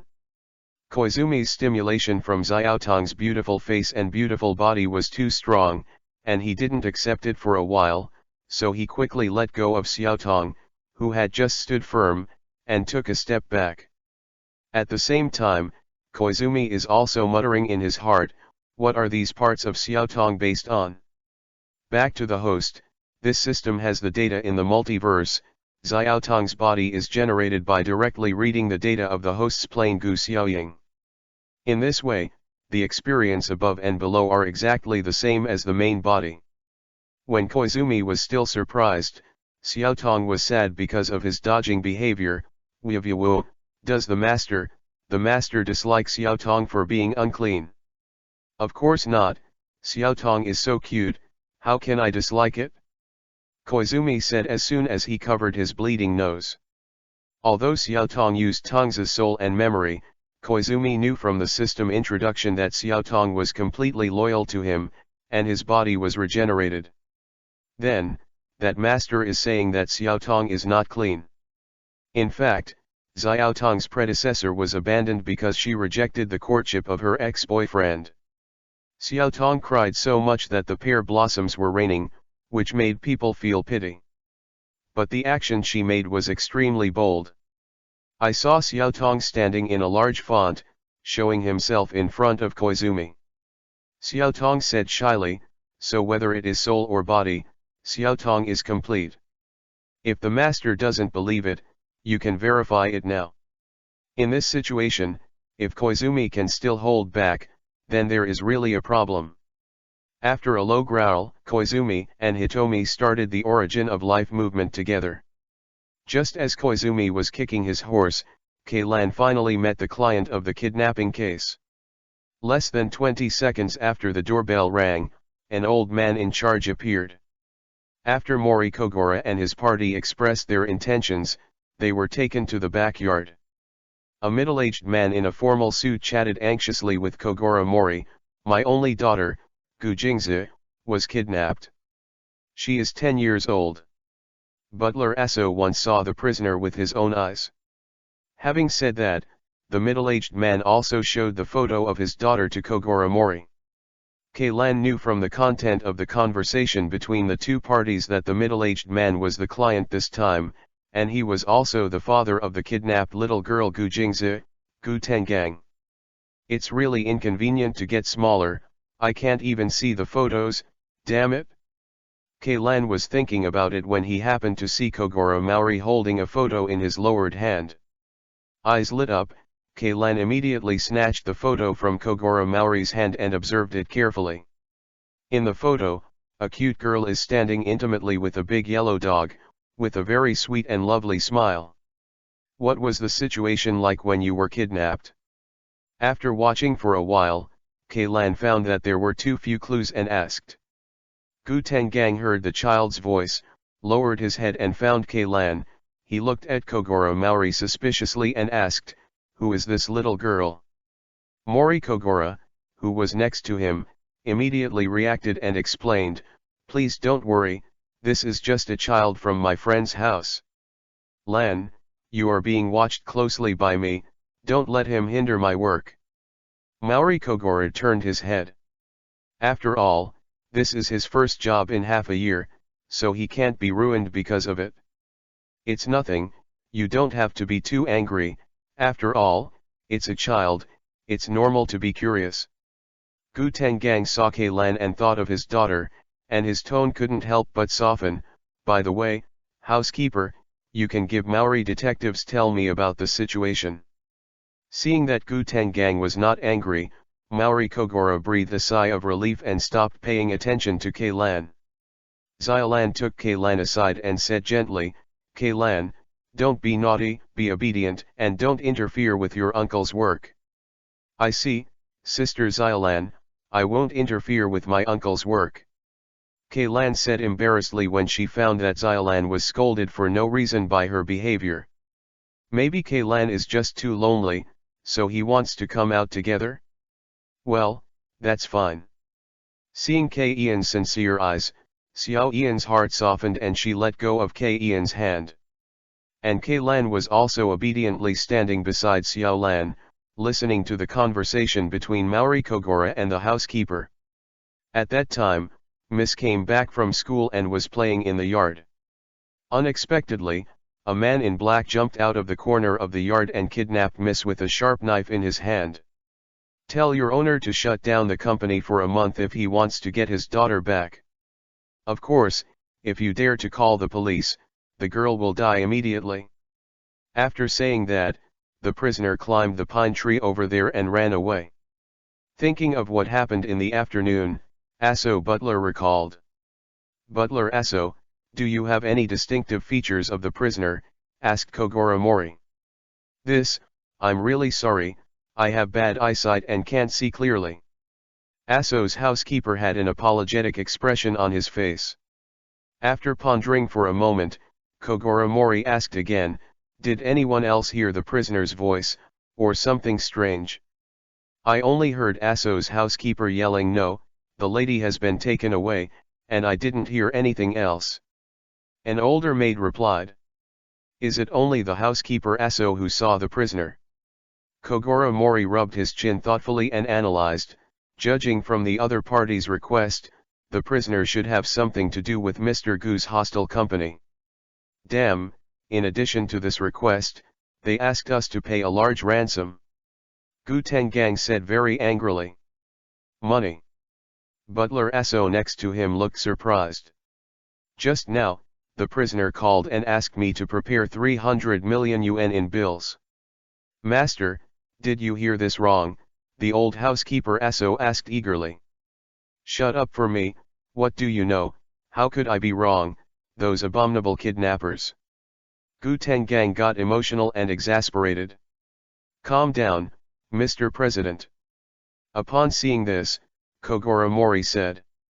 Guto Gang took a breath, calmed down his restless mood, and said apologetically to Mori Kogoro. Sorry, Mr. Mori, I'm so excited. Mr. Gu, don't worry. For a father, if his daughter is in such a situation, it is inevitable that he will be worried. I can understand. Kogoro Mori said to Gu Tengang as if he had come over. Then I'll ask Mr. Mori. No problem. I will find the culprit and rescue your daughter. No, I always think this case is very strange. Why did the prisoner come to the house to kidnap the little girl? Obviously, it is best to start when you are going to school and after school, so as to avoid being discovered. Besides, why is the butler so nervous, and what is he nervous about? After getting the clue, K-Ian's little head turned quickly. While thinking, K-Lan also found a pink football on the grass next to him, and subconsciously kicked it by himself. As soon as he touched the basketball, K-Ian's little feet became flexible and kicked the pink soccer ball up and down. Since she was originally a boy, her movements were also open and close. However, Xiao Lan, who was standing beside her, frowned. Because K-Lan forgot that he was still wearing a skirt, and the movement of kicking football even flew up and down with the skirt, and the blue and white fat times were unobstructed. Chapter 15 Attentive Service, 1/5. Half an hour later, Cabana woke up from the coma. His physical fitness has always been very good, so he recovered quickly. But when Cabana woke up, he felt dizzy. I'm not drunk, ha ha ha, I'm not drunk. However, even if he woke up from a coma, the amnesia plus drunk state made him unaware that he had fainted. In this state, even Cabana, the former leader of the robbers, could only walk back to his room in a daze, vomit and fall asleep. Just when Cabana fell asleep again, Koizumi had already returned to his and Xiaotong's home. Welcome home, master. Hitomi, who has the appearance of a star, knelt sweetly at the door and greeted Koizumi, who had just entered the door. Wearing a light pink long dress on Xiaotong's body, although it does not fit well, it cannot affect Xiaotong's extraordinary beauty and figure. I can't let Xiaotong go without clothes all day long, otherwise Koizumi will not be in the mood to do homework in the future. So Xiaotong put on clothes at Koizumi's strong request. It's just that the clothes in the room are all before Xiaotong's remodeling, because the body shape is different after the remodeling, and the clothes naturally no longer fit the size. Xiaotong, you don't have to wait for me at the door next time, you know. Remembering that Xiaotong had bruised on her knees because she sat kneeling at the door for too long yesterday, Koizumi patted Xiaotong's head pitifully. No, I want it. Xiaotong hugged Koizumi and acted like a spoiled child in his arms. Xiaotong's tenderness touched Koizumi's nerves, provoking his thoughts of battle. The battle lasted for more than half an hour before it ended. At the end of the battle, Koizumi realized that his skills had improved a lot, and his proficiency in flexible body art had been directly increased from 35 to 80. The number of proficiency increases today is much more than yesterday. Koizumi also found out that if he wants to improve his skills, it is not enough to rely on the number of times. It mainly depends on the time and intensity of the battle. Koizumi's performance today is much better than yesterday. In addition to getting familiar with Xiaotong's tricks, another reason is that he bought attribute points to strengthen himself.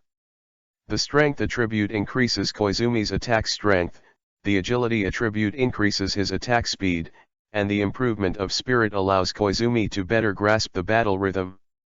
Ding!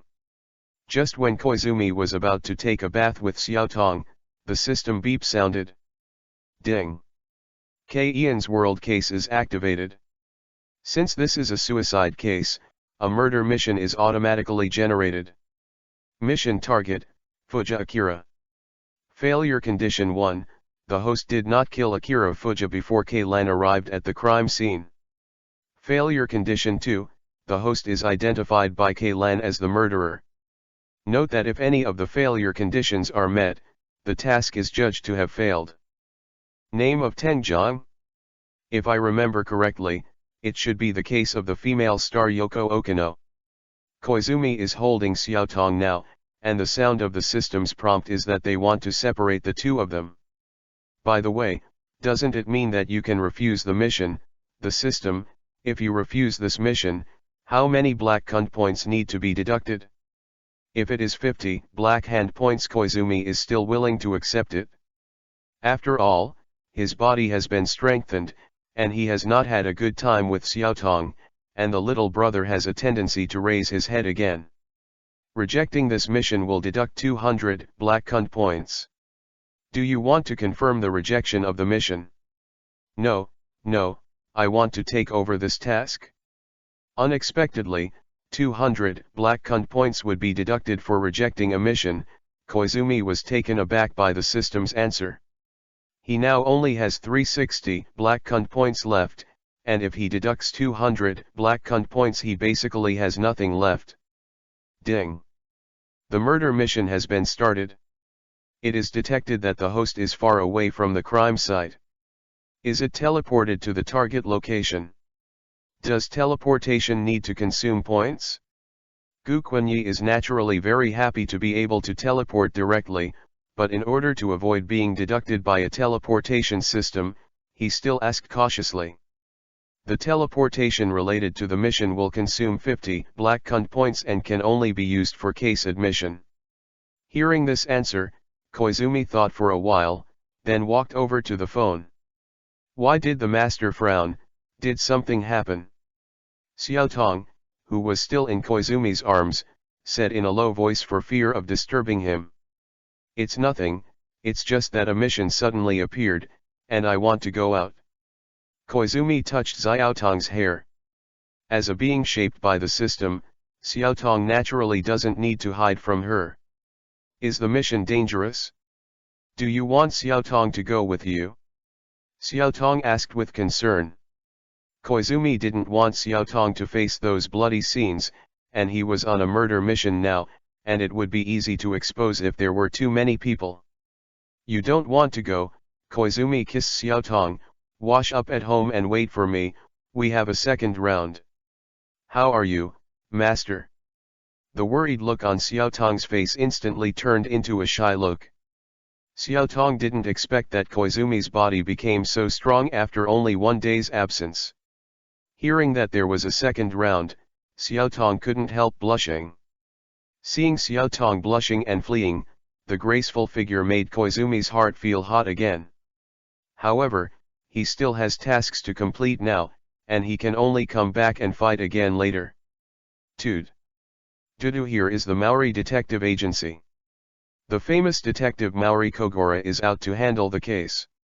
If you have any case to solve, please leave a message later. Hearing the voice on the phone, Koizumi knew that Kogora Mori, Lan and others were already on their way to the scene of the murder. System, send me to the target location of this mission? Ding. The target location is confirmed. The teleportation service will deduct 50 black cunt points. Are you sure? Chapter 17 _ Happiness or Pain, 3/5. I didn't expect Ian's group to arrive so soon, and they are standing at the door now. Although Koizumi felt a lot of pain in his heart, there was no way to leave the room now. While Yoko Okino was talking to Ran outside the door, Koizumi quickly hid in the bathroom with his shoes on. 10 seconds later. Ah! Yoko Okino's exclamation sounded, and it seemed that Akiyoshi Fuji's body was found. Why are you here? Ian's voice sounded, along with the exclamations of several children. By the way, the other 3 children of the juvenile detective team in this case were also present. Koizumi thought of the 3 little guys in the same class as Lan. A few minutes later, Koizumi heard the sound of sirens. Soon, police officers began to investigate and collect evidence in the room. Koizumi shrank in the bathtub and drew the curtain above. Fortunately, the place of death was in the living room, so the officers just opened the door to check the bathroom and left. Why is there a layer of ash in this bathtub? Doesn't Yoko Okino even take a bath? Koizumi patted the dust on his hands. After staying in the bathtub for 10 minutes, Koizumi realized that no one was paying attention, so he walked to the door of the bathroom and opened a gap to observe the situation in the living room. Don't be kidding, if it's a murder that happened in Yoko's room, you should be suspicious of Yoko, right? I'm here for the first time, and it has nothing to do with me at all. The person who spoke was a beautiful woman with a melon seed face, dressed in a fashionable manner, with a sense of generosity but not kitsch. From the name of the police officer Higaku, Koizumi knew that she was the Yuko Aizawa who sent a threatening letter to Yoko Okino. Seeing Yuko Aizawa denying that he had been to Yoko's room, Kogoro Mori raised the evidence bag in his hand. If so, why is this thing here? An earring is in the evidence bag, the same style as the earrings Yuko Aizawa is wearing at the moment. However, Yuko Aizawa is not worried but happy, and has no self-consciousness to be regarded as a suspect. I thought, where did I fall? But now I finally found it. It's great. It's not just this earring. The manager of the apartment has also confirmed that he saw someone who looks like you. You must have been to Miss Yoko's room. Mori Kogoro stared at Yuko Aizawa and said. Aizawa Yuko looked at Mori Kogoro nonchalantly. It's just someone who looks alike, such a judgment is too stupid.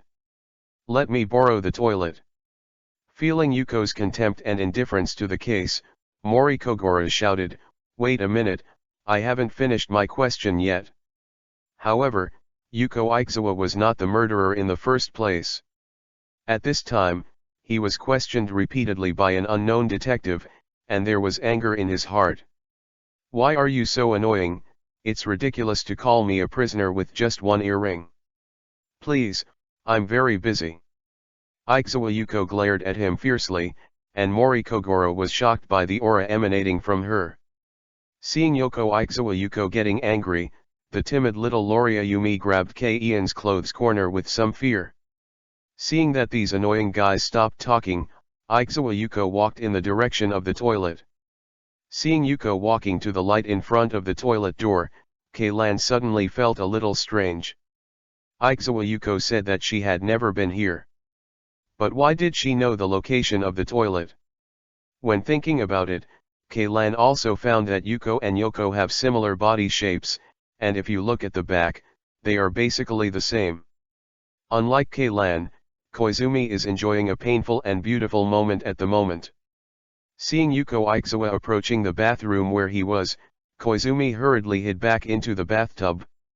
With a snap, the lights came on, Aizawa Yuko walked in, and then locked the door. Koizumi was wondering why Aizawa Yuko came here, but inadvertently caught a glimpse of the toilet from the edge of the curtain. It turned out that Yoko Okino lived in a high-end apartment, and the room layout was not traditional Japanese style. In the Japanese style, the bathroom and toilet are separate, but Yoko Okino's bathroom is more Western style, with the bathtub and toilet in one room. Koizumi's bathtub and toilet were only more than 1 meter apart, but he didn't notice it because the lights were not turned on before. Aizawa Yuko hung his down jacket on the wall, and then went to the toilet to prepare. 3 minutes later. After finishing the convenience, Aizawa Yuko finished her makeup and dressed up, and finally finished finishing and walked out of the toilet, leaving Koizumi, who was uncomfortable, alone in the bathtub. Sure enough, people can't be seen. I didn't expect that Yuko is still in a state of cleanliness. After the lights went out, Koizumi was about to go to the door to check the situation outside. However, before taking 2 steps, footsteps were heard outside the corridor. Is it another one to be relieved? Koizumi went back the same way. Soon, the lights came on again, and Koizumi saw the visitor from the edge of the curtain. It's Xylan. Thinking of the upcoming happy moment, Koizumi is even more painful, but also happier in his heart. Chapter 19 _small request, 5/5.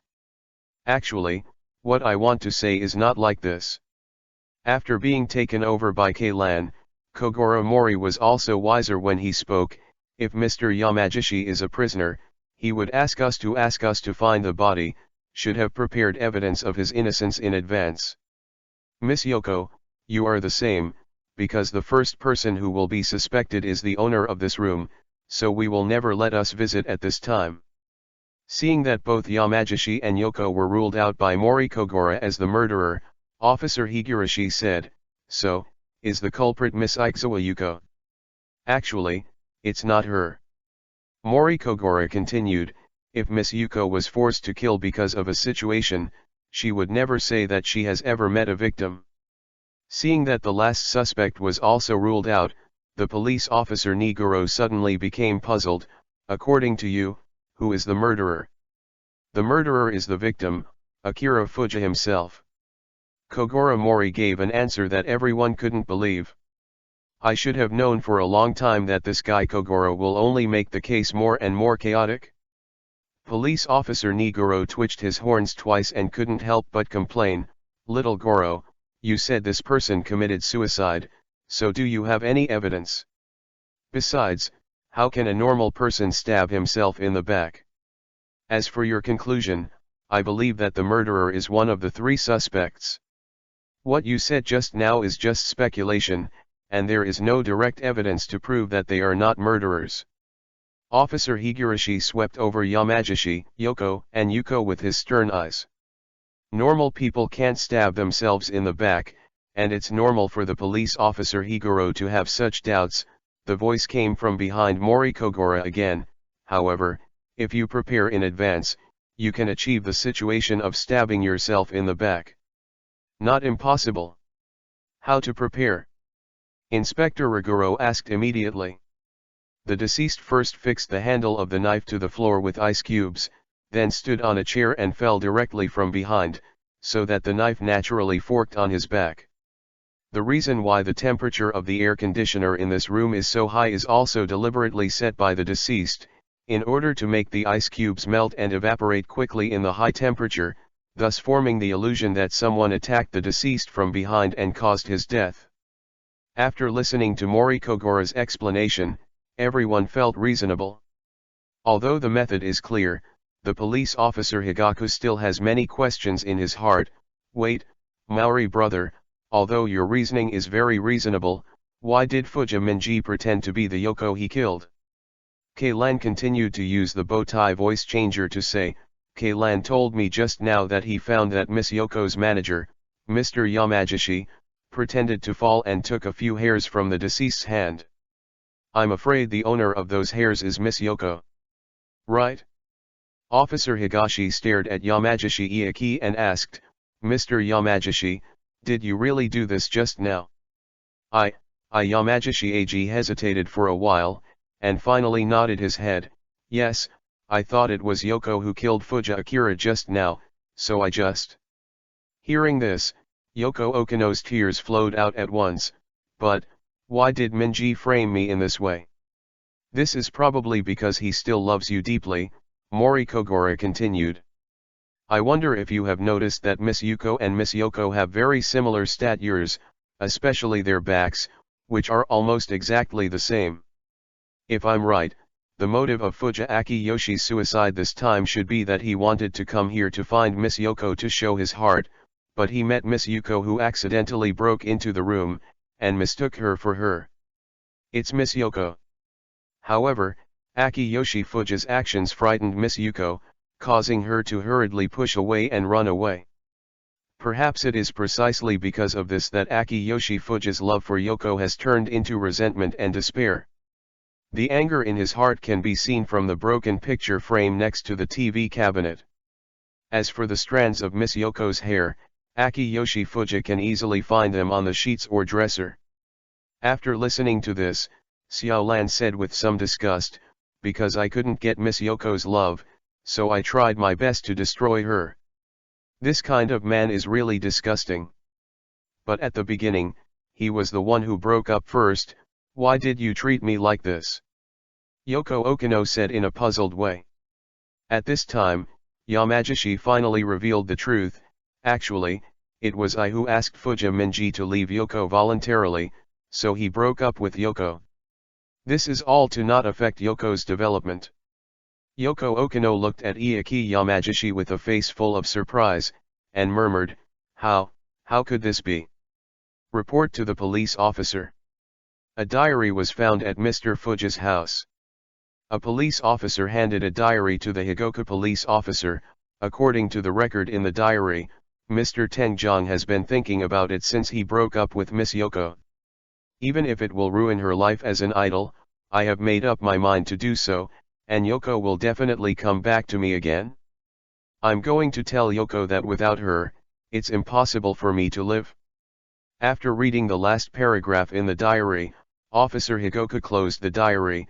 In the end, this is a tragedy caused by lies, misunderstandings, and accidental coincidences. While Yoko Okino was crying, Mr. Yamagishi had already walked up to Kogoro Mori and bowed his thanks. After that, Kogoro Mori slowly woke up, and the police officer Higurashi grabbed his hand. "Brother Mori, you did a good job today, which really impressed me. Fortunately, I have your help, otherwise the truth may be buried for a long time." Yes. Maori Kogoro looked bewildered, but quickly accepted the compliment. "Ha ha ha, with my famous Maori detective here, there is nothing that can't be solved." Keilan, who was wearing cute women's clothes, rolled her eyes on the side. At this moment, Ayumi came to Keilan. "Keilan, I've been looking for you for a long time.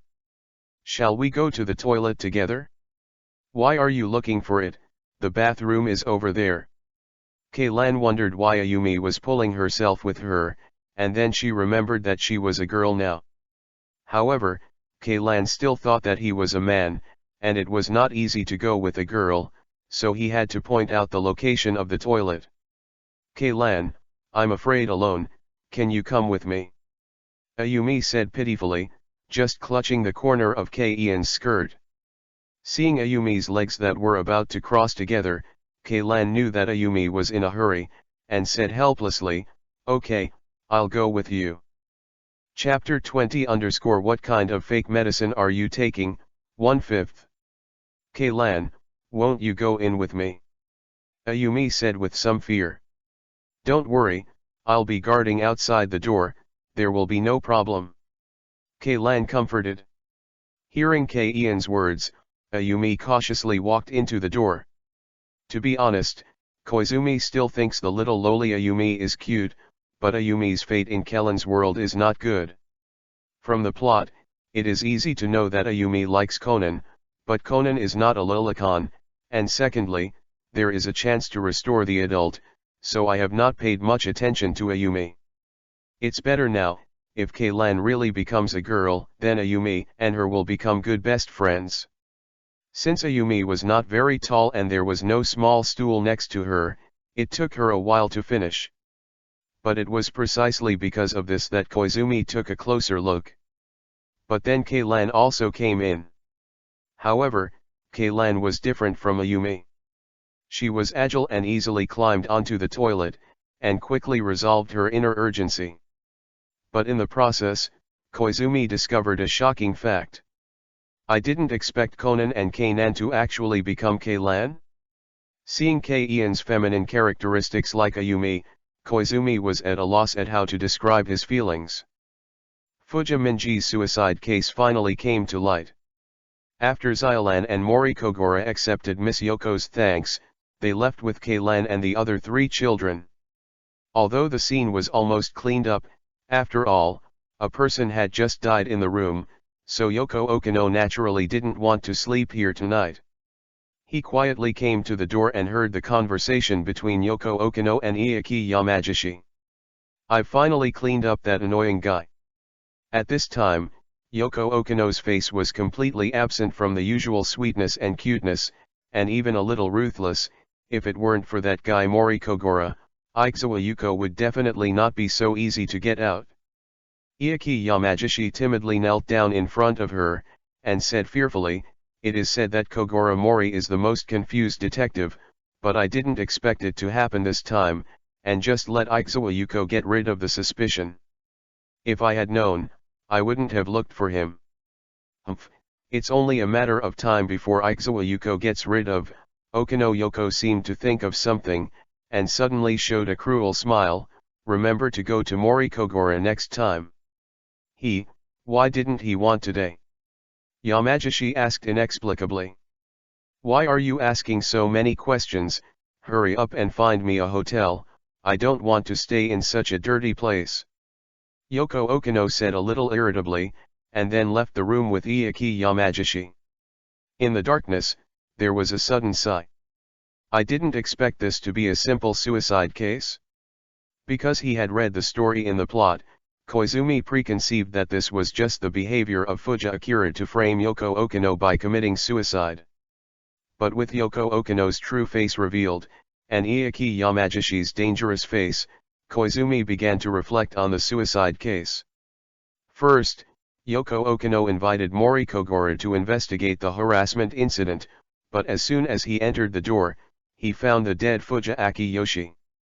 Then Yuko Aizawa just happened to know that Yoko Okino's key was in the lounge, and she successfully stole the key and successfully infiltrated. To die for, Yuko Aizawa and Akira Fuja just happened one after the other and came to Yoko Okino's room at the same time. After Aizawa Yuko left, just Yuko's earrings were left at the scene, and Okino Yoko also recognized at a glance that the owner of the earrings was Yuko. In the end, Akiyoshi Fuja just happened mistakenly thought that Yoko Okino was ruthless towards him, which eventually led to his frustration and suicide. Fuja Minji broke up with Yoko Okino as early as in high school. Now that he has graduated from college and started working, why did he suddenly get the key and address of Yoko Okino's room? And he clearly knew Yoko Okino's residence, so why didn't he visit in an upright manner, but instead sneaked in? And Yoko Okino wasn't in the room when he broke in. When there are too many coincidences, it is no longer a coincidence, but a pre-planned conspiracy. Although it was Koizumi's hand this time, even without his knife, Fuja Akiyoshi would have committed suicide. And the most powerful thing is that after the death of Fuja Akiyoshi, the direction of development of things is completely in the direction of Yoko Okino. Aizawa Yuko must be the first suspect, and even if it is concluded that Fuja Akira committed suicide, Okino Yoko will only remain as a victim. Fuja Minji's death did not affect her in the slightest. But it was of great benefit. By the way, I'll just say why there is dust here. It seems that Yoko Okino doesn't usually live here at all. I didn't expect Yoko Okino's castle and strategy to be so powerful. P.S. The original chapter has been rectified, so. Chapter 22 Hitomi comes to fight, 3/5. If the strength attribute reaches 60 is the level of ordinary people, then 80 is a relatively strong person.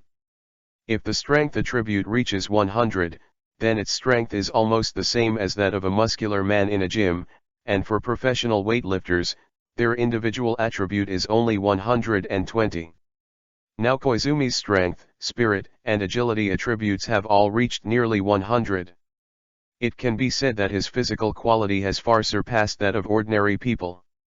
30 minutes later, Koizumi finally returned to his home with Xiaotong. "Master, are you tired? The warm water is ready. Please take a bath." Xiao Tong stood at the door like a wife and said to Koizumi softly. Koizumi suffered so many tortures at Yoko Okino, and now he finally sees Hitomi again. Even if he can hold back, his brother won't let him. He hugged Xiao Tong and walked into the bedroom with her. 20 minutes later. Master, why did you suddenly become so much stronger? Feeling the impact of Koizumi's lack of slowing down at all, Xiao Tong was a little scared by Koizumi's warm love, but she knew that if this continued, she might have dinner very late, so she. After nearly an hour, the fight is finally over. In this battle, Xiao Tong no longer kept her hands, and even resorted to a pose with a higher difficulty factor in gymnastics, in an attempt to make Koizumi end the battle as soon as possible. But Koizumi, with the innate advantage of being braver in the Vietnam War, abruptly postponed the battle. When the battle was over, Koizumi's proficiency in flexible body art had changed from 80 to 150/300, which showed the intensity of the battle. After the battle, the two finally took a Mandarin duck bath normally. While whispering some embarrassing words to Xiao Tong, Koizumi realized that Xiao Tong's skills had changed compared to yesterday. Follower name, Xiao Tong, skill, flexible body technique LV3, proficiency, 41/3300. It was also Koizumi's battle that was too tiring yesterday, and it was only now that he noticed that Hitomi's skills were also proficient. Since the proficiency can be improved, other skills can naturally be acquired through learning. Koizumi plans to teach Xiao Tong karate so that she can also protect herself. This discovery made Koizumi overjoyed, and he was worried that a star-level beauty like Xiao Tong would be harassed when she went out. It's a pity that when Koizumi and Xiao Tong finished their dinner, it was already past 12 o'clock, so it was impossible to teach Xiao Tong karate tonight. Smelling the sweet fragrance of Xiao Tong's body, Koizumi slowly fell asleep. The next day, Sunday morning. Master, it's time for breakfast. A sweet voice sounded, awakening Koizumi who was sleeping. Ah, master, you'd better have breakfast first. As soon as Koizumi woke up, he hugged Xiao Tong with his backhand, which startled her. Xiao Tong still wanted to struggle, but Koizumi knew karate, so when Xiao Tong was unprepared, he cut Xiao Tong's hands back in 3 or 2 strokes. Who made you dress like this? Saying that, Koizumi reached out and untied Xiao Tong's shackles and accompanied her to do morning exercises. Come on, Xiao Tong, I'm going to teach you something today. After the morning exercise, Koizumi also finished his breakfast, remembering what he found last night, so he said to Xiao Tong.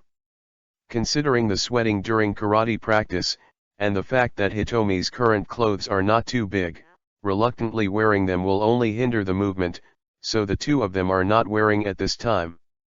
Yes, what is it? Xiao Tong's face was pretty red. After the battle last night and this morning, she already knew the power of Koizumi. Although she is very willing and even happy to play sports with Koizumi, in the end her soul is just a girl who has just tasted human affairs, and she is still a little shy about some knowledge of the adult world. In addition, Koizumi is now asking Xiao Tong to take the initiative to attack, so he is even more embarrassed. Seeing Xiao Tong's appearance, Koizumi knew that she must be thinking crooked. It's no wonder, after all, Koizumi always tossed her at every turn for the past 2 days. Although Xiao Tong's physical fitness is very good, she is still a little overwhelmed. No, it's not what you think, Koizumi quickly said with a serious face. Xiao Tong, you are now pretending that I am an enemy, and then attacking me with all your strength. Enter, attack. Besides, pretending to be an enemy. Xiao Tong's face turned red all of a sudden. Master, do you want Xiao Tong to use more powerful moves against you? Seeing that Xiao Tong seemed to finally understand his words, Koizumi nodded. Yes, come on. Seeing Koizumi nod, Xiao Tong blushed and started running towards him. Chapter 23 _ Learn Karate, 4/5. Xiaotong blushed and ran towards Koizumi. Koizumi also put on a stance, ready to meet the attack. He was also a little curious, what kind of move Xiaotong would use. Xiaotong's data was originally higher than Koizumi's, but at this moment, he suddenly exerted his strength, making Koizumi feel that Xiaotong's value is not just good looking. So fast? In the blink of an eye, Xiaotong came to Koizumi.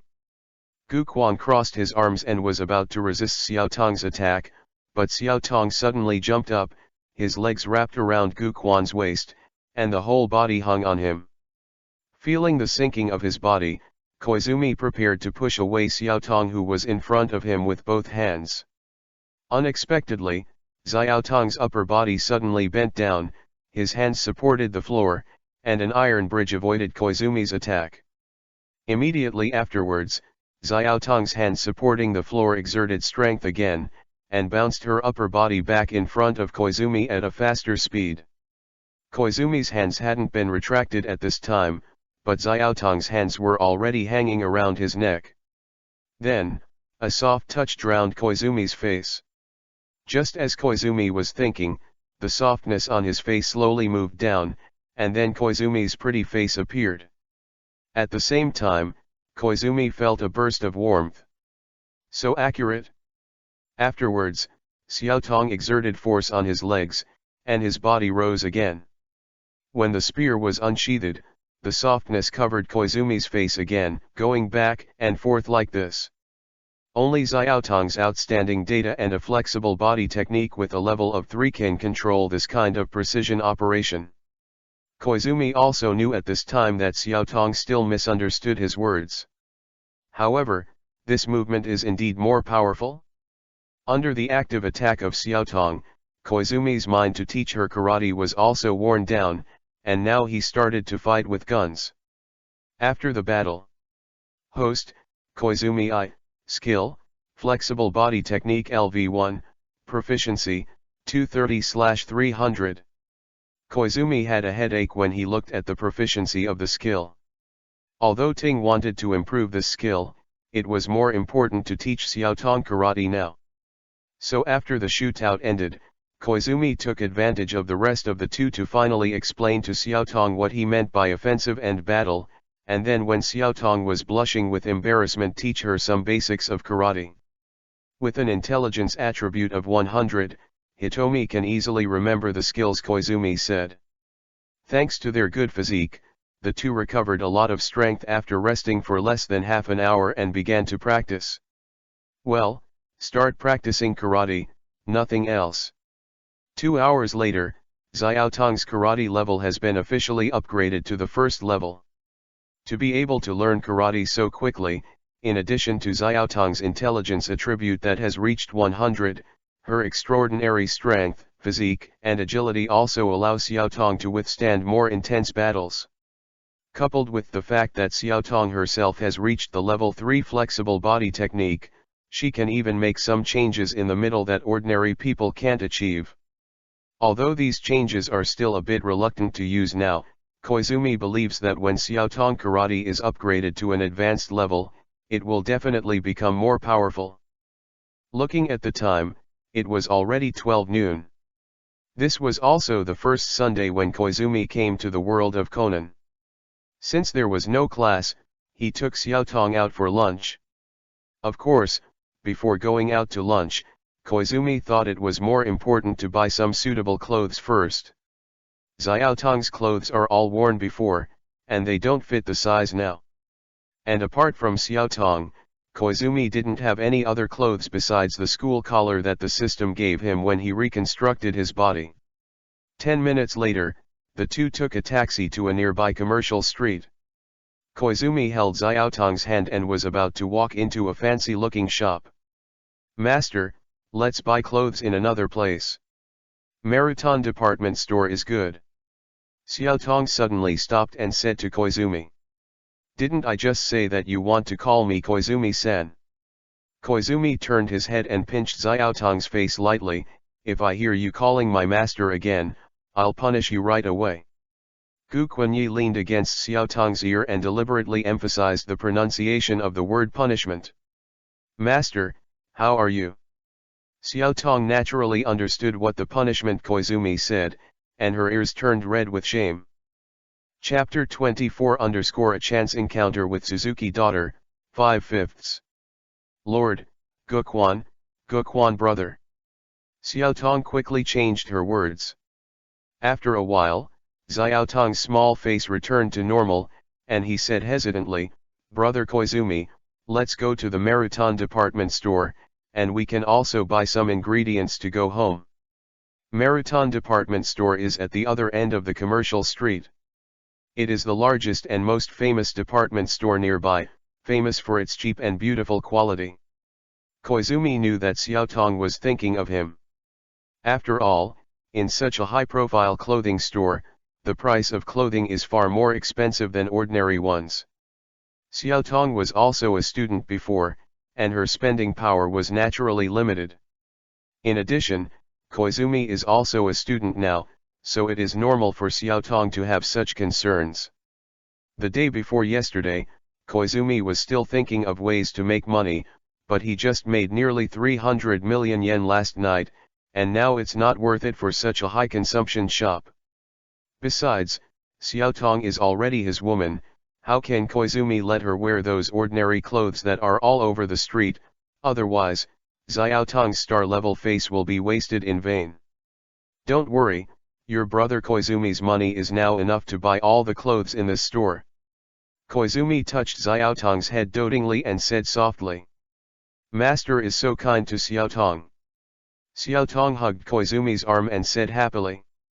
Guquan put his arms around Xiaotong's waist and said with a wicked smile, Xiaotong, you said something wrong again, be careful, I'll hit you with a whip.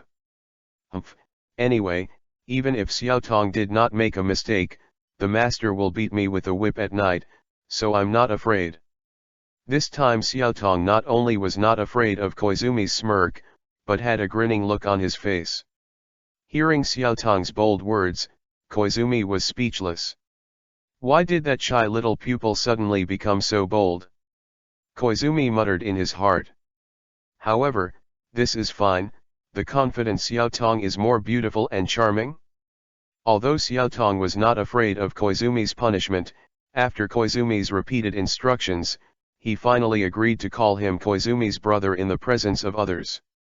Although the two-dimensional culture in Japan is very prosperous, but in the public, he is called the master by a beautiful woman, and those who do not know will definitely think that Koizumi is a perverted kidnapper. Walking into the Shank clothing store, the hustle and bustle outside the door was blocked. Since it was a Sunday, there were more people in the Shank clothing store, but they were all talking in a low voice, without the noisy feeling of a department store. Brother Koizumi, what do you think of this collar? At this time, Xiaotong had already changed into a white slim-fitting short dress, and stood slim in front of Koizumi. Sure enough, people rely on clothes and horses on the saddle. As soon as Xiaotong puts on this dress, her temperament has become much more modern, just like a professional woman. Brother Koizumi, why don't you talk? Is it because Xiaotong doesn't look good in clothes? Seeing Koizumi walking around without saying a word, Xiaotong thought it was Koizumi who thought this dress was ugly, so he asked again. Tisk tisk tisk, this dress is still pretty good, but it's okay. Koizumi looked at Xiaotong up and down, thinking about how to describe it. This dress can only be worn when going out. Why? Xiaotong asked, puzzled. As soon as Koizumi leaned over to her ear, he said badly, because you look so beautiful in it, this tight skirt is easy to break at home. Thinking of the collar that was torn due to the fierce battle with Koizumi yesterday, Hitomi immediately understood what Koizumi meant. Although Koizumi's words sounded embarrassing, Xiaotong still felt a hint of sweetness in her heart when she heard Koizumi's praise of her beauty. Afterwards, Xiaotong took a skirt that Koizumi handed over and returned to the fitting room to change it. While waiting for Hitomi to change, Koizumi was strolling around in the women's clothing area, but unexpectedly met an acquaintance. Sanako? Why are you here? Koizumi immediately thought of Suzuki Sanako's identity, and then said, "Could it be that this store is also the property of your Suzuki Consortium? So what if it is, what if it isn't?" Sanako didn't answer directly, but instead asked, "The callers here are all women. Does Koizumi-san have different hobbies?" "Good guy, actually teasing me?" "That's right, I'm just interested in these women's clothes." Seeing Sanako's mocking expression, Koizumi thought of a good idea. "I'm worried about which one to buy. Miss Sanako, can I ask you to help me choose some women's clothes?" Koizumi looked at Sanako with a serious expression, and at the same time picked up a dress and looked at it. Sanako just wanted to make fun of Koizumi, but he didn't expect that he actually wanted to buy women's clothing. He was frightened by his words and took a step back. "Koizumi-san, I didn't expect you." "Brother Koizumi, I've changed my clothes." At this moment, Xiaotong's voice came from behind. Chapter 25_phone with name, 1/5. "Brother Koizumi, I've changed my clothes." Hearing Xiaotong's voice, Koizumi looked back and immediately felt that he had a good eye for picking clothes. The goose yellow pattern embroidered long dress is worn on Xiaotong's body, which has a feeling of Xiaojiabiu. At the same time, this dress also suppressed the mature weapon in front of Xiaotong to a certain extent, showing more of Xiaotong's sweetness, and people couldn't help but take a bite on her lovely face. "It's beautiful, our little pupil is much prettier than the flowers on this dress," Gu Quenyi praised. "It scared me to death. So you said you wanted to buy women's clothes for this lovely little sister." Sanako put his hands on his heart and sighed in relief. "Otherwise, what do you think?" Koizumi smiled at Sanako, and then said to Xiaotong, "Let this sister accompany you to choose underwear with you." "Okay, brother Koizumi." Xiaotong glanced at Sanako, but she didn't mean to let go of the corner of Koizumi's clothes. Yuanza didn't have the temperament of a young lady at all. She was completely familiar, and immediately snatched Xiaotong away from Koizumi. "Little sister, you are so cute, what's your name?" My name is Koizumi Tong," Xiaotong said obediently. "Wow, what a cute little sister, she looks prettier than a star." As soon as Yuanza saw Xiaotong, she felt that she was the kind of very well-behaved little girl next door, and she was quite an elder when she was talking. This was something Koizumi had discussed with Xiaotong before, because Xiaotong's appearance was originally that of a girl with a bone, and she had a baby face. When she put on a dress, she looked similar to those junior high school students. By the way, if you have the opportunity to buy a few sets of student-made scorpions for Xiaotong, Xiaotong must be very suitable for wearing. Gu Quan felt a little excited when he thought of Xiaotong's youthful appearance in a school collar. Yuanzi glanced at Gu Quenyi vigilantly, and quietly pulled Xiaotong away. "Xiaotong, you are so cute, you must be careful of your brother, especially in." Although he knew that Sanako was probably talking ill of himself, Koizumi didn't care. After all, Hitomi's loyalty to him was overwhelming. Although the relationship between Koizumi and Koizumi is so good that they can accompany them to buy underwear together, but since there are too many women near the special area, Koizumi is too embarrassed to come over as a big man. Fortunately, I met Yuanzi, who can help solve this problem. The first floor of the shop sells women's clothing, the second floor is for men's accessories, the third floor is for shoes, and the fourth floor is for hats and hair accessories. Taking advantage of this time, Koizumi also chose a few sets of casual clothes and shoes for himself, which are convenient to change in daily life. "How come you haven't come back after visiting the garden for so long?" Half an hour ago, Koizumi had already selected all the clothes he wanted to buy. He waited for half an hour in the rest area to disappear, but he still couldn't see Sanako and Xiaotong. In Japan at this time, there was no such thing as a smartphone, and even the mobile phone was an expensive Big Brother style, and Koizumi had nothing to spend his time. Just when he was bored, Koizumi suddenly discovered that there was a mobile phone named Yuxi in the System Mall. There is even a name on a cell phone? With doubts about the system products, Koizumi opened the door to check the relevant introduction of this mobile phone. The next moment, Koizumi was slapped in the face by the black technology of the system that he questioned. In addition to the communication and network link functions, this mobile phone also has a separate data transmission channel to prevent eavesdropping, as well as identification functions, which only Koizumi can use. And this phone will automatically convert to the latest mobile phone as the plot timeline progresses. The most important thing is that this phone doesn't need to be charged or charged. Guquan had the urge to chop his hands instantly. However, the system prompts that the balance is insufficient. Then Koizumi glanced at the price tag, 1,888, and was instantly desperate.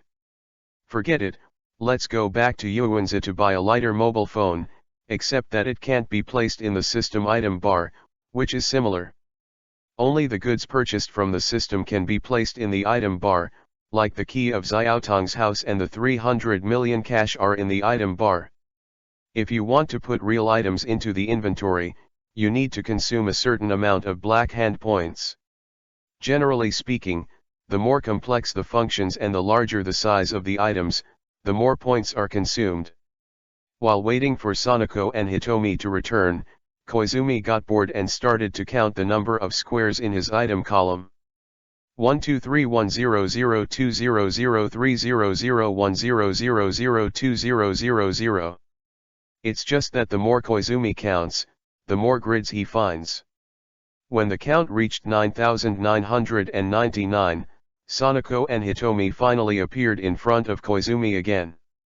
Chapter 31 Serious Injuries, 2/5. Today is Monday, but Koizumi can skip school. Because he is now lying on the Sichuang.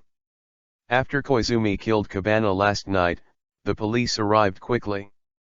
Because of the testimony of the 4 young detectives, and because the deceased was Cabana, who threatened the safety of the crowd, Koizumi was not only innocent, but meritorious.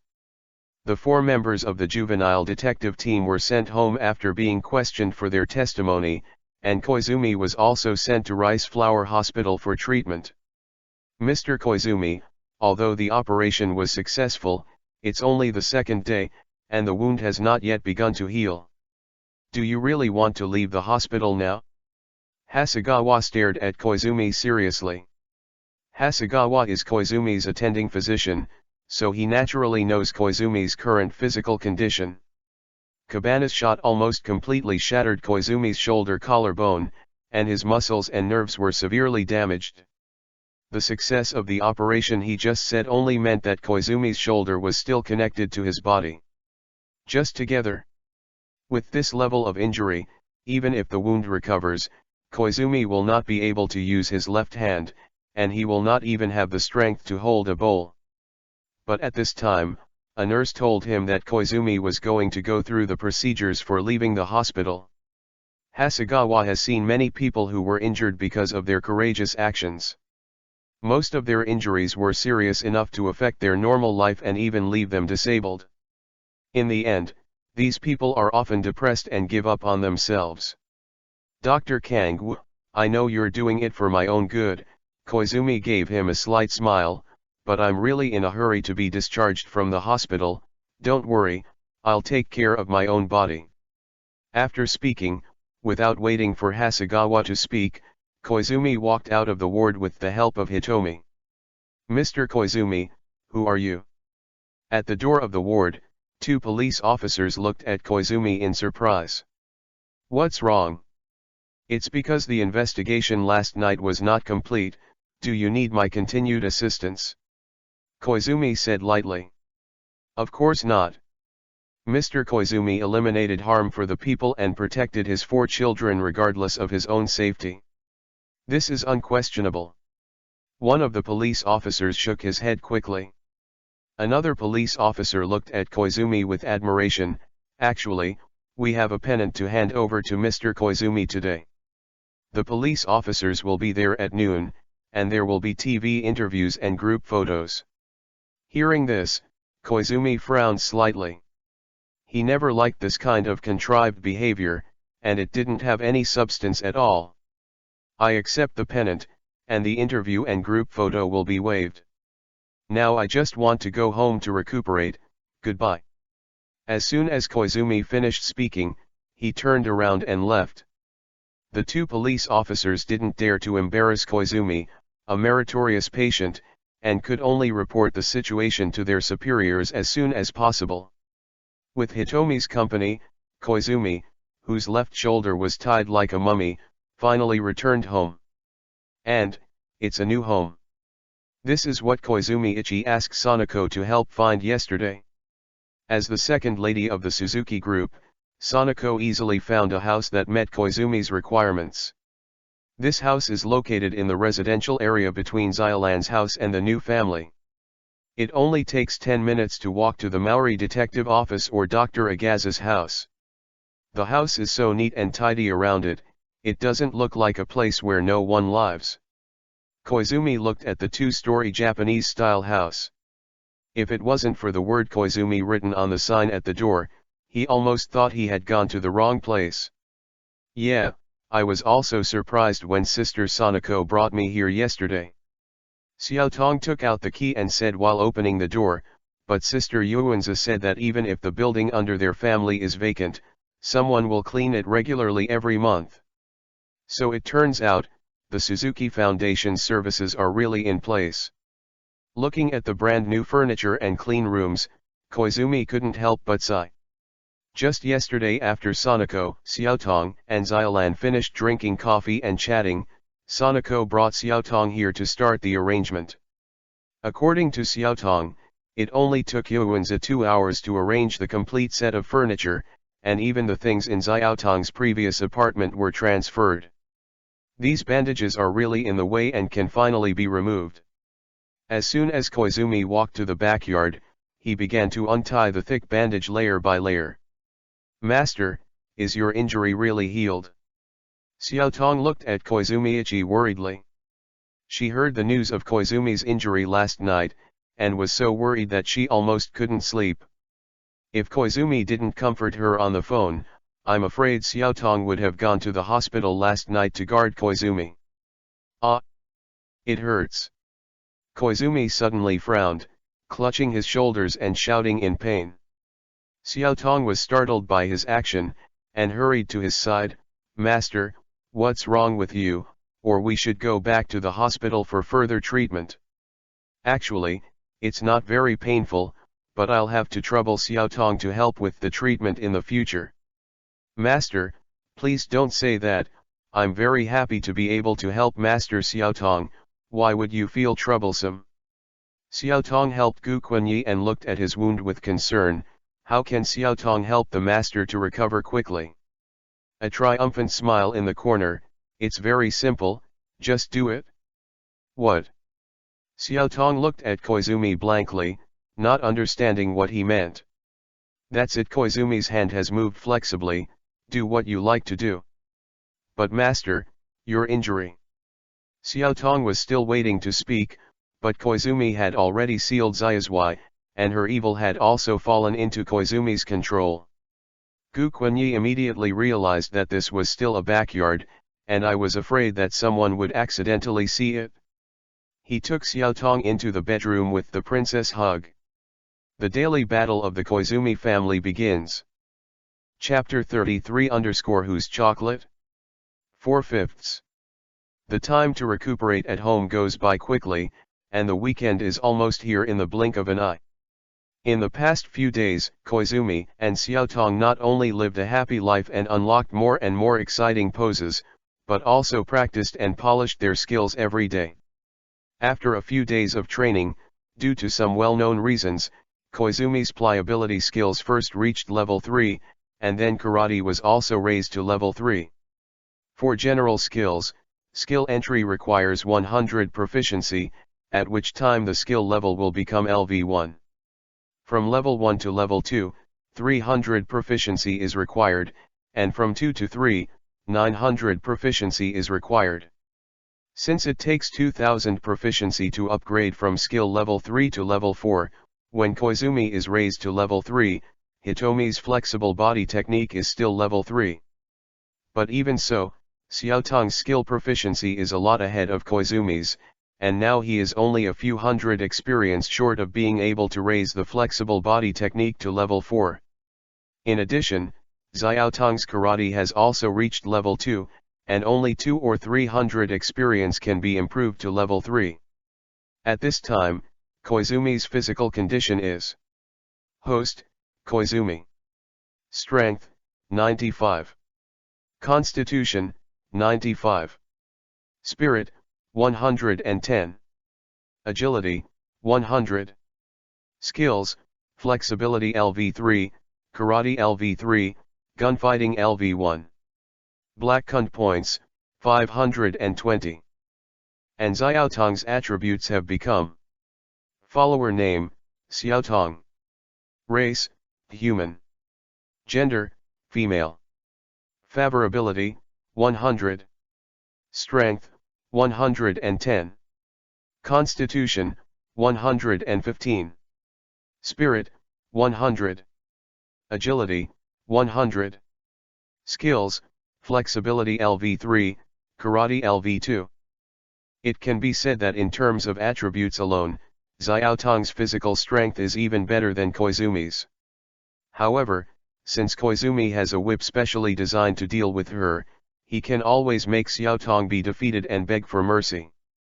On Saturday night, when Koizumi and Hitomi were in the bedroom exchanging pliability skills and fighting hard in the Maori detective agency. Ihik, I'm a famous detective. As usual, Kogoro Mori was very drunk, lying on the ground talking drunkenly. Xiaolan was doing something in the kitchen, and Keilan walked into the kitchen curiously. Sister Xiaolan, what are you doing? Keilan asked, looking at Xiaolan's concentration, and then she sniffed, is this chocolate? While looking at the chocolate making guide, Xiaolan carefully controlled the heat. Yeah, because tomorrow is the annual Valentine's Day. Sister Xiaolan, do you have someone to give chocolates to? Keilan, you are very rude. If I don't have someone to give, how can I make chocolate with my own hands? Really? If I'm not mistaken, it's for Brother Xinyi, right? Keilan said somewhat contentedly. Xinyi. Xiaolan raised her hand and thought about it. After you said that, I remembered that there was that guy. Ian's narcissism as Xiaolan's childhood sweetheart was brutally attacked. By the way, Keilan, I'm going to a party tomorrow, and I may not be back until the afternoon. Xiaolan asked. Party? Keilan was shocked and pretended to be excited. Wow, there must be a lot of delicious food at the party. Sister Xiaolan, can you take me with you? I saw Xiaolan shaking her head. No, Keilan, that party is not a place for children to play. Could it be that Xiaolan's chocolate is to be given to the people at the party? Keilan felt even more uneasy when she heard that Xiaolan would not let her go with her. No, I have to follow Xiaolan to see it tomorrow. Little Lolita Keilan clenched her fists and made up her mind secretly. Chapter 35 _ wild : 1/5. Ding. Ian's world case is activated. Since this is a murder case, the host can choose the mission mode. This case has two types of missions, substance murder and object murder. Please make a decision within 1 minute from the host. Ontology murder, the host participates in the mission as an individual and personally murders the designated case characters. Object murder, the host temporarily obtains the right to manipulate the body of the principal of the case, and manipulates the principal to cause the death of the designated person in the case. Note that the object murder mode needs to consume a certain amount of black hand points, and the reward base after the task is successful is only half of the main body murder. Faced with two mixed mission modes, Koizumi thought at first. Interesting, murder on the body is easy to get into trouble, but high risk and high reward? As for object murder, even if the mission fails, it will not interfere with my identity as Furyuizumi Ichi, except that the reward is low. It is almost the same as sending the reward directly. Speaking of the body murder, Koizumi's last murder against Fuja Akira was in this mode, and he wanted to kill the other party himself, not even giving others the opportunity to commit suicide. System: in the object murder mode, it is enough to designate the death of the character. It shouldn't be necessary to operate the main culprit to do it himself, right?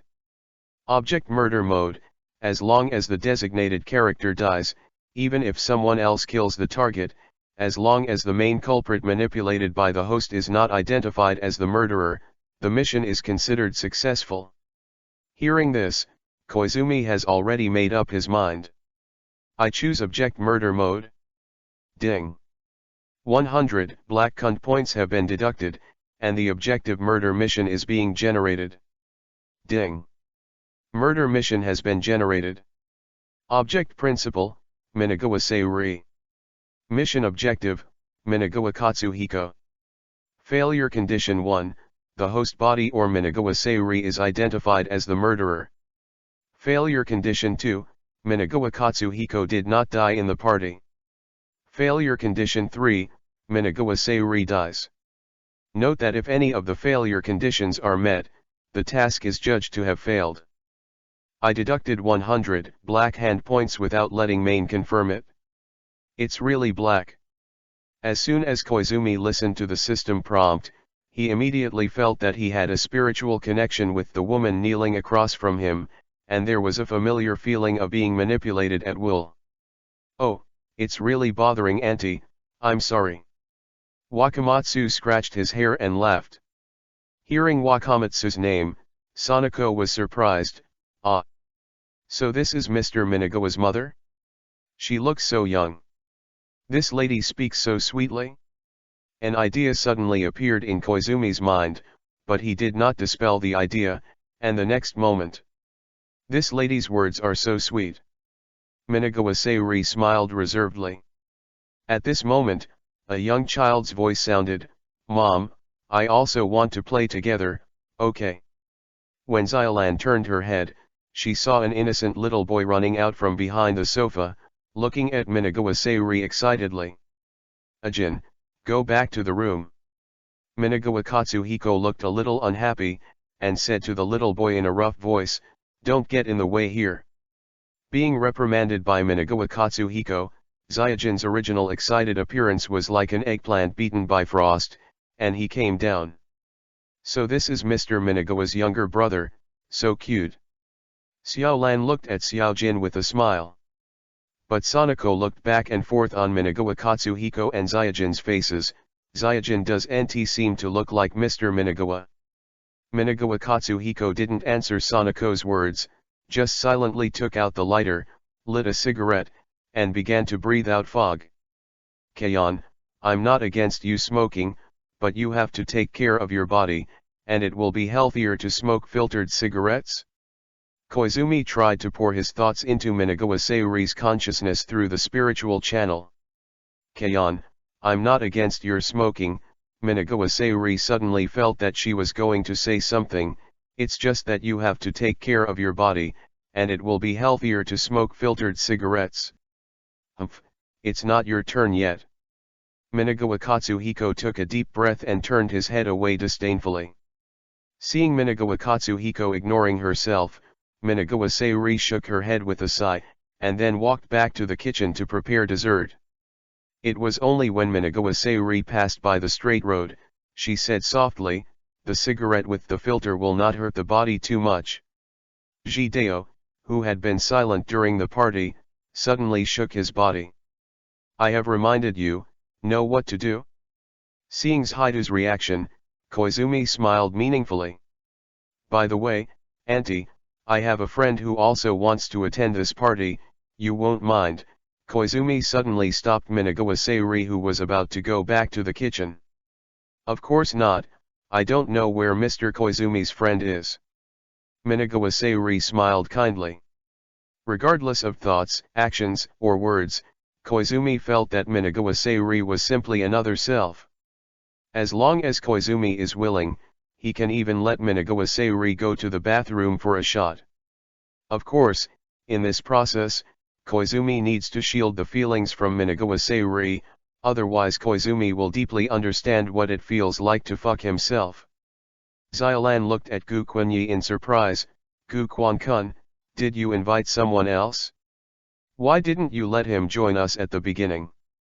Well, I just remembered it just now, Koizumi shrugged, then turned and walked towards the courtyard. Everyone was attracted by Koizumi's strange behavior, and they all turned their attention to him. I saw Koizumi walk to a bush, then bent down and grabbed with both hands. Xiaolan, I caught a wild Keilan. Gu Quan raised Keilan high with both hands. Keilan, who was caught on the spot, was ashamed and angry, shaking his feet. Put me down, let me down.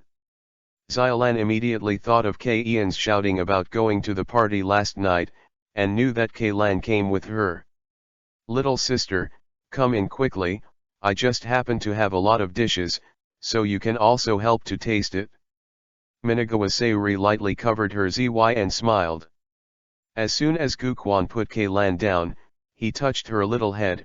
Little Keilan, remember to eat more food so that you can grow up faster. Keilan angrily was led into the house by Koizumi holding his small hand. But Keilan didn't want to sit between Xiaolan and Koizumi, but between Xiaolan and Wakamatsu. Because Keilan had noticed that Wakamatsu wanted to lean on Xiaolan's shoulder from time to time. I have to say that Minaga-Seiri's cooking level is really good. Everyone moved their index fingers, and in a short while they ate the 2 dishes served. Hiccup, it's time to find someone to perform the show for us. Minaga Katsuhiko has already drank 4 or 5 bottles of beer, and his eyebrows are a little drunk. Straight, come out and perform. Minaga Katsuhiko spoke in a commanding tone, whilst Hideo, who was sitting opposite him, looked down at the table and said nothing. Didn't you hear me, Hideo? Minaga Katsuhiko said louder and louder, I asked you to come out and perform. After being ordered by Minaga Katsuhiko over and over again, Hideo replied in a low voice, I'm sorry, I'm not good at doing this kind of thing. What did you say? Hearing Hideo's answer, Minaga Katsuhiko looked annoyed and angry. Do you dare not listen to what I say? Hideo's face was gloomy, and he looked down at the table, not knowing what he was thinking. Humph, when I saw you, I felt uneasy. Minaga Katsuhiko stood up straight, turned and walked towards the toilet. Tisk tisk. Seeing Minaga Katsuhiko's bossy appearance, Koizumi couldn't help shaking his head secretly. In the final analysis, Minaga Katsuhiko is just the president of a tennis club, but his attitude towards Hideo is the same as that of slaves, and he does not allow people to disobey the order, which is really a deformed club relationship. Auntie, I'm done smoking, leave for a while. Hideo greeted Minaga-Seiri, then left the party. Sanako recalled Minaga Katsuhiko's every move, and quietly glanced at Koizumi, who was leisurely beside him. Mr. Minagawa's attitude is too bad. Xiaolan frowned slightly. After hearing Xiao Ian's words, Sanako couldn't help letting go of the chocolate. Nei, may I ask, Wakamatsu shyly approached Xiaolan, a beautiful woman like Xiaolan, is her interest in tea ceremony or fork flowers? Koizumi and Keilan said without thinking, it's karate. How could Miss Xiaolan do such a savage thing, right? Wakamatsu thought they were joking with him. Hearing Wakamatsu say the word savage, Xiaolan felt a little unhappy. It's really karate. Xiaolan said in a polite but distant tone. Ruosang thought that Xiaolan's understanding of karate was only that of a normal girl, and she didn't care at the moment, so gentle Miss Xiaolan. I really can't see that she likes karate. Xiaolan is very powerful, Koizumi said to Wakamatsu deliberately. Last time I had a fight with Xiaolan, but she knocked me down in one fell swoop. Seeing Ruosang's unwillingness to believe it, Koizumi said again, I have also learned some karate, but unfortunately in front of Xiaolan, I am vulnerable. Xiaolan is really powerful. Oh. Mr. Koizumi also practiced karate? Wakamatsu showed off the well-developed muscles on his arms and wanted to show himself in front of Xylan. Would you like to get a wrist? Chapter 40_2 Chocolates? 1/5. This is. Koizumi asked Sanako, who had always been standing in front of him. I said it before, Sanako's eyes were a little erratic. I said I would give you giri chocolate when I had coffee last week. I didn't expect that the giri chocolate that Miss Sanako sent was still packaged. I thought it was the kind I bought from a convenience store. Koizumi took the chocolate with a smile, and then said mortally, there's no poison in it, right? Yeah, I specially added a lethal dose of poison, just waiting for this day to poison you. Sanako said fiercely. Just as he was talking, a blue gift box with a pink gift knot was handed to Koizumi. This is my share of Giri's chocolate, which also contains highly poisonous. Xiaolan said with a smile. I didn't expect to be remembered by two beauties for murder by poison. It seems that I'm really a badass. Koizumi patted the bench and caught Kei-Ian's attention. If I die tomorrow, Kei-Lan, you can be an eyewitness. Xylan's chocolate should have been mine. Kei-Lan squeezed out a smile. Student Koizumi really likes to joke. Kei-Lan, who was standing behind the bench, felt inexplicably lost, and didn't even realize that he had called Koizumi by the wrong name. Kei-Lan said this in a low voice. Sanako and Xylan didn't hear it, and Koizumi was someone who knew Kei-Ian's identity, so naturally he wouldn't pierce her. Gu Quan-kun, are you hungry? Why are you now? Sanako was a little curious when he saw Koizumi opening the two chocolates at once. Shh. Koizumi made a quiet gesture towards Sanako, then picked up a piece of chocolate made by Xiaolan, turned around and walked behind the bench. Kei-Lan, both Sanako and Xiaolan gave me chocolates. Koizumi came to Kei-Lan with his head down. You have all the chocolate, do you want to show it off to me? For the first time, Kei-Lan felt that Xiaolan was about to be snatched away. Yeah. Kei-Lan nodded vigorously, indicating that she heard it. Koizumi stroked Kei-Ian's little head lightly, but Brother Koizumi is still unhappy, because what Brother Koizumi wants to receive the most is the chocolate made by Kei-Lan himself. Lilicon. Uncle Cop, here's another Lilicon? Kei-Lan was suddenly speechless. Why all the men he met were Lilicon? Woo. Immediately, Kei-Lan was stuffed into his mouth by Koizumi. Don't touch me, you Lilicon. Workers are men? Kei-Lan reflexively wanted to spit out the contents, but Koizumi pinched his little face one by one.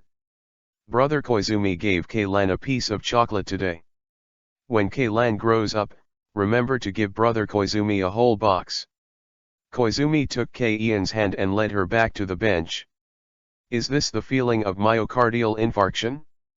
Feeling the bitter and sweet chocolate in his mouth and Koizumi's generous and warm palm, Kei-Lan felt that his heart seemed to miss a beat. You guys just like to lie to little girls. Sanako punched Koizumi with a displeased expression. What's your chocolate? It's obviously Xylan's. It's my fault, I'll kill myself right away. Koizumi laughed, took one from Sanako's box of chocolates and put it in Zy, then leaned back on the bench with a click. Seeing Koizumi, who pretended to be dead on the bench, and Kei-Lan, who regained her smile, Xylan's depressed mood gradually improved because she didn't see Kudo Shinichi. Well, this is considered to be the Valentine's Day chocolate that Xiaolan made by herself. Kei-Lan picked up another piece of chocolate and put it in his mouth. Little Tong, I'm back. As soon as Koizumi entered the house, he shouted to the living room, today is Valentine's Day, let's go out for dinner together. However, there was no response. Could it be that Xiao Tong went out to buy something? Koizumi thought about it and prepared to go to the living room to watch TV while waiting for Hitomi to come home. Wrong. Hitomi's slippers are not in the entrance. Definitely still at home. Is this the smell of alcohol? Gu Quan was startled, and quickly looked for Xiao Tong's figure in the building. When he passed the kitchen, he suddenly found Hitomi lying on the floor. She only had a bathrobe on her upper body, her clothes were half open, her eyes were closed, and there was blood on the corners. Who moved my woman? Koizumi felt a dull feeling in his heart, and hurried over to help Xiaotong up. Damn, it turned out to be chocolate, which shocked labor and capital. Koizumi realized that the corner of the little pupil was chocolate. And the half box of wine chocolates on the table also explained the reason why Xiaotong was lying on the ground. The chocolate in this corner has solidified, and I don't know how long it has been lying there. Koizumi looked at Hitomi speechlessly. Her cute little face was turning red from being drunk, and her body was a little hot. Although he didn't want to disturb Xiaotong's rest, Koizumi couldn't help lowering his head and savoring the intoxicating colors of her corners. Xiaotong felt the tickling on her face, and opened her eyes with a low moan. Aha, ha, it turns out that the master is here. She hooked her small hand and put one hand on Koizumi's neck. Hey, where are you? Xiaotong looked around with drunken eyes, as if she was looking for something, and finally looked back at Koizumi. Master, where are you? Your hands. Koizumi felt a little inexplicable, but still handed his left hand to Xiaotong. Here it is. Hee hee, Xiaotong grabbed Koizumi's hand, put his left hand on the evil, and smiled foolishly. Well, she's just drunk? Just when Koizumi thought so, he found that Hitomi was dipped in chocolate and kept rubbing against him. This chocolate of Hitomi is definitely not Giri chocolate. Koizumi felt the sweetness of the chocolate in his mouth and enjoyed Valentine's Day to the fullest. Chapter 49-Deadly Seesaw, 5/5. Tojo you, either you come out and get shot by me, or you will die inside. The voice of the water mouth came from the door. The wood and cardboard in this warehouse are all flammable, and they are close together, and the fire quickly spreads from the door to the inside. However, this did not affect Tojo Yu, Koizumi Yi. He took advantage of the firelight to lower his body and crawled to K-Ian's position with Ayumi. Whoa! K-Ian's eyes blinked fiercely, wanting Tojo Yu, Koizumi I, to untie the rope for her. However, Koizumi didn't have time to waste, and now that the main body was only a minute away from arriving, he didn't bother to untie K-Lan. And K-Lan, a sly guy, always likes to cause trouble, so it's better to tie her up to keep her calm. Outside the warehouse. It's silly, I'd rather be burned alive than come out. Shuakao sat in the driver's seat of the car and stopped the bleeding with a simple bandage. Seeing the raging fire and billowing black smoke in front of him, Shuakao felt relieved for a while. It is a fact that his brother died, but in this way, the money the three of them got from committing crimes in the past is his. Shuakao clenched the steering wheel and was about to drive away, because a police car was already approaching in the distance, and it would be too late if he didn't leave. However, at this time, a figure appeared from the fire in the warehouse. After hiding in it for so long, I didn't want to die by my hands in the end. Mizugakai recognized Tojo Yu at a glance and shot him dead. Tojo Yu, Koizumi I, died. But at the same time, a swift figure swept across the water inlet, grabbed the pistol he had put out of the window, and rushed straight into the raging fire. What is that? Shuakao was startled by the surprisingly fast figure. Could it be a ghost? Shuakao hurriedly stepped on the accelerator, wanting to get out of here as soon as possible. However, the four tires of the car had been secretly deflated at some point and could not drive at all. Due to a leg injury and the pistol missing, Shuakao was quickly arrested by police officers who arrived later. In the fire. Ayumi. Where are you? Koizumi pretended to shout, and quickly ran to where Ayumi and K-Lan were. Brother Koizumi. Ayumi called out weakly shortly after she woke up. K-Ian's eyes were surrounded by cloth strips, and her face was red at this time. Hearing Ayumi call out Koizumi's name, Keilan finally breathed a sigh of relief. I didn't expect you to be here, Keilan. As soon as Koizumi showed a wicked smile, he rushed out of the fire with Ayumi and Keilan in his arms. This field of fire is dangerous for normal people, but he can rush out with speed. Don't move. You're already surrounded. As soon as the fire broke out, a police officer drew a gun at Koizumi. Be careful, he was shot, he has a hostage in his hand, the sharp-eyed person reminded loudly. As soon as these words came out, the guns of a dozen or so police officers turned down, but they were all staring at Koizumi. Your kidnappers still go to the sea of fire to rescue the hostages. Koizumi complained in his heart, put Ayumi down on his own, and then untied the rope for Keilan. Put down your guns. The voice of the police officer Mumu came, he is the one who rescued the 4 children from the Italian robber leader Cabana last time. Call. When everyone heard the words, they let out a sigh of relief. Wait. Sato Maiwako shouted at this time, this kind of abduction case has always been committed by acquaintances, but you can't relax your vigilance because of his last deed. The rest of the police officers felt that it was justified, and the muzzle that was about to be lowered was raised again. This Maiwako is alert, but her observation skills are still a bit poor.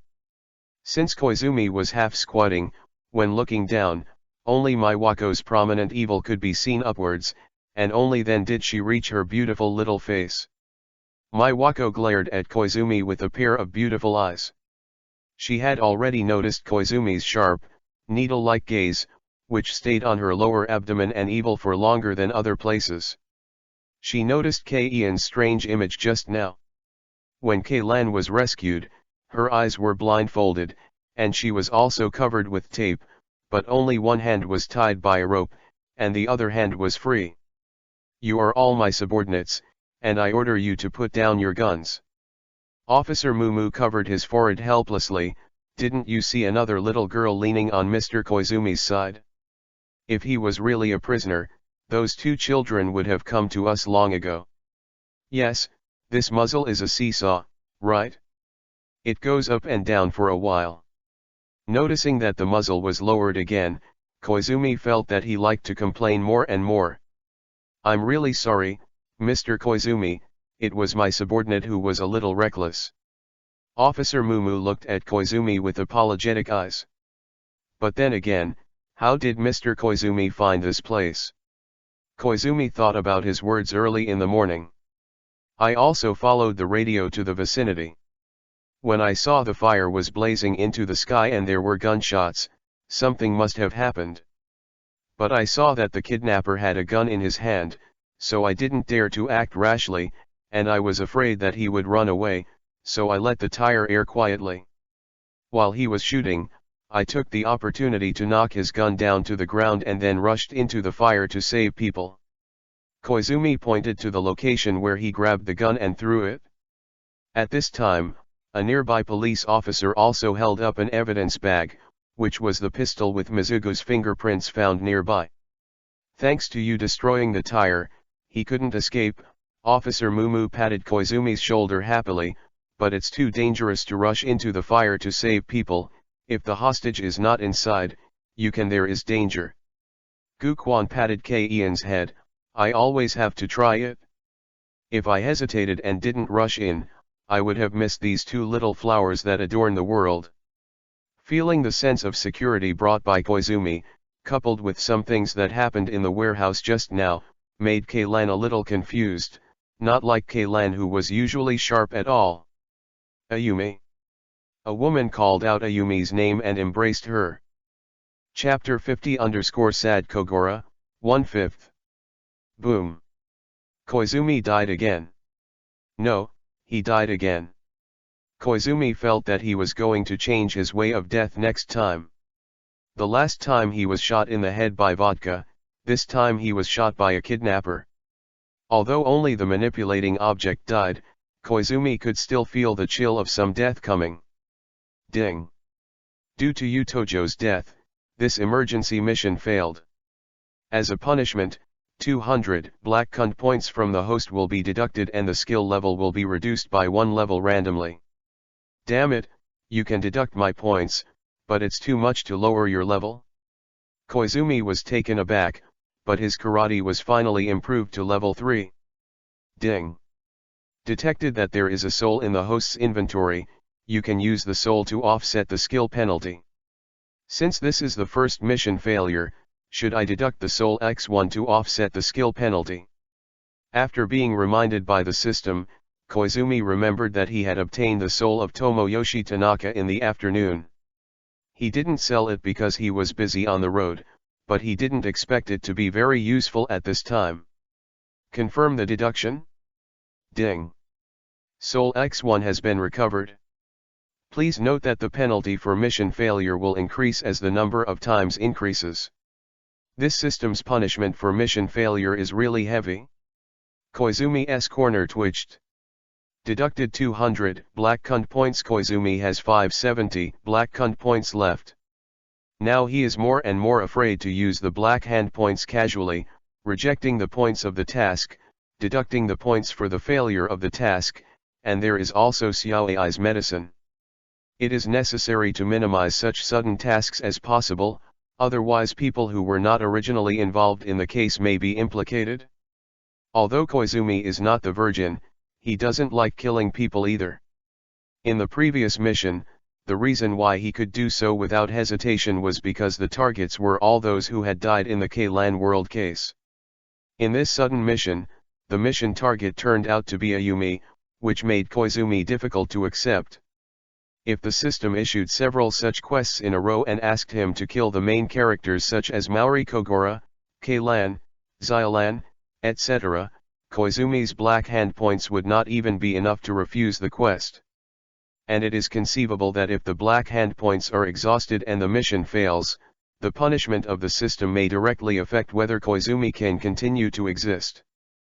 The 3 criminals in the serial murder case of beautiful girls, 2 were killed and 1 injured tonight. Through the testimony of K-Lan, Ayumi, and Shuakao, the police concluded that the criminal infighting was caused by the division of stolen goods.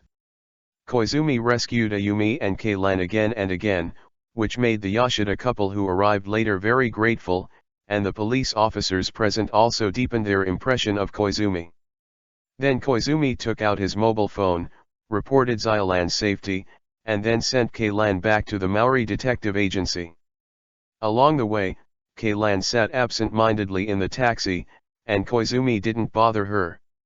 K-Lan, we're home, Koizumi said softly, then picked up K-Lan. He saved me again? K-Lan came back to her senses. At first, she found that she was being held by Koizumi in her arms. She was a little resistant, but then she felt Koizumi's body temperature and smell, and after all, she didn't struggle.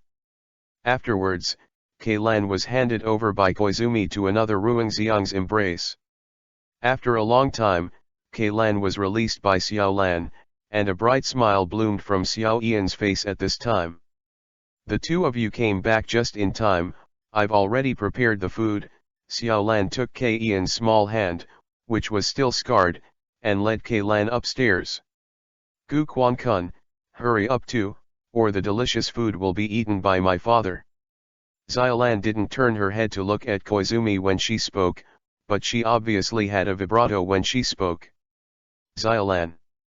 K-Lan felt the coldness of Xiolan's tears on her clothes, and the guilt in her heart lingered for a long time. No reprimands, no beatings, but Xiolan made K-Lan deeply feel her worries and sadness. But K-Lan soon fell into a rude embrace. K-Lan. You came back late today, do you know what's wrong? Mori Kogora glared at K-Lan fiercely.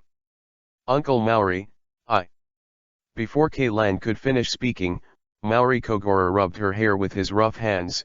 Come here and pour me some wine. Immediately afterwards, K-Lan was pressed by Mori Kogora and sat beside him, with a can of beer stuffed in his hand.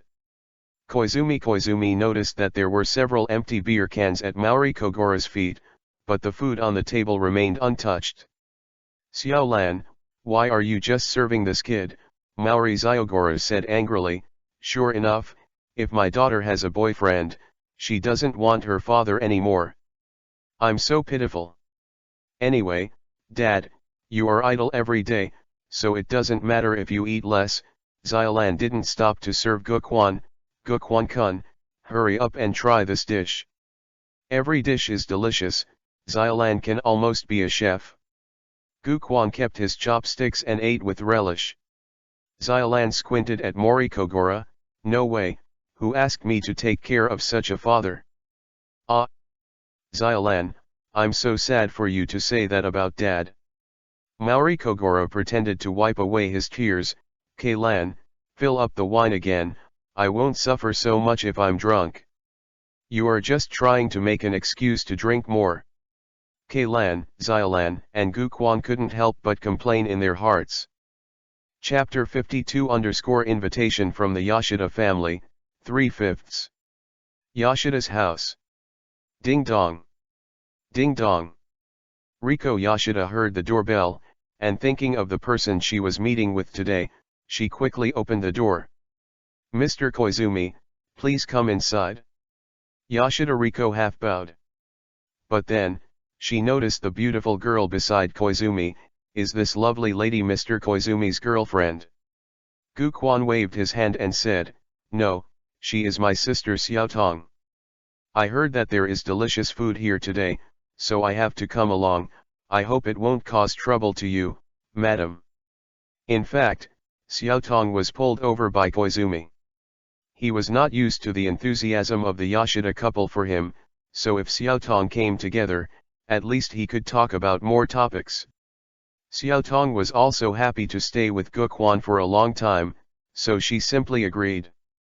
It turned out to be Mr. Koizumi's sister. No wonder she looks so outstanding. Yoshida Riko took Xiaotong's hand. "Ayumi said before that Mr. Koizumi has a very beautiful sister, Xiaotong. Now it seems that Xiaotong is a star-level beauty." While talking, Yoshida Riko led Koizumi and Hitomi into the house. To have such a lovely daughter as Ayumi, sure enough Ayumi's mother is also a beauty? Koizumi followed behind her, admiring the mature figure of Yoshida Riko. Although Yoshida Riko is Ayumi's mother, she is only a 27-year-old lady. Unlike traditional housewives, Riko Yoshida did not wear a scorpion, but dressed in casual clothes, showing off her figure well. Big brother Koizumi. Big sister Hitomi. Ayumi was watching TV in the living room, when she heard Koizumi's voice. After cheering, she ran over and gave him a big hug. Since Ayumi was in danger yesterday because she played too late after school, the Yoshida couple gave Ayumi a grounding order, asking her to go home immediately after school in this week. Of course, in addition to Ayumi, the other 3 members of the Youth Detective Corps were similarly punished, including Kaylan. "Brother Koizumi, Ayumi has a lot of questions to ask you." Ayumi took Koizumi's hand and went to her room. Riko Yoshida and Hitomi, 2 beauties, one big and one small, were chatting about dressing up, but they didn't take it to heart when they saw Ayumi entangled in Koizumi. It's normal for girls to like handsome big brothers, not to mention Koizumi also saved Ayumi twice. Ayumi's small room. "What's the matter, Ayumi, so mysterious, did you discover aliens?" Koizumi felt a little curious when he saw Ayumi, who was locking the door and pulling the curtains. "Brother Koizumi, Ayumi discovered a strange thing," Ayumi said, leaning over to Koizumi. "It's not that the body was found again?" Koizumi thought blindly. However, he still followed Ayumi's words and asked, "What is this strange thing, can you tell me?" "It was in the fire yesterday, Kaylan," Ayumi whispered to Koizumi. "No way, Ayumi woke up at that time?" Gukwanyi was a little surprised, but still pretended to be relaxed. "Maybe Kaylan just feels hot, what's strange?" "But I saw my mother before," Ayumi continued to speak in Koizumi's ear. Koizumi was startled. He never thought to know other people's private affairs.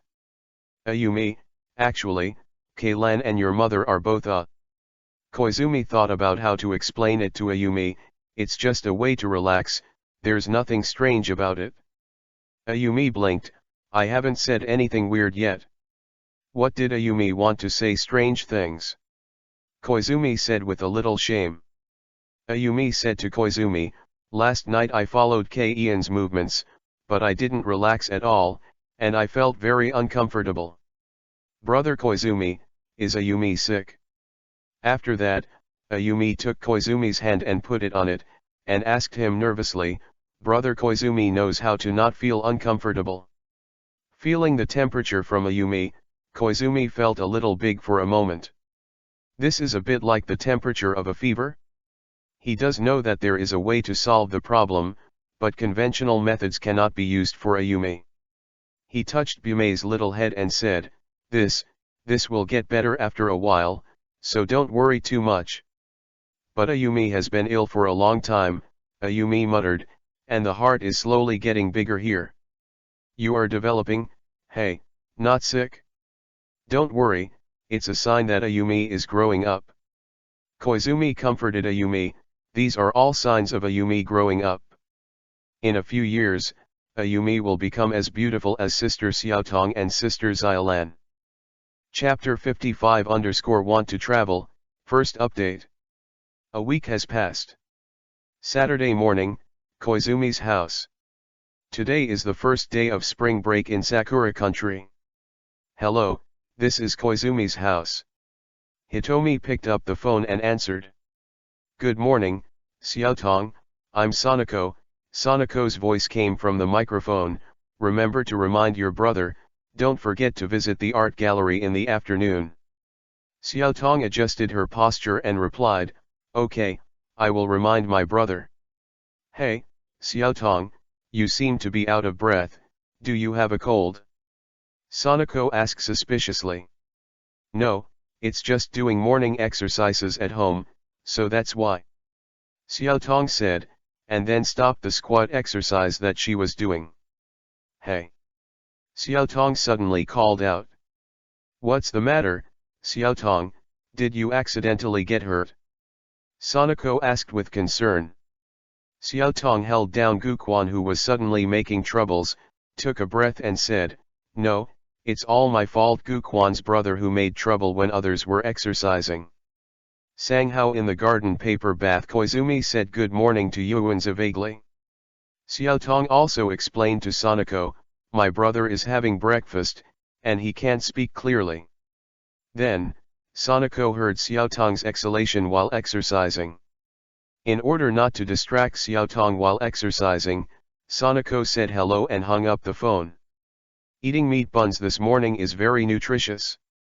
Koizumi teased at Xiaotong, however, if you want to be balanced and healthy, it is better to have a glass of milk. At the dining table, Hitomi and Koizumi happily finished a well-balanced breakfast. Xiaotong's morning practice ended accordingly. By the way, Xiaotong, do you want to go to the art museum together in the afternoon? As soon as Koizumi ate another breakfast to fill his stomach, he asked Hitomi in his arms. Xiaotong shook her head and said coquettishly, it's all the fault of the master, the morning exercise is so serious, and Xiaotong's feet are sore. It's not that Xiaotong got up too late, I'm too hungry, Guquan said with a wicked smile, I had to find something delicious to put my stomach first.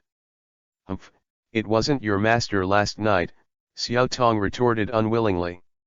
However, Xiaotong immediately reacted, and Koizumi must have a reason to use the whip to deal with her, so he had to stop talking.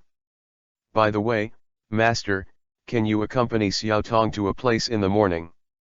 Xiaotong suddenly said. Xiaotong speaks, of course there is no problem. Koizumi agreed very simply. After all, he usually attends classes at school and spends less time with Xiaotong. Where does Xiaotong want to go? The Rice Krispies library? Xiaotong said something that surprised Koizumi.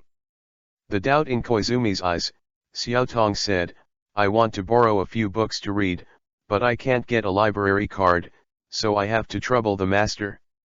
Koizumi remembered that all of Xiaotong's documents had disappeared, and many things were inconvenient. As for Koizumi, he has an ID document.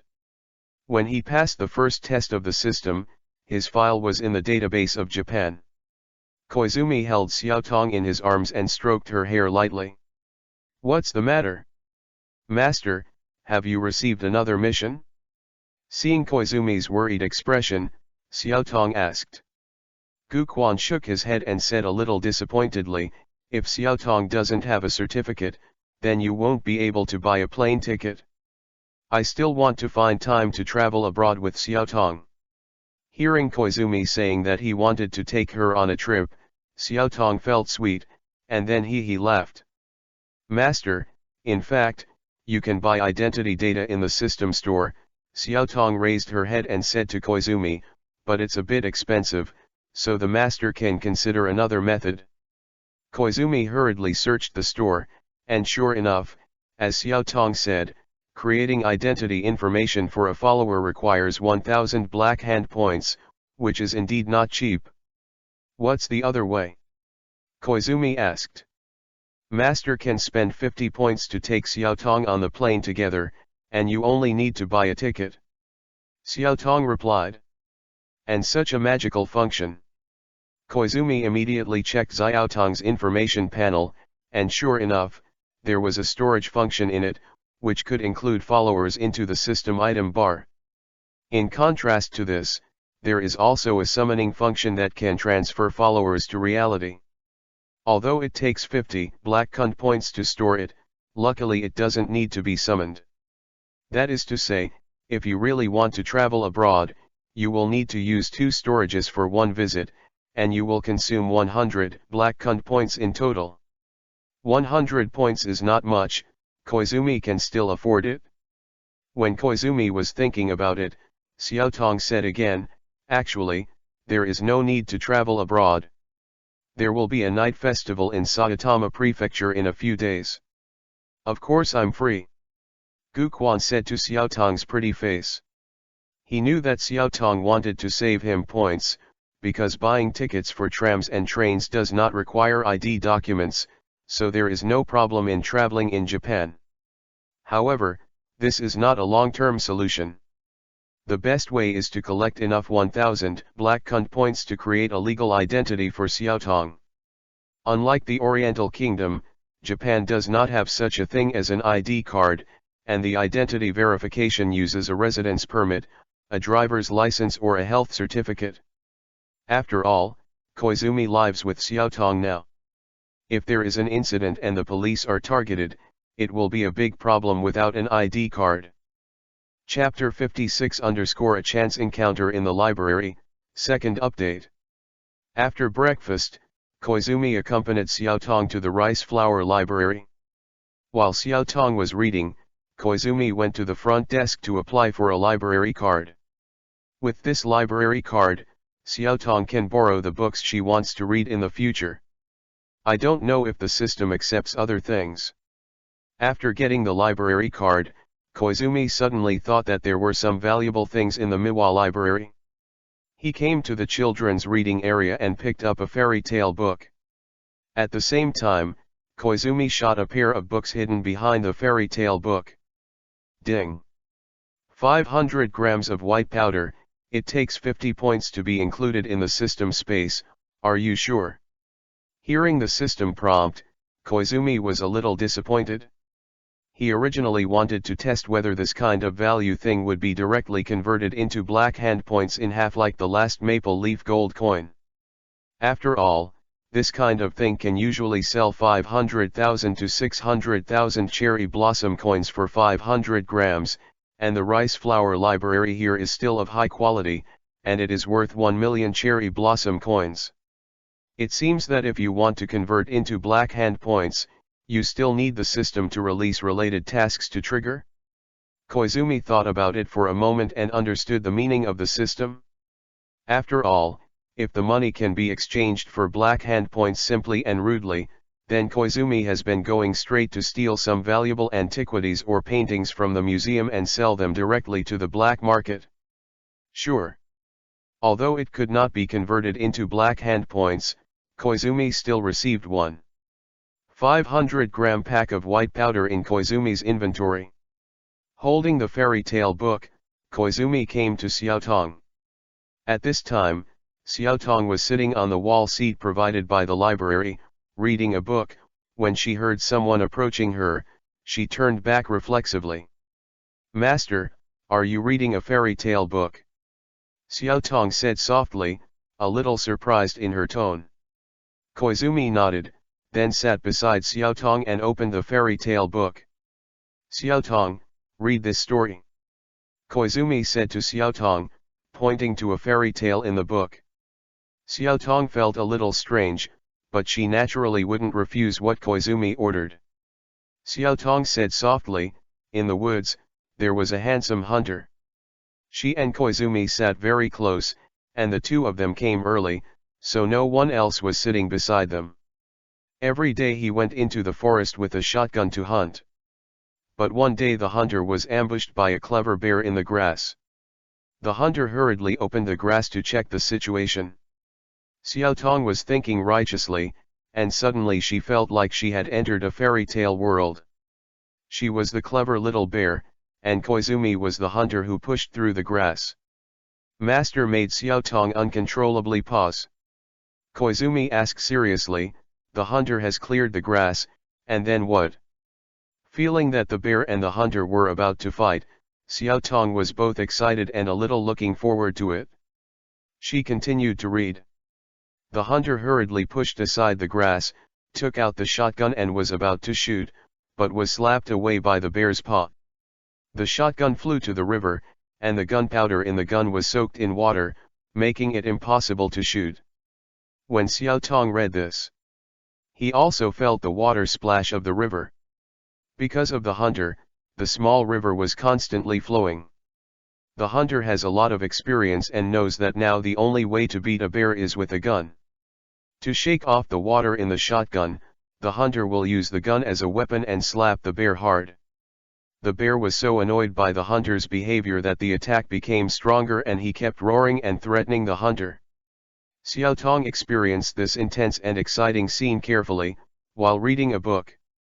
Fortunately, the shotgun is very solid, and the hunter and the bear fought for a long distance before finally shaking the shotgun dry. The hunter took the opportunity to reload the gunpowder and defeated the bear with one shot. After the bear let out a miserable howl, he lost his combat effectiveness. At this important juncture, Xiaotong couldn't help but slow down her speech. After she calmed down, she said the end in a slightly trembling voice. Unexpectedly, after the bear was knocked down, he turned into a beautiful princess. It turned out that the princess was cursed by an evil witch to turn into a bear, and needed to be hit by a hunter's bullet to return to her original form. Fortunately, the hunter's bullet didn't hit the princess hard, so she survived. Since then, the hunter and the princess have lived happily ever after. When the story was finished, Xiaotong also panted slightly and rested her head on Koizumi's shoulder. The story is not long, but it took Koizumi and Xiaotong nearly 10 minutes to read and interpret it. At this moment, Koizumi felt that someone was locking his eyes on him and was still approaching him, so he turned his head.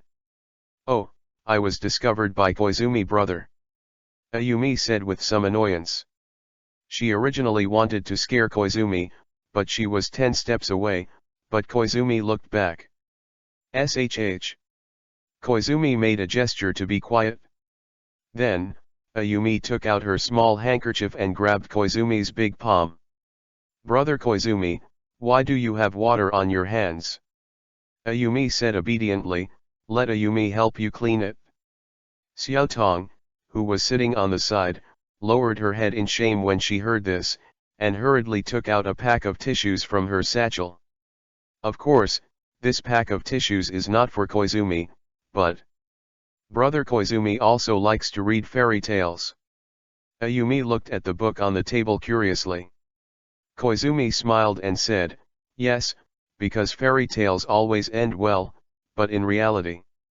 There are many cute and beautiful things like Ayumi in reality, Koizumi didn't say those two realistic things, just rubbed Ayumi's little head. Hearing Koizumi complimenting her, Ayumi suddenly felt in a good mood. "Brother Koizumi, I want to read that book too." Ayumi drilled into Koizumi's arms and sat on top of him. "Brother Koizumi is so warm here." It was still mid-March and the weather was a little cold. Ayumi twisted her body and pressed closer to Koizumi. Ayumi, who was wearing a small skirt, felt the comfortable temperature coming from Koizumi. It's no wonder that Ayumi feels warm. Just now, Koizumi and Xiaotong's fairy tale played a hunter with a gun. At this time, Ayumi was sitting in Koizumi's arms, and it was hard not to feel warm. "Hey, it's Sister Xiaotong." Yuan Tai's voice came, and then he and Mitsuhiko sat next to Xiaotong. Yuan Tai and Mitsuhiko have long been fond of Ayumi. And they always like to follow her, and the same goes for coming to the library today. But at this time, seeing the more beautiful Xiaotong, I naturally forgot the cuteness of Ayumi, just thinking that sitting next to Xiaotong and reading a book is a very happy thing. Humph.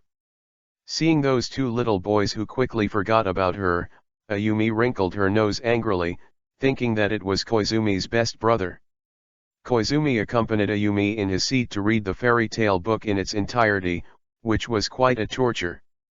Whenever Koizumi was about to relax, Ayumi twisted his body to drill in, which made Koizumi tense again, but Koizumi tortured him for a while. And Xiaotong naturally discovered Gu Quanyi's embarrassment, but just snickered while covering his mouth, making Gu Quan angry. "Thank you Moonlight for your generous 588 VIP points and monthly pass." Thank you Moonlight for your generous 588 VIP points and monthly pass. Chapter 57_1 Transaction, Third More. Koizumi and the three children, Hitomi and Ayumi, spent the morning together, and then invited them to lunch. When eating all kinds of delicious desserts, the three children showed adoring expressions to Koizumi. After all, they are children and are easily bribed by food. Coupled with the fact that Koizumi chose a relatively high-end restaurant, it was easy for the three to further enhance their affection for Koizumi. After lunch, Xiaotong went home with the books borrowed from the library, and the three children also went to play elsewhere. After all, the three of them had been confined for a week and were only released today. Naturally, they didn't want to go home so early. At 1:30 in the afternoon, Koizumi came to the entrance of the art museum as scheduled. "That guy Xiaolan, why did you bring Keilan too?" Sanako observed the situation in secret and was a little disappointed. She originally wanted to take the opportunity to release the two pigeons, and then followed them to take some pictures secretly, but Xiaolan even brought Keilan with her. Sanako sighed and walked towards the entrance of the art museum. Koizumi is not surprised to meet Keilan at all. There will be a fatal case today, so how could Keilan be absent? It's just that Keian's new image made him feel a little surprised. Why did Keilan cut her hair? Gu Quan rubbed Keian's head, but this hairstyle is also matched with Keilan, and it looks very refreshing. Conan faced Koizumi who had saved him twice, wanted to hide but couldn't, so he could only stand obediently. Xiaolan smiled and said, "Yes, I also think Keilan is cute like this." Actually, Keian's hair was caught by fire last time, but I didn't expect that it was Dad who discovered it first. Then Dad took Keilan to cut his hair, and it ended up being so short. If Keilan wants to grow back to her original long hair, it may take more than a year. Xiaolan and Koizumi chatted. "I like short hair, and short hair is convenient." Keilan obviously didn't want to grow back long hair, it would be too troublesome to wash her hair like that. "Wow, isn't this cute Keilan sauce?" Yuanzi suddenly lifted Keilan from his back and walked quickly into the art museum. "Let's let Sister Yuanzi take you to appreciate art together." "Sanako, can you really understand art paintings?" Keilan was very suspicious of Sanako's words. Koizumi and Xiaolan were also accustomed to Sanako's surprising character, and walked into the art museum together. The museum is very spacious, with nearly 50 paintings displayed in the lobby on the first floor alone. And it is known from the brochure that there are exhibition halls with different themes on each floor. It can be seen that the collection of this museum is very rich. Wow, there are so many beautiful paintings, it's great to be here today. Xiaolan stopped in front of a medieval portrait and admired it carefully. It's different from the photo, the color of the real portrait is so beautiful. You like it, don't you? This lady. An elderly voice came from behind Xiaolan. Xiaolan looked back and found that it was an elderly man. I also like this painting.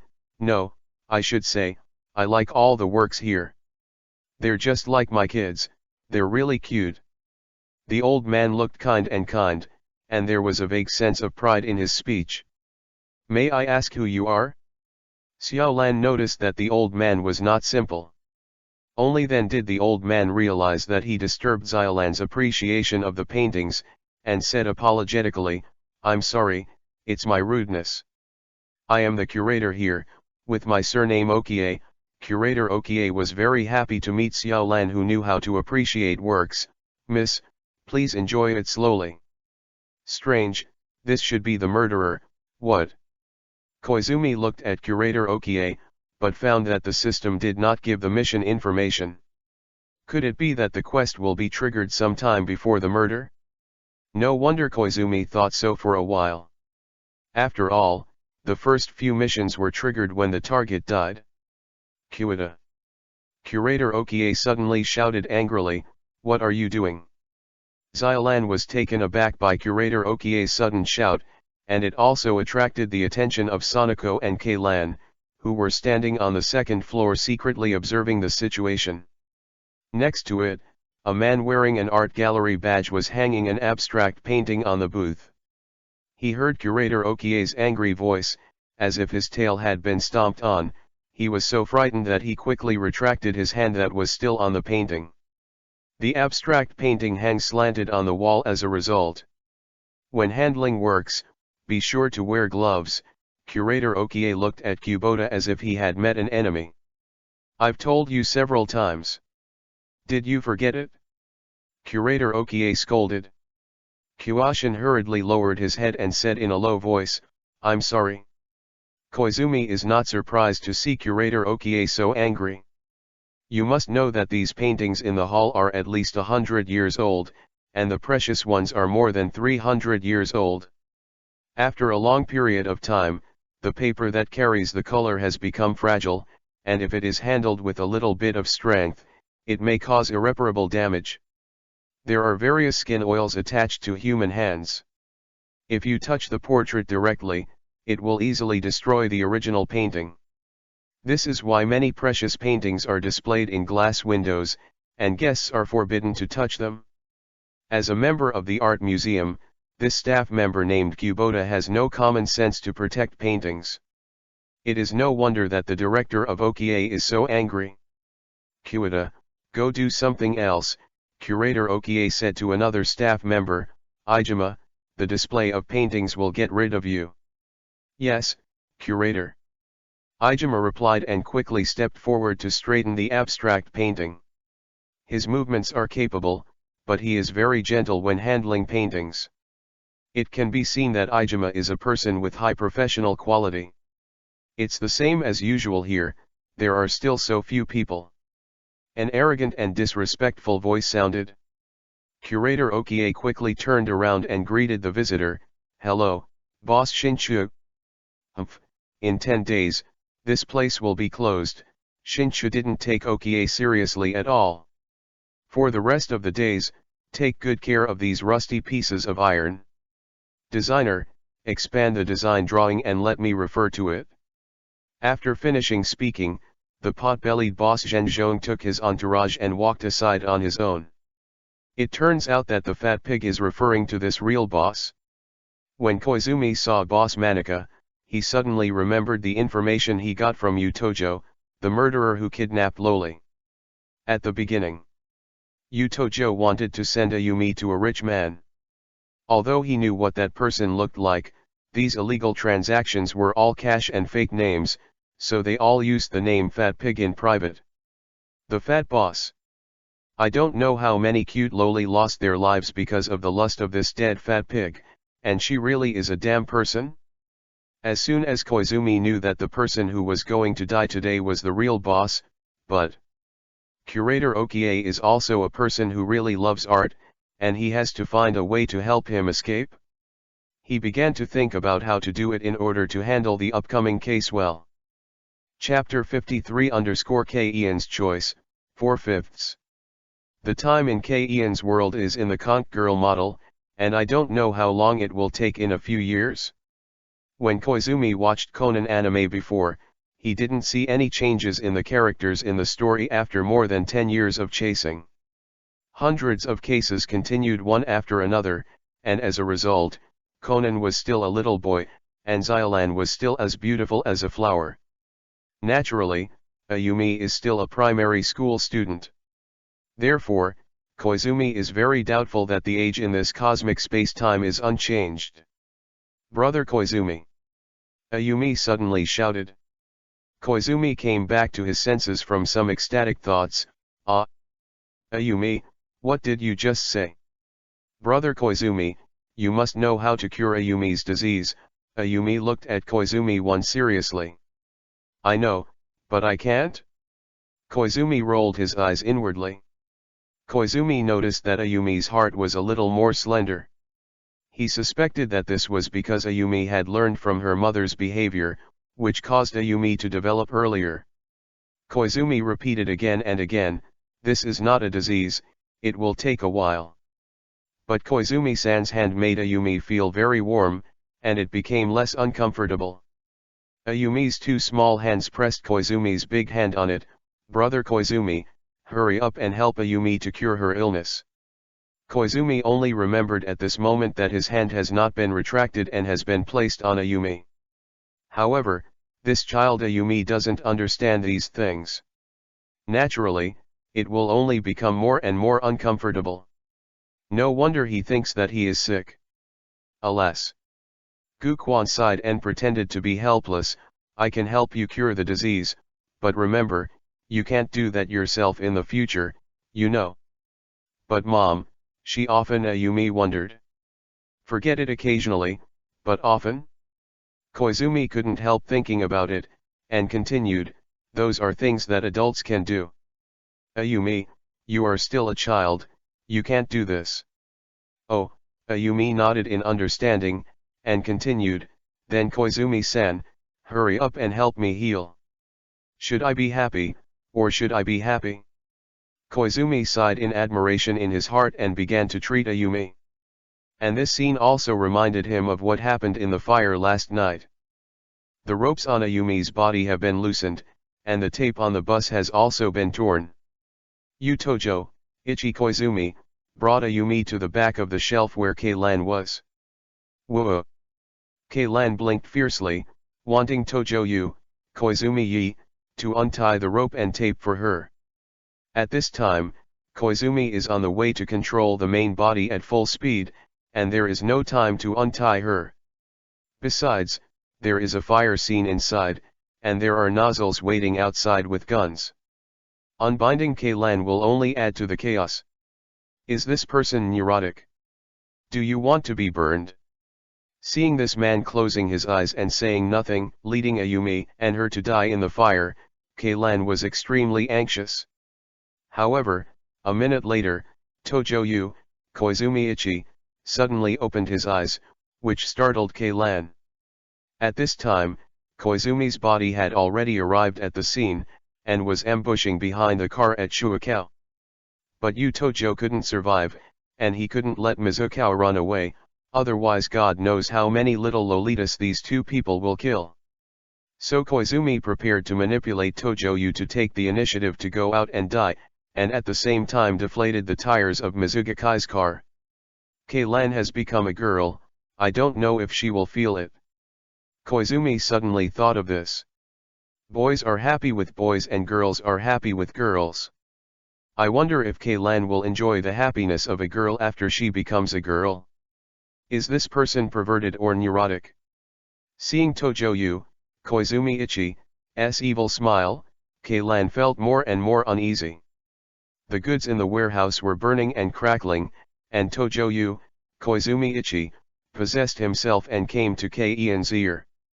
"I can get you and your friends out, but you need to. You Tojo Koizumi, finished speaking quickly." Keilan shook his head vigorously. "Actually, it doesn't matter if you don't want to," Tojo Koizumi smiled evilly. "Your friend is more obedient than you, I can still treat her." Saying that, Tojo Furuizumi made a gesture to shoot at Ayumi Shin, who was still in a coma. "Whoa!" Keilan quickly shook his head, and quickly started to nod again. Tojo Koizumi showed a successful smile, and quickly released Keian's one hand, while the other hand was still tied to his back with a rope. At the same time, he took out another cloth strip and covered Keian's eyes. "Hurry up, or the fire will burn here." "You Tojo Koizumi, urged. Keian's small hands trembled and slowly moved down. Chapter 54 _ The past of the Yoshida family, 5/5. Damn, if it wasn't for the anesthesia needle in the watch running out, I wouldn't have done it. Keilan was obviously very unwilling to be coerced by a prisoner. But now, Ayumi and her can only live if they obey Tojo's, Furuizumi's, request. If Keilan was the only one present, she might use power shoes to fight against Tojo Koizumi. But now Ayumi is being pointed at gunpoint, at stake. Keilan can only his. As soon as Keilan started, he was paralyzed by a burst of electric current. Is such a dangerous thing really going to continue? Keilan faintly felt in her heart that if she really completed the whole process, there would be some kind of change in her heart. "Why, have you changed your mind?" Tojo Koizumi observed Keian's hesitant little face. Click, click. The safety of the pistol fastened. It was then released again, obviously urging Keilan to continue. Keilan didn't dare to say more, for fear of accidentally irritating the man in front of him, closed his eyes and continued to start.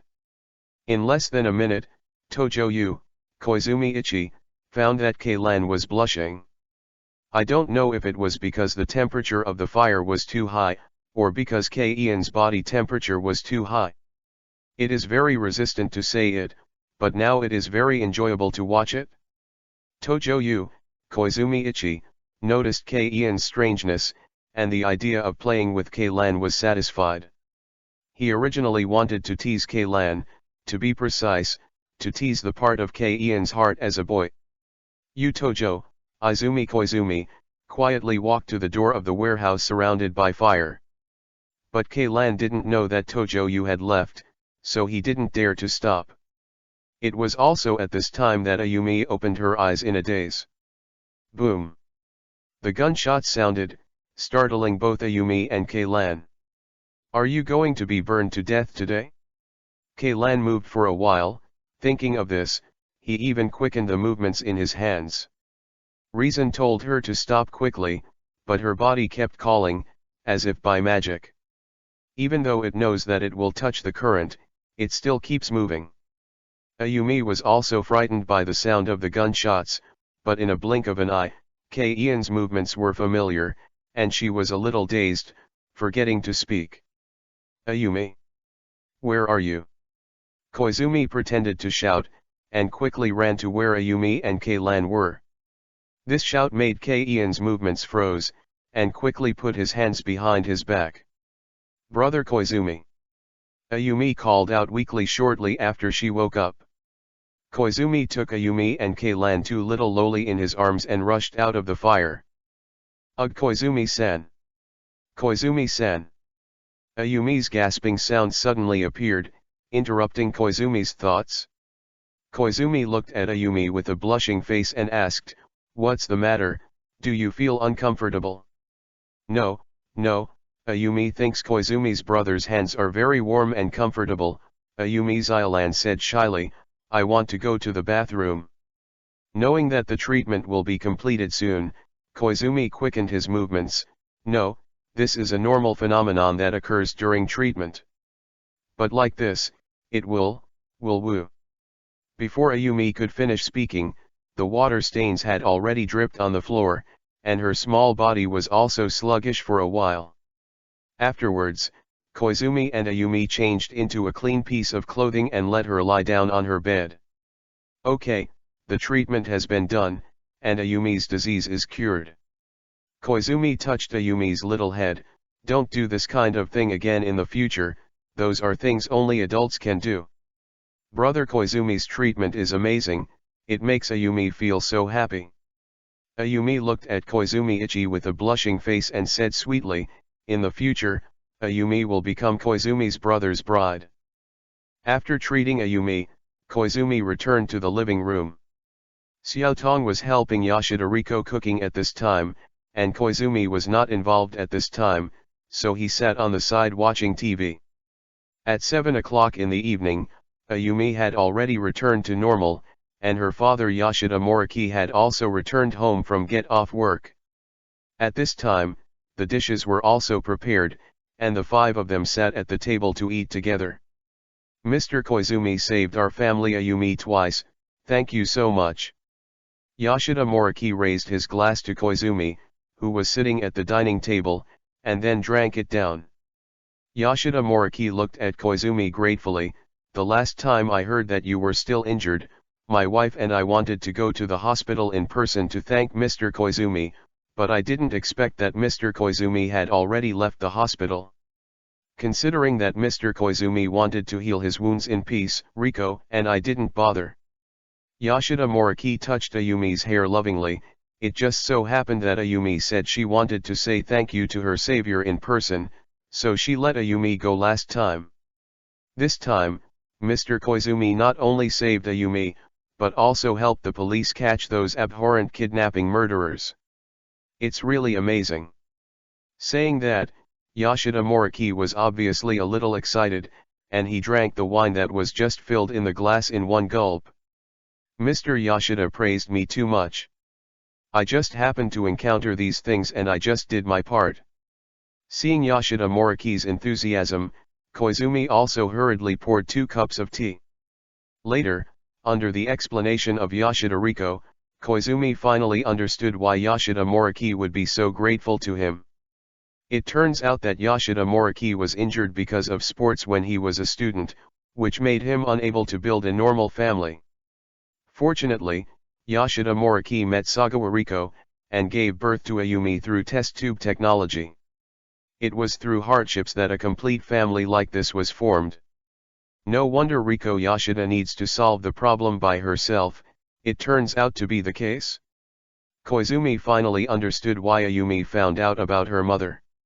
After eating, Yoshida Moriki was already very drunk. Xiaotong helped Yoshida Riko to clean up, and then returned home with Koizumi. Click. As soon as the door was locked, Xiaotong felt that Koizumi was attacked.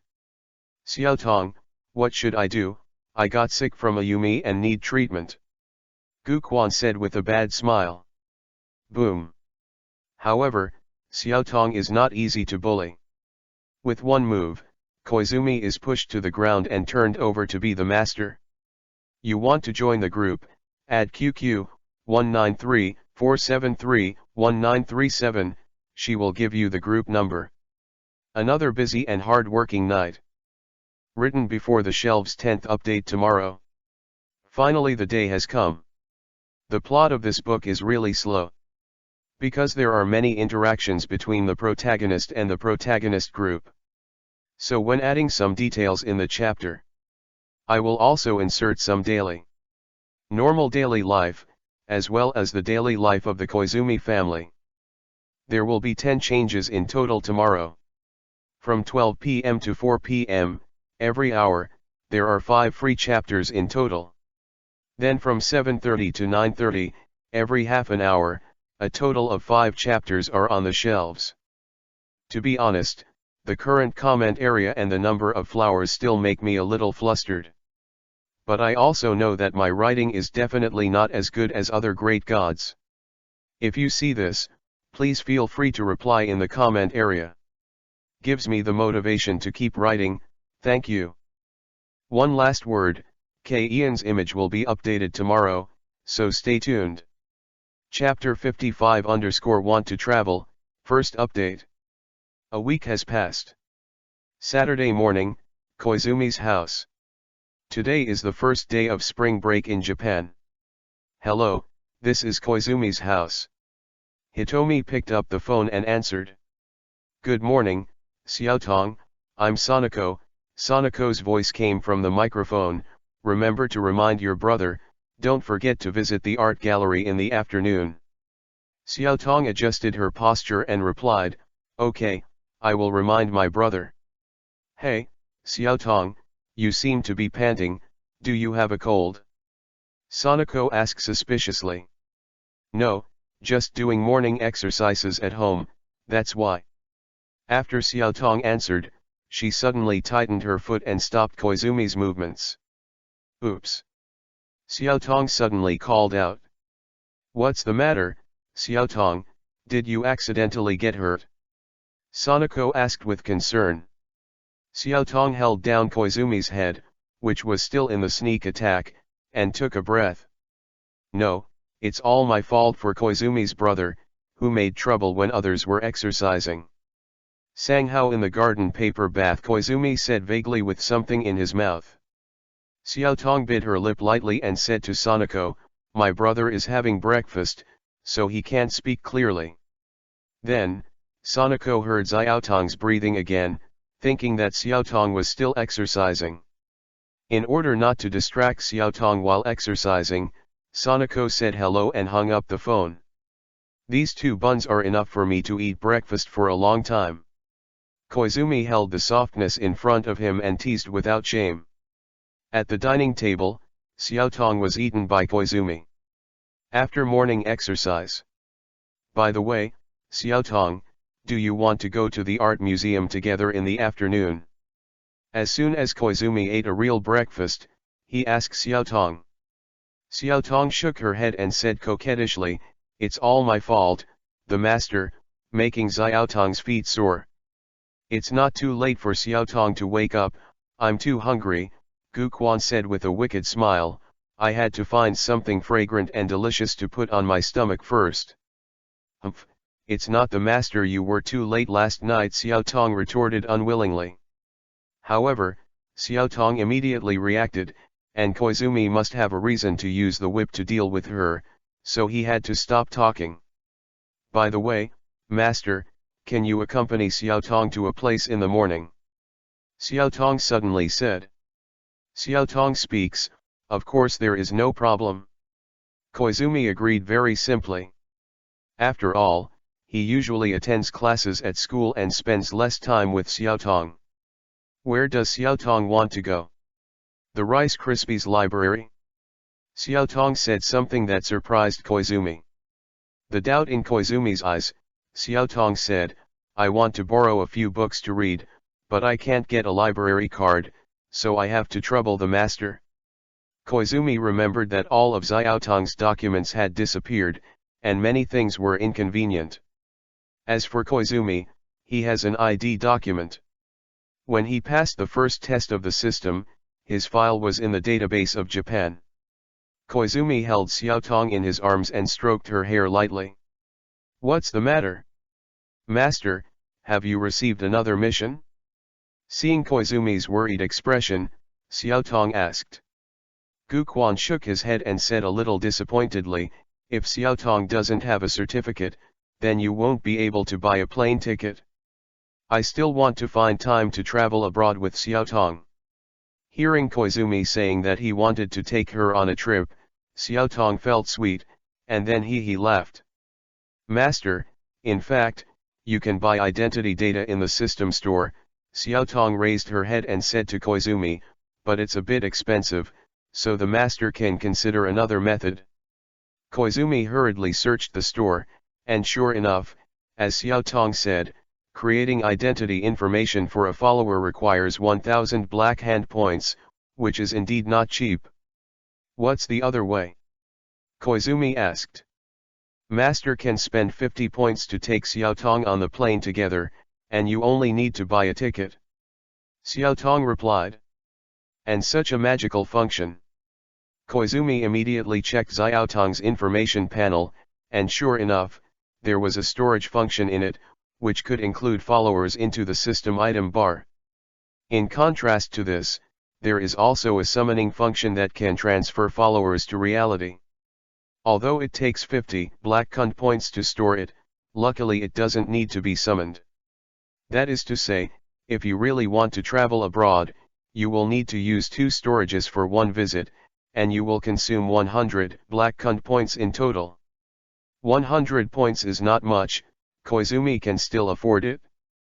When Koizumi was thinking about it, Xiaotong said again, actually, there is no need to travel abroad. There will be a night festival in Saitama Prefecture in a few days. Of course I'm free. Guquan said to Xiaotong's pretty face. He knew that Xiaotong wanted to save him points, because buying tickets for trams and trains does not require ID documents, so there is no problem in traveling in Japan. However, this is not a long-term solution. The best way is to collect enough 1000 black cund points to create a legal identity for Xiaotong. Unlike the Oriental Kingdom, Japan does not have such a thing as an ID card, and the identity verification uses a residence permit, a driver's license or a health certificate. After all, Koizumi lives with Xiaotong now. If there is an incident and the police are targeted, it will be a big problem without an ID card. Chapter 56 _ A chance encounter in the library, second update. After breakfast, Koizumi accompanied Xiaotong to the rice flour library. While Xiaotong was reading, Koizumi went to the front desk to apply for a library card. With this library card, Xiaotong can borrow the books she wants to read in the future. I don't know if the system accepts other things. After getting the library card, Koizumi suddenly thought that there were some valuable things in the Miwa library. He came to the children's reading area and picked up a fairy tale book. At the same time, Koizumi shot a pair of books hidden behind the fairy tale book. Ding! 500 grams of white powder, it takes 50 points to be included in the system space, are you sure? Hearing the system prompt, Koizumi was a little disappointed. He originally wanted to test whether this kind of value thing would be directly converted into black hand points in half like the last maple leaf gold coin. After all, this kind of thing can usually sell 500,000 to 600,000 cherry blossom coins for 500 grams, and the rice flour library here is still of high quality, and it is worth 1 million cherry blossom coins. It seems that if you want to convert into black hand points, you still need the system to release related tasks to trigger? Koizumi thought about it for a moment and understood the meaning of the system. After all, if the money can be exchanged for black hand points simply and rudely, then Koizumi has been going straight to steal some valuable antiquities or paintings from the museum and sell them directly to the black market. Sure. Although it could not be converted into black hand points, Koizumi still received one 500-gram pack of white powder in Koizumi's inventory. Holding the fairy tale book, Koizumi came to Xiaotong. At this time, Xiaotong was sitting on the wall seat provided by the library, reading a book. When she heard someone approaching her, she turned back reflexively.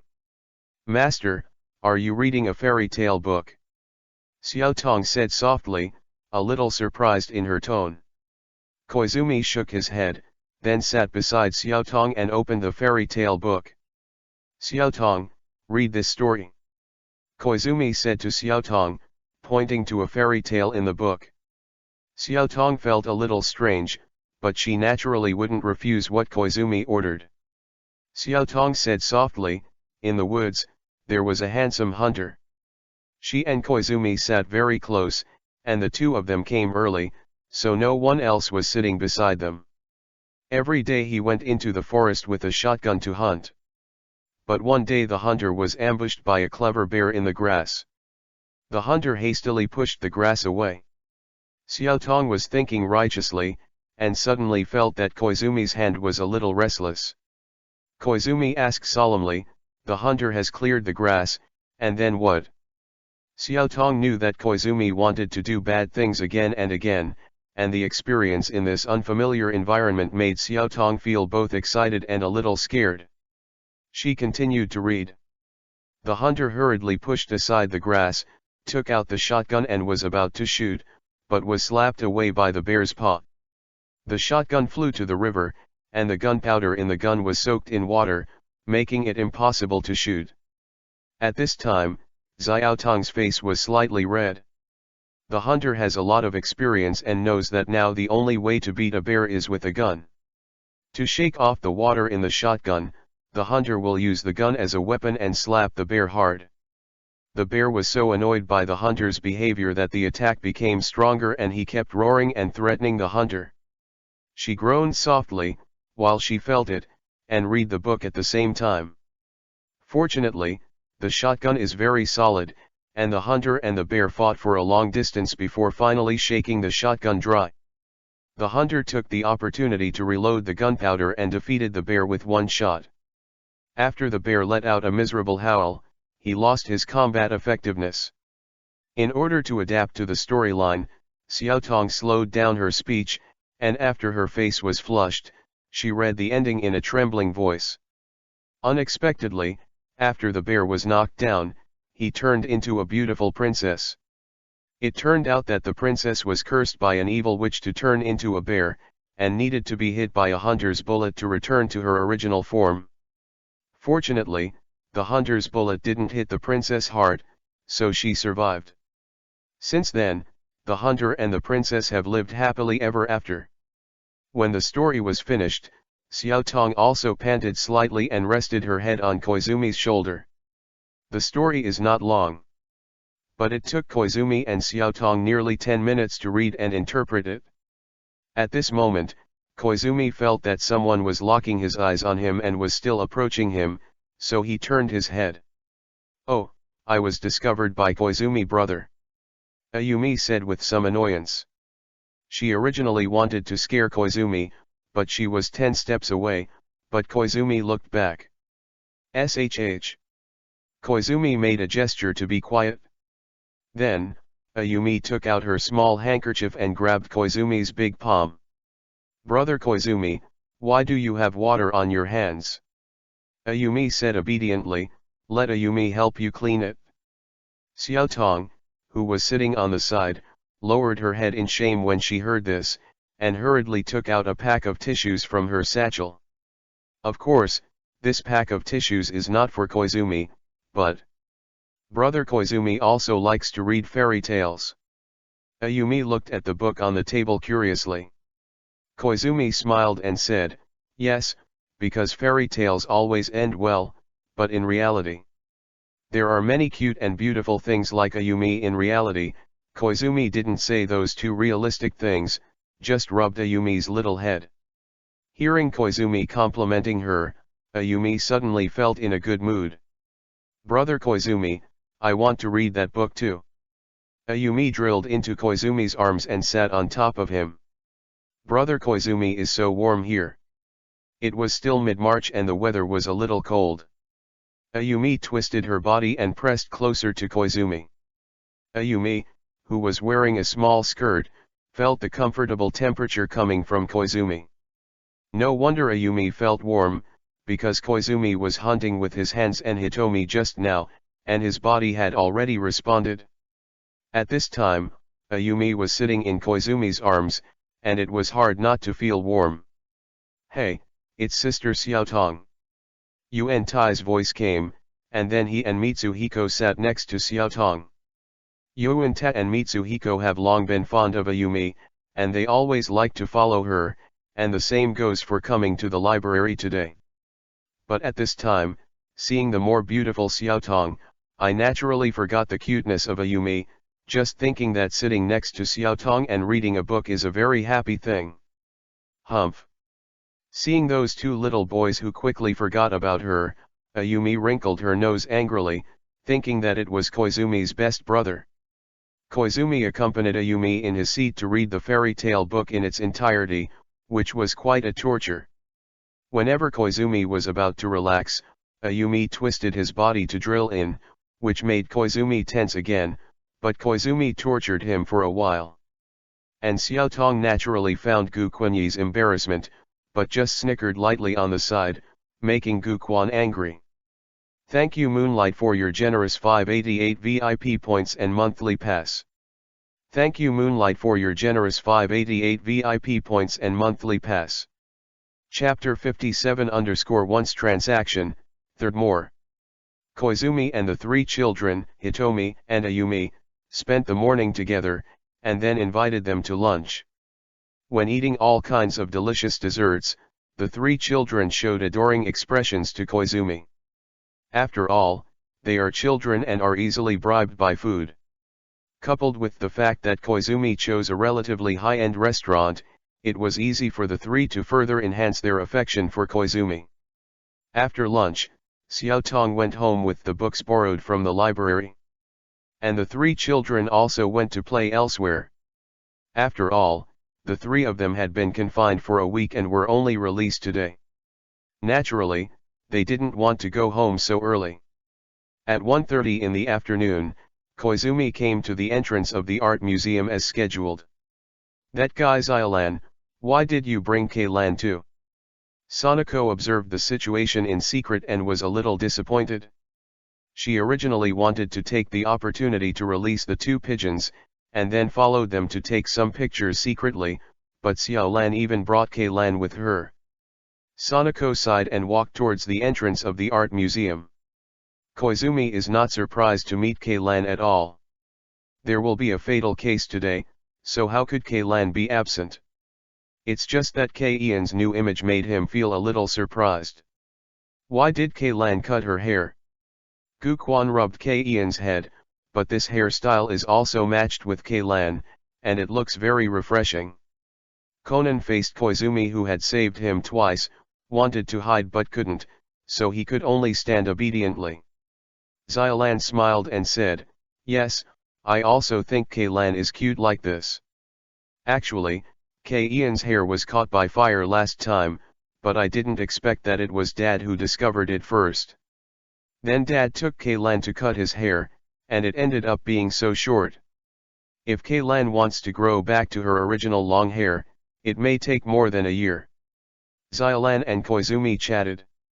I like short hair, and short hair is convenient. Keilan obviously didn't want to grow back long hair, it would be too troublesome to wash her hair like that. Wow, isn't this cute Keilan sauce? Yuanzi suddenly lifted Keilan from his back and walked quickly into the art museum. Let's let Sister Yuanzi take you to appreciate art together. Sanako, can you really understand art paintings? Keilan was very suspicious of Sanako's words.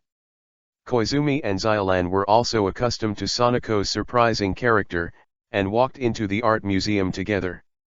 The museum is very spacious, with nearly 50 paintings displayed in the lobby on the first floor alone. And it is known from the brochure that there are exhibition halls with different themes on each floor. It can be seen that the collection of this museum is very rich. Wow, there are so many beautiful paintings, it's great to be here today. Xiaolan stopped in front of a medieval portrait and admired it carefully. It's different from the photo, the color of the real portrait is so beautiful. You like it, don't you? This lady. An elderly voice came from behind Xiaolan. Xiaolan looked back and found that it was an elderly man. I also like this painting.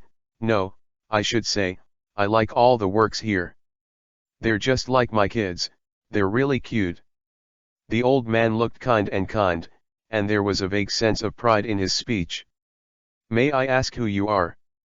Xiaolan noticed that the old man was not simple. Only then did the old man realize that he disturbed Xiaolan's appreciation of the paintings, and said apologetically, I'm sorry, it's my rudeness. I am the curator here, with my surname Okie. Curator Okie was very happy to meet Xiaolan, who knew how to appreciate works. Miss, please enjoy it slowly. Strange, this should be the murderer, what? Koizumi looked at Curator Okie, but found that the system did not give the mission information. Could it be that the quest will be triggered sometime before the murder? No wonder Koizumi thought so for a while. After all, the first few missions were triggered when the target died. Kuita. Curator Okie suddenly shouted angrily, "What are you doing?" Xiaolan was taken aback by Curator Okie's sudden shout, and it also attracted the attention of Sonoko and Keilan, who were standing on the second floor secretly observing the situation. Next to it, a man wearing an art gallery badge was hanging an abstract painting on the booth. He heard Curator Okie's angry voice, as if his tail had been stomped on. He was so frightened that he quickly retracted his hand that was still on the painting. The abstract painting hangs slanted on the wall as a result. When handling works, be sure to wear gloves. Curator Okie looked at Kubota as if he had met an enemy. "I've told you several times. Did you forget it?" Curator Okie scolded. Kuashin hurriedly lowered his head and said in a low voice, "I'm sorry." Koizumi is not surprised to see Curator Okie so angry. You must know that these paintings in the hall are at least 100 years old, and the precious ones are more than 300 years old. After a long period of time, the paper that carries the color has become fragile, and if it is handled with a little bit of strength, it may cause irreparable damage. There are various skin oils attached to human hands.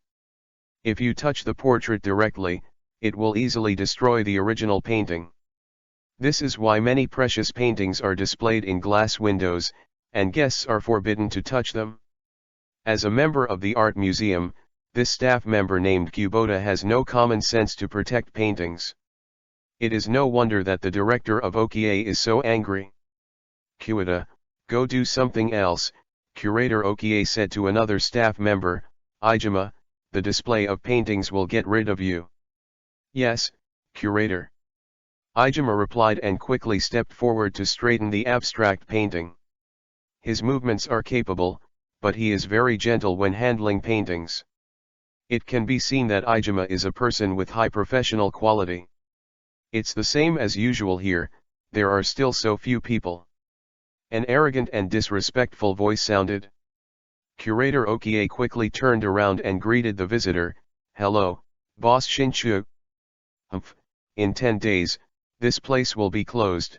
Shinchu didn't take Okie seriously at all. "For the rest of the days, take good care of these rusty pieces of iron. Designer, expand the design drawing and let me refer to it." After finishing speaking, the pot-bellied boss Zhenzhong took his entourage and walked aside on his own. It turns out that the fat pig is referring to this real boss. When Koizumi saw Boss Manika, he suddenly remembered the information he got from Utojo, the murderer who kidnapped Loli. At the beginning, Utojo wanted to send a Yumi to a rich man. Although he knew what that person looked like, these illegal transactions were all cash and fake names, so they all used the name Fat Pig in private. The Fat Boss. I don't know how many cute Loli lost their lives because of the lust of this dead fat pig, and she really is a damn person? As soon as Koizumi knew that the person who was going to die today was the real boss, but Curator Okie is also a person who really loves art, and he has to find a way to help him escape. He began to think about how to do it in order to handle the upcoming case well. Chapter 58_Accidental Real Murderer, 4th More. Is this art museum going to disappear in 10 days? Xiaolan felt a pity in her heart and asked Curator Okie. Curator Okie bowed his head slightly and said, "Yes, the former owner of the museum who funded the museum had no choice but to sell the museum to this Mr. Manika due to the bankruptcy of the company." Ijima also said indignantly, "The former boss also said that because Mr. Manika promised to run the museum well, I didn't expect it." As he spoke, Ijima also turned his head and glanced at Makinaka who was pointing fingers at the drawings. "I didn't expect that guy." Not long after he bought the art museum, he said he would renovate it into a hotel. Clang. The sound of metal landing sounded, attracting everyone's attention. I saw Kubota hurriedly picking up a metal helmet that had fallen on the ground, and there was a cart with cargo beside him. The guy accidentally damaged the collection again.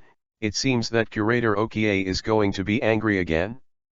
Kaylan, who was standing on the fence on the second floor, couldn't help thinking.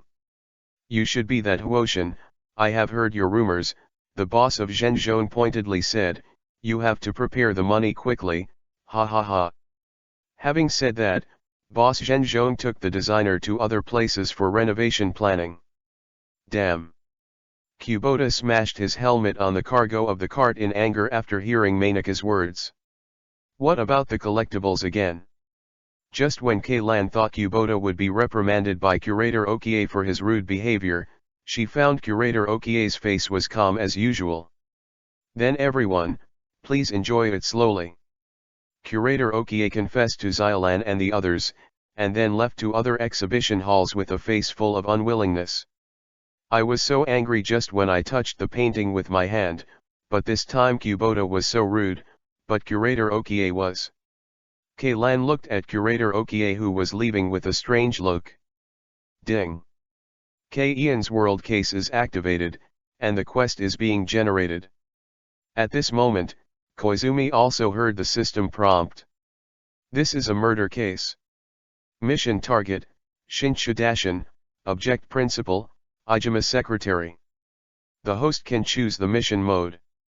Object murder mode. Koizumi quickly made a choice. Ding. 100 black cunt points have been deducted, and the objective murder mission is being generated. Ding. Murder mission has been generated. Object principal, Secretary Ijima. Mission objective, true middle school students. Failure condition 1, the host itself or Ijima is identified as the murderer or dead. Failure condition 2, Manchu Taizhong did not die before 6 p.m. today. Note that if any of the failure conditions are met, the task will be judged to have failed. After the system prompted, Koizumi immediately heard Curator Okie's voice. Everything is going according to plan. I will make an appointment with boss Zhenzhong around 4 o'clock in the afternoon. Curator Okie was talking to Ijima's secretary, Furyu Izumi Ichi, quietly. Hearing what Director Okie said, Koizumi couldn't help being a little surprised. He didn't expect that the real murderer of this case turned out to be Ijima, not the Curator Okie deduced by the original Conan. According to the original storyline, boss Shinaka will go to the Hell Exhibition Hall of the Art Museum at about 4 p.m., and then be hacked to death by the Curator Okie wearing a full set of metal armor with a sword, and will also blame Kyuta, and finally Conan. A loophole in the pen was discovered, thereby cracking the case. Yeah, Curator Okie is already in his 70s and 80s, how could he still be jumping around and killing people in such a heavy armor? As soon as Koizumi got the control of Ijima, he immediately knew the plan of the two.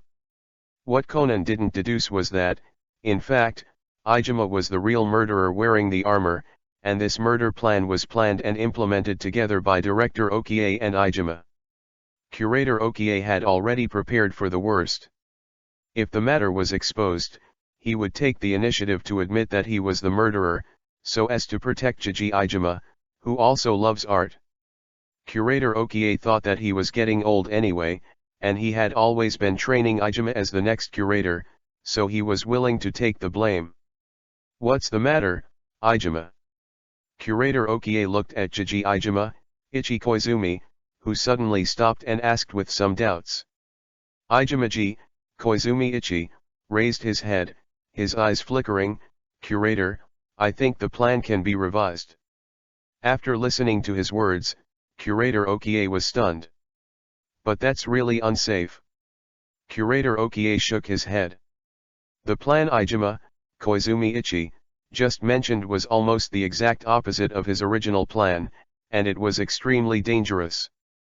However, Ijima Koizumi Ichi, was confident and said firmly, Curator, if you don't do this, that person will still have a chance to turn around, and you know that there are still loopholes in our original plan. But in this case, you have no chance. Curator Okie struggled in his heart for a while, and finally nodded helplessly.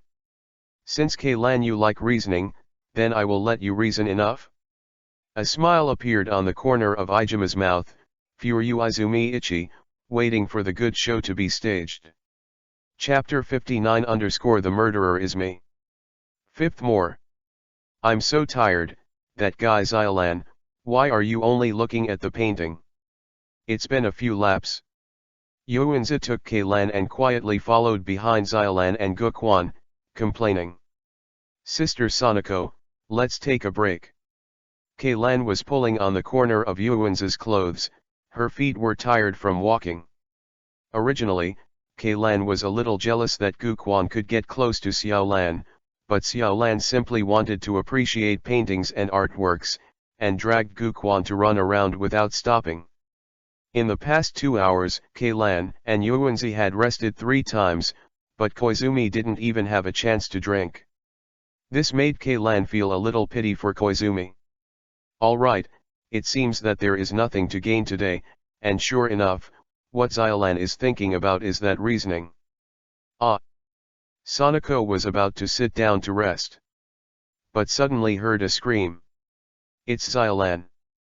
Keilan and Sanako instantly recognized the owner of the voice, and ran in the direction from which the voice came from. I thought I didn't gain anything today, but I didn't expect it.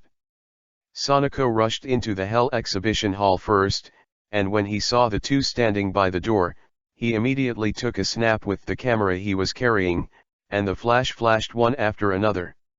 At this moment, Xylan was leaning into Koizumi's arms with a frightened expression on her face. Yuanzi! Contact the police, there is a murder here. Kei-Ian's cry interrupted Sanako's movements, making her hand holding the camera pause for a moment. Sanako turned her head slowly, because the light in the exhibition hall was dim, she couldn't help but press the camera again. With the brief light of the flash, a bloody scene poured into Sanako's eyes. On one side of the exhibition hall, a fat man was pierced in the throat with a long sword and nailed to the wall, bleeding all over the floor. Ah! Sanako was frightened by the sight in front of him, and after screaming, he rushed into Koizumi's arms. Forget it, I'll go to the police myself. Keilan shook his head helplessly. When she was Shinichi Kudo, she had seen many murder scenes, and she was accustomed to such scenes. Koizumi was enjoying the happiness of being snuggled by Xylan, but he didn't expect to come to a garden again, and this moment made him feel a kind of happiness of being the same people. However, Xylan suddenly escaped from Koizumi's arms. Xylan was stunned by the flashing lights of Sanako just now, but now she finally came back to her senses, thinking of the reasoning madman, so she quickly left Koizumi's arms. Yuanzi felt Xylan's departure, and was stunned for a while, then thought of some other things, and then left Koizumi's arms. What's going on here? There were two beauties in his arms a second ago, but now the arms are suddenly empty, which made Koizumi a little unable to react. 10 minutes later. So, when the two of you arrived at the scene, Shinshu Taisho was already dead. Officer Mumu got the first scene from Xylan and Gukwan. Hey! Why are you here too? Officer Mumu looked at Kogoro Mori, who suddenly appeared, and was surprised. After receiving Xylan's notice, I arrived as soon as possible. Maori Kogoro saluted Officer Mumu. Detective Kogoro Maori has seen Officer Mumu.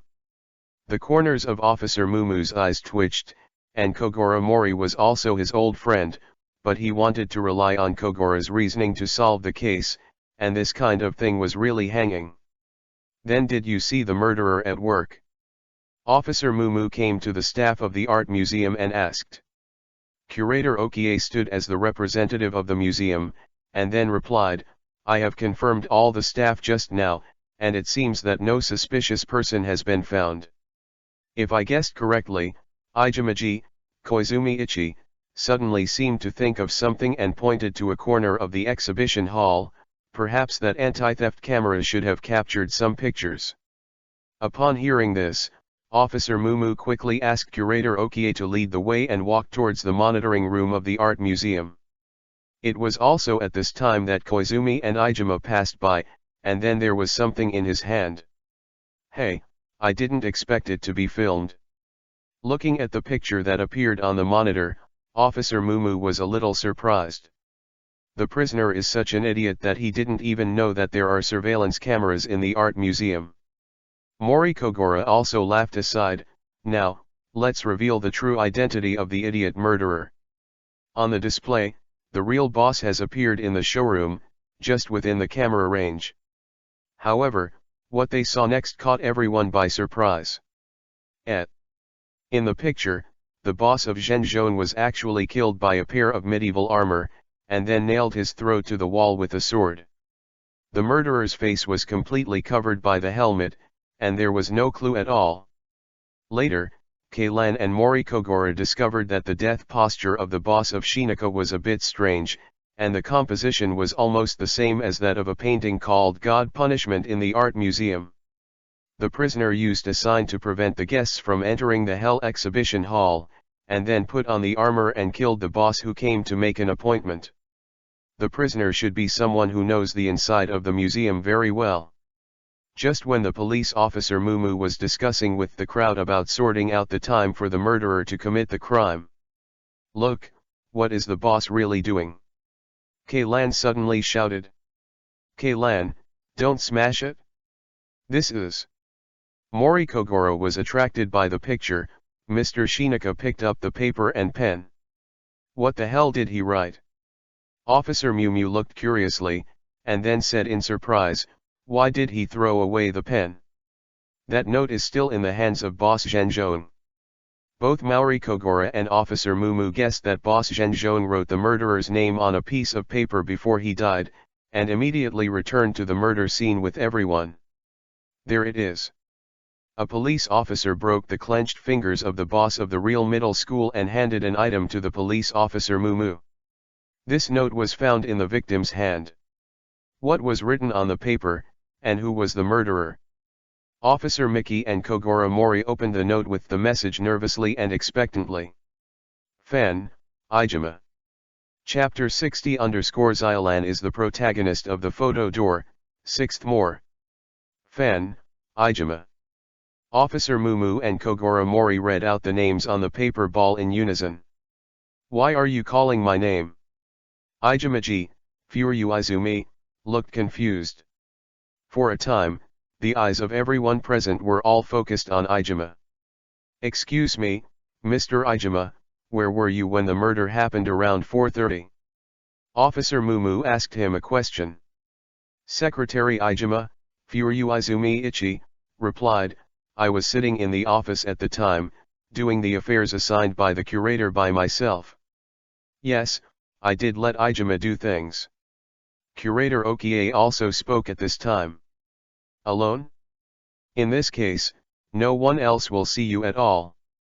Just as Officer Meguro approached Mr. Ijima and wanted to ask further questions. Officer, found it? Two police officers carried a large bag and walked in front of Officer Mumu. Report to the officer, we found this armor in Mr. Ijima's cupboard. Clang. The police officer released the bag and put it on the floor, and there was a sudden metallic sound. Immediately, a pair of blood-stained knight armor appeared in front of everyone. Aha! I already know who the culprit is. Mori Kogoro jumped out at this time. And locked on Ijima with his eyes that could see through the truth. Nonsense, everyone who sees this will know who the culprit is. Officer Mumu's eyes twitched, ignoring Kogoro Mori, who was about to say the prisoner's name. This blood-stained armor, plus the note left by the victim before he died. In the face of these two overwhelming evidence, Mr. Ijima, what else do you have to say? Officer Meguro looked at Secretary Ijima, Furuizumi Ichi, with a serious look on his face. What's going on here? I'm not the murderer. Ijimaji, Furuizumi, said angrily, someone must want to frame me. Ijima, don't pretend to be innocent. Kubota suddenly stood up, pointed at Ijima and said, it must be that you hold a grudge against the fact that Boss Shinaka wants to demolish the art museum, so you killed him. Ijimaji, Furuizumi, sneered, Kuita, you must have framed me on purpose. The fact that you stole the artwork and sold it has long been discovered by the real boss, and the boss is asking you for a huge sum of money. In the end, if Boss Shinaka is dead, you must be the happiest one. Ijimaji, Koizumi Ichi, pointed at Kubota Road. Officer Mumu turned to look at Huoshin. Is what he said true? Huoshin broke into a cold sweat and quickly defended, but, this matter has nothing to do with the murder case. It's not me who killed me. Also, the name that Boss Zhenzhong wrote on the note is clearly Ijima. Just as he was talking, Huoshin suddenly caught a glimpse of the wall beside him, and he was relieved. And you look at the wall where the murder took place. Huoshin seemed to have discovered something and was a little excited. There is not a single painting on the murder wall. It must be that the murderer didn't want the painting to be stained with blood, so he removed it beforehand. Ijima has always cherished these junk. Oh no, he cherishes artworks, Kubota said quickly. It must be someone who killed him. At this time, the two held their own opinions. Although Kubota was not ruled out as suspected of committing the crime, the name on the note and the armor found were the main evidence, and they all pointed to Secretary Ijima. Could it be that Kubota used Ijima's thinking of cherishing artworks to deliberately set up a scheme to frame Ijima? At this time, Officer Mumu, Kogoro Maori, and Keilan all had this idea. After all, Kubota, like Ijima, did not have a clear alibi at the time of the incident. Framing and framing have always been the most common methods used by prisoners in order to avoid criminal responsibility. Xiaolan, what do you think the guy from Shinichi will do when he sees the photo? Yuanzi whispered to Xiaolan. Sonoko, what did you just say? Xiaolan was watching the progress of the case and did not react for a while. After all, Mr. Ijima doesn't look like a bad person, and Xiaolan is a little unwilling to believe that such a person who loves art would commit such a cruel act. However, Ge Yuanzi lacked interest in these murders and began to tease Xiaolan. That's the photo of you and Koizumi-kun hugging each other just now. Sonoko touched Xiaolan with his elbow. How about it? Zenichi's embrace is warmer, or Koizumi-kun's? Let me know what you think about it. What's Zenichi's embrace? He and I haven't decided yet.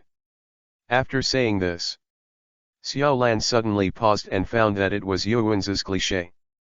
Xiaolan immediately changed the topic and said, "Humph, you yourself were so frightened that you threw yourself on Koizumi-kun.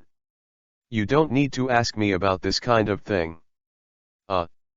Sonoko was stunned for a moment, but soon regained her thoughtful expression. No, I'm still single, so it doesn't matter if I have contact with Koizumi-kun. Yuanzi raised the camera in his hand. Why don't I write some impressions on the back of the photo, and then send it to Zinyi together? It will definitely make him come right away. However, before Goose Yuanzi finished speaking, Xiaolan snatched the camera in her hand, and she was also hit on the head. No. It's a rare moment I captured. Yuanzi regretted it very much. Why didn't she print the photos first and then flirt with Xiaolan? Now, all the photos have been deleted by Xiaolan.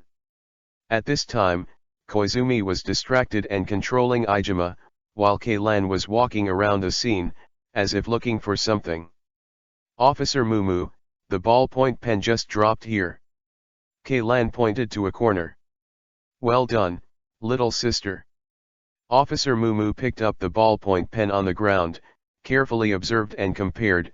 It seems that this is the pen that Mr. Shinaka used to write the killer's name. Strange, why is this tip kept inside? Zhenzhong threw away the pen after writing. How could he have the intention to put away the pen tip? Isn't he the pen he threw away to prevent the murderer from seeing him writing? Keilan noticed something unusual about the ballpoint pen.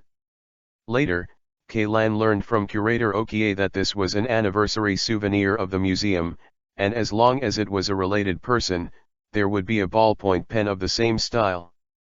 Keilan immediately took the evidence bag with the note and observed it carefully.